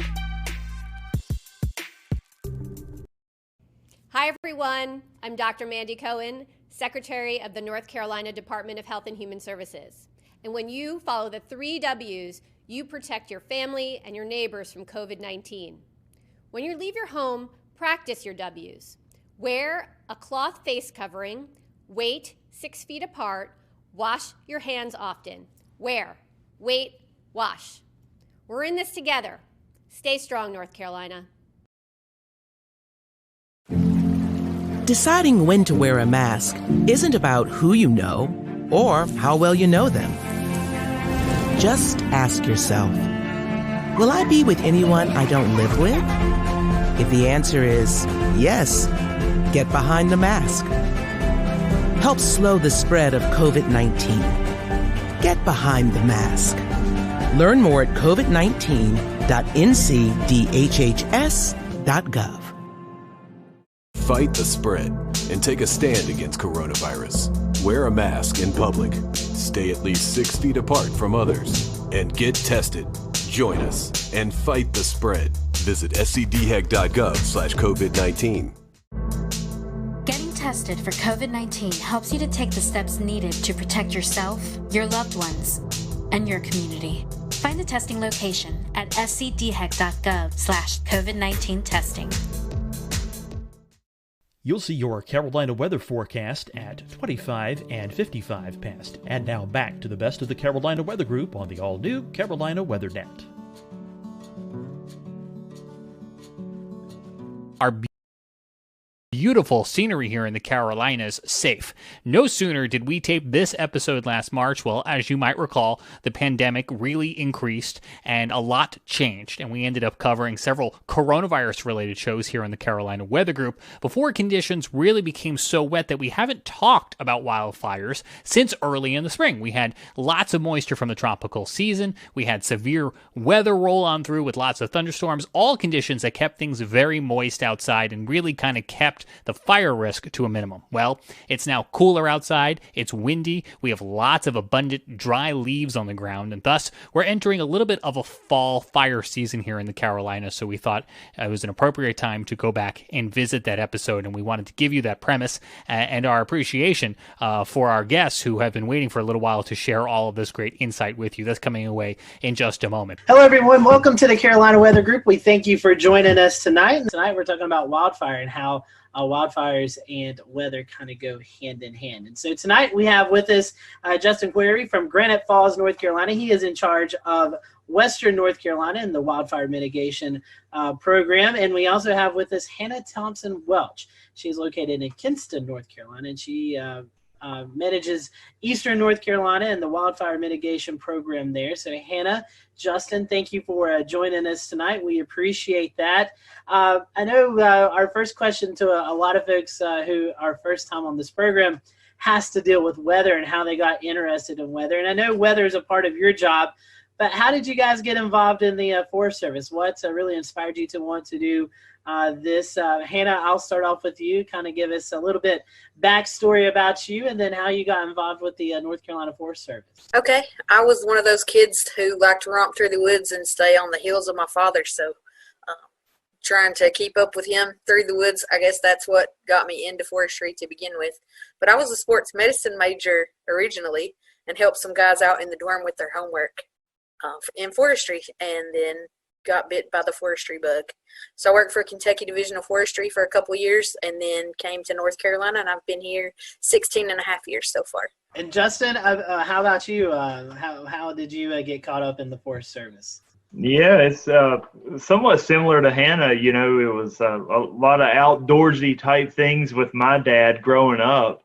But then when I got to high school, we had a FFA department there, and they did a lot of stuff with forestry throughout that.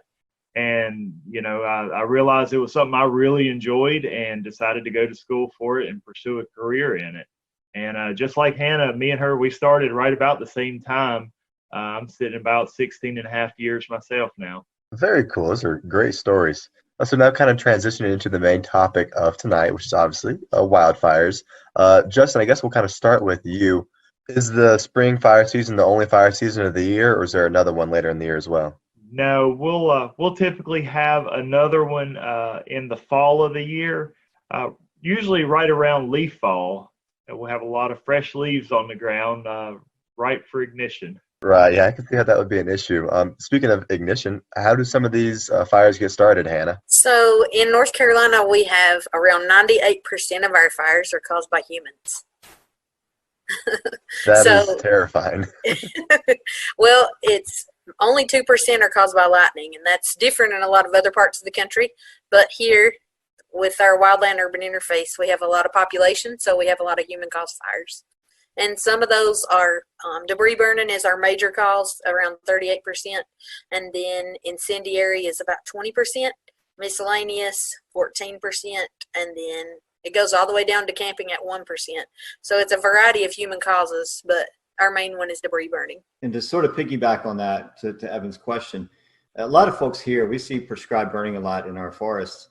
And a lot of folks are always asking, hey, is that fire out of control? Sometimes it can really set up where you get pyrocumulus clouds building over the top of it and just looks like a really ominous situation. So I got to ask, are any prescribed burns responsible for some of these out of control fires, or is that really monitored heavily and that's almost a 0% risk? Okay, well, I'll take that one then. I was thinking about it for a moment. Yeah, we'll go with you first. Sorry, my fault. So I guess the question is, does a prescribed fire ever turn into a wildfire? Is that the long and short of it? Yes, it has happened before. And will it happen again? Yes, it probably will. We do our best to plan for that not to happen. But, you know, when you're dealing with something like fire and something as with weather, and, you know, it can be an unpredictable thing. As much as we like to think we can predict it, you can have a wind shift that you didn't see coming. You can have, a whole host of different things. Relative humidities will drop out lower than what you thought they were going to be, and experience some more extreme fire behavior than what you were thinking you would have that day. Justin, just quick piggyback off of that. You're kind of talking about the weather variabilities. When you find yourself on some of these larger wildfires, like we experienced in Western North Carolina back a couple of years ago, and they grow so large, and you guys actually have like a command post, and you have Forest Service and firefighters. Do you guys ever get like meteorologists that on like site to help you out with like you talked about humidity or wind shifts or anything like that? Yeah, absolutely. We'll get an incident meteorologist on most of our larger incidents, and then we'll also get some fire behavior analysis guys out there that will help to take those weather parameters, and they'll actually try to turn that into what will the fire actually do, with the weather parameters that they're given. So yeah, we'll get incident meteorologists out there on our fires, our larger ones. Another piggyback where Evan was talking about causes. Something that comes to mind, which I don't think so. Evan, correct me if I'm wrong, because I know you follow Western North Carolina as much as I do. The flash drought that we had back last fall, where we had, I think, the whole month of September, we were very dry into October. I was actually looking at some of my forecast graphics earlier today and noticed that we had high temperatures in the first week of October, still in the 80s and 90s. What was that like? How, flash droughts happen. Well, a long-term drought, you can kind of predict, we have a chance of seeing fires, but these flash droughts that are caused by the lack of precipitation, really high heat, and everything's kind of starting to die off from summer into the fall season. Do you guys, I guess, assuming when this happens, Hannah, you and Justin, you guys are watching this, and everybody really has to be on guard for something that could quickly happen. Yeah, and we put a lot of resources into place. There was a lot of pre-planning efforts that went into the flash drought situation from last year. So we were ready to move in the case that we had a larger fire occurrence event where we had a bunch of new ignitions. And so there were plans in place to aggressively hit those where they were, and even calling in out of region resources for that. Very good. So I'm sort of, going to ride along with this, Scotty, because I know one of our topics is going to be how does weather play into these fires? And we talked about wind earlier, right? We talked about the lack of rain, we talked about droughts. You mentioned something earlier, Hannah, about winds and sort of, we saw what happened in Western North Carolina a few years back. We saw what happened at Gatlinburg. And we saw what happened ahead of the cold front where convergent winds drove that fire. What sort of factors are you looking for severe type events to occur, severe outbreaks, or these fires are spread very quickly? In other words, how is weather playing into everything that you're doing? Well, weather is a huge part of what we do every day. So you almost become an amateur meteorologist when you join the Forest Service, not even by choice. It just happens. Sure. So you're looking at all the models like us too, right? Yeah, we are. We're looking at similar products, predictive services, long range planning, long range forecasting, a bunch of different data sets that we look at. And we even have a portal that's available to anyone that wants to look at it with a lot of climate data that's in there. Very good. And Justin, are you guys working with the National Weather Service offices in the local areas, or if it's divided down the region, you go to two different offices, but you're working closely with them, correct? Yeah, that's right. A lot of these offices, we have direct numbers where we can call them. One of the products we always love to get from them is a spot weather forecast, where we can really pinpoint. I want to know what the weather's going to be at this exact location. So yeah, we're in very frequent contact with our National Weather Service guys. And so I'm gonna kind of switch this because we're starting to talk about territory, right? And we're looking at mountainous areas versus coastal plains. So like what would be differences between a fire in the mountains in Western North Carolina and a fire in Eastern North Carolina? So, whenever we're dealing with fires in the western part of North Carolina or the mountains, the biggest difference there is we have a lot of terrain to deal with. Whenever you have a wildfire on a steep slope, it's going to burn typically a lot faster going upslope.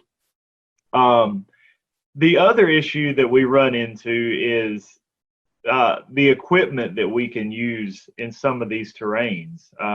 You can't put a bulldozer on a 50 or 60% slope. You can, it's just very, very tricky. So most of the firefighting that we do in that type of terrain is, a lot of manpower with hand tools.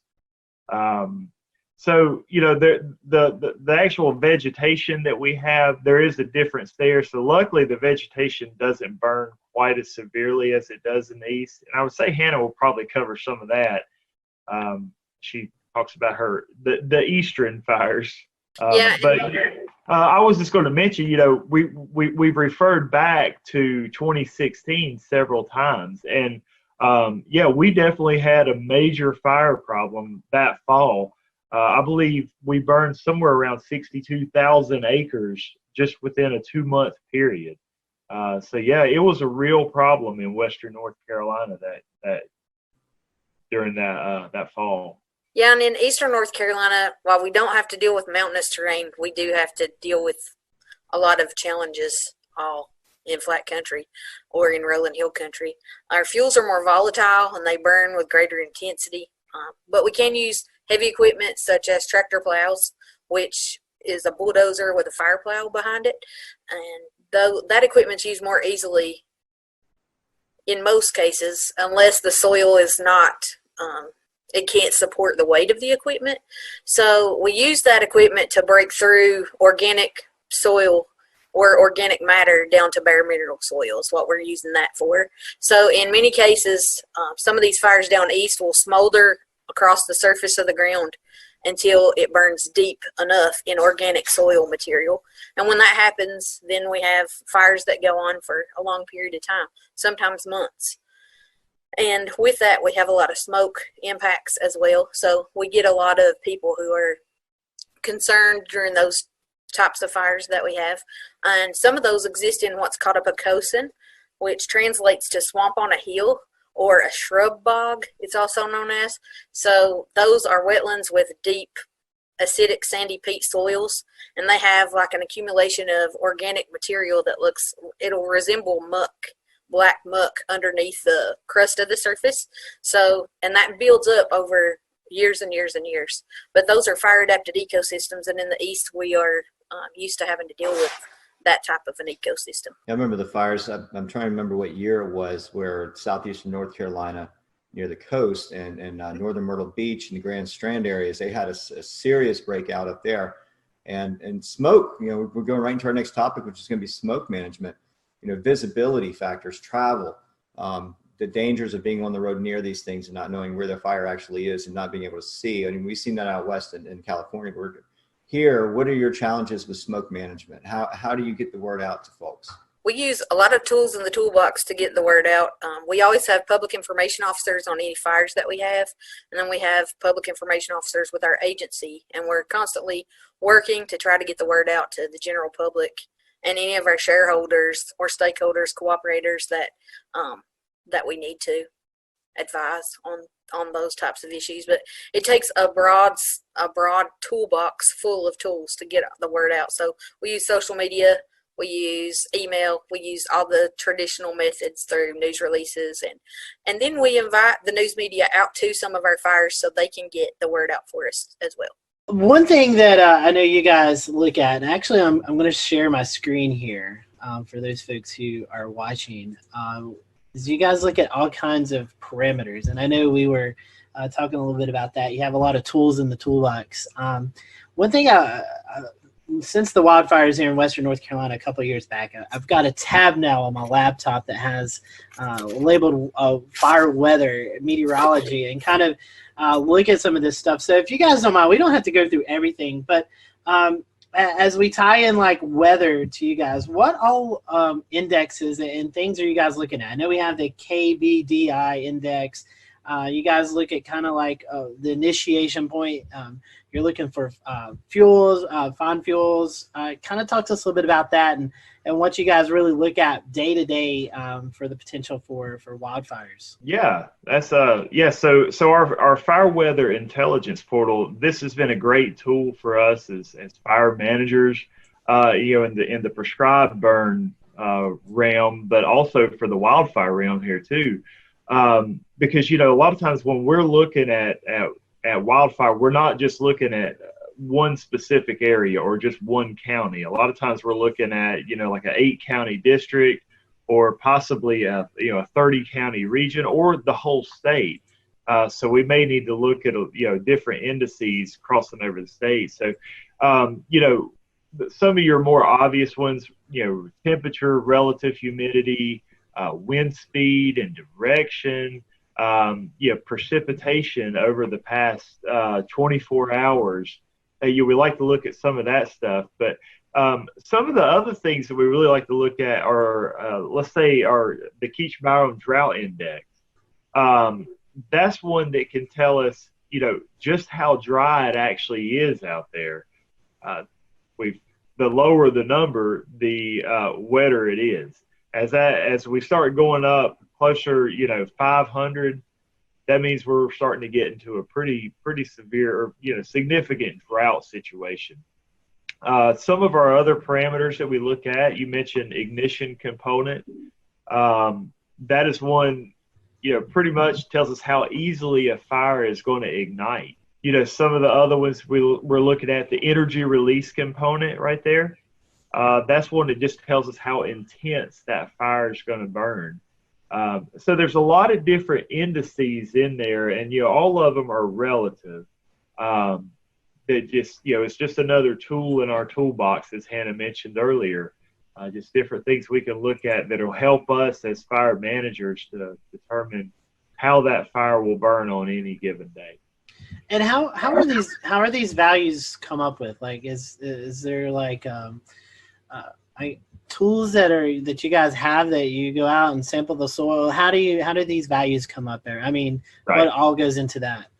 So you'll notice they're kind of placed oddly across the state there. There's actually a small weather station at each of those that are taken. We actually have small fuel sticks out there, and that takes some of our fuel moistures, and then a lot of your typical weather readings such as temperature, relative humidity, wind speed, precipitation. It also takes in solar radiation. Trying to think if there was anything else that I'm missing on those. But those are called, let's see, remote automated weather stations. And another thing, Hannah, I'll bring you into this. This is another thing that I look at. It's the national, the NICC. It kind of gives you a seasonal outlook for wildfire. And these outlooks are constantly in our minds. We do an annual refresher training every year, and at that meeting we go over these for the upcoming season, and that's getting us ready for the spring fire season, leading up to our work capacity test that we take annually so we can travel and help other like western states whenever they are having large fires as well. So we look at these and we brief on these throughout the months, even into the summer and into the fall. So we are looking at this way ahead of time. And as soon as this information is released, a lot of times you'll see it floating around social media pages and other things. So it's a hot topic of conversation for any wildland firefighter. And correct me if I'm wrong, but I believe as we went into last fall of 2019, and it was above average for the Southeast just because of the flash drought. I believe that's what I remember seeing. So another agency in the weather community that does some fire forecasting, Justin, is the Storm Prediction Center, where they issue fire forecasts. Do you guys, maybe the Forest office in North Carolina, maybe in Raleigh, do you guys coordinate with them, or how do you guys get those outlooks, or how does that work? I'll be honest with you. Whenever you sent me, we had talked about that earlier. I think that may have been yesterday. Yes. That was the first time that I had dealt with that. I don't know if Hannah has worked with that particular tool, but I played around with it a little bit, And it seems like that's definitely another tool that I'm putting into my toolbox. So, Hannah, I don't know if you had seen that before or not. I have not. Well, I'm glad we were able to help you guys out. Yeah. For those who may be watching or listening to the podcast, we've had on Randy Bauer from National Weather Service in Norman, Oklahoma, who is also in with the Storm Prediction Center. And they issue these fire weather outlooks for the day of and then 3 to 8 days. It's kind of like the severe weather outlooks, Evan, Shay, that we see on a daily basis. But they kind of highlight areas that they're concerned about for the potential of some increased fire danger. And Shay, correct me if I'm wrong. If I'm not mistaken, we kind of saw this last year in eastern North Carolina, northeast South Carolina, where dry lightning was highlighted for portions of the area. No, that's exactly right. They've even done it a little bit out in the Midwest as well during some of the drier seasons and where positive strikes might be forecast.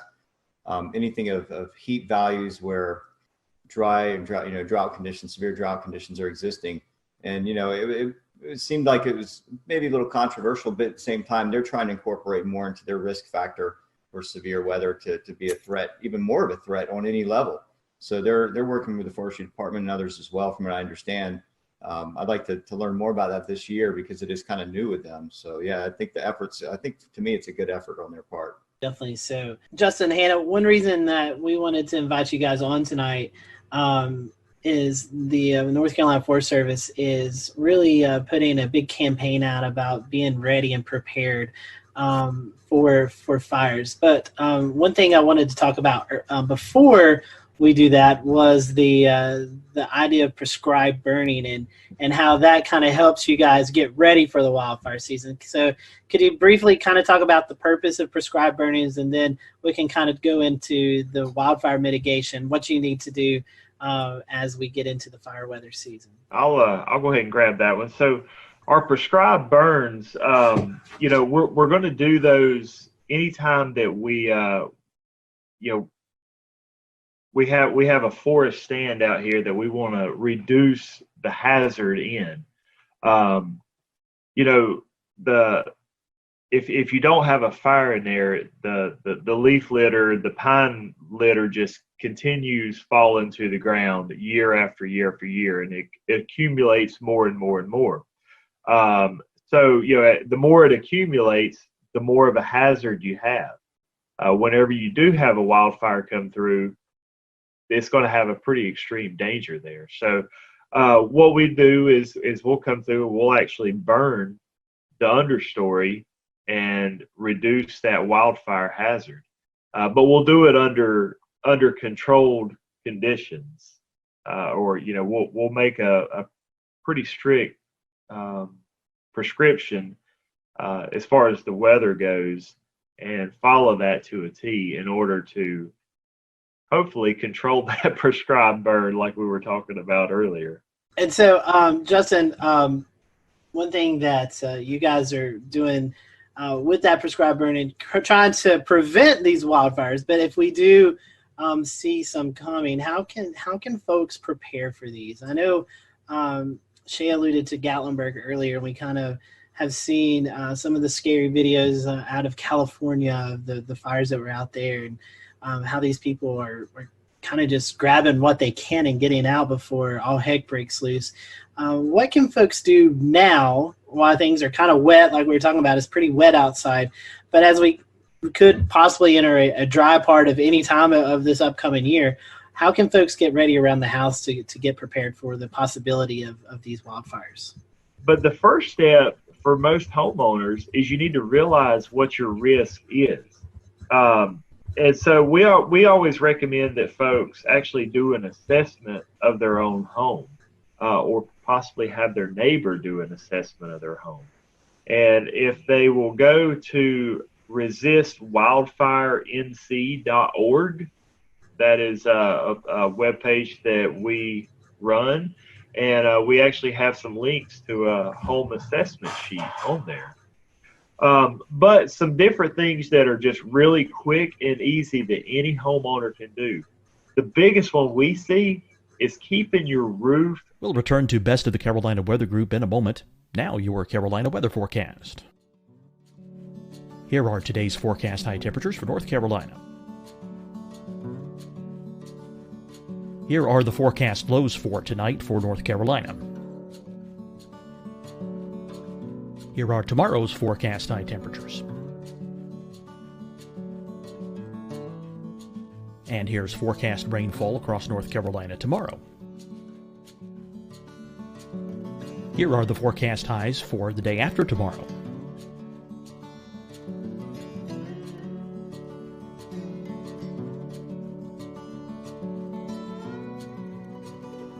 And here's the forecast rainfall across North Carolina for the day after tomorrow. This is the total rainfall forecast across North Carolina for the next 3 days. Here's the severe thunderstorm outlook for today from the Storm Prediction Center.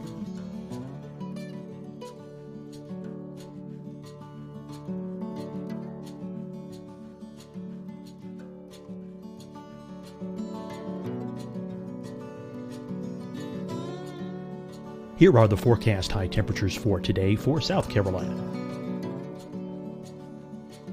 Here are the low temperatures for today for South Carolina. Here's the probability of precipitation forecast across South Carolina today. And here are the rain chances across South Carolina tonight. Here are tomorrow's forecast highs across South Carolina. Here are the forecast low temperatures for tomorrow for South Carolina. And here is the probability of precipitation across South Carolina tomorrow. Here's the precipitation chances across South Carolina tomorrow night. Here are the forecast highs for the day after tomorrow in South Carolina. Here are the forecast low temperatures across South Carolina for the day after tomorrow. And here are the rain chances across South Carolina for the day after tomorrow. And South Carolina's probability of precipitation for that night. Here's the Storm Prediction Center's severe thunderstorm outlook across South Carolina for today through tonight. Here's the Storm Prediction Center's severe thunderstorm outlook across South Carolina for tomorrow and tomorrow night. And here's the Storm Prediction Center's severe thunderstorm outlook across South Carolina for the day after tomorrow through that night. Here's the severe thunderstorm outlook for today from the Storm Prediction Center.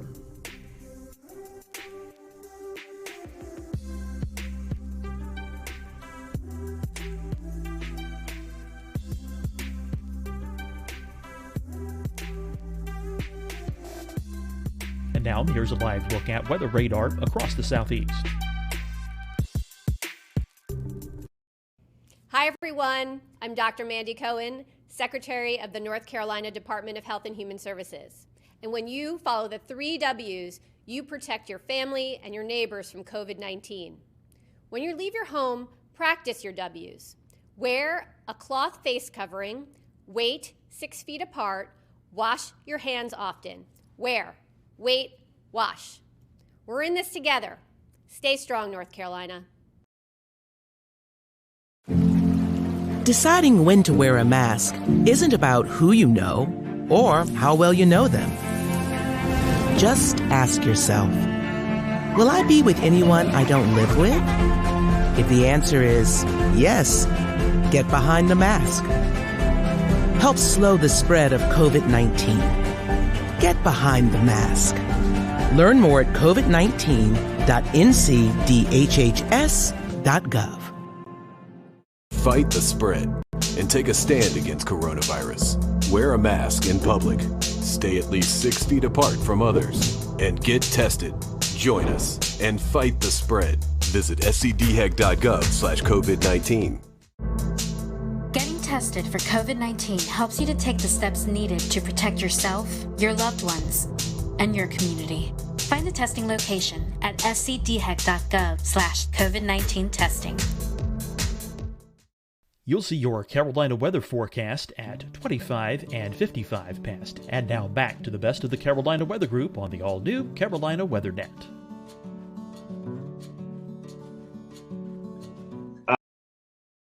You wouldn't believe how many homes I go out to, and I'll take a look around, and the gutters will just be simply packed full of leaves and debris. The fact is, when a wildfire comes through, it will simply pelt the home with embers, just thousands upon thousands of embers. And it just takes one ember landing in that gutter or on that roof, in the eave of that roof where the debris has piled up, and it could easily ignite and start a wildfire there, ignite that home. And the last place that you want to have a fire is on the roof of your house. So that's one, really quick and easy mitigation strategy that folks can do.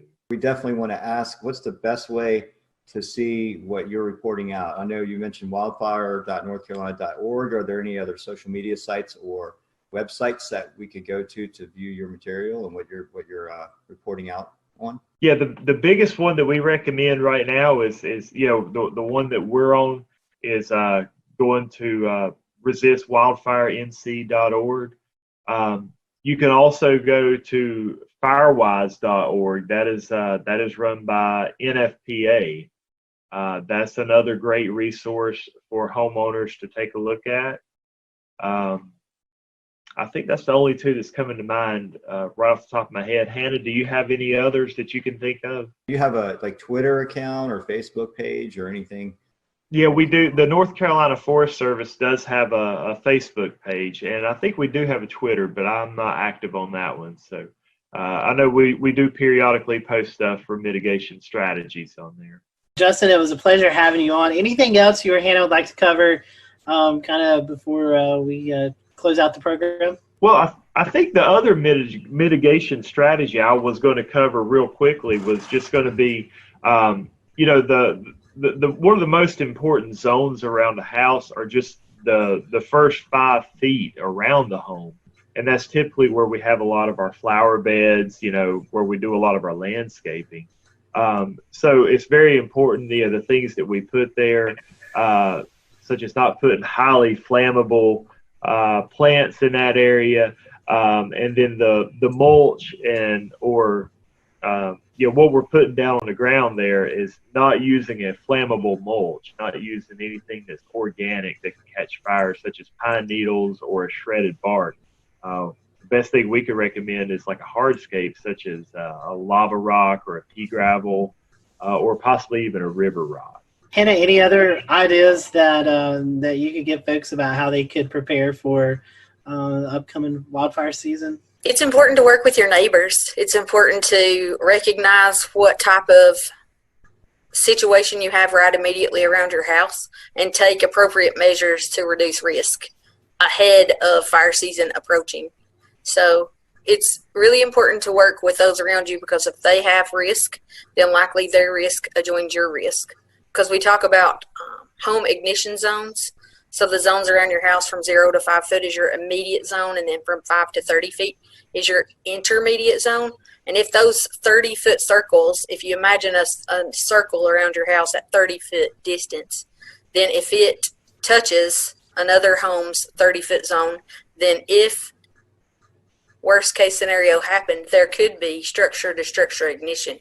So anything you can do to reduce the risk around your home, that's what you should be doing. Justin, Hannah, one other thing I think pops into my mind that you see a lot of people are out there when we get into these fire situations, they're trying to extinguish a fire with a garden hose that they have at their house, maybe when evacuations have been ordered. Would you guys suggest, hey, just get your stuff, follow the evacuation orders, let the firefighters, let you folks take care of the fire? Yes, absolutely. If evacuation orders have been made, by all means, go ahead and follow them. A garden hose is not going to do much for that fire. You're putting your life and your family, in harm's way by sticking around. Take these preparation tips and use them to your advantage. That way that you're prepared before the next fire. So we appreciate you guys joining us tonight here on the Carolina Weather Group. We hope you'll tune in next Wednesday for an all-new episode. Have a great evening, everyone.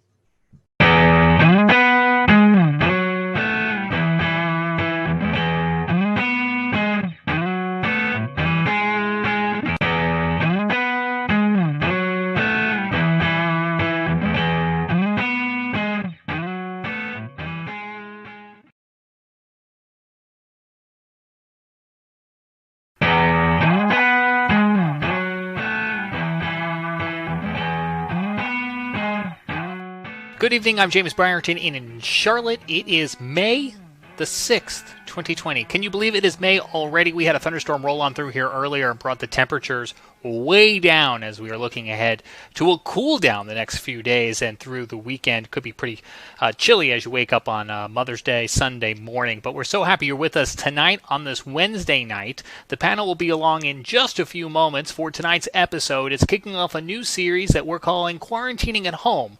We're kicking it off with the weather team from WECT, the NBC affiliate in Wilmington, North Carolina. It's designed to be kind of a lighthearted experience among all of the serious news that is going on. But first, we do have to start on a more serious tone tonight. The National Weather Service has confirmed that an EF1 and an EF2 tornado struck southern portions of Chester County and Lancaster County in South Carolina about this time yesterday. It all kicked off at about 6:30 when the National Weather Service at Greenville, Spartanburg issued that tornado warning as a tornadic supercell was moving to the east just south of the city of Chester. It continued to move to the east where it produced an EF1 tornado, brought down some trees and some power lines, and much of that town was in the dark for a good portion of the evening. Now, the storm itself was moving just north of Little Rock Creek when it most likely lifted and then dropped again. What is being considered a second tornado then touching down near Interstate 77 as it began to leave Chester County, enter into Lancaster County, move towards Great Falls, where the National Weather Service out of Columbia took jurisdiction of the storm. Now, both Weather Service offices went out there today, did storm surveys, and the team out of Columbia came back with EF2 damage caused by the tornado in Great Falls, and that would have been winds of about 115 miles an hour. The other thing you're looking at here on your screen, we're going to go ahead and bring these beautiful and stunning pictures full screen for you. This is friend of the show, Chris Jackson, was out yesterday in the area with his drone. I believe it's a DJI Maverick. And take a look at these stunning pictures. You can see that supercell coming towards him,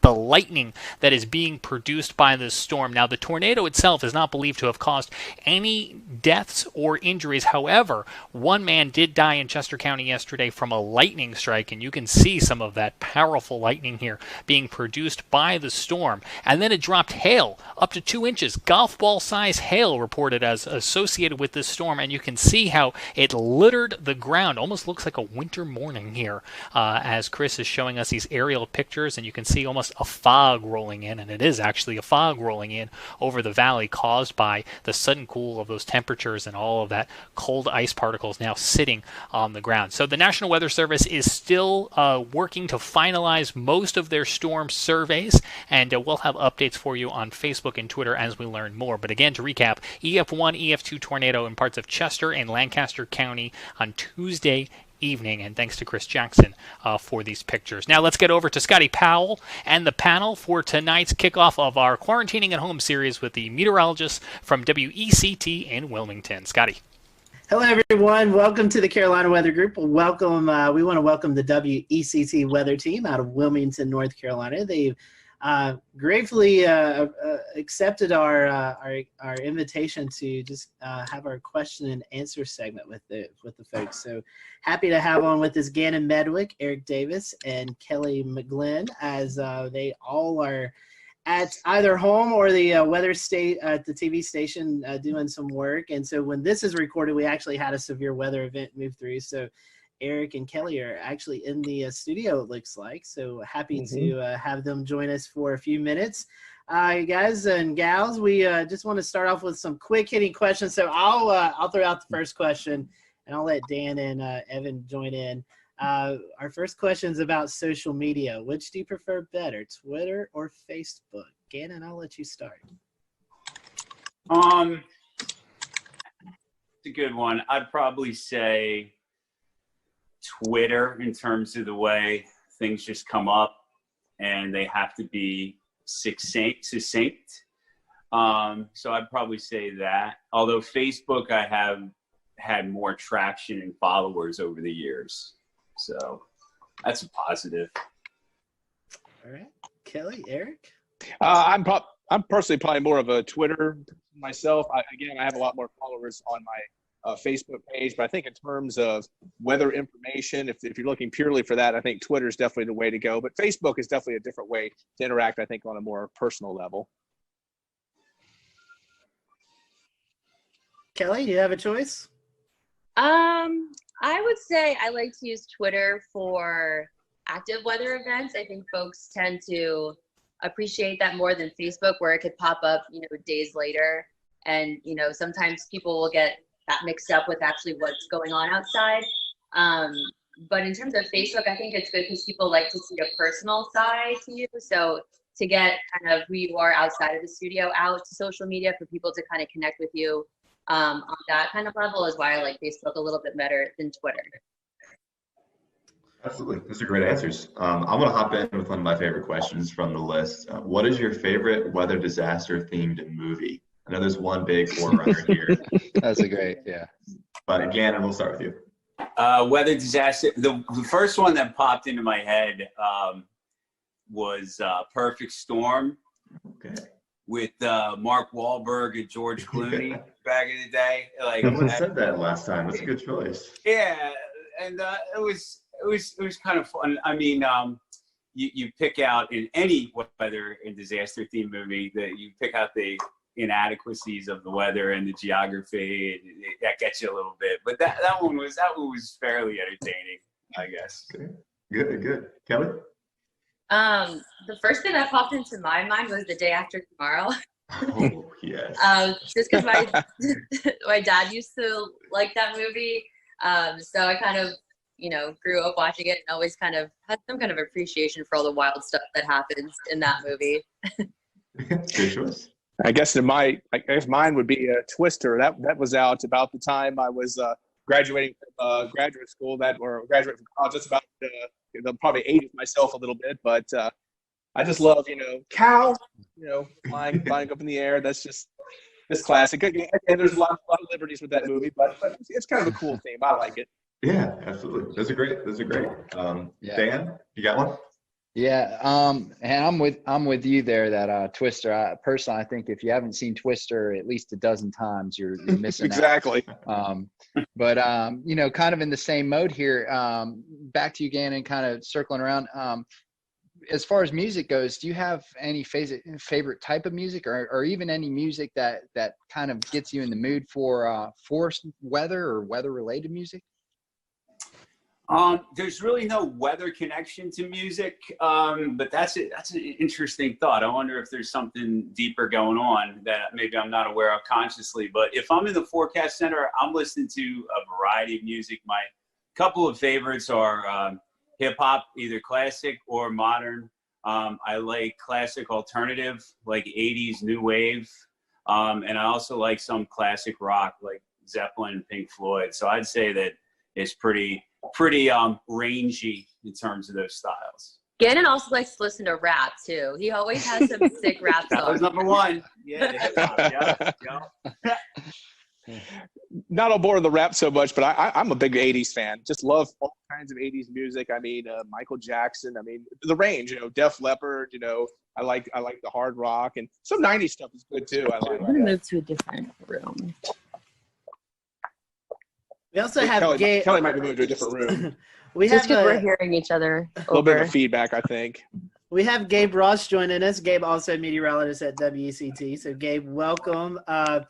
As Kelly's moving, we'll let you answer that question. Any favorite type of music for you? Favorite type of music? Great question. Typically, my go-to is 70s classic rock. Anything that's got a good beat to it. Typically, my Sirius XM is tuned to 70s on 7. So any of that, even like early 80s rock that kind of bleeds over. Gannon and I have a soft spot for Hall & Oates, I think. Oh, Hall & Oates. Yeah. Good stuff. 80s, I'm on board. That's like the common denominator, I think. We all had a lot more hair then, didn't we? Yes, we did. Some of us weren't born yet. I was going to say, yeah, Jess. Some of us had no hair. I think Kelly is moving around, so we'll let her chime in here in a second. Here's another Kelly's one. going to blow your mind. some of our quick hitting questions. A dog or cat person? Gannon, I think I already know the answer for you. Dog. Dog. Score one for dog right here. I would go primarily dog, but if the cat's tame enough, why not? Okay. All right. Great answers. So I want to transition a little bit into some weather-themed questions. This one's coming from one of our followers on Twitter who doesn't have a name, but Psych K8, I guess. And I wanted to know, what is the weather event that impacted you the most? Gannon? I'd have to say the April 16, 2011 tornado outbreak in terms of formative and impacts.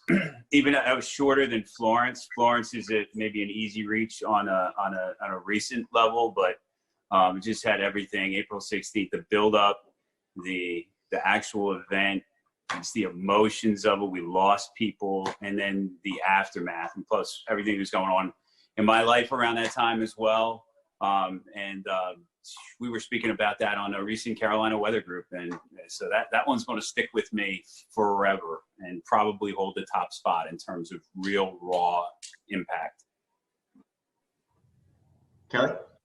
I would definitely say Hurricane Florence, just because that was the first hurricane I covered on air. And as impactful as it was, I think that's kind of just something that's always going to stick with you. I mean, we're still remembering stories of what happened, because I think at one point, like, you just start to kind of like black out from what's going on. And so we've talked about it, just with some other people in the newsroom, like, hey, do you remember this? And you're like, oh, wait a minute, that did happen. So there's always kind of just more stories, and just, just looking back on everything is kind of just something that will stay with me for probably the rest of my career. Good answer.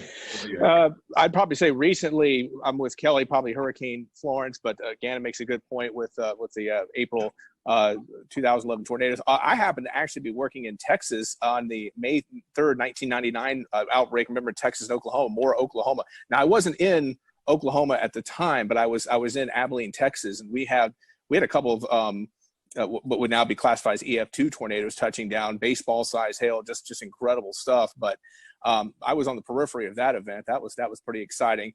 And just to maybe turn it in a different direction, I guess two of the big weather events that really inspired me to go into weather. I think growing up, I'd always had an interest in being a meteorologist, but two big weather events happened right about the time I was graduating from high school and kind of pushed me more into the meteorology field.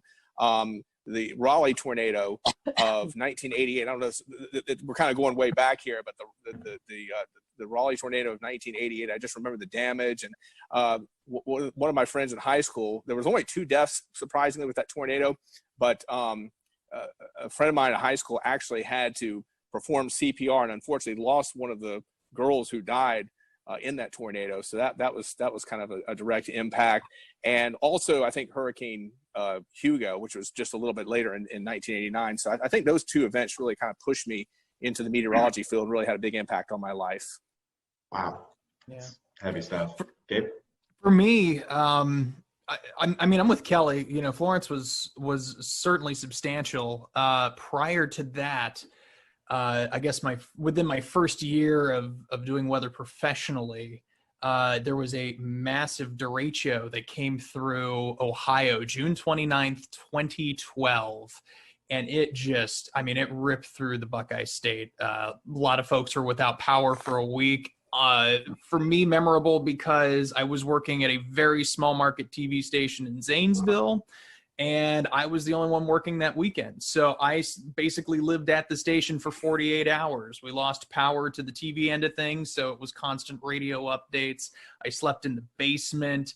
Temperatures were, I would say, in excess at times of 85 degrees just in the actual studio. Outside, daytime highs were in the deep 90s, and I want to say some low hundreds, but just an incredible system to see it sweep through.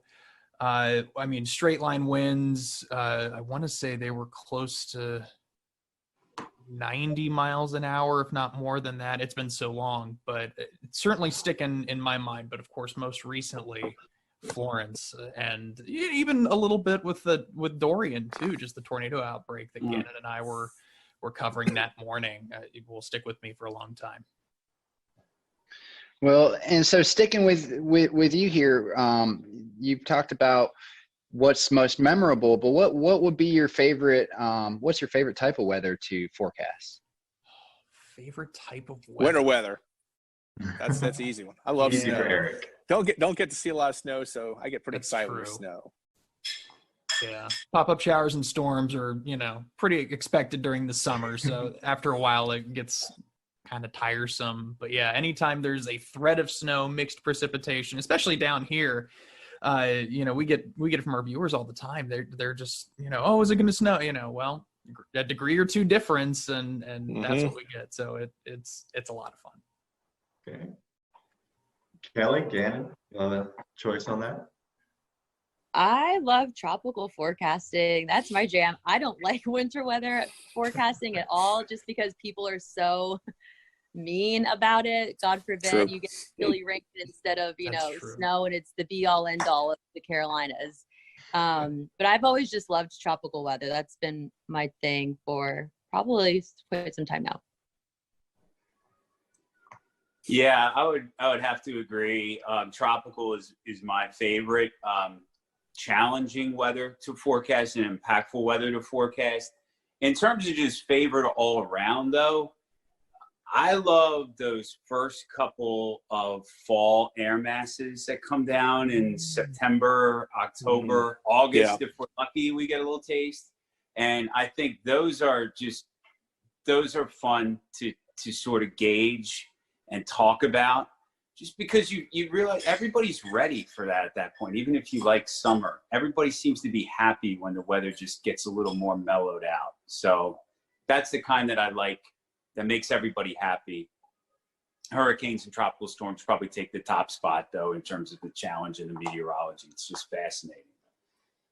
So speaking of your favorite weather, kind of the reverse of that, do you take it personal when you miss a forecast? I mean, does it bother you, or do you just kind of shrug it off and say on to the next one? I'll start with you, Eric.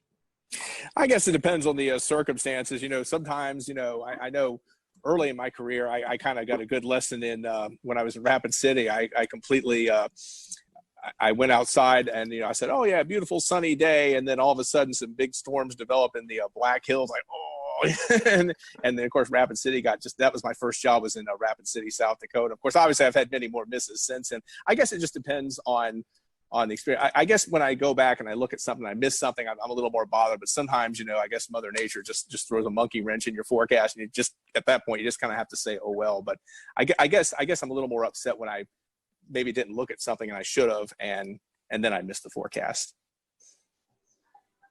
Kelly, Gabe, Gannon?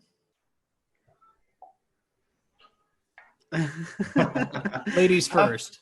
Yeah. And I don't mean you, Gannon. No. He wants to answer.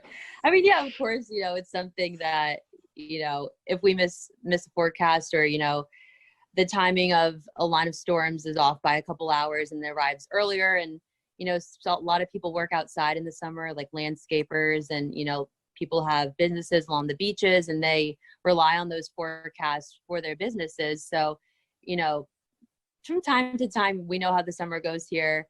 Of course, we can't predict where those pop-up storms are going to be, but, I think it's a kick in the butt when we miss our own forecast, and, we let some viewers down, if you really want to say let them down. But I think for the most part, our viewers are very appreciative of our forecasting and how, accurate we can be in the summertime, and especially during hurricane season. We get a lot of emails saying, how appreciative they are of, how interactive we are on social media and whatnot. So there's, pluses and minuses to that too. I don't really feel like I take it personally, except for you've got to put your name and your face on your product, so that when your product is less than perfect. We'll return to Best of the Carolina Weather Group in a moment. Now your Carolina weather forecast. Here are today's forecast high temperatures for North Carolina. Here are the forecast lows for tonight for North Carolina. Here are tomorrow's forecast high temperatures. And here's forecast rainfall across North Carolina tomorrow. Here are the forecast highs for the day after tomorrow.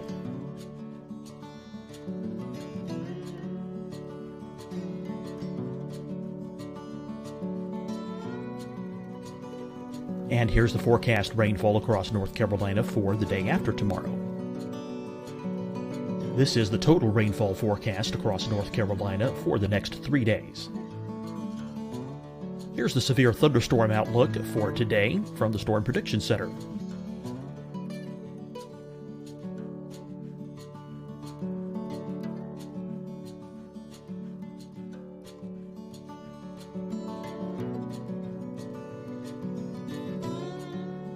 Here are the forecast high temperatures for today for South Carolina. Here are the low temperatures for today for South Carolina. Here's the probability of precipitation forecast across South Carolina today. And here are the rain chances across South Carolina tonight. Here are tomorrow's forecast highs across South Carolina. Here are the forecast low temperatures for tomorrow for South Carolina. And here is the probability of precipitation across South Carolina tomorrow. Here's the precipitation chances across South Carolina tomorrow night. Here are the forecast highs for the day after tomorrow in South Carolina. Here are the forecast low temperatures across South Carolina for the day after tomorrow. And here are the rain chances across South Carolina for the day after tomorrow. And South Carolina's probability of precipitation for that night.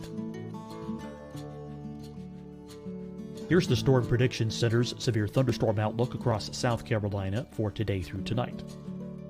Here's the Storm Prediction Center's severe thunderstorm outlook across South Carolina for tomorrow and tomorrow night. And here's the Storm Prediction Center's severe thunderstorm outlook across South Carolina for the day after tomorrow through that night. Here's the severe thunderstorm outlook for today from the Storm Prediction Center.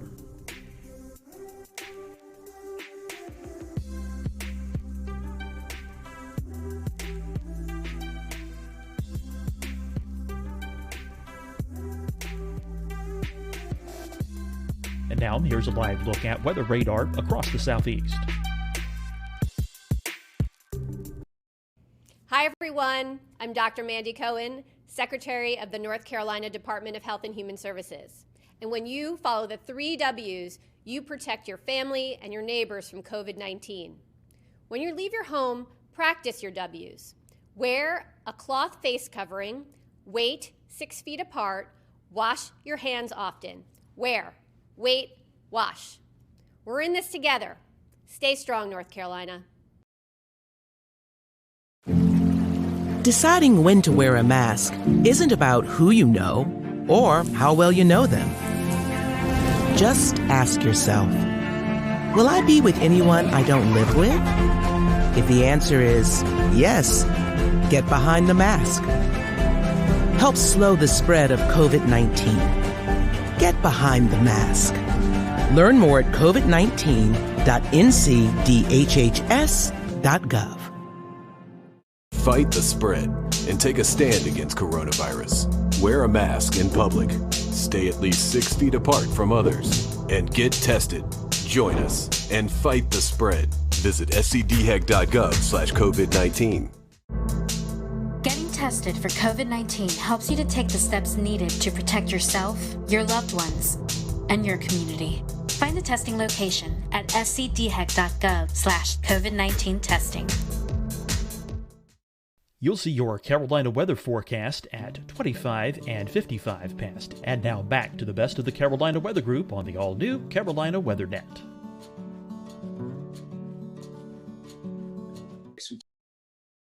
can't help but be personal. But I think I've learned to kind of compartmentalize that and shake it off, if you will, maybe more than if I was a really young forecaster. And then also you learn when you have to eat humble pie that maybe you should have messaged it different. Maybe you knew there was a possibility that the outcome could have been that. Maybe I could have articulated that better. Probabilistic approach to forecasting as opposed to, oh, the high's going to be 75. And then if it's like 73, is that bad? No, we're talking about the same kind of flavor. So yeah, take it personally, but grain of salt. But only because we have to put our name and our face on the product. Otherwise, treat the instance as a learning opportunity to do better next time. Yeah, I think you hit the nail on the head with that, Gannon. At least in my case, probably compared to the other Mets that are on the team, I'd say I have I won't say least experience, but I know these guys could write books on the stuff that they know by comparison. And when I miss a forecast, it is just that, a learning experience. And agreed with Kelly that our viewers, I think, are very generous. They understand that what we do is difficult. And, if it's a huge blow in the forecast, for instance, cold air is rushing in and it comes farther south than we anticipate. And so instead of seeing highs in mid 70s, we don't even make it to 70. And that, becomes tricky. And to Gannon's point, how could I have messaged that differently? What steps can I take to be clearer about that message going forward? We blame it on the wedge here in Western North Carolina. It's all about the wedge. All right, Evan. So last time I asked this question with the WFNY crew, we got somewhat of an unexpected answer. So this will be interesting. What is your favorite model website, if you have one? Okay, I'll jump in. I use Weatherbell. I use the other ones like Pivotal and Tropical Tidbits occasionally. I probably need to use those a little bit more than I do, but I started paying the Weatherbell man, and I feel like I got, once you pay for the ticket to the amusement park, we're riding every ride, we're gonna use that all day. So that's kind of what I'm stuck on for the time being. It's good. I didn't get a Weatherbell account, but Pivotal just started charging. I was kind of using their Euro model, and then I think it was like Monday, I think they started charging. I was like, I kind of got to have something. Got to have my Euro. So yeah, I went ahead and just sucked it up and paid Pivotal. So I'm paying Pivotal. I'm with Gannon. I like Tropical Tidbits a lot. I'd say Pivotal and Tropical Tidbits are probably my two favorite. Okay. Complete agreement with the two of you. Pivotal, Tropical Tidbits. Good to know that they're paying. It's been, since Sunday since I forecasted. So if they're paying now, then it looks like I'm going to have to knuckle down and get an account. Just ask old Gannon. He'll help you out there. Eric, can I Weatherbell's a good side though, yeah. Yeah. But you, Kelly, I have to agree with the rest of the guys too. I like to use Tropical Tidbits obviously during, hurricane season, but I favor Pivotal Weather for severe weather. I just think they have different parameters than Tropical Tidbits has, and I like to use that more. Now, did those answers surprise you? No, they did not. Okay, those are generally what we were expecting last time. Sorry, guys. Last time we got the Penn State E-Wall as the resounding answer from everyone. I've used that a little bit. Yeah. I've used it. And I haven't heard of it before. Gannon, even with the hat, I've been using that for years, but I haven't used the E-Wall so much recently. I gotta be honest. I probably need to go back and check it out. That used me to be too. my go-to for the HRRR mod, for her. I used to go there on the E-Wall, but now I use Weatherbell. So, Gannon, here while we're on you here, this is kind of a multi-part question. Were you scared of thunder and or lightning as a kid? And also, was there kind of a period connected to that or after that you knew you wanted to be a meteorologist? My answer to the first part was not especially. Like, I don't have one specific knock your socks off thunderstorm memory that really freaked me out. And I have a couple of thunderstorm related memories. Like we actually had a lightning strike to a tree outside of my house. And I remember the current got in the house somehow to the extent that some electronics were messed up. And I remember thinking, whoa, how would that, you know? So I mean, it's like 3-4 years old. That kind of gets the gears turning in your head that something bigger is at play. It didn't really turn into fear. And I would say it was just a compilation of thunderstorms and other weather phenomena in aggregate that got my interest in meteorology going throughout my childhood years and in my adolescent years.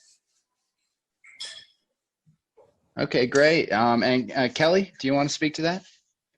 Was I scared of thunder and lightning when I was younger? Is that the question? Yeah, and then did that kind of evolve into an interest for meteorology one way or another?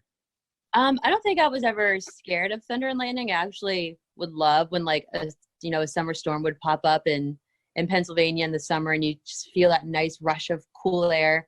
But I don't think that necessarily led to my love of weather. I mean, growing up in Pennsylvania, I mostly remember like huge snowstorms, even though I don't like winter weather forecasting that much, kind of ironic there.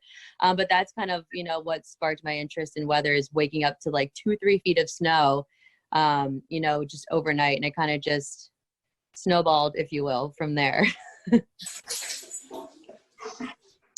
I have to say I wasn't really that afraid of thunder and lightning. I certainly had an awareness of it. And one interesting thing is my house, I think when I was maybe 15 years old, was struck by lightning, or at least some streamers got into our house. And I remember my mom was making spaghetti that day, and she was cooking spaghetti sauce on an old cast iron pan, and the lightning actually burned a hole in the cast iron pan. I remember that very, very vividly.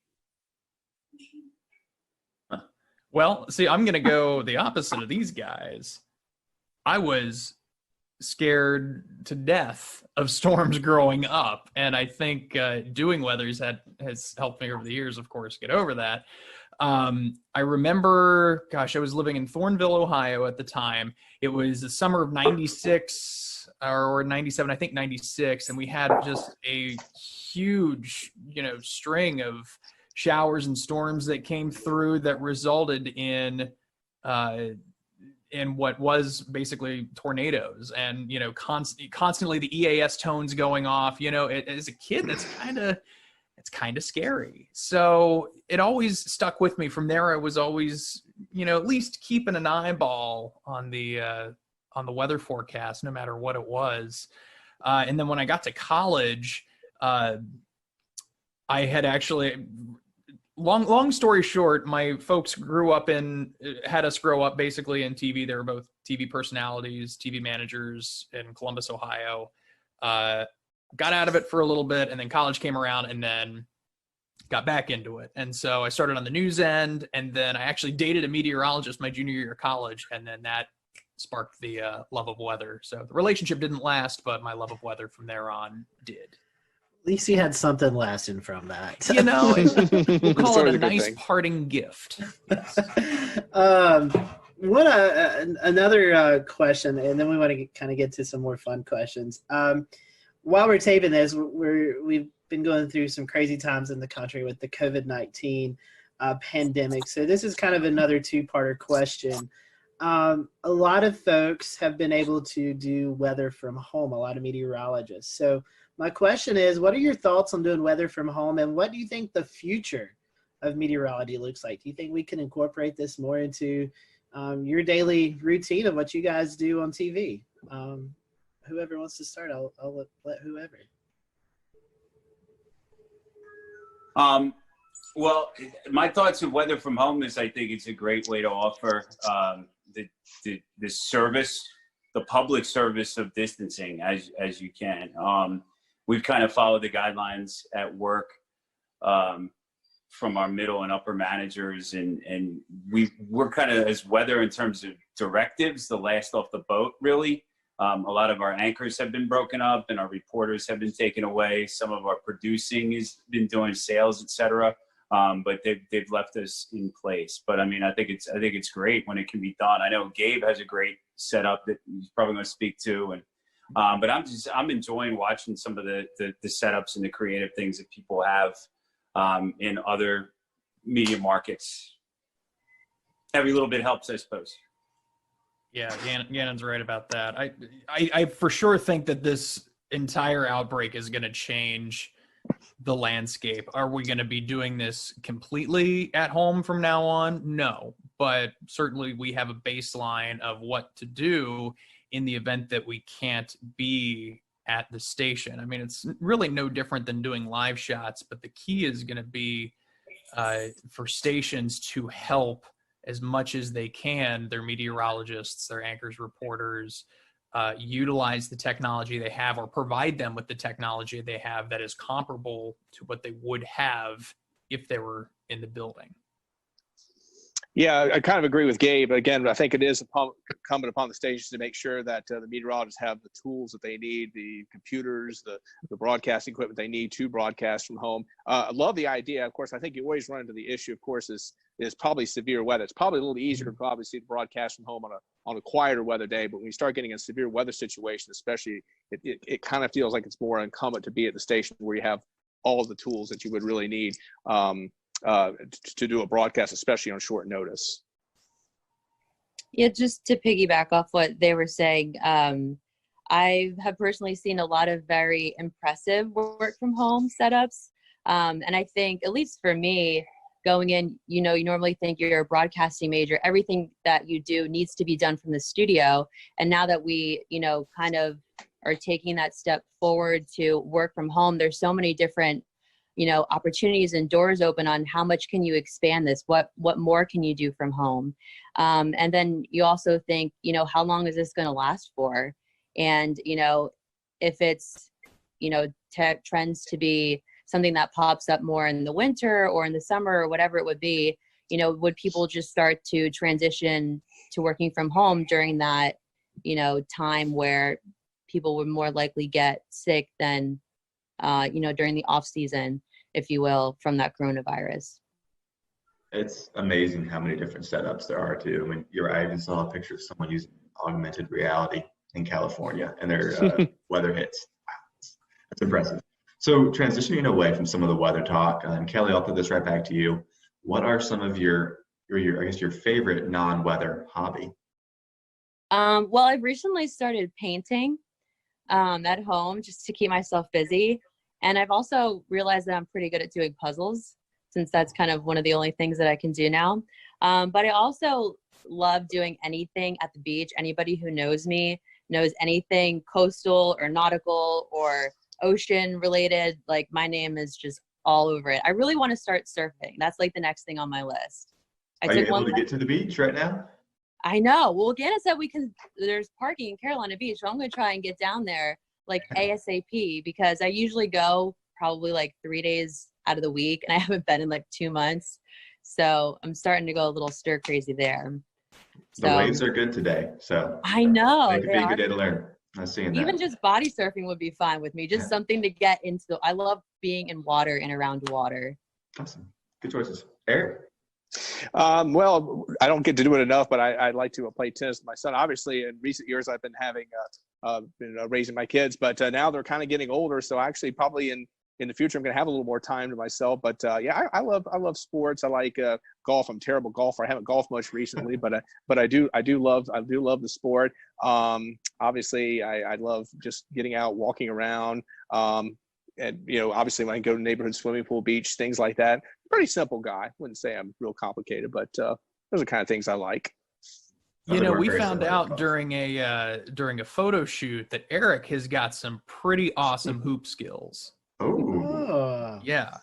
This Need to get in shape. I got to get into shape though. That's the first thing. Well, yeah. Is there a video of this? I feel like someone recorded some cell phone video with it. I'm not 100% certain, but I could shoot a little ball of the day. I could. Yeah, it was October and November. I'm a perpetual band kid, so my athletic talent is slim and none unless it's pro wrestling, because it's predetermined and I know how to do it. So you would fit in well with the WFMY crew last week. Every single one of them played an instrument, and they were all in the band back in the day.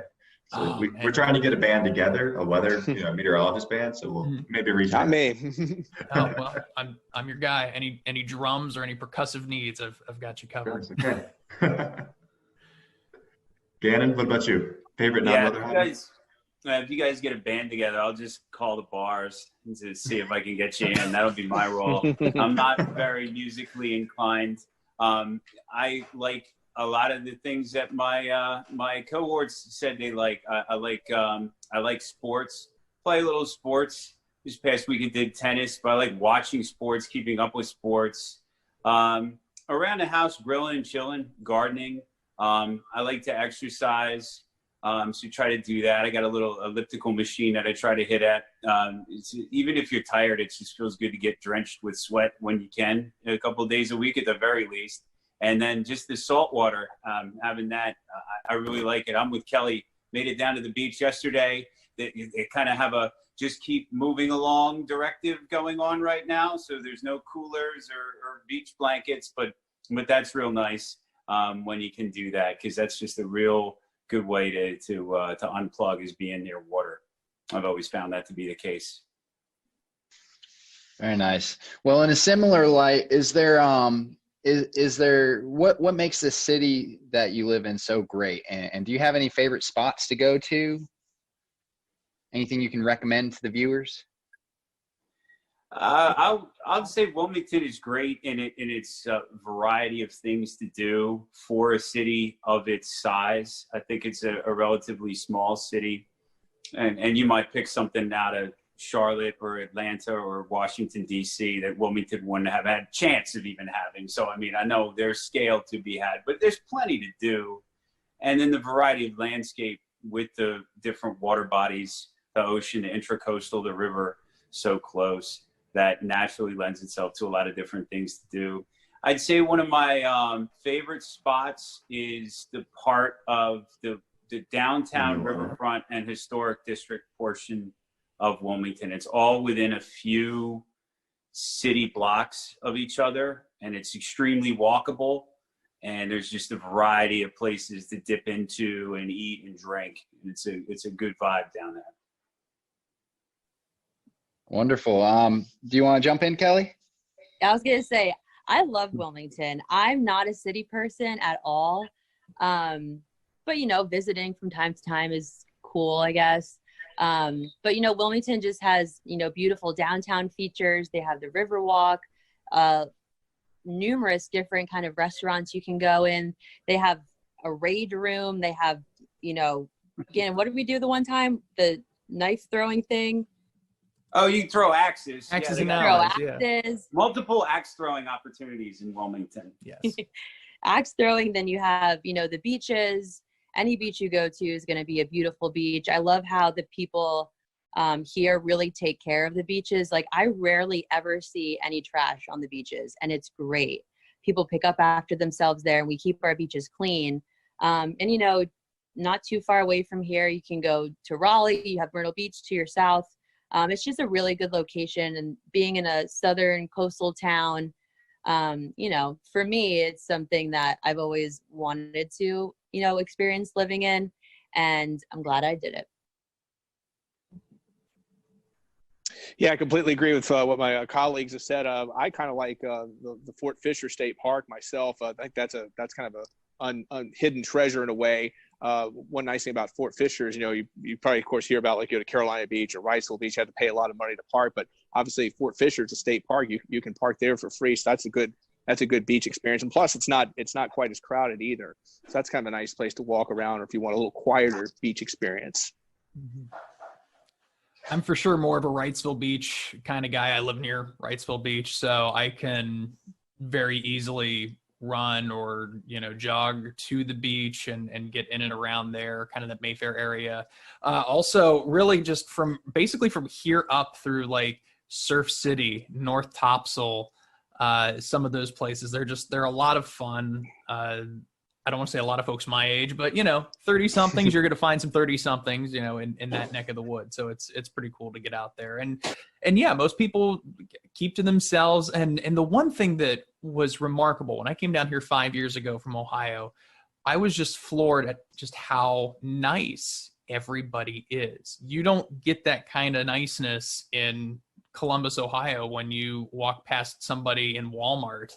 Oftentimes it's what are you looking at me for? Like, what's going on? Here it's like, hi, how are you? Oh, wow, I didn't get cursed out. That's incredible. So it was a nice change of pace. So I love the people down here and the scenery just as much. Well, you know what they say is that people who are at the coast often are have a little bit more of a relaxed personality and are generally happier, right? That's true. And it sounds like we all need to try the river walk too if we haven't done that. I know that's I'll have to put that on my list. Worth it. But I think, Evan, you have one more question to follow up with, and we'll go with that. Yeah, so one last very short, very silly question to kind of end us off for the eve or the afternoon, I guess. Gannon, start with you. Really philosophical here. Is a hot dog a sandwich? Oh shoot! You were really going to ask that? Oh yeah, we weren't joking around there. Yeah. I'm gonna say yeah. Like a square is a rectangle, but it's a square. What goes on? What goes on your hot dog, Gannon? Tell us what's your toppings. Oh man, I haven't had a hot dog in years, but I like brats, so same kind of thing.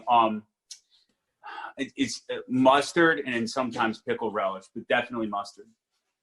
I like the rectangle is a square is a rectangle, whatever. That's good. That's good logic. I got mathematical on you. I'm going to say yes, because if it's between two pieces of bread, in my mind, that qualifies as a sandwich. Very, very simple criteria. If I have to have a hot dog, I'd probably say chili, mustard, and some onions. Got to throw some onions on there too. Okay. Well, by that criteria, quesadilla is a sandwich too, then, right? Oh, sure. Yeah, that's for the next show. It's got to be bread. Hot dog lunch kind of bread. A parallelogram.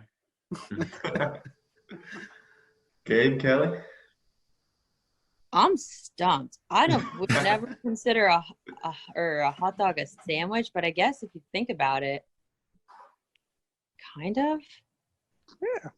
I don't know. In elementary school, when they'd send out the list of what's for lunch or whatever, they actually would have for us hot dog sandwich, which is okay. Small town Ohio, great. But I guess it would be considered a sandwich in that regard. I mean, if that's the same thing with with a hamburger, I guess it's technically a sandwich between two pieces of bread, like Eric said. So in my case, I'm with Eric though. I like chili on my hot dog, and I am a cheese fiend. So whether it's nacho cheese, cheddar cheese, you name it, load it on there, good to go. So, Gabe, on my hot dogs, I do the cheese rotel dip. You can mix the rotel and the cheese to get with a little bit of chili. That's good. Oh yeah. Oh, and bacon too. Duh. We're planning in my front. A little bit of bacon on there, just for some taste. Awesome. Kelly, what's on your hot dog? I I'm still figuring out if a hot dog's a sandwich over here. I haven't even gotten past the first question. But I guess, I don't know, kind of just the classic hot dog kind of gal, onions, mustard, ketchup. What's that one hot dog place in Southport that's now in Wrightsville Beach, guys? Do you know what I'm talking about? The Trolley Stop or something like that? Maybe, yeah. Yeah. They have a bunch of really cool, different kind of hot dogs there. So, I don't know. Is a hot dog a sandwich, though? This is a question that's going to have to come back every time we do this now. I bet I like y'all's answers. These were good. I bet for you guys watching, you never thought we was going to talk about hot dogs on this show. But we are going to start to close up. So would love to give each and every one of you the opportunity, if our followers and listeners find themselves in Wilmington, how can they find you on the social media platforms so they know what the weather's going to be like when they're visiting the Wilmington area? Gannon, I'll start with you. Thanks, Scotty, and thanks, guys, for the opportunity to hang out. I'd like to revise my answer on the hot dogs to include chili, first of all. But also, if you're in Wilmington, you have any interest in Wilmington weather, I'm at Medwick, just my last name, on Twitter, at Gannon Medwick, all one word, on Instagram, and then meteorologist Gannon Medwick. WECT is the search for Facebook. So I'm on all of those 3 places. We'll return to Best of the Carolina Weather Group in a moment. Now your Carolina weather forecast. Here are today's forecast high temperatures for North Carolina. Here are the forecast lows for tonight for North Carolina. Here are tomorrow's forecast high temperatures. And here's forecast rainfall across North Carolina tomorrow. Here are the forecast highs for the day after tomorrow.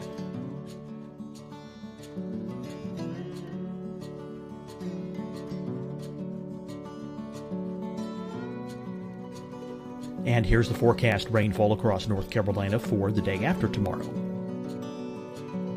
This is the total rainfall forecast across North Carolina for the next 3 days.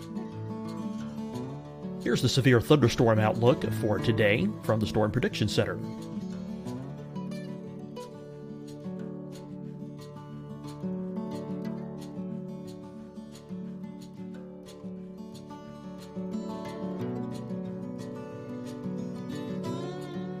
Here are the forecast high temperatures for today for South Carolina.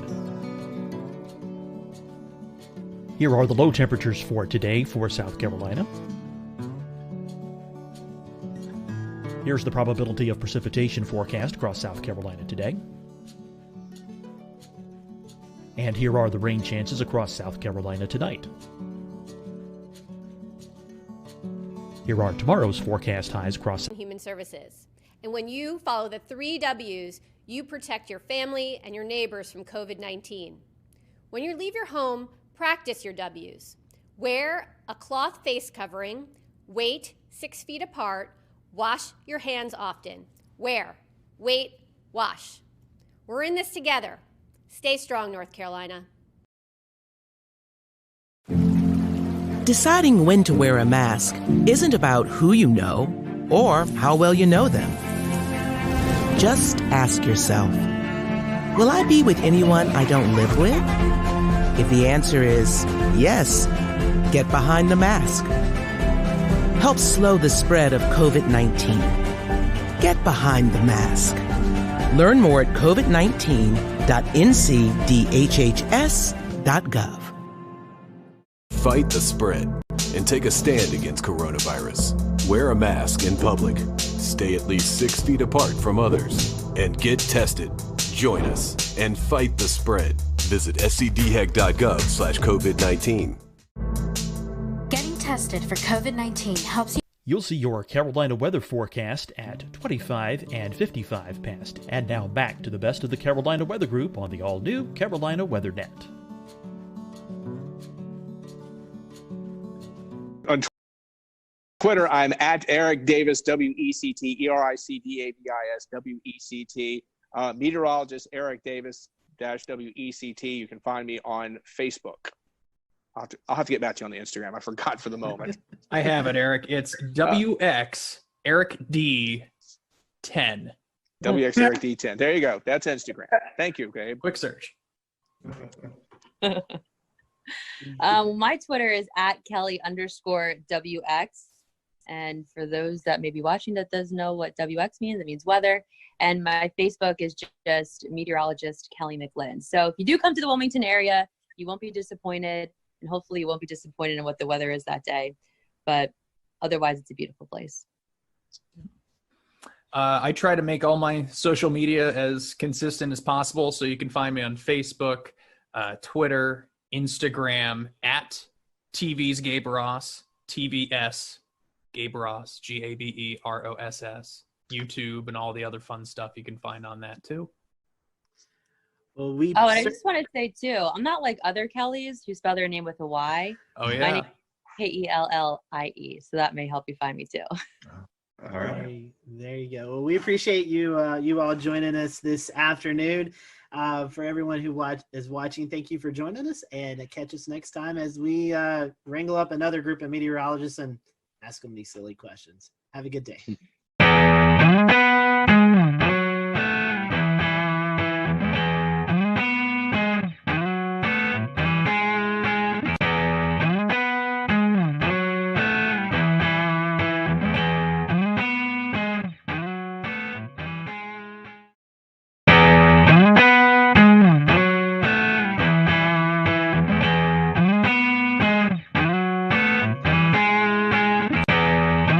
Good evening, everyone. Welcome to the Carolina Weather Group. This is the Wednesday, April 8th, 2020 edition of our little weather get-together.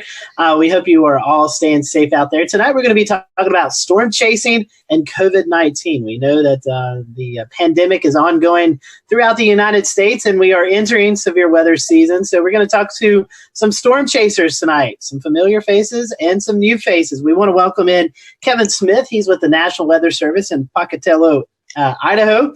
We have on with us Tim Marshall, storm chaser, meteorologist, and engineer.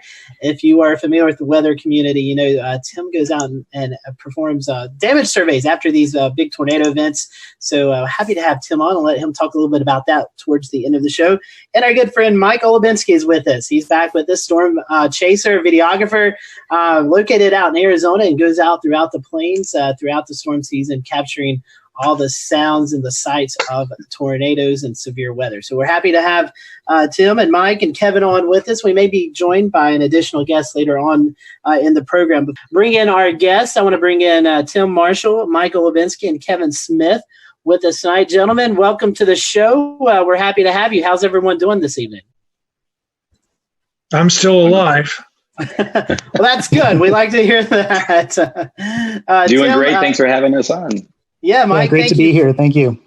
Thank you for that. Tim, we'll start with you. You are in Texas right now. Tell us a little bit for your first-time guest. So tell us a little bit about your weather history, your weather background, how you got caught up in this crazy weather community that we're all involved in.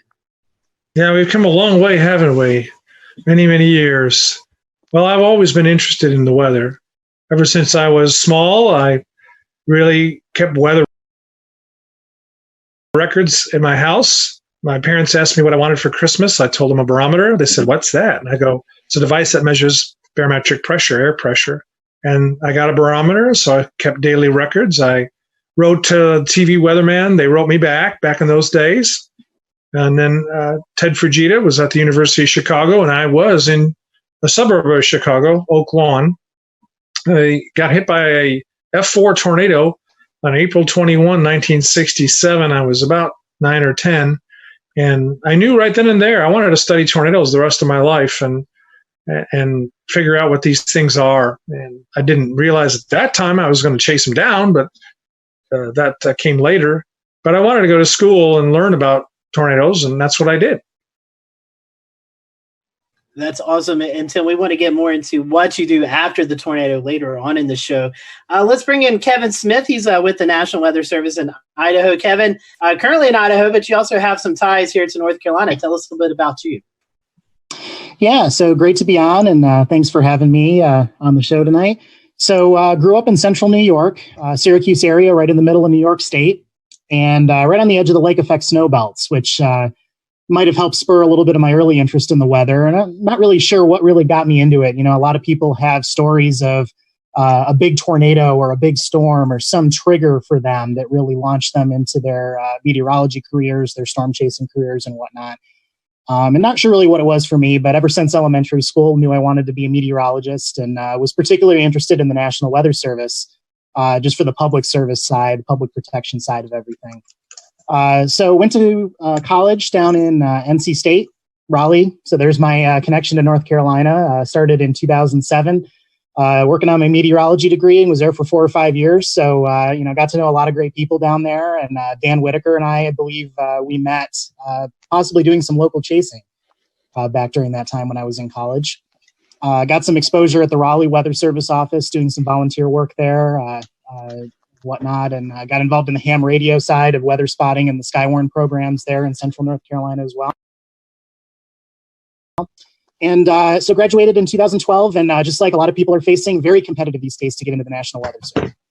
And it took several years of applying and kind of refining my credentials and gaining some more experience in different areas. And during that time, I spent some time actually firefighting and doing private security as my paid job during that period. So a little bit of a break, and then was able to get a job offer at the National Weather Service out here in Pocatello, Idaho, just a little over 3 years ago. And I've been out here ever since. Do you know one of my best friends out there? I'm sorry? Do you know one of my best friends out there, Jeff Hedges? Yes.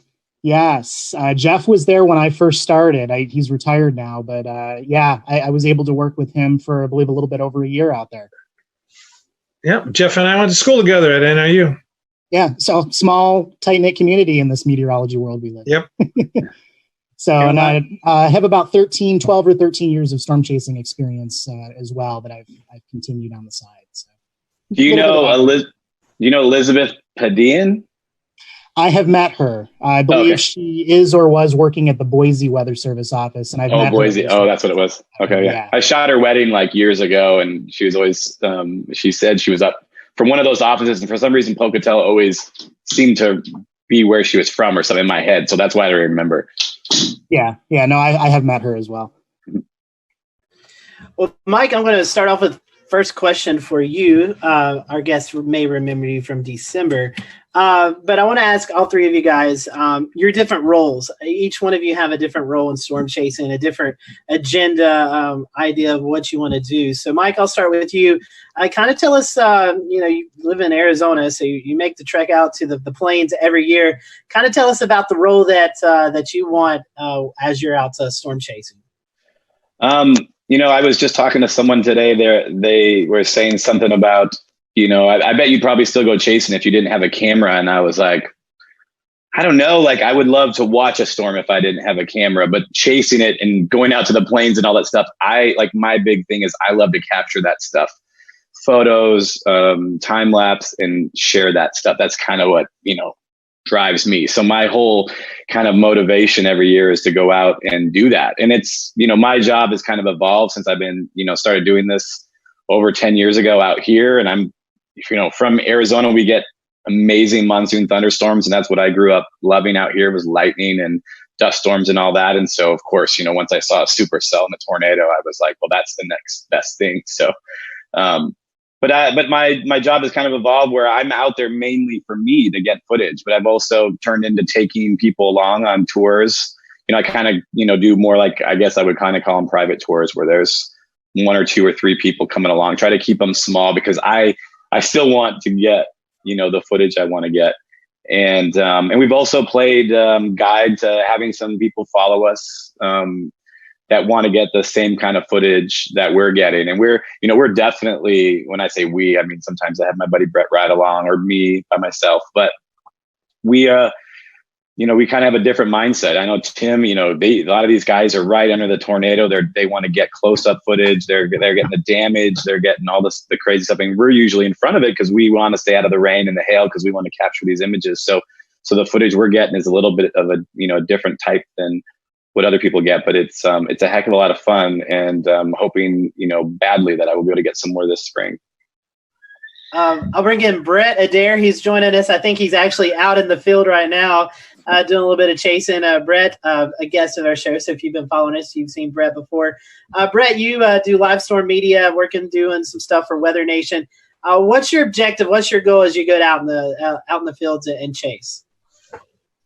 Well, the number one objective has been a report. Obviously, we want to get in front of these storms and, in some cases get close and others maybe not so close. Today, the objective was we had some inverted V-type soundings earlier in the day, so we knew hail and damaging winds were going to be the key elements and components for earlier today. So we did a little chasing in the severe thunderstorm watch down in Alabama just to do a little bit of reporting if we had anything.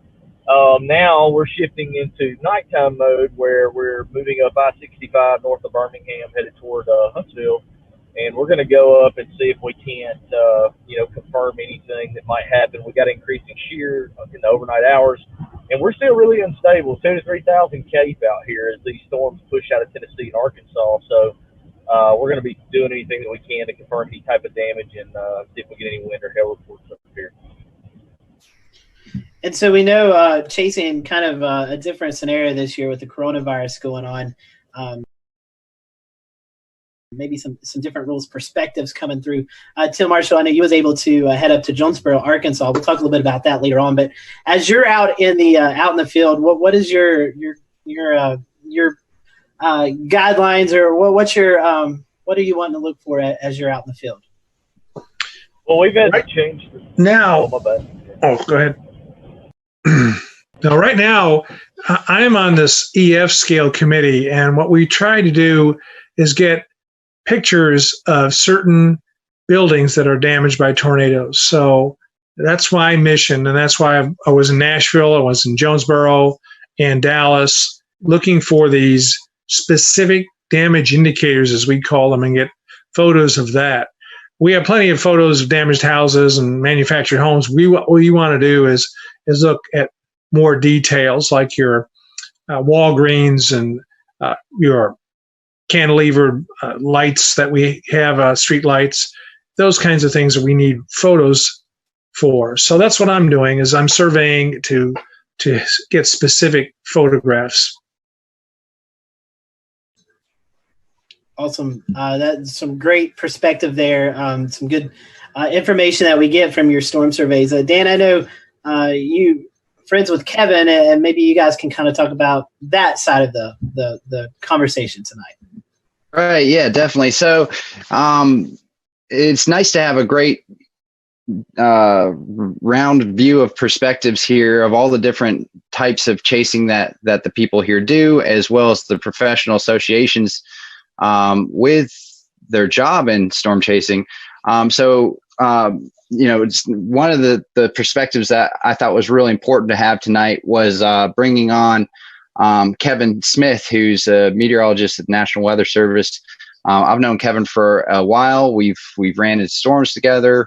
We've in North Carolina, we both would end up on some of the same storms as we were chasing it.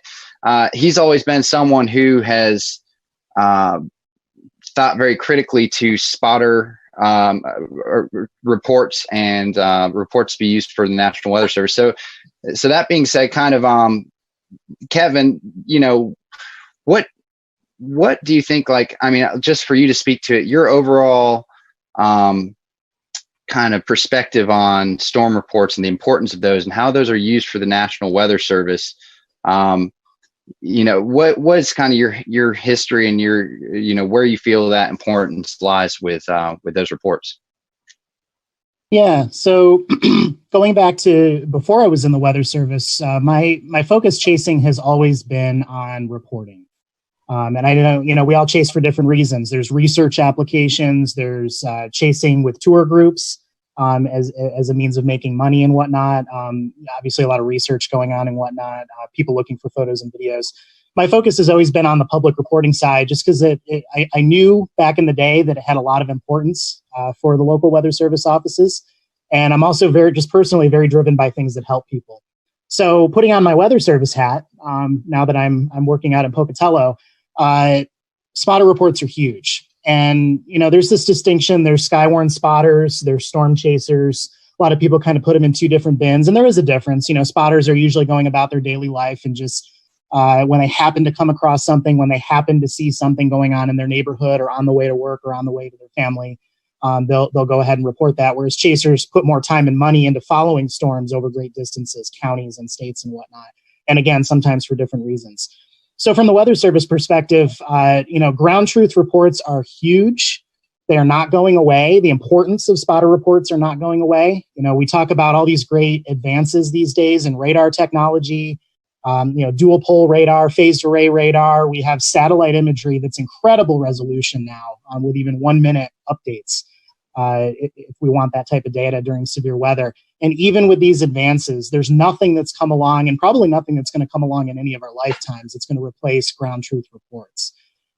So the Skywarn program, the practice of calling in reports, whether it's to the media or directly to the Weather Service offices, remains incredibly important for our operations at the Weather Service. And I think that's going to remain incredibly important going forward, even with the advances. Well, thanks for explaining that really well. I guess kind of the purpose of tonight's conversation, how everything kind of comes back around is, how things are going to change this storm season with the threat of coronavirus and the way things are going this storm season already. And hopefully that changes in a few weeks or a month, and, staying ultra optimistic that by late May or June, things will be a lot closer to where they were, before all of this. But that's just the optimistic storm chaser in me. All that being said, I think one of the important things is what if we're talking 5 years from now and we're looking back at this storm season, what are going to be the biggest takeaways? What are the most important things that may have happened weather-wise from a lot of people staying home, from a lot of research potentially being halted. So that being said,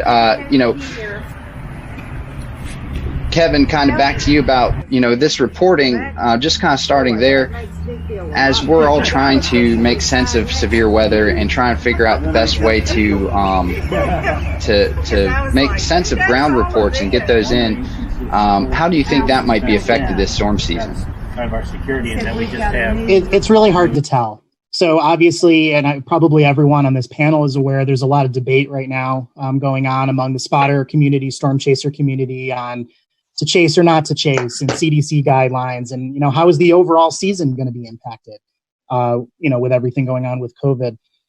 In terms of the reports that are streaming into the Weather Service offices, it's hard to tell. We get a lot of reports from the local spotters in each CWA. So each county warning area, the area that each Weather Service office is in charge of in terms of forecasting and warning operations. I don't speculate that would change significantly, particularly with a lot of people at home. Our spotters that usually call in reports are hopefully going to continue to call in reports throughout the pandemic as long as they can do so safely. In terms of maybe having less chasers out in the field, it's really hard to speculate on that. Whether that's going to have an impact on the overall verification process or just the amount of reports that are coming in. Officially, from the Weather Service standpoint, we strongly recommend everyone to follow all the CDC guidelines and all the local guidelines related to the pandemic. That's kind of a first priority before we get into, I need to report the wall cloud. But outside of that, pandemic or no pandemic, we want those ground truth reports whenever they can be sent. Kevin, one of the things that you said that stuck with me was the importance that in normal times, these observations can provide to you guys at the National Weather Service. I'd like to have you speak a little bit more to that in just a second, but what I'd like to do to kind of draw a parallel between the two conversations we're having is play a sound clip today from here in Charlotte, North Carolina, where Mecklenburg County Health Director Gibby Harris actually drew a line between what hurricane forecasting is like and what trying to forecast the coronavirus is like, and it plays off of exactly what I think you were just talking about how today's observations determine tomorrow's forecast. This runs about a minute. It's a little long, but I want to let our weather-centric audience hear this sound. We have built the modeling that we're using in this community based on methods that were developed by a team of researchers at the University of Pennsylvania.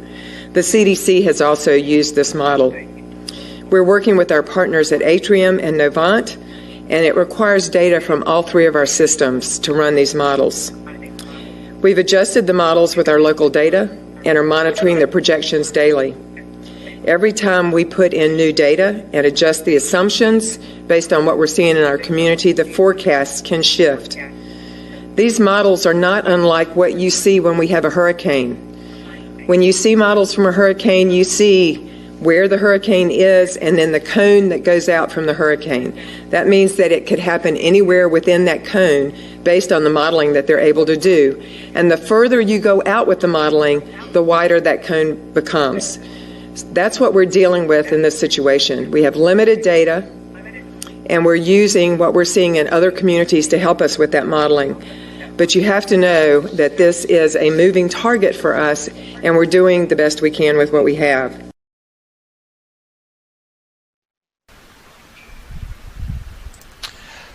So, Kevin, those observations, whether they come from humans or machinery, really do play a role in the weather world to help with tomorrow's forecasting. Is that right?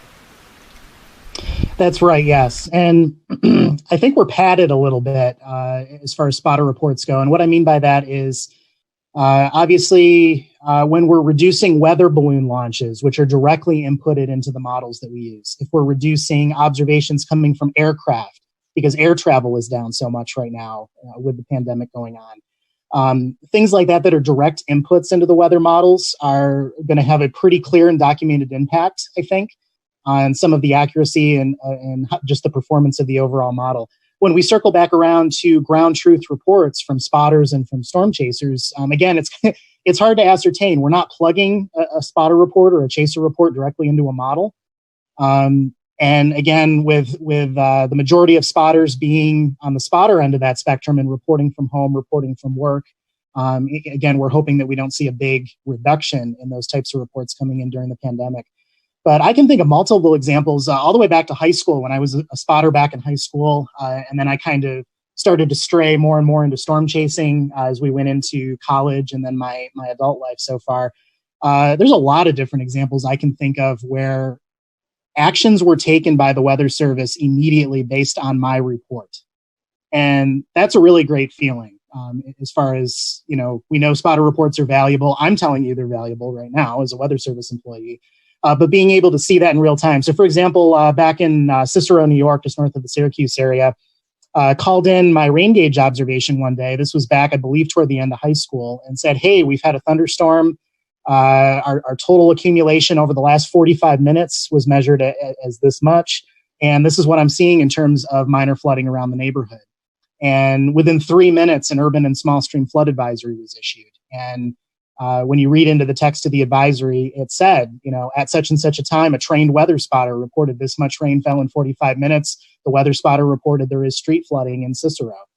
And multiple examples like that over my time as a spotter, where you can see that direct effect that report has. So I think it's kind of in a different category. Regardless of how the weather models are responding to changes in the data inputs right now due to the pandemic, I think spotting is always valuable. Calling in reports, whether you're a spotter or chaser, is always valuable, pandemic or no pandemic, and hopefully that's going to continue uninterrupted as we go forward this year. Hey, Kevin, one more question for you before we move over to Brett, Mike, and Tim. As a forecaster at the National Weather Service, if come May, some of these stay-at-home orders haven't been repealed and we can't get storm spotters out in the field, how will that affect the warning process? Yeah, so again, hard to say.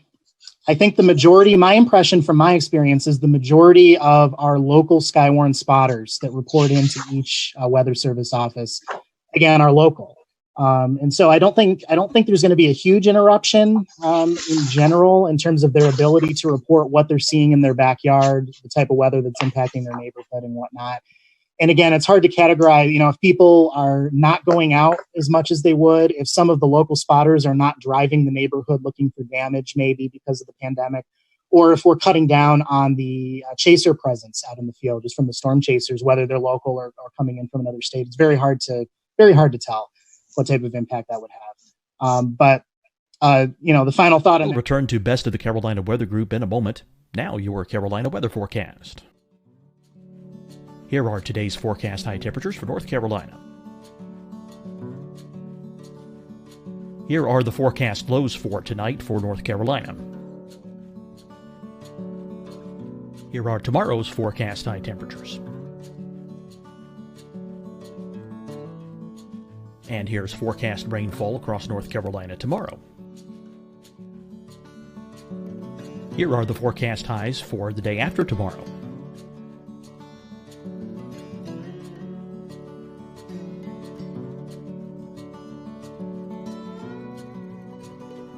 And here's the forecast rainfall across North Carolina for the day after tomorrow. This is the total rainfall forecast across North Carolina for the next 3 days. Here's the severe thunderstorm outlook for today from the Storm Prediction Center.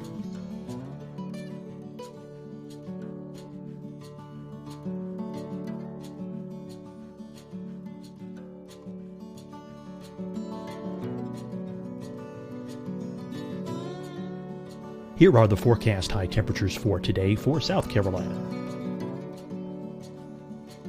Here are the low temperatures for today for South Carolina. Here's the probability of precipitation forecast across South Carolina today. And here are the rain chances across South Carolina tonight. Here are tomorrow's forecast highs across South Carolina. Here are the forecast low temperatures for tomorrow for South Carolina. And here is the probability of precipitation across South Carolina tomorrow. Here's the precipitation chances across South Carolina tomorrow night. Here are the forecast highs for the day after tomorrow in South Carolina. Here are the forecast low temperatures across South Carolina for the day after tomorrow. And here are the rain chances across South Carolina for the day after tomorrow. And South Carolina's probability of precipitation for that night. Here's the Storm Prediction Center's severe thunderstorm outlook across South Carolina for today through tonight. Here's the Storm Prediction Center's severe thunderstorm outlook across South Carolina for tomorrow and tomorrow night. And here's the Storm Prediction Center's severe thunderstorm outlook across South Carolina for the day after tomorrow through that night. Here's the severe thunderstorm outlook for today from the Storm Prediction Center.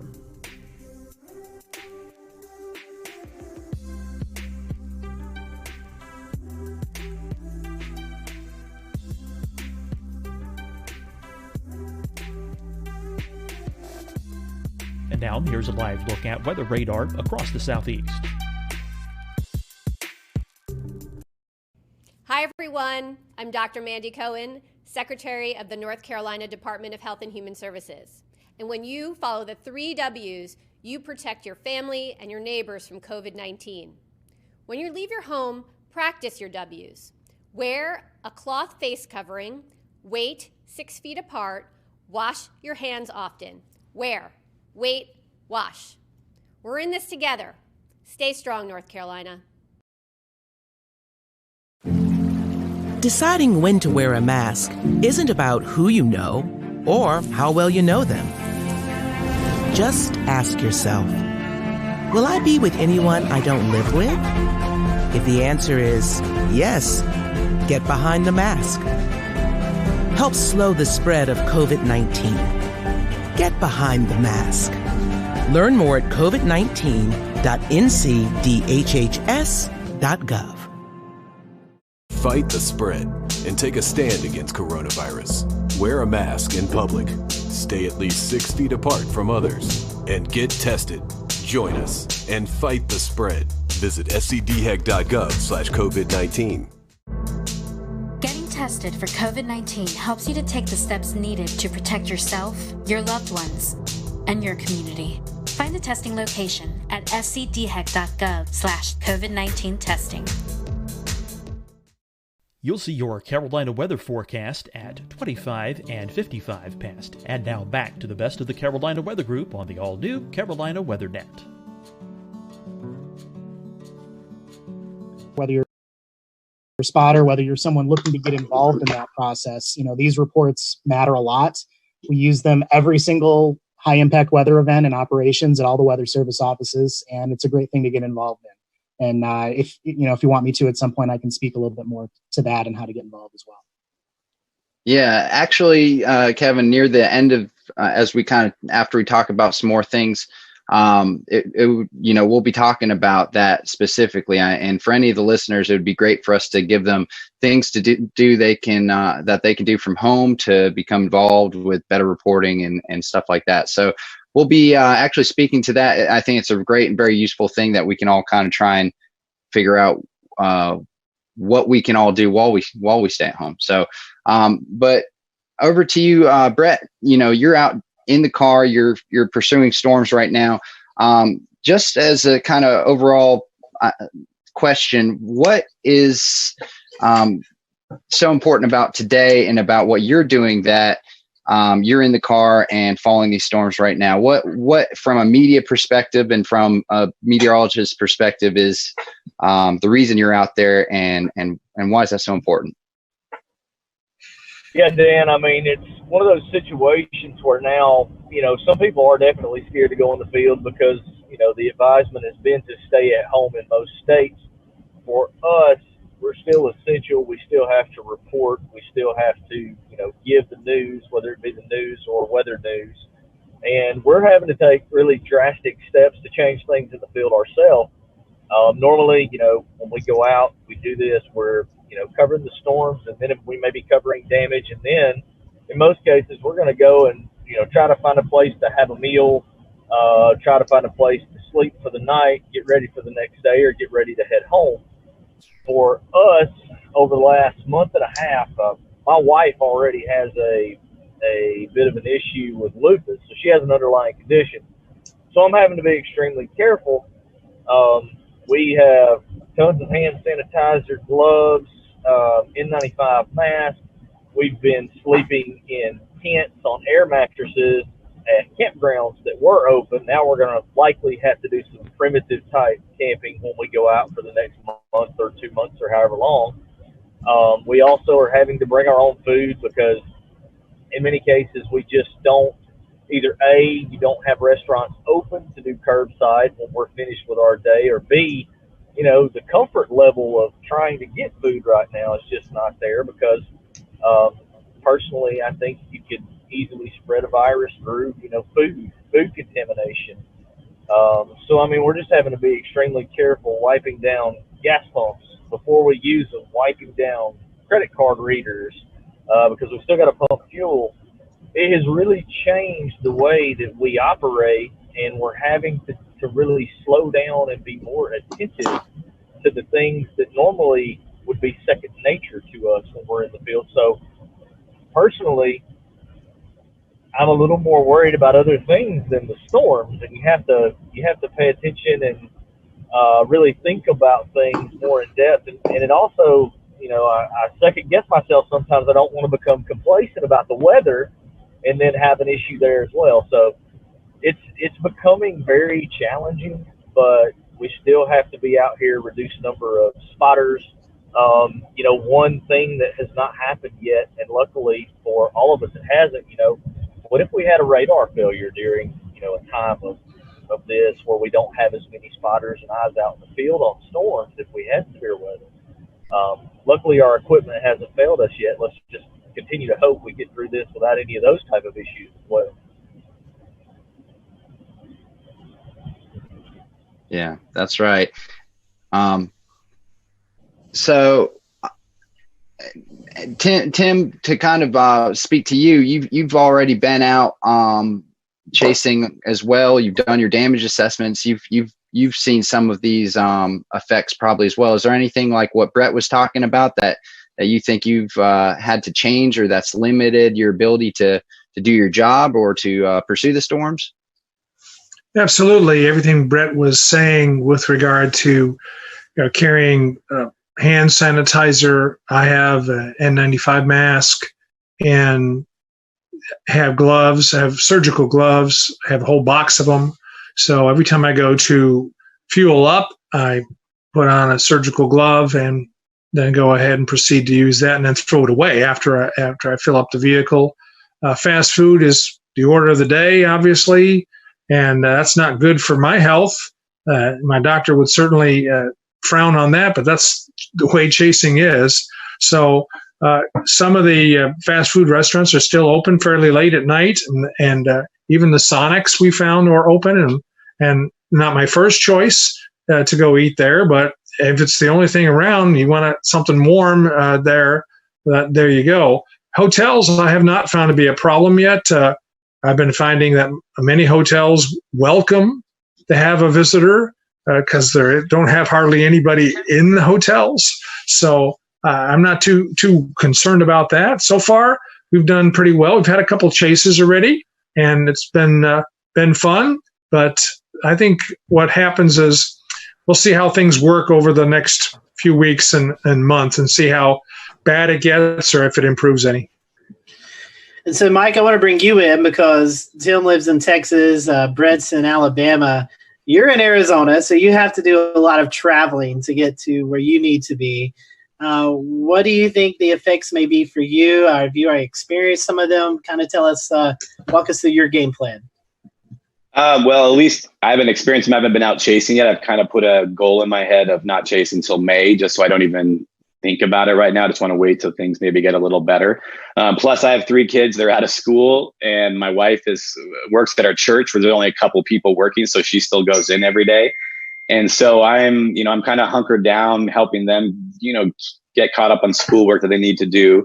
I'm the one going to the store to get groceries and all that. So it's actually been really fun, but also kind of, still trying to work and stuff on my own, which has been a little bit stressful with the kids. But, I'm trying to look at this time a little bit with some silver lining as a gift that I get to spend time with them and help them out. But all the precautions they're taking, I've been taking. I'm starting, I'm freaking out. I sound a little sick. I have allergies out here. But on Friday night, I thought I was like, oh my God, my chest is caving in and I've got all these symptoms, and I had a panic attack on Friday night. So, since then I realized I just have allergies. It's real bad out here for everybody.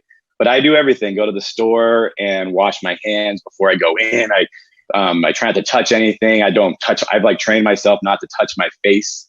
And it's just crazy how much your face itches once you've trained yourself not to touch your face inside a grocery store. And then I cannot immediately wash my hands and make sure and wash my phone if I've touched it, or credit card or whatever. So, but for me, at least coming up, it's going to be different. I usually will do tours for 7 days, 10 days. I don't know if any of those are going to happen. They don't usually start until mid-May. So right now I'm, one of the guys coming, he was a 77-year-old man who's come on a couple of my workshops before. He's like, I don't want to come and I don't want to stay in hotels, and which is great. I don't want him to risk anything he doesn't want to. But, for me, when I started doing this, I started in Arizona chasing by myself. And when I started coming out the plains, I had a buddy or two, but really my first time ever coming out was by myself. And I learned to chase solo and how to navigate, look at radar, and do all the stuff at the same time. For me, I'm almost thinking, it's going to be kind of like a flashback to how I used to chase. And right now, the plan is to bring a cooler of food and a sleeping bag and a pillow and sleep in the back of my 4Runner.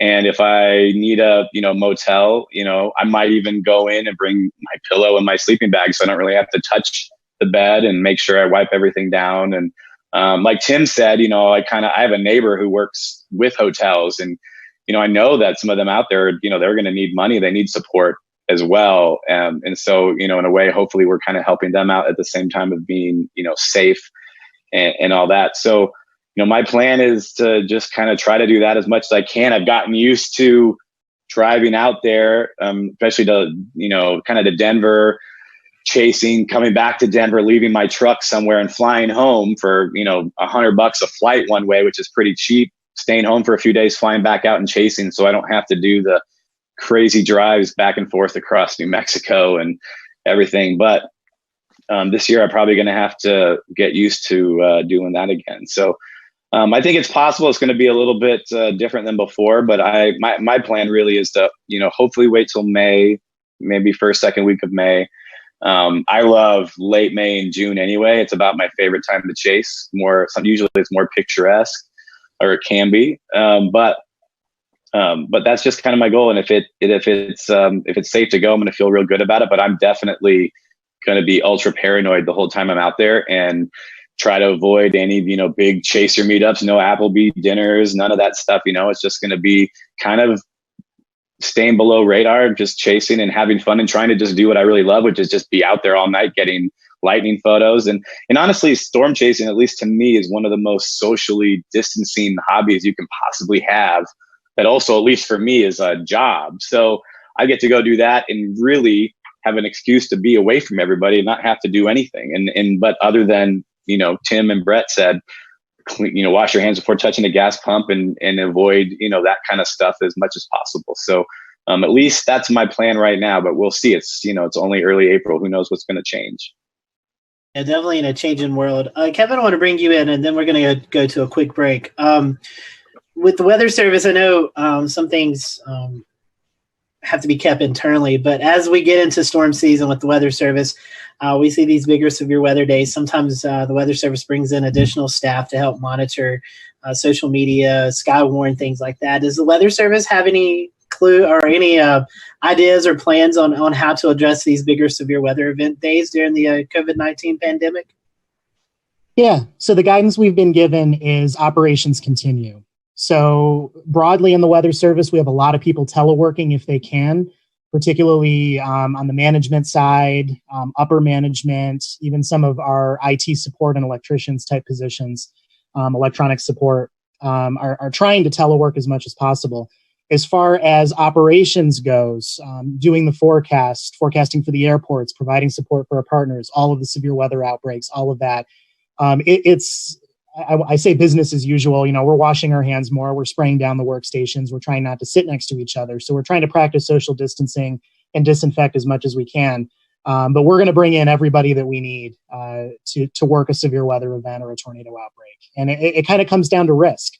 If we have the potential for big tornadoes to start wiping people out, there's a point where that risk potentially, particularly if we can't warn for it, that risk is going to become pretty big and be a pretty big threat to life and property. And, right alongside the pandemic, that needs to be addressed. So, we bring in everybody that we need on the operational side to handle the big events, just like we normally would before the pandemic. So, Tim, you were in Jonesboro just recently, in the past few days, surveying. Did you notice any effects of the COVID-19 outbreak and how that influenced storm surveying as well as storm recovery? Well, the people there were very cognizant of the stay-at-home order, but they also wanted to go out and see the damage. So there was, two types of people out there. There were people who did stay home, and then there were people who were out in their cars taking cell phone pictures of the damage and destruction. The police were all over there, and funny because talking to the police there, one police officer shook my hand, and then we both thought, wait a minute now, we shouldn't be doing that. And then other officers would say, well, we could just, say hi or something like that. And that's great. So there was some of that. And then the hotel I stayed at up in Jonesboro, they said that before the tornado, they had 20% occupancy. But then after the tornado, it went to 60%, and they expected to be sold out as more first responders and contractors come into town. So in a way, it brings back some business. Absolutely. Wow, that's scary stuff. It's the worst case scenario that a major tornado goes through a populated area at a time like this. And obviously that's awful no matter when, even when there's no virus wreaking havoc through the world. But that's just awful for those folks. Over to you, Scotty. Thank you, Evan. Tim, I want to keep you up and bring Kevin in as well. Tim, you were able to kind of go through Nashville, Tennessee, look at this tornado damage that went through downtown. That was pre-COVID-19, before everything kind of shut down. You was in Jonesboro after COVID-19.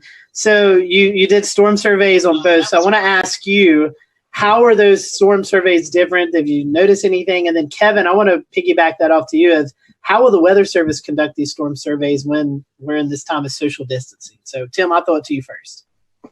Well, as far as Nashville and then Jonesboro is concerned, I was still able to get around without any problems whatsoever. I was able to do my survey without any problem. I do a lot of walking as well, and I have all the credentials with me. So, I have my hard hat on and I have a jacket on that says, that I'm a surveyor. So those kinds of things, people recognize me as somebody who's supposed to be essential out there doing the job.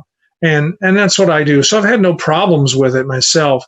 And like I was saying earlier, there's two kinds of people out there in the Jonesboro area, those that stayed home and those that went out and took a look at the damage. And it wasn't anything too bad because it's a rural town, and it didn't have the hundreds of people that have had it or died from it yet.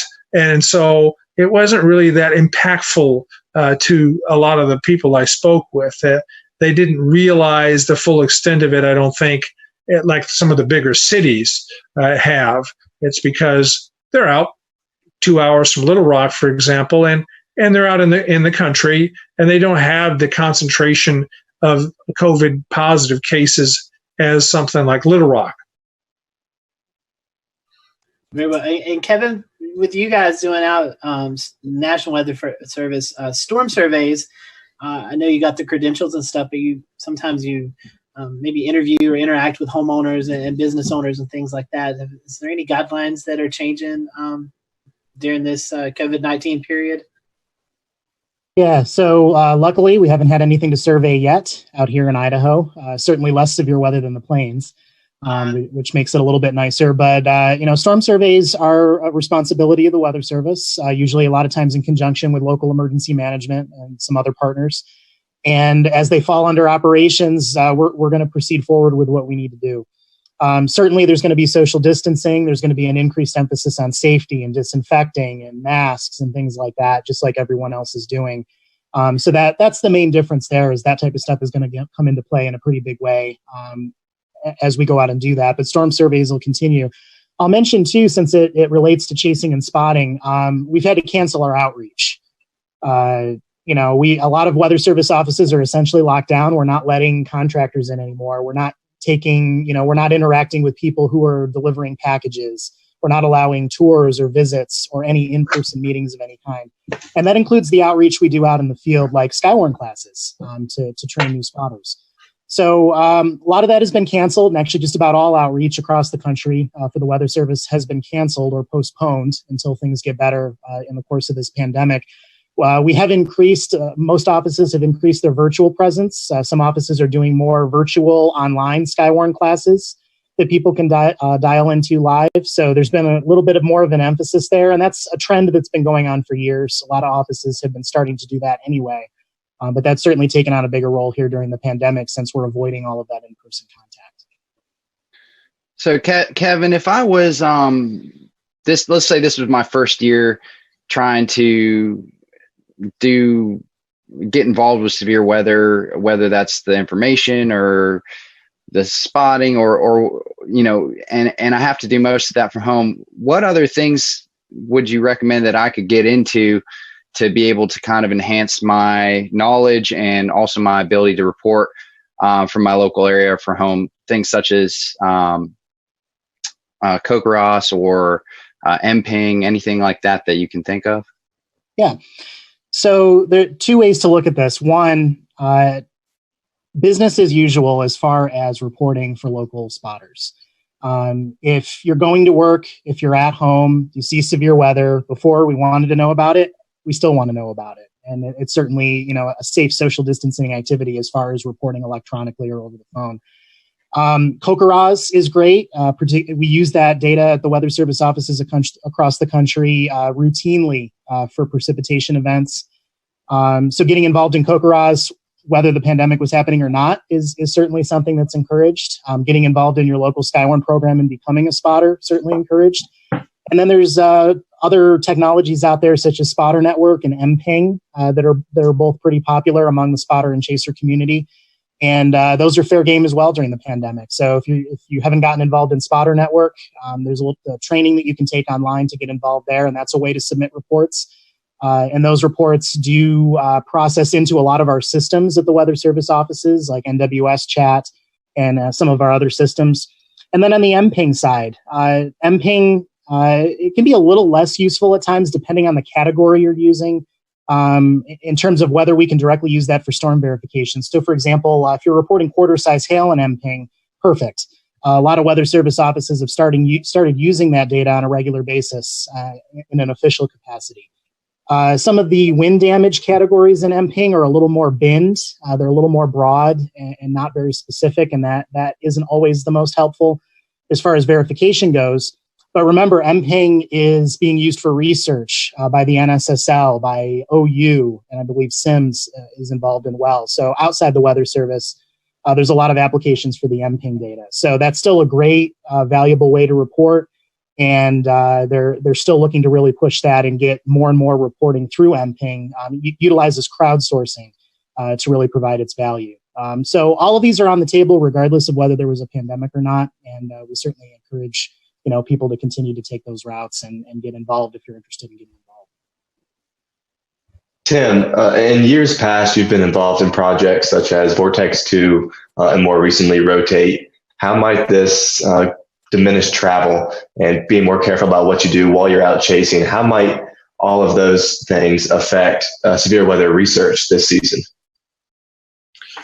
Well, there'll be no project this year for me. I was informed that the folks that are in charge, Josh and Karen, lost funding, unfortunately, with NSF, so there's not going to be any kind of program this year. But they have asked me in past years to go along with them and to serve as one of the lead probe vehicles out there to deploy those instrumented pods. And the reason for that is because of my long years of experience and how I have this passion for getting up right in front of tornadoes. And we've had some good success over the years with them. It's just, I wish it would go every year instead of kind of waiting on the whims of funding. But I guess that's the way it works. So there won't be a project this spring, but I'll be out. I'm always out every spring, have been since 1978. And I will continue to go out and chase. Brett, I want to talk to you. I know you, Livestorms Media, you guys are out shooting video, and different media outlets contact you about that. Do you think that might be a bigger thing this year to kind of break the COVID-19 news cycle? People wanting to see something besides the coronavirus with severe weather video. It's already been that way. We've been kind of noticing an uptick lately. A couple of other issues though with it. Unfortunately, some of our clients, particularly within the CBS News headquarters in New York City, have actually died of COVID. So it has created internal challenges on the administration side for the bigger networks. As you can imagine, treating their people and covering the story as much as they can. Another issue that we have actually ran into this year is we covered the Eufaula, Alabama tornado last week as it roared through. And, your first thoughts are to get out and check on people, number one. Number two, when people start talking to you and coming up and telling you about how the storm was, and then, from my media background, my perspective is, okay, well, would you like to do an interview? And it's very, very hard for me to try and retrain myself. Wait, I can't mic this person up, or we're going to have to take a different approach. We're trying to stay 6 feet back. Well, the boom mic pick up the audio, those type of things. So the actual coverage element has had to change overall as well due to COVID. But back to your original question, yes, we've seen an uptick in weather video. I think really and truly, there's so much doom and gloom with the curve and the number of fatalities nationwide, the number of cases, that anything that is different that's going on television, people are kind of glued to, because they know the seriousness of the situation, but they're getting burned out on hearing about it. Definitely so. Well, I know we're running up on the hour. I want to invite you guys to stick around for just a little bit more. We're going to do a weather roundtable. But before we do that, I would love to give you an opportunity to promote any website, social media that folks can follow you on. Mike, I'll start with you first. How can people keep track with you as we get into the storm chasing season? Pretty much, unless it's something called TikTok, which I've never understood what that is, you can find me. So Twitter. We'll return to Best of the Carolina Weather Group in a moment. Now your Carolina weather forecast. Here are today's forecast high temperatures for North Carolina. Here are the forecast lows for tonight for North Carolina. Here are tomorrow's forecast high temperatures. And here's forecast rainfall across North Carolina tomorrow. Here are the forecast highs for the day after tomorrow.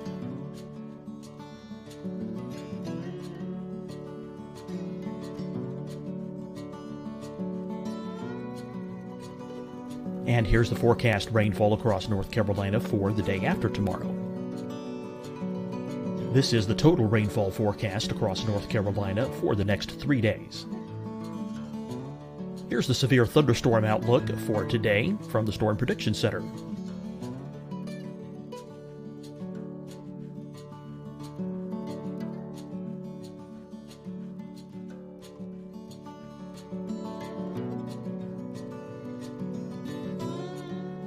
Here are the forecast high temperatures for today for South Carolina.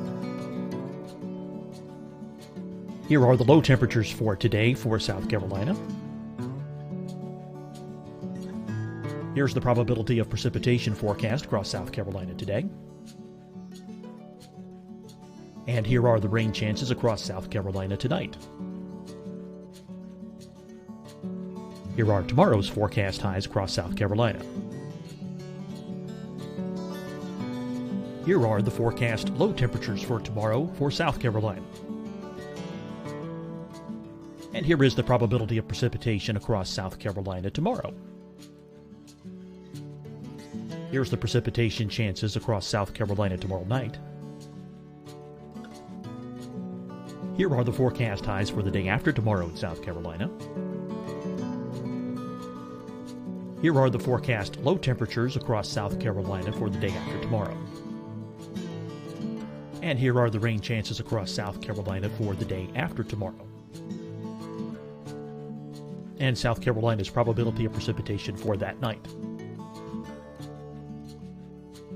Here's the Storm Prediction Center's severe thunderstorm outlook across South Carolina for today through tonight.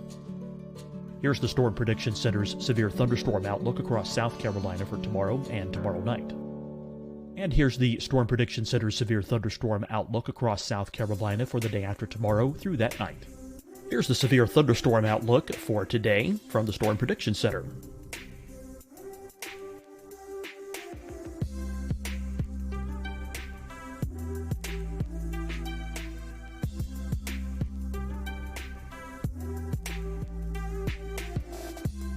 And now here's a live look at weather radar across the southeast. Hi, everyone. I'm Dr. Mandy Cohen, Secretary of the North Carolina Department of Health and Human Services. And when you follow the 3 W's, you protect your family and your neighbors from COVID-19. When you leave your home, practice your W's. Wear a cloth face covering, wait 6 feet apart, wash your hands often. Wear, wait, wash. We're in this together. Stay strong, North Carolina. Deciding when to wear a mask isn't about who you know or how well you know them. Just ask yourself, will I be with anyone I don't live with? If the answer is yes, get behind the mask. Help slow the spread of COVID-19. Get behind the mask. Learn more at covid19.ncdhhs.gov. Fight the spread and take a stand against coronavirus. Wear a mask in public. Stay at least 6 feet apart from others. And get tested. Join us and fight the spread. Visit scdhec.gov/COVID-19. Getting tested for COVID-19 helps you to take the steps needed to protect yourself, your loved ones, and your community. Find the testing location at scdhec.gov/COVID-19 testing. You'll see your Carolina weather forecast at 25 and 55 past. And now back to the best of the Carolina Weather Group on the all-new Carolina Weather Net.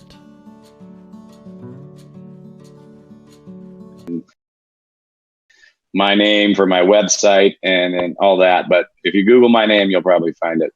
I think we may see Mike on TikTok before long. Tim, how about you?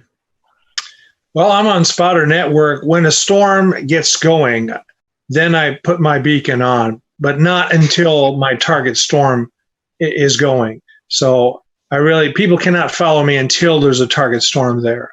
And I'm on Facebook. That's the only social media I'm on. Even though I do have a Twitter handle of Tornado, I don't really post very much on Twitter. So it's best to follow me on Facebook. I put out a forecast in the morning if I'm going chasing, and I show kind of the setup and show you my target. So that's not done by too many other chasers, but that's what I do. So at least they have an idea of where I'll be in the afternoon. I always enjoy seeing your Facebook posts, drawing the target area of where you are headed towards. Brett, how about you? How can we follow you? Yeah, we're on Facebook. Obviously, I have a personal Facebook with Live Storms Media. You can see all kind of cool videos, and then the YouTube channel, Alabama Storm Tracker on Twitter. And if you got an iPhone, Android device, which most people do these days, the live chasing app. That's one thing where people are going to be able to get some entertainment. We're going to have a lot of new live streamers streaming storms this year. And we're going to be running on livestormchasing.com. Also, lots of cool new features coming as we go through the season. And then, Kevin, if we find ourselves in Idaho up in your area, how can we follow you? Well, unfortunately, with my focus always being on calling in reports, and that's been, always been kind of my core focus. I haven't really dabbled much into having social media pages for people to follow me on. So not super helpful there. I have a personal Facebook page. I post some photos and video, mostly for friends and family. And I'm on Spotter Network. So for the chaser community and the spotter community, you will see my beacon moving around when I'm out on chases on Spotter Network. I'll toss out there too, since I don't have a personal page that's public. The last question I kind of said, well, there's two different things here. One of them, like I talked about, is the spotting and chasing side and calling in reports. But for people who are home teleworking right now, or maybe just have more free time on their hands because they are isolated because of the pandemic, one way to get involved if you want to expand your knowledge a little bit in the world of weather, weather.gov/learning is one of our official websites where we've collected together a lot of different things. Some of it designed for children, some of it designed for everybody. And I believe there's links to like Comet Med Ed and some different programs in there where actually you can take Skywarn spotter training online and get that to your local office. But a lot of different resources there for anyone looking to pick up a little extra knowledge or learn a little more about weather if you have extra time at home during the pandemic.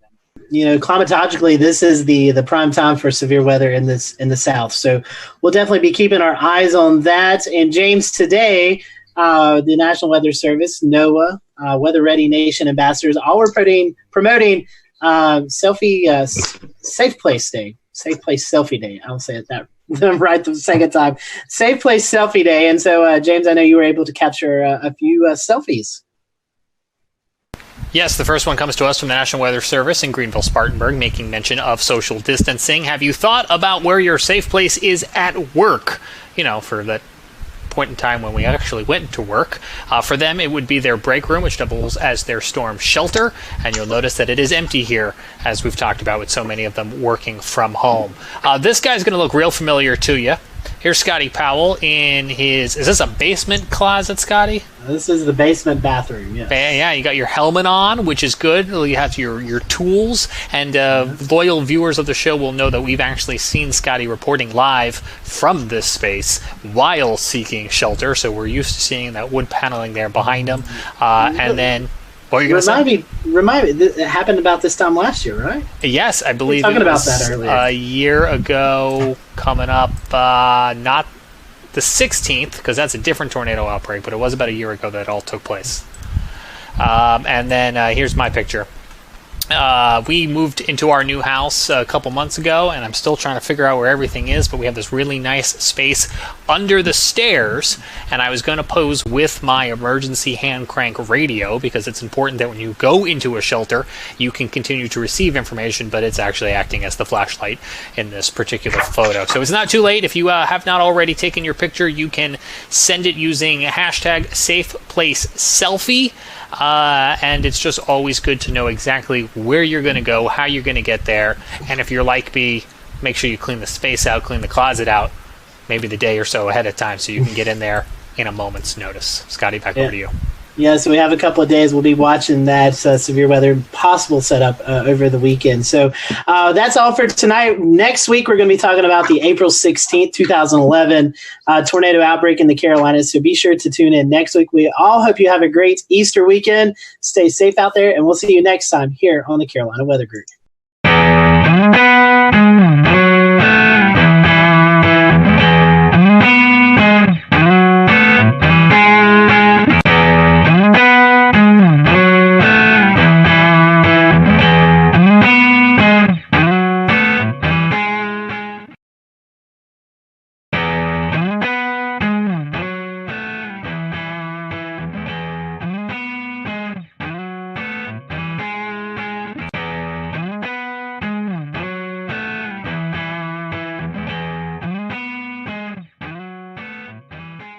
Hello, everyone. Welcome to the Carolina Weather Group. We're happy to have you on this Wednesday evening. We're going to be talking with Dr. Phil Klotzbach, meteorologist and professor out at Colorado State University, as well as Mr. Carl Schreck, who works for NC State University. You've also probably heard him associated with NOAA up in the Asheville office. So, Carl, a fellow North Carolinian on the show tonight, and we're going to be talking about some research that they've put together, and they are trying to get a little momentum behind of this theory of classifying hurricanes not by the traditional way of wind speed, but more of surface pressure.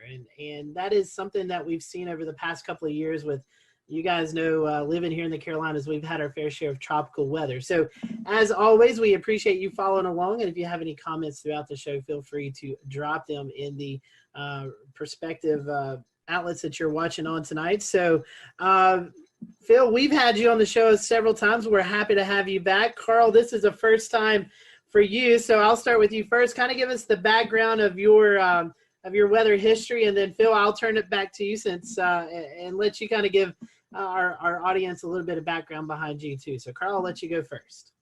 Yeah, thanks, and thanks for having me on the show tonight. So I grew up right down there in Raleigh, North Carolina, and one of my pivotal moments was in high school when Hurricane Fran made landfall in Wilmington, followed I-40 right up to Raleigh, and just the power of that storm and all the damage that it caused and the power outages and missing school for 2 weeks, which seems like nothing now, but back then that was a big deal.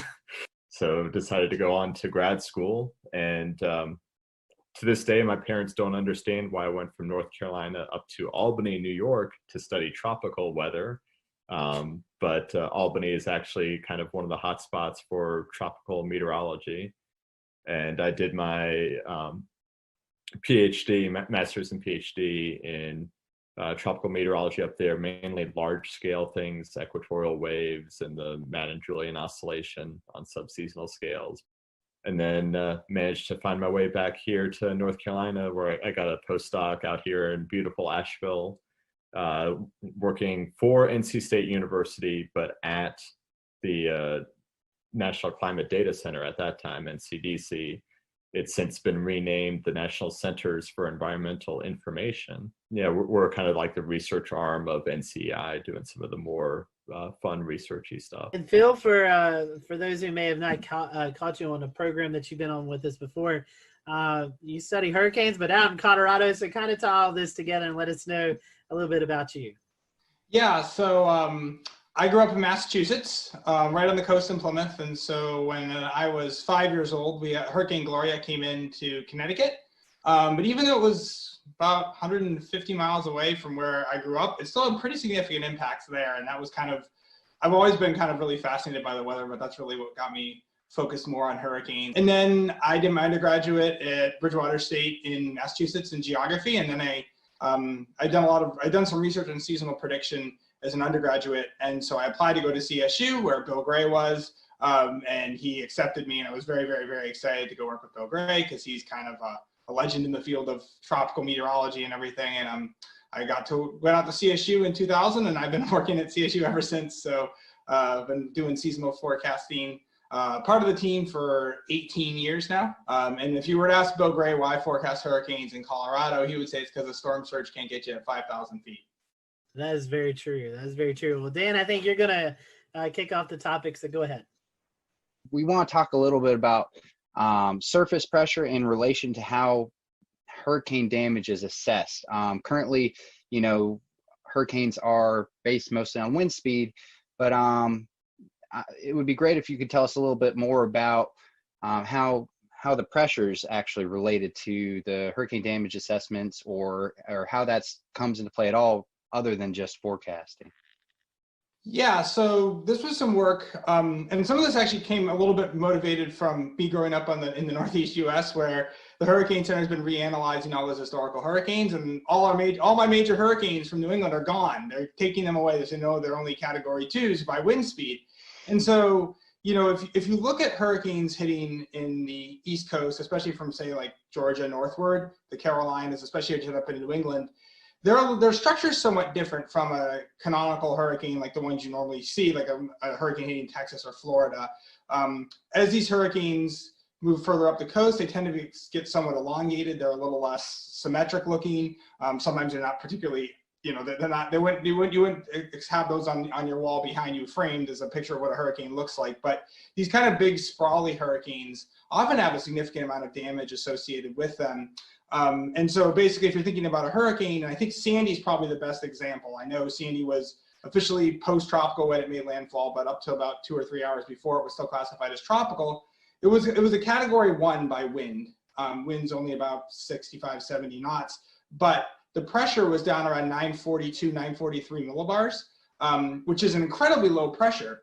And so the reason the winds weren't that strong was because basically you had a very low pressure in the center, but Sandy, as you know, was an enormously large storm. And so that pressure gradient, the gradient and pressure was spread out over a very large area. And so basically we find that pressure is more of an integrated metric of the storm. So your max wind gives you the strongest wind anywhere in a hurricane, whereas pressure gives you kind of the overall broader intensity of the storm, how large the storm is, because size is very important when it comes to the storm surge. If you have a larger storm, it tends to have a larger storm surge associated with it. And in our paper, we kind of talk about both Charlie and Katrina, how you had Charlie, which was a Category 4 by wind, a tight little storm, very damaging, very devastating, but over a very small area, had very little storm surge, even though it went into one of the most storm surge prone parts of the US. Whereas Katrina, obviously we all know what it did in New Orleans, but even say the levees it held in New Orleans have been 100% fine, killed several hundred people on the Mississippi coastline with a storm surge that approached 28 feet. Because even though its winds were slightly lower, it had a low pressure, 920 millibars. So we argue from our pressure classification scale that Katrina actually would have been a Category 5 hurricane. And consequently, if you look at the damage from Katrina, even putting aside the New Orleans damage, certainly had the damage more you would expect with the Category 5, just basically complete devastation and surge going miles inland. And so, Carl, we're talking about categories. This is all based off of the Saffir-Simpson scale currently. Can you just give us a brief rundown? I know it's not all, not quite as complicated as perhaps the pressure categories you guys have produced, but can you just give us a rundown of the Saffir-Simpson scale? Yeah, so the Saffir-Simpson scale was developed back in the, I think it was the 60s, based mainly on damage assessments, and it was tied very much to the wind speed. Originally, it was set for wind speed, pressure, and storm surge, but as the decades went on, they started to realize that those aren't always one-to-one. So the Hurricane Center is really narrowed in on using just the wind speed to define each level of the scale, going from 1 to 5. And it's convenient because it's an easy way to communicate to people how strong the storm is with just a single number, but it can also be misleading, and some of them are spaced closer together than others, and so there's a little bit of kind of statistical noise with it as well. And so that was, all part of why a lot of folks have really been starting to turn away from this really simple, just based on the maximum wind speed. Folks have been trying to come up with better and better metrics to identify different hazards like the rainfall or the storm surge that aren't really well captured by the winds. And also it's the winds at the center of the storm, or the strongest winds in the storm, and that doesn't really, give you an idea of the size of the storm.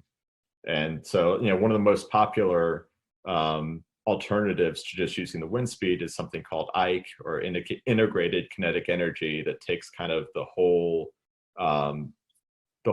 disk of the storm and kind of adds up all of the wind speeds throughout the size and really takes into account that size.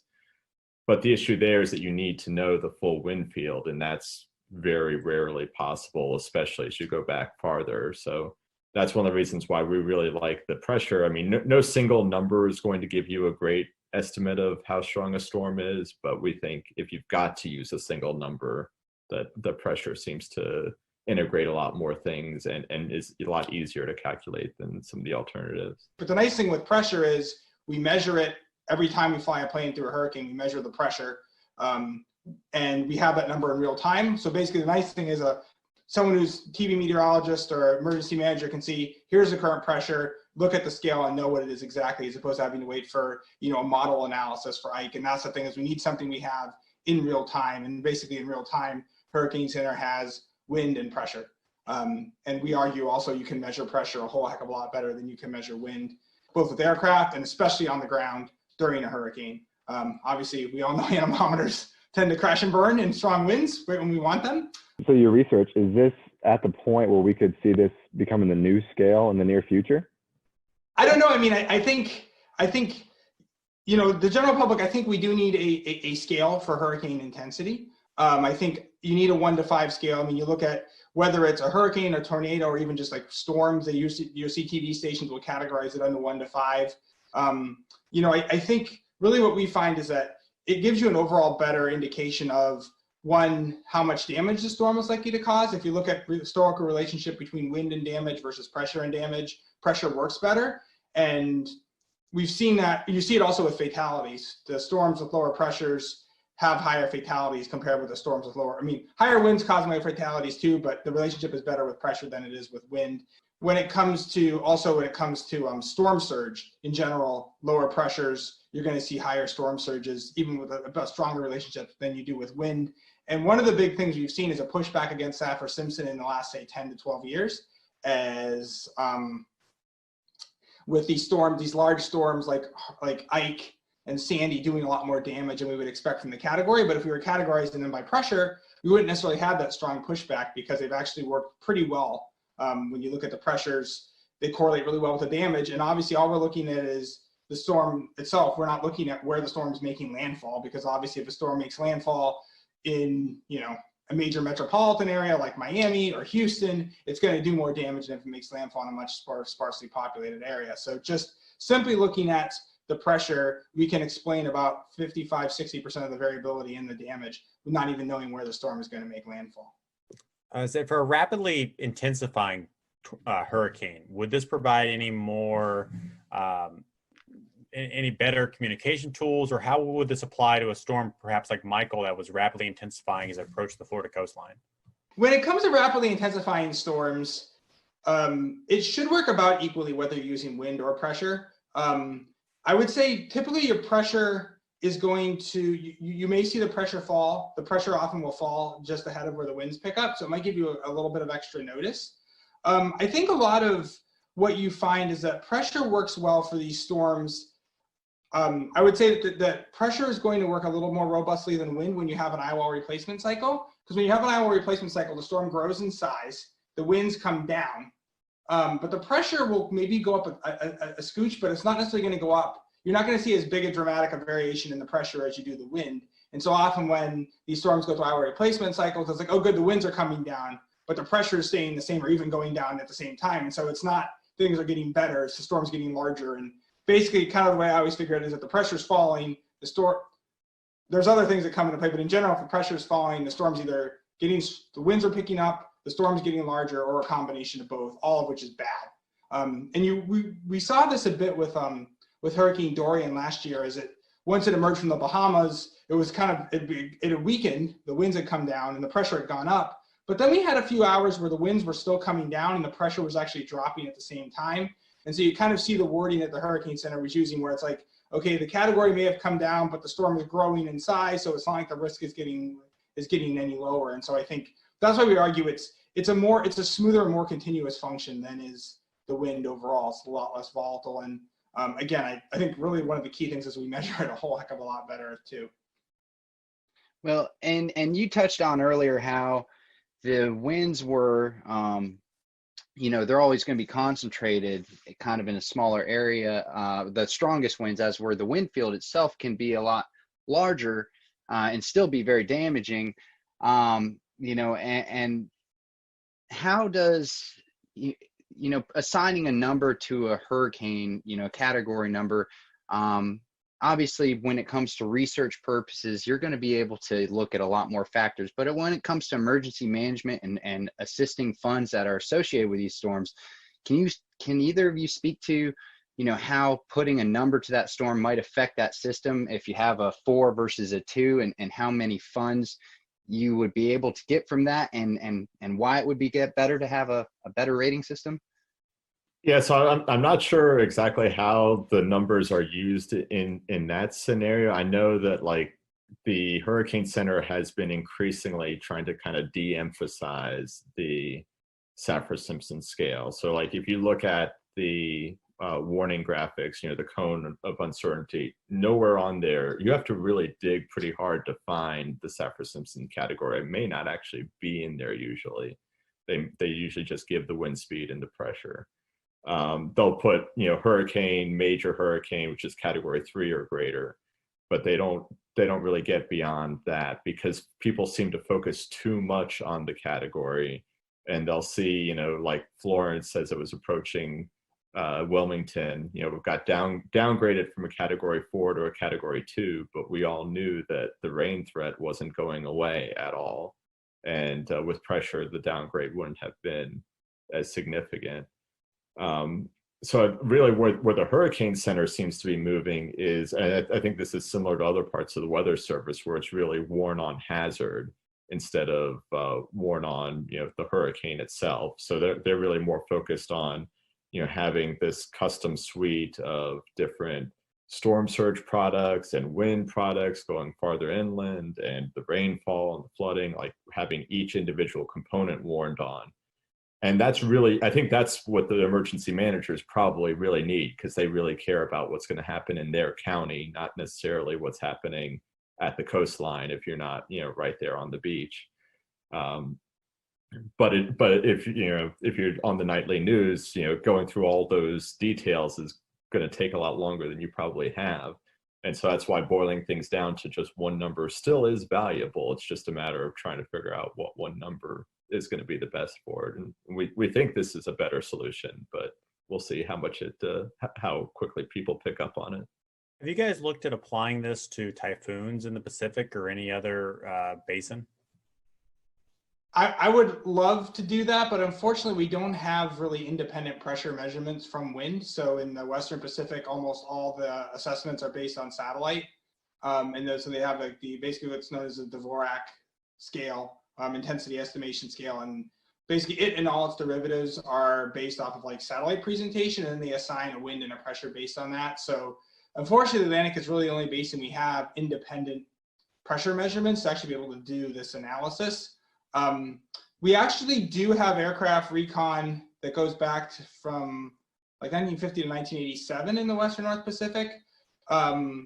Unfortunately, I don't think, Carl, you can correct me if I'm wrong, but I don't think the pressure is archived in the best track though, unfortunately. So the statistics at the end of the year, basically the Hurricane Center or the Joint Typhoon Warning Center in the Western North Pacific will go through and reassess the storm, maybe tweak its location slightly, or maybe change its intensities. And so in the Atlantic, they archive the position, the wind, and the pressure. And in the Western North Pacific, they only archive the wind speeds. So the other really interesting thing that Phil was touching on there with the West Pacific is, so the Joint Typhoon Warning Center, their best track historical data only reports the wind for most of the record. But we do have the pressure fixes from recon data. And the really ironic thing is those winds that are reported in the best track were almost never measured. Because if you think about it, right now, most of the winds that we get are primarily coming from dropsons. And, we look back in the 50s, we found a schematic of what a dropson looked like in the 1950s. It literally had a record player in it. We'll return to Best of the Carolina Weather Group in a moment. Now your Carolina weather forecast. Here are today's forecast high temperatures for North Carolina. Here are the forecast lows for tonight for North Carolina. Here are tomorrow's forecast high temperatures. And here's forecast rainfall across North Carolina tomorrow. Here are the forecast highs for the day after tomorrow.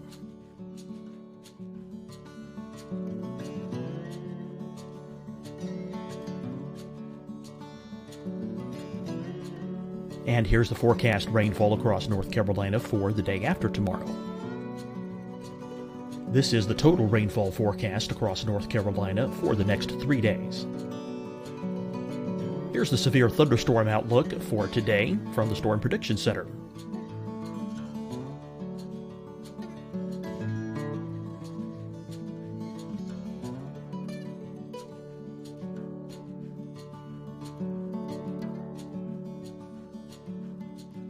Here are the forecast high temperatures for today for South Carolina. Here are the low temperatures for today for South Carolina. Here's the probability of precipitation forecast across South Carolina today. And here are the rain chances across South Carolina tonight. Here are tomorrow's forecast highs across South Carolina. Here are the forecast low temperatures for tomorrow for South Carolina. And here is the probability of precipitation across South Carolina tomorrow. Here's the precipitation chances across South Carolina tomorrow night. Here are the forecast highs for the day after tomorrow in South Carolina. Here are the forecast low temperatures across South Carolina for the day after tomorrow. And here are the rain chances across South Carolina for the day after tomorrow. And South Carolina's probability of precipitation for that night. Here's the Storm Prediction Center's severe thunderstorm outlook across South Carolina for today through tonight. Here's the Storm Prediction Center's severe thunderstorm outlook across South Carolina for tomorrow and tomorrow night. And here's the Storm Prediction Center's severe thunderstorm outlook across South Carolina for the day after tomorrow through that night. Here's the severe thunderstorm outlook for today from the Storm Prediction Center.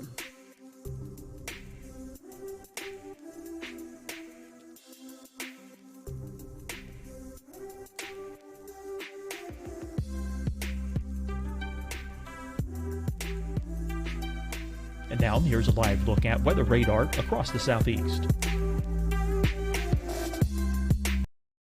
Hi, everyone. I'm Dr. Mandy Cohen, Secretary of the North Carolina Department of Health and Human Services. And when you follow the 3 W's, you protect your family and your neighbors from COVID-19. When you leave your home, practice your W's. Wear a cloth face covering, wait 6 feet apart, wash your hands often. Wear, wait, wash. We're in this together.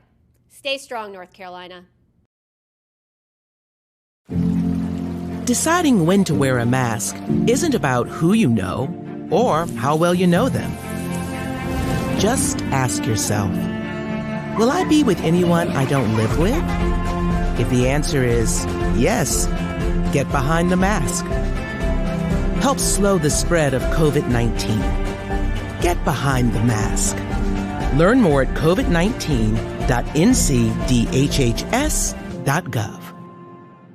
Fight the spread and take a stand against coronavirus.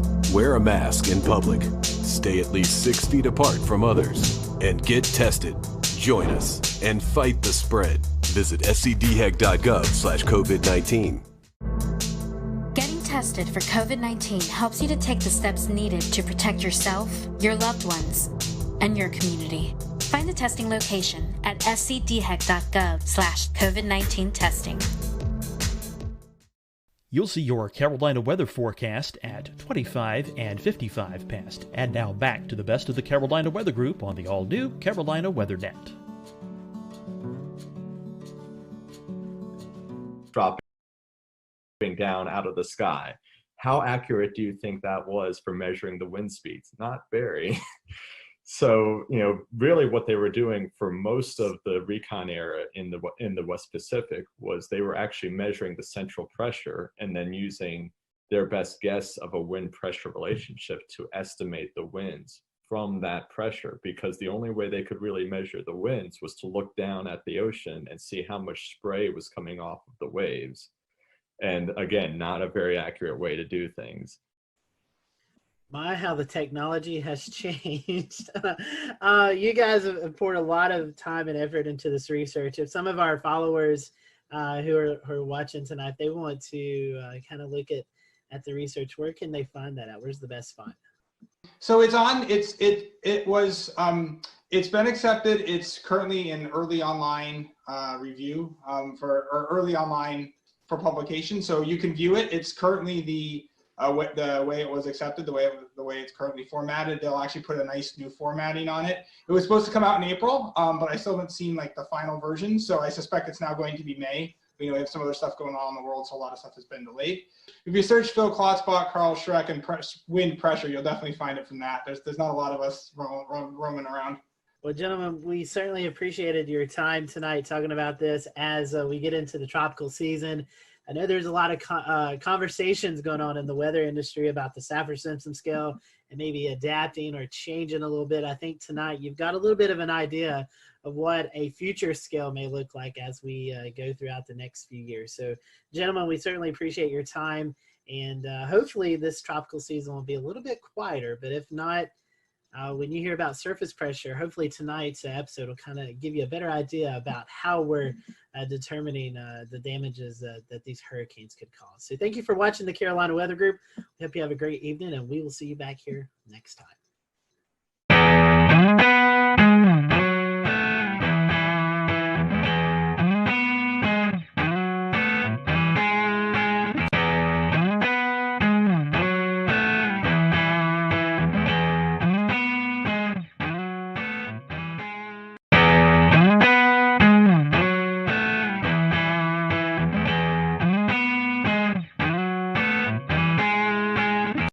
Welcome to the Carolina Weather Group. This is show number 305, and we're very happy to have Mr. Tom Nizzle on with us. You've probably seen Tom on the Weather Channel. He's a winter weather expert, has since retired, but finds himself close to the Carolinas, and we are happy to have Tom here as we're in the heart of winter weather season. We thought, well, it's appropriate to have Tom on. So, Tom, welcome to the Carolina Weather Group. We're happy to have you on with us this evening.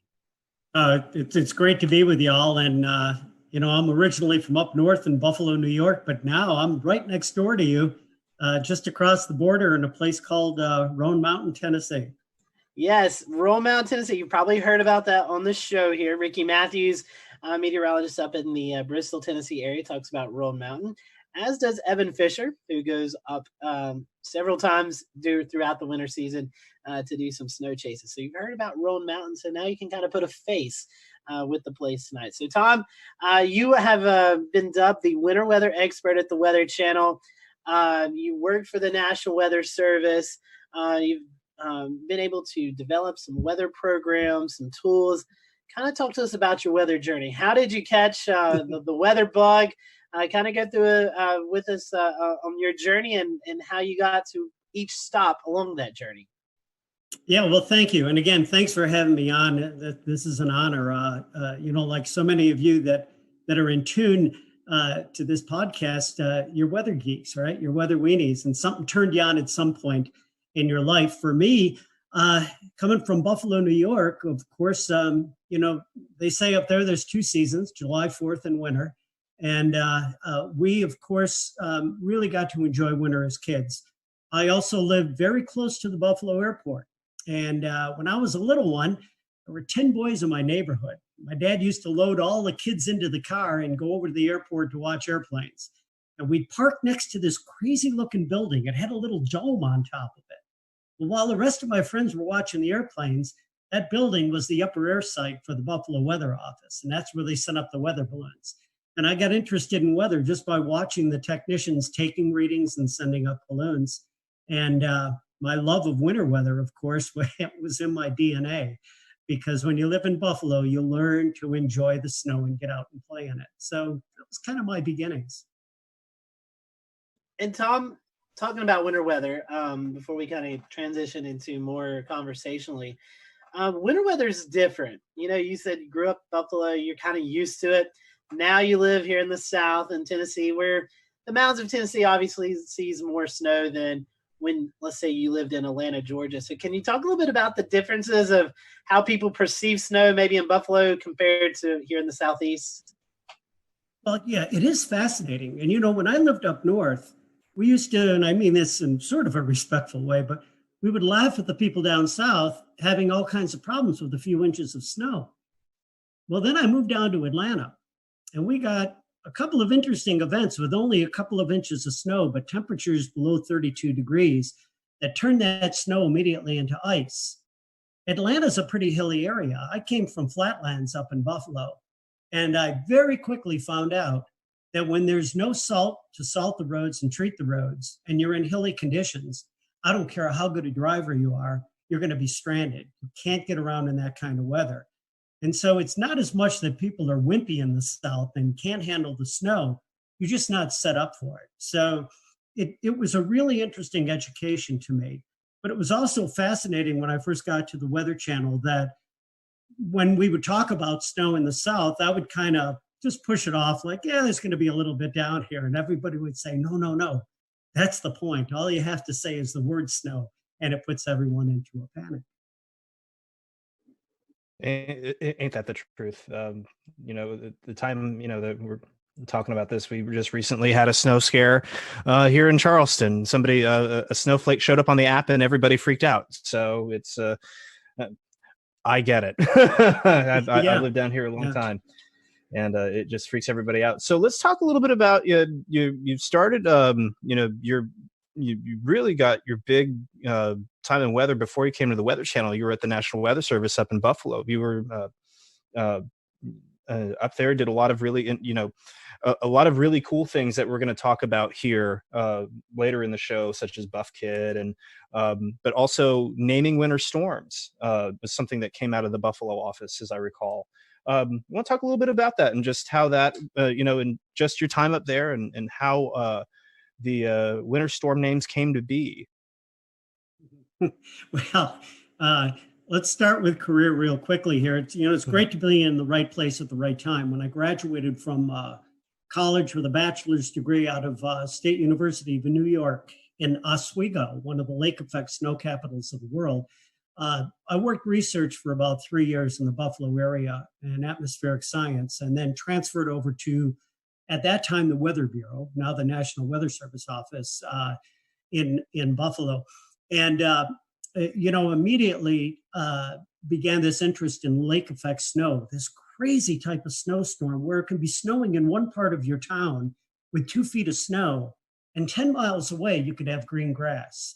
I was born and raised with that, but I didn't understand it that well. So getting into the Weather Service office in Buffalo really sprang my career into learning more about lake effect snow.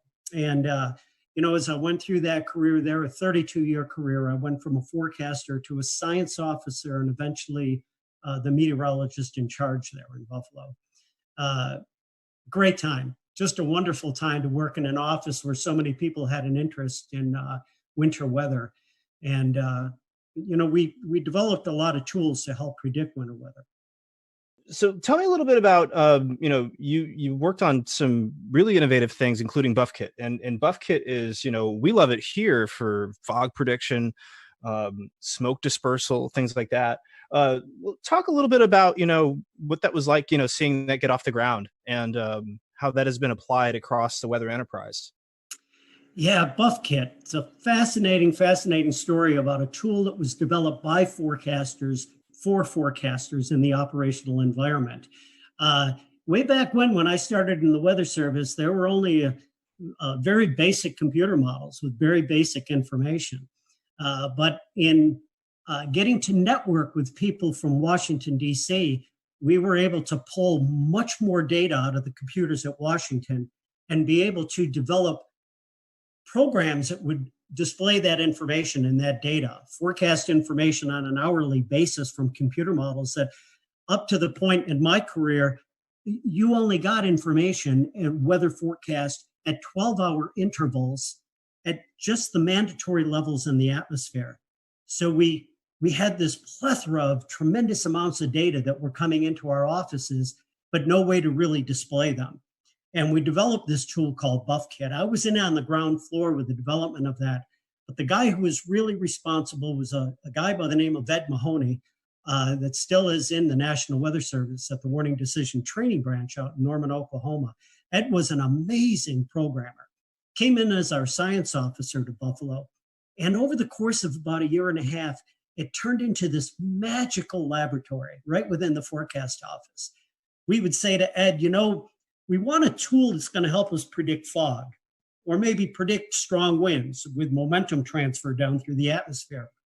Ed would look at the data, go into his office, sit down at the computer like Scotty at the computer in the enterprise, right? And just type away. And about 3 hours later, come out with another tool that we added to this toolkit designed in Buffalo, and hence the name Buff Kit.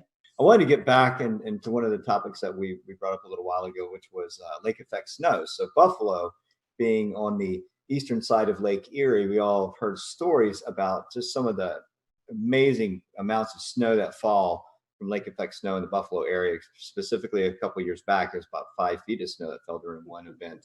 That it was forecast. It was a huge event.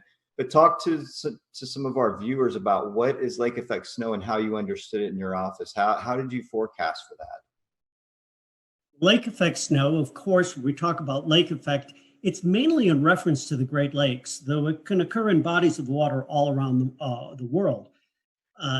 Essentially, they're a snowstorm on about the scale of a summertime thunderstorm. So they can only sometimes be just a few miles wide across the length of a band of snow that comes off the lake itself. The snow develops as cold air comes across that relatively warm water of the Great Lakes. So you may be moving air at maybe 10 degrees Fahrenheit across a lake that's 40 degrees. You get a tremendous amount of latent heat release and heat and moisture that actually rise off the lake into that air. And as it continues to rising, cools, condenses into snow. And then the wind direction is what determines where that snow falls. So as the winds change direction, the snow band will move downwind of that. And that's what the big challenge is to predict lake effect snow. You got to think about the fact that you're predicting for one side of the city, maybe 2 feet of snow, whereas your friends that live on the other side of the city may see no snow at all. So it was a tremendous forecast challenge. And early on in my career, it was long before you guys were, some of you may be on the face of the earth, computer models were at a much lower resolution because you didn't have the computer power to work with these models. And some of these early models did not even see the Great Lakes. That is, the Great Lakes weren't even an input into the model. So they wouldn't even recognize the ability to predict or simulate a lake effect snowstorm. So early on, we actually had forecast methods that we used to predict these snows.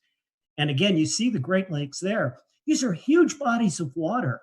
I mean, they compose 20% of the fresh water in the world. I think about that. And I read a statistic on that.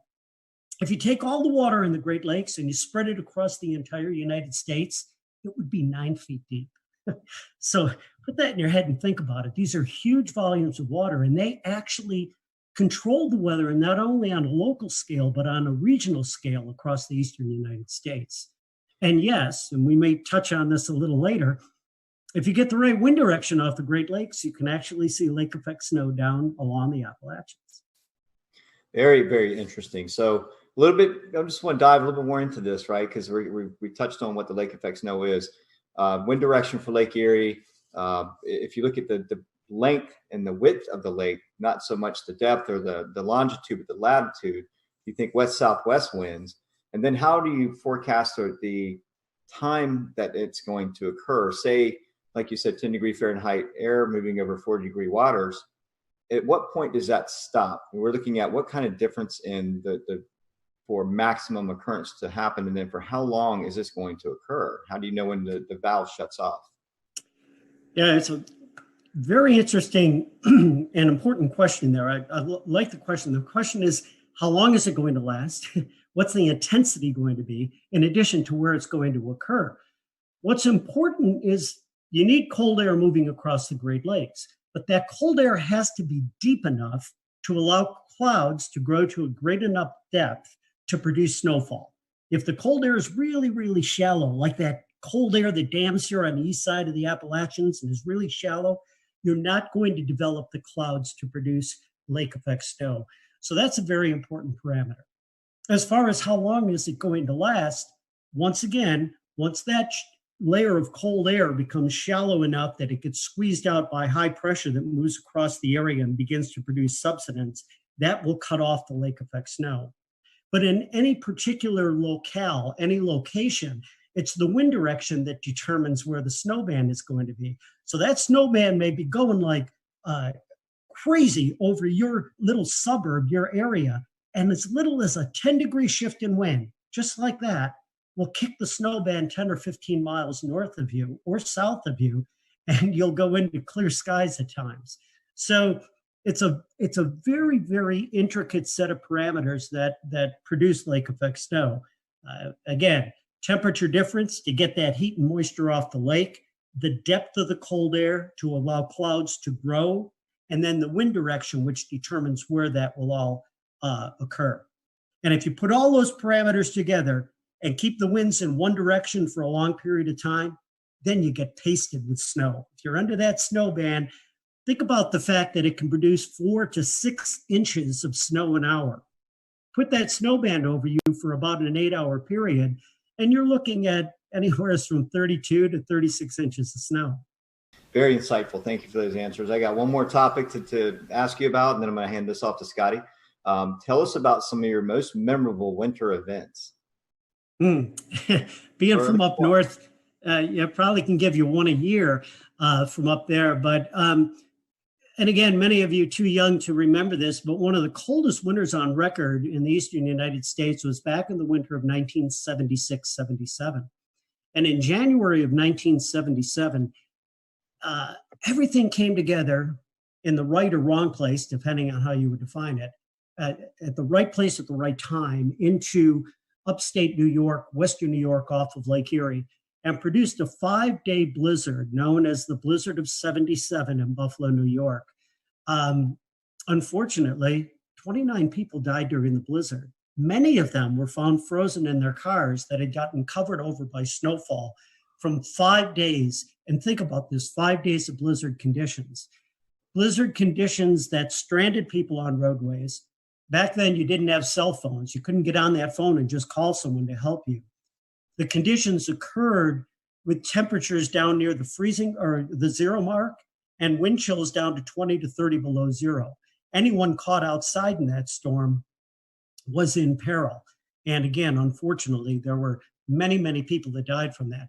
That was probably the benchmark storm for me because the intensity and the duration of that event. But we've had other really interesting lake effect snow events that have occurred. Back in Christmas week of 2001, I was working at the office in Buffalo, and during that week, we picked up 82 inches of snow. And this wasn't in mountainous areas or areas that were not populated. It was right across the city of Buffalo, and that really put the city at a standstill for several days.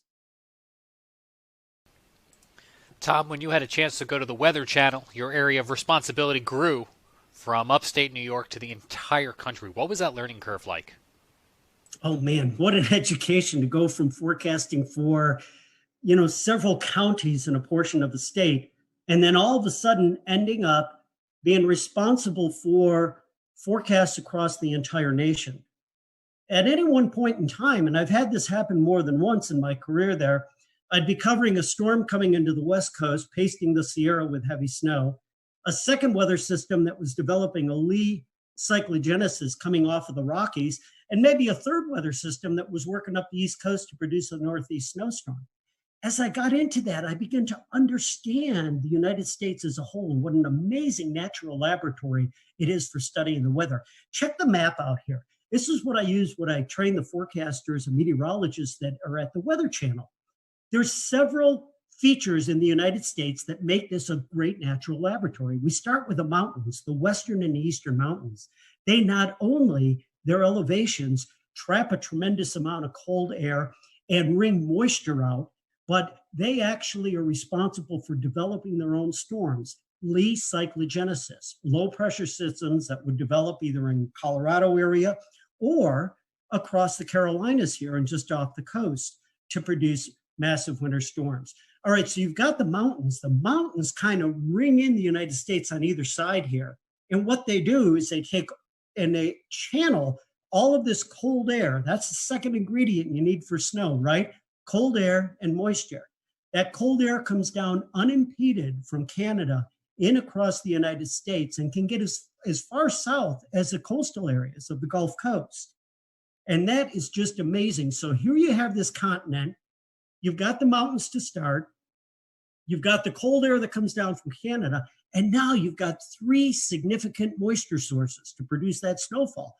The Pacific Ocean, It hammers the Sierra in through the Cascades with the most snow that we see in the United States.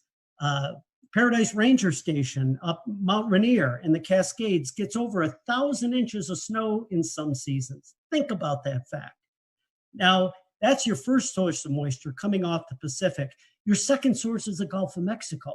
What an amazing source of moisture that comes northward into that cold air and is responsible for the tremendous snowstorms we see from Colorado working its way right up into the Great Lakes region. And down in the southern United States, that cold air can be shallow enough that the Gulf air rides over it, can produce some major ice storms. And then we've got our next feature, and that is the Atlantic Ocean. We're all familiar with that because that's what's going to fuel a lot of the snow that occurs here along the east coast of the United States. And by the way, what I call the turbocharger is the Gulf Stream. I don't take that storm that's really firing up off the Carolinas and infuse it with so much more energy that it really cranks as it develops into a nor'easter going up into New England. So all in all, that education in the 7 years at the Weather Channel taught me just how amazing the United States is and the North American continent for producing winter weather. Tom, let's take a little bit of that and translate it into the Southeast here in the Carolinas, Tennessee, Virginia, Georgia. For us to get winter weather here, you kind of talked a little bit about the CAD situation. What are our typical setups? We hear Miller A, Miller B systems. Talk to us about what we need to see here in the Southeast to get a winter storm. Well, again, I always talk about two ingredients, right? You need cold air and you need moisture. And it doesn't have to be exceptionally cold air. It just has to be cold enough. But my gosh, that temperature profile in the atmosphere, where the air is cold and where the air is warm, means everything as to the type of precipitation you get. Now, you get across the Carolinas in the Southeast, you're east of the Appalachian Range. And so very often you will end up seeing events that set up that bring really cold air from New England down along the east side of the Appalachians. And many of us are familiar with the term cold air damming or the wedge. That cold air that slides down, it's very shallow. It's kind of like molasses. It moves its way down along the east side of the Appalachians and it sits in there. All right, there's ingredient number one. We've got the cold air. If the cold air is really, really shallow, then that can be a real serious issue for the Carolinas. Because ingredient number two is typically going to be a system that is coming somewhere out of the Gulf of Mexico. We talk about the Miller Type A, Miller Type B systems, but let's keep it even more basic than that. Low pressure system coming out of the Gulf of Mexico is bringing all of this moisture northward along the east coast of the US. And it's not exceptionally cold. There's a lot of moisture there, but it's relatively warm. Oftentimes we see in the Carolinas that this moist air will move northeastward along the coast. And what I've got next to me is one of the most interesting storms I had looked at in the years that I had worked with snowstorms and ice storms along the southeastern part of the United States. And this storm is back from December 2nd through 4th. And I think this was back in, trying to look at the exact date on there. I can't see it on there. I think it was 2002. Mm-hmm. That's right. This is one of the worst ice storms that occurred in the southeastern United States in many, many decades. We'll return to Best of the Carolina Weather Group in a moment. Now your Carolina weather forecast. Here are today's forecast high temperatures for North Carolina. Here are the forecast lows for tonight for North Carolina. Here are tomorrow's forecast high temperatures. And here's forecast rainfall across North Carolina tomorrow. Here are the forecast highs for the day after tomorrow.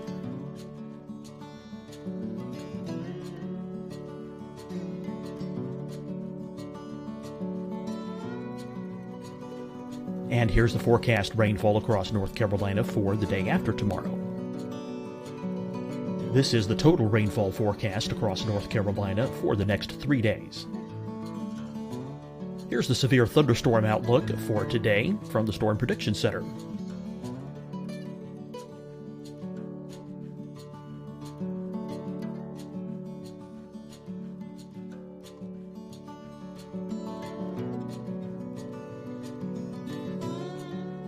Here are the forecast high temperatures for today for South Carolina. Here are the low temperatures for today for South Carolina.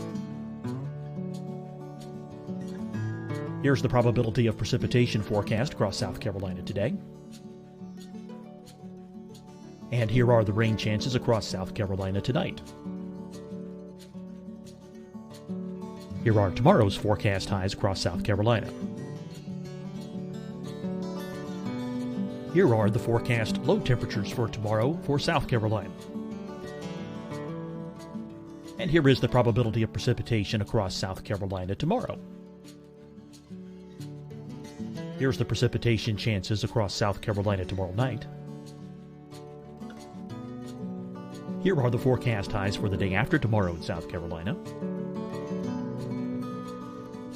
Here are the forecast low temperatures across South Carolina for the day after tomorrow. And here are the rain chances across South Carolina for the day after tomorrow. And South Carolina's probability of precipitation for that night. Here's the Storm Prediction Center's severe thunderstorm outlook across South Carolina for today through tonight. Here's the Storm Prediction Center's severe thunderstorm outlook across South Carolina for tomorrow and tomorrow night. And here's the Storm Prediction Center's severe thunderstorm outlook across South Carolina for the day after tomorrow through that night.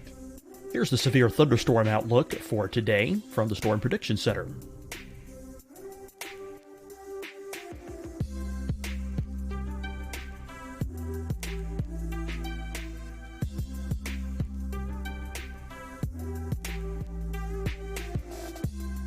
And now here's a live look at weather radar across the southeast. Hi, everyone. I'm Dr. Mandy Cohen, Secretary of the North Carolina Department of Health and Human Services.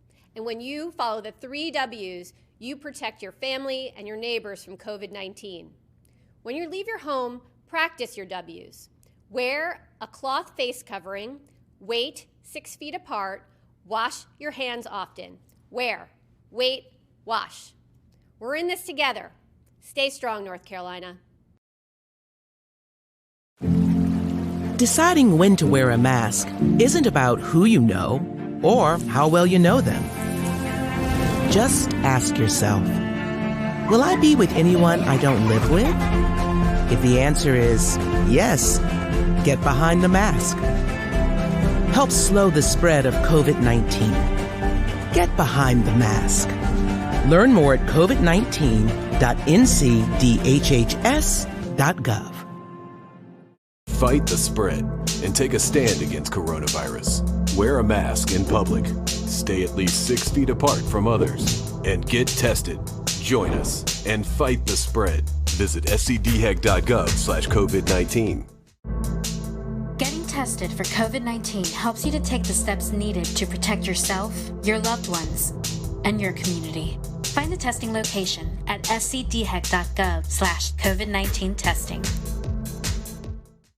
You'll see your Carolina weather forecast at 25 and 55 past. And now back to the best of the Carolina Weather Group on the all-new Carolina Weather Net.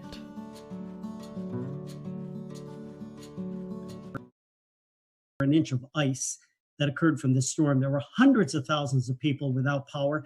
I believe there were 24 deaths attributed to this storm. But it's a classic setup from a meteorological standpoint here. You've got very cold air to the north of that storm that comes down along the east side of the Appalachians. It's very shallow. You bring warm moist air above that. What will happen is snow starts high up in the atmosphere. It melts as it comes down into that warmer air. And then when it hits that cold air right near the surface, it ends up hitting anything that's below the freezing mark and instantly freezing. And because there was so much moisture with this storm, it moved relatively slowly, so there was a long duration.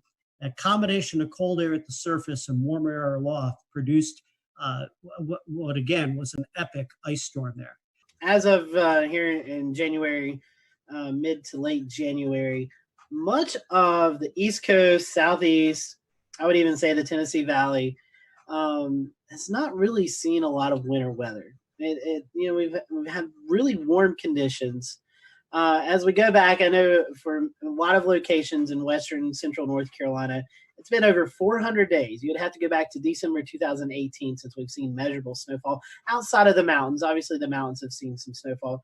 What has contributed to that? Why do you think over the last couple of years, it seems like the snow chances are decreasing in much of the Southeast? Well, obviously, there can be a number of parameters that contribute to that. You can certainly have weather patterns that operate on many different scales, from more of a local or regional scale to a hemispheric scale, that certainly modulate the winter weather across different parts of the globe and across our latitudes. You know, we've had up to this point, two relatively mild, and I might say very mild winters across the southeastern U.S. We've had a jet stream that has been defined by oftentimes a trough in the western U.S. and a ridge over the eastern U.S., which is not allowing much in the way of cold air to get down into this part of the world. But you can't neglect the fact that all this is occurring on a background of a warming globe. And that climatic change, that warmth, is going to produce certain results. We don't know exactly what that is contributing to in the way of modulating our seasonal weather patterns here, but it certainly has to be doing something. We'll often look at other factors on a large scale that help to modulate seasonal weather across parts of this continent. ENSO is one example, okay? And we're always quoting El Nino or La Nina, whatever phase of ENSO that we might be in, and looking at that as a possible modulator for seasonal forecasts across the United States. But there are so many other factors that come into play from mid to high latitudes. And when you talk about the eastern United States, you talk about other factors that can influence that pattern in the season.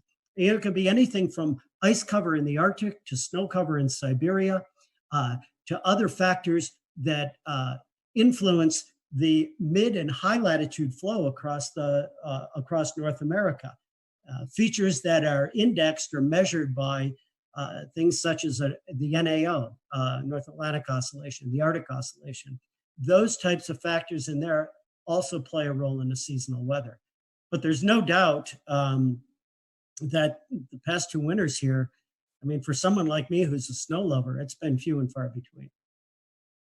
Even extrapolating that over the last decade or so, we kind of transitioned to northwest flow snow and how that pertains to the Carolinas. There's been a serious decrease in bigger northwest flow snow events over the western North Carolina, eastern Tennessee area. That affects you because you've just recently moved to Roan Mountain, a place of legend in the Northwest Flow conversation. Can you tell us a little bit about what it's like to live there, and also how Northwest Flow snow is similar to lake effect snow?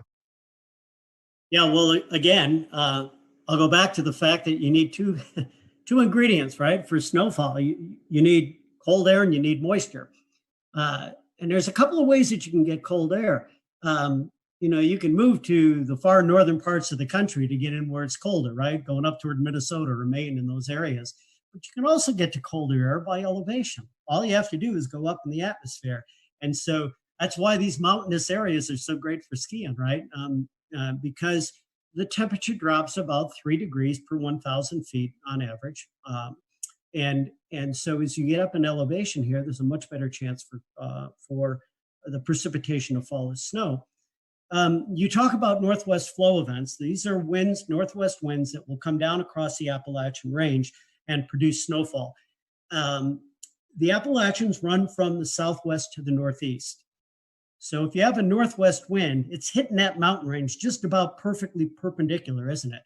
And that's the best chance to get lift in the atmosphere, to get what we refer to as orographic lift. And that lift can help squeeze out any moisture in the form of precipitation across the windward side of the mountains, where that wind is coming from. But what's interesting is northwest flow also emanates from an area called the Great Lakes. And so oftentimes, if the flow is very well aligned, it comes off the Great Lakes, you can actually get channels of moisture that will propagate hundreds of miles downstream. When that little area of moist air is moving along and it gets that little kick going over the mountains, that's when the snow can get kicked out.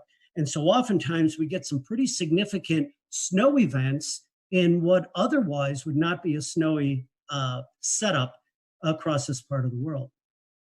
Well, Tom, we've certainly appreciated your time tonight. If our followers want to follow you on social media, I know you like to tweet and you tweet out articles. How can they do that? Well, I'm at, it'll be at Tom Nizzle, and you'll be able to get to me there on Twitter. And I have my Facebook page as well. And if you're interested in snowflakes, I have a Facebook page called Mother Nature Snowflakes. So you can hit me at all those spots. And yeah, I'll friend you for sure.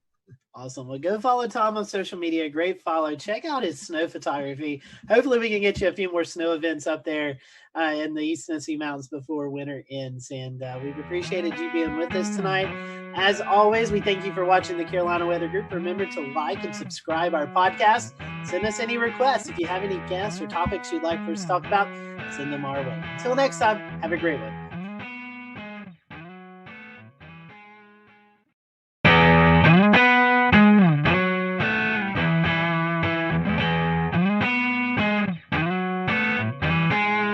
Hello, everyone. Welcome to the Carolina Weather Group. We're happy to have you this evening, and we're going to be talking about winter weather.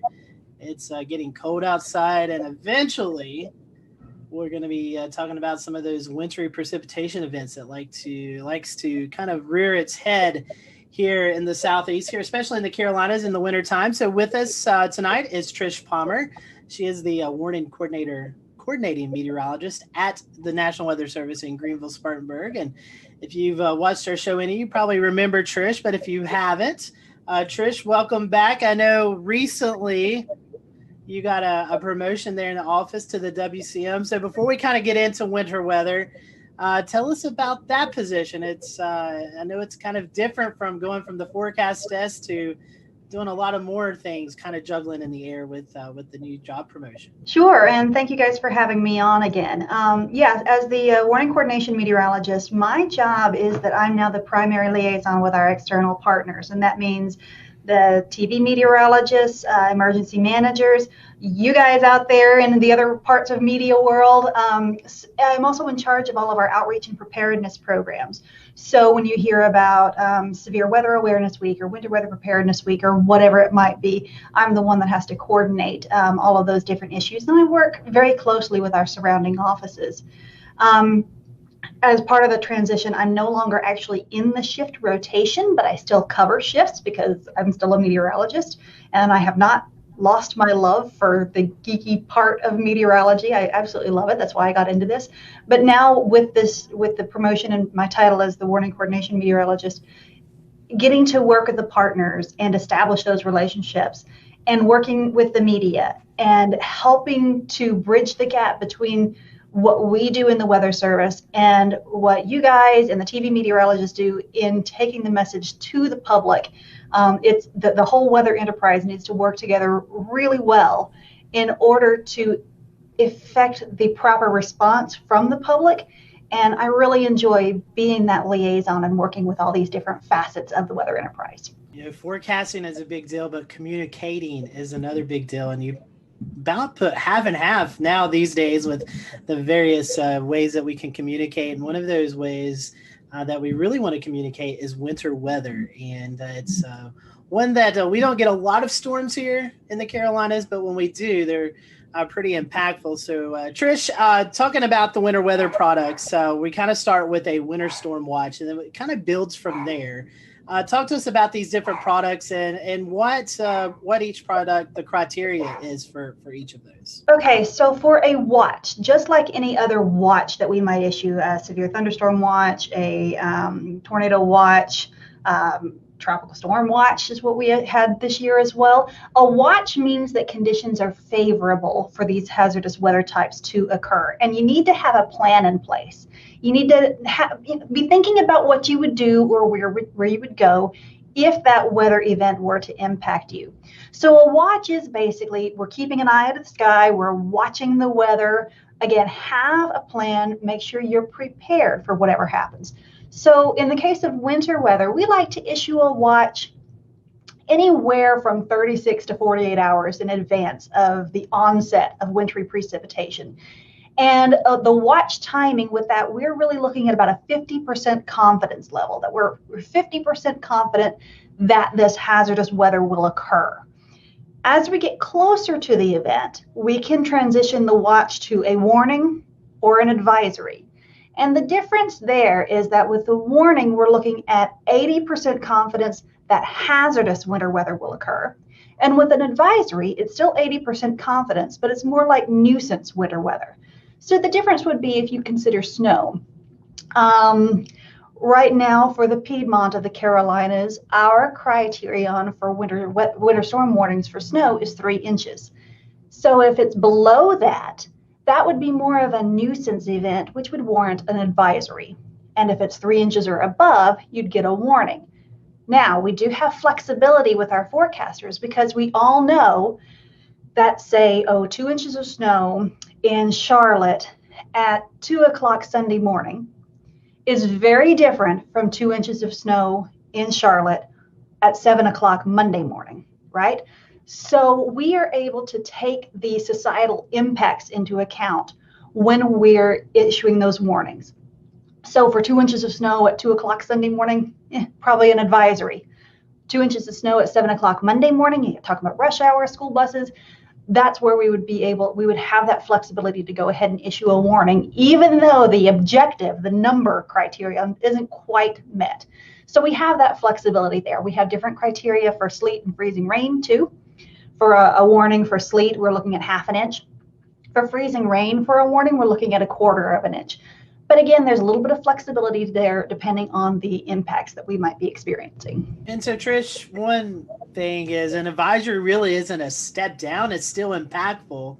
It just, the accumulations are different than what a warning is. And, you know, some folks may see as advisory as, it'll be okay, when in fact it's still going to be impactful to people. Right, especially when you're talking bridges and overpasses. You could still have dangerous areas on the roads, dangerous travel conditions, even with an advisory. Again, going from a watch to either a warning or an advisory, we're going from 50% confidence to 80% confidence. So we're confident that something is going to happen. It's just the scale of whatever that is. So we don't want people to just take advisories lightly. You still have to be prepared, and you still have to take precautions.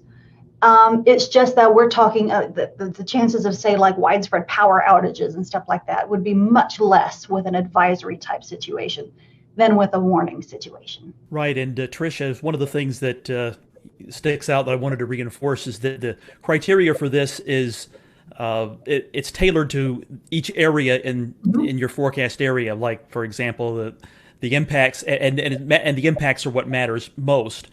So, what would be most impactful for Asheville is different than what would be impactful for Charlotte and Greer.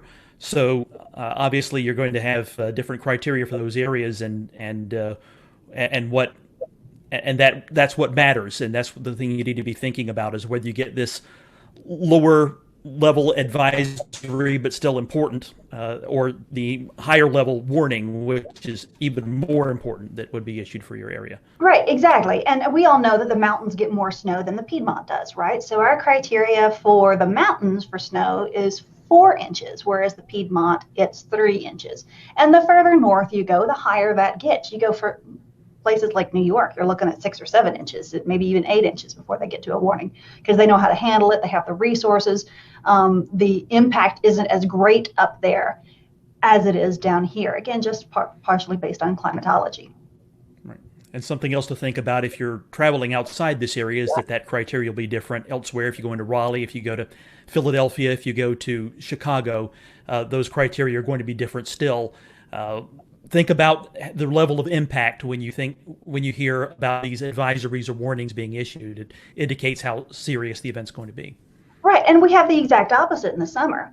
Down here we can handle the heat a little bit better than people can up north. So somebody down here may go up north in the summer and it's a heat advisory, whereas down here we're expecting heat indices of 105 for a heat advisories, but up north it might be more like 95 or 100. And we Southerners are like, what? They can't handle 100 degrees.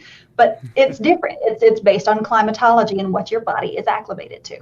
Trish, the National Weather Service also issues wind products year-round, but during the wintertime, it gets especially breezy across the western half of the Carolinas, and specifically in NWS GSP's forecasting area. That's maybe not a winter weather type that most people think about, but it can definitely drive wind chills down and cause widespread power outages. So can you talk a little bit about the criteria for wind products in general? Sure. Well, we've got the wind aspect, and we've got the wind chill aspect. And then, of course, we have the winter weather aspect. So when we have a winter event, lots of times we roll them all into one product rather than issuing a whole bunch of different products. Because as you guys are probably aware, a wind product is handled by one set of products. It's called a non-precipitation warning, whereas the winter storm and wind chill products are handled by the winter storm products. So it can get very confusing. So we often wrap these in together. And so we can sometimes tweak our criteria to make it match what the weather is looking like. And again, just to make more sense to the residents across the Western Carolinas and Northeast Georgia. So for example, when we issue a high wind warning, that's when we're expecting frequent gusts over 50 knots or 58 miles per hour. That's not uncommon in the northern mountains in the middle of the winter because we have the jet stream coming down. We've got some really tight pressure gradients that set up often. And anybody who's watched the weather at Grandfather Mountain knows it can get very, very, very windy up there. So you'll see those products a lot. The step down from there is a wind advisory. And that's really when we're expecting winds, 30 to 39 miles per hour with frequent gusts over 40 to 45 miles per hour. Again, we have the flexibility to adjust that. It's been kind of a wet season, so maybe we might issue a wind advisory at wind speeds just a little bit lower. We also know that once we get to wind speeds that are over 35 miles per hour, school buses have a real hard time driving in that. So we're trying to line up our products a little bit more with what the schools are needing from us. And that's part of the communication between us and those decision makers. So they let us know what they need. And we tell them what the weather is going to be. And sometimes it's just easier for us to issue a product based on those more widespread impacts. So when we take the wind and the temperatures into account, then we get the wind chills on top of that too, right? So once we're looking at wind chills below 0 Fahrenheit, that's when we're going to start looking at wind chill advisories, wind chill warnings. Again, it's going to be a little bit lower in the mountains than it would be in the Piedmont. But again, we're not going to, during a winter weather event, we're not going to issue a winter storm warning for 4 inches of snow and then a separate product for -5 wind chills and then a separate product for 40-mile-per-hour winds. We're going to all roll them into one product and then just outline it there in the text. And so, Trish, one more thing, and we'll kind of transition out of the warnings. There is a few more that we've not talked about, and that's the ice storm warning. And we've had those occasionally here in the Carolinas. Can you tell us a little bit about that product? Okay, well, again, it gets kind of complicated with all these different types of products, but we have a winter storm warning and we have an ice storm warning. The difference is that a winter storm warning is considered, either a mix or a mostly sleet or snow event, whereas an ice storm warning is mostly freezing rain. The difference is, again, in the impacts. When we have snow, we don't have quite as many widespread power outages as we might with a freezing rain event, because the freezing rain is accumulating on the power lines, whereas snow doesn't always accumulate on the power lines. The difference is, like, if we could look back to December of 2018, that was pretty kind of an earlier snow event. So there were still some leaves on the trees that hadn't fallen off. And so we had more widespread and prolonged power outages just because, the leaves were brown, but they hadn't all fallen off. So there are some, again, impact-based issues that we're dealing with there. But freezing rain can often be a bigger hazard for travel than snow can, because if we can get the roads treated for snow, lots of times the road crews can keep up with it. But ice is a totally different beast, because you've got the power lines, you've got the tree issues, you've got bridges and overpasses. Sometimes you can't even walk. Whereas with snow, you get a little bit of traction just based on the snow itself.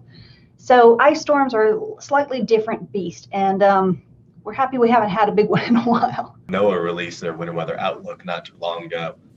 And it all it takes everything into consideration, the La Nina state that we're in currently, as well as other factors throughout the year. Can you tell us a little bit about that outlook and how it might impact the Carolinas? Well, the outlook, like you said, it takes a lot of big picture seasonal things into effect. And the outlook is developed by another branch of the National Weather Service called the Climate Prediction Center. And these are folks who are climatologists by training. They have a lot of experience in seasonal forecasting, and they look at all of this stuff and they produce this outlook.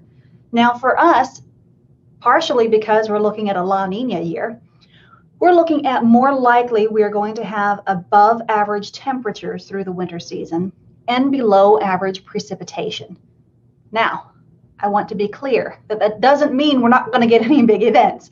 If anybody remembers back in 2011, January of 2011, I mean, here at GSP, we had 6.5 inches that year, and that was a strong La Nina year. So it doesn't mean we're not going to get any big events. We actually had somebody call the office and said, well, we're going into a La Nina winter. Does that mean we're not going to have any flooding? No, that doesn't mean that at all. It just means on a seasonal basis, the average temperatures will likely be above normal and the average precipitation will likely be below normal. But here on the local level, we look out 7 days and we are forecasting for these high impact weather events. And we're going to issue watches and warnings no matter what the seasonal outlook is, because you could still have an extreme event any time of year. Very important to consider when we live in the South here that one snowstorm can bring you double your normal snowfall in a year. So even though on average we're likely to see a warm and dry winter, it only takes a 1 week long cold pattern to give you above normal snowfalls. So keep that in mind, because what's normal is actually not much. So you can actually get a lot well above normal snowfall for a year just because you got one big snowstorm. Yep. And it's really important for your viewers, your listeners, to understand that they need to be prepared for all types of high impact weather.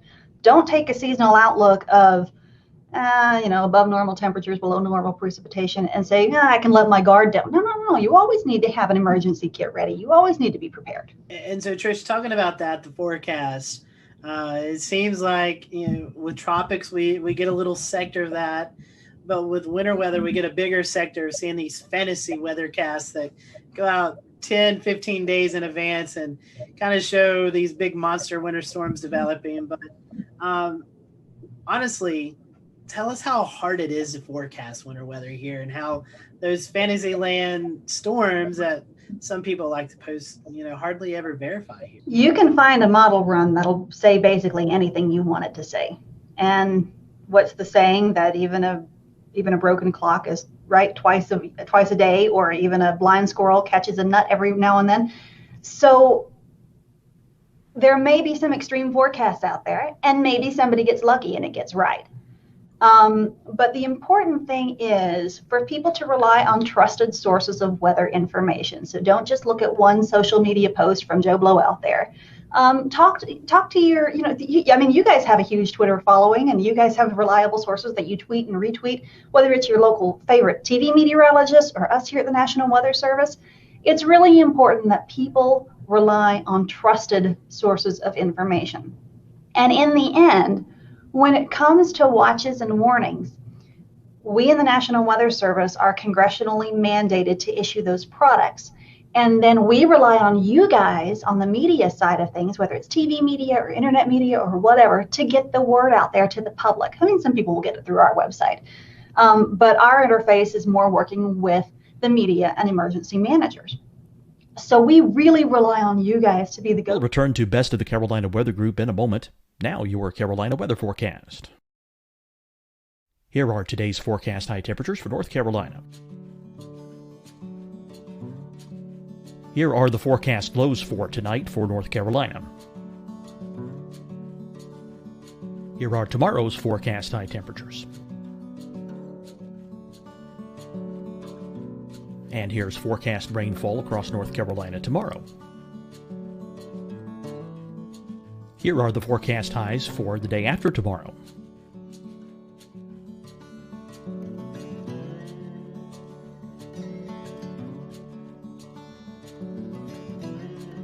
And here's the forecast rainfall across North Carolina for the day after tomorrow.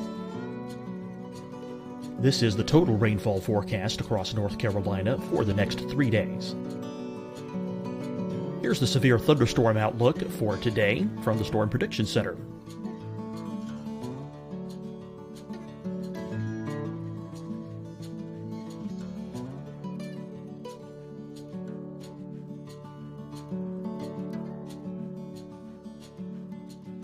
Here are the forecast high temperatures for today for South Carolina. Here are the low temperatures for today for South Carolina. Here's the probability of precipitation forecast across South Carolina today. And here are the rain chances across South Carolina tonight. Here are tomorrow's forecast highs across South Carolina.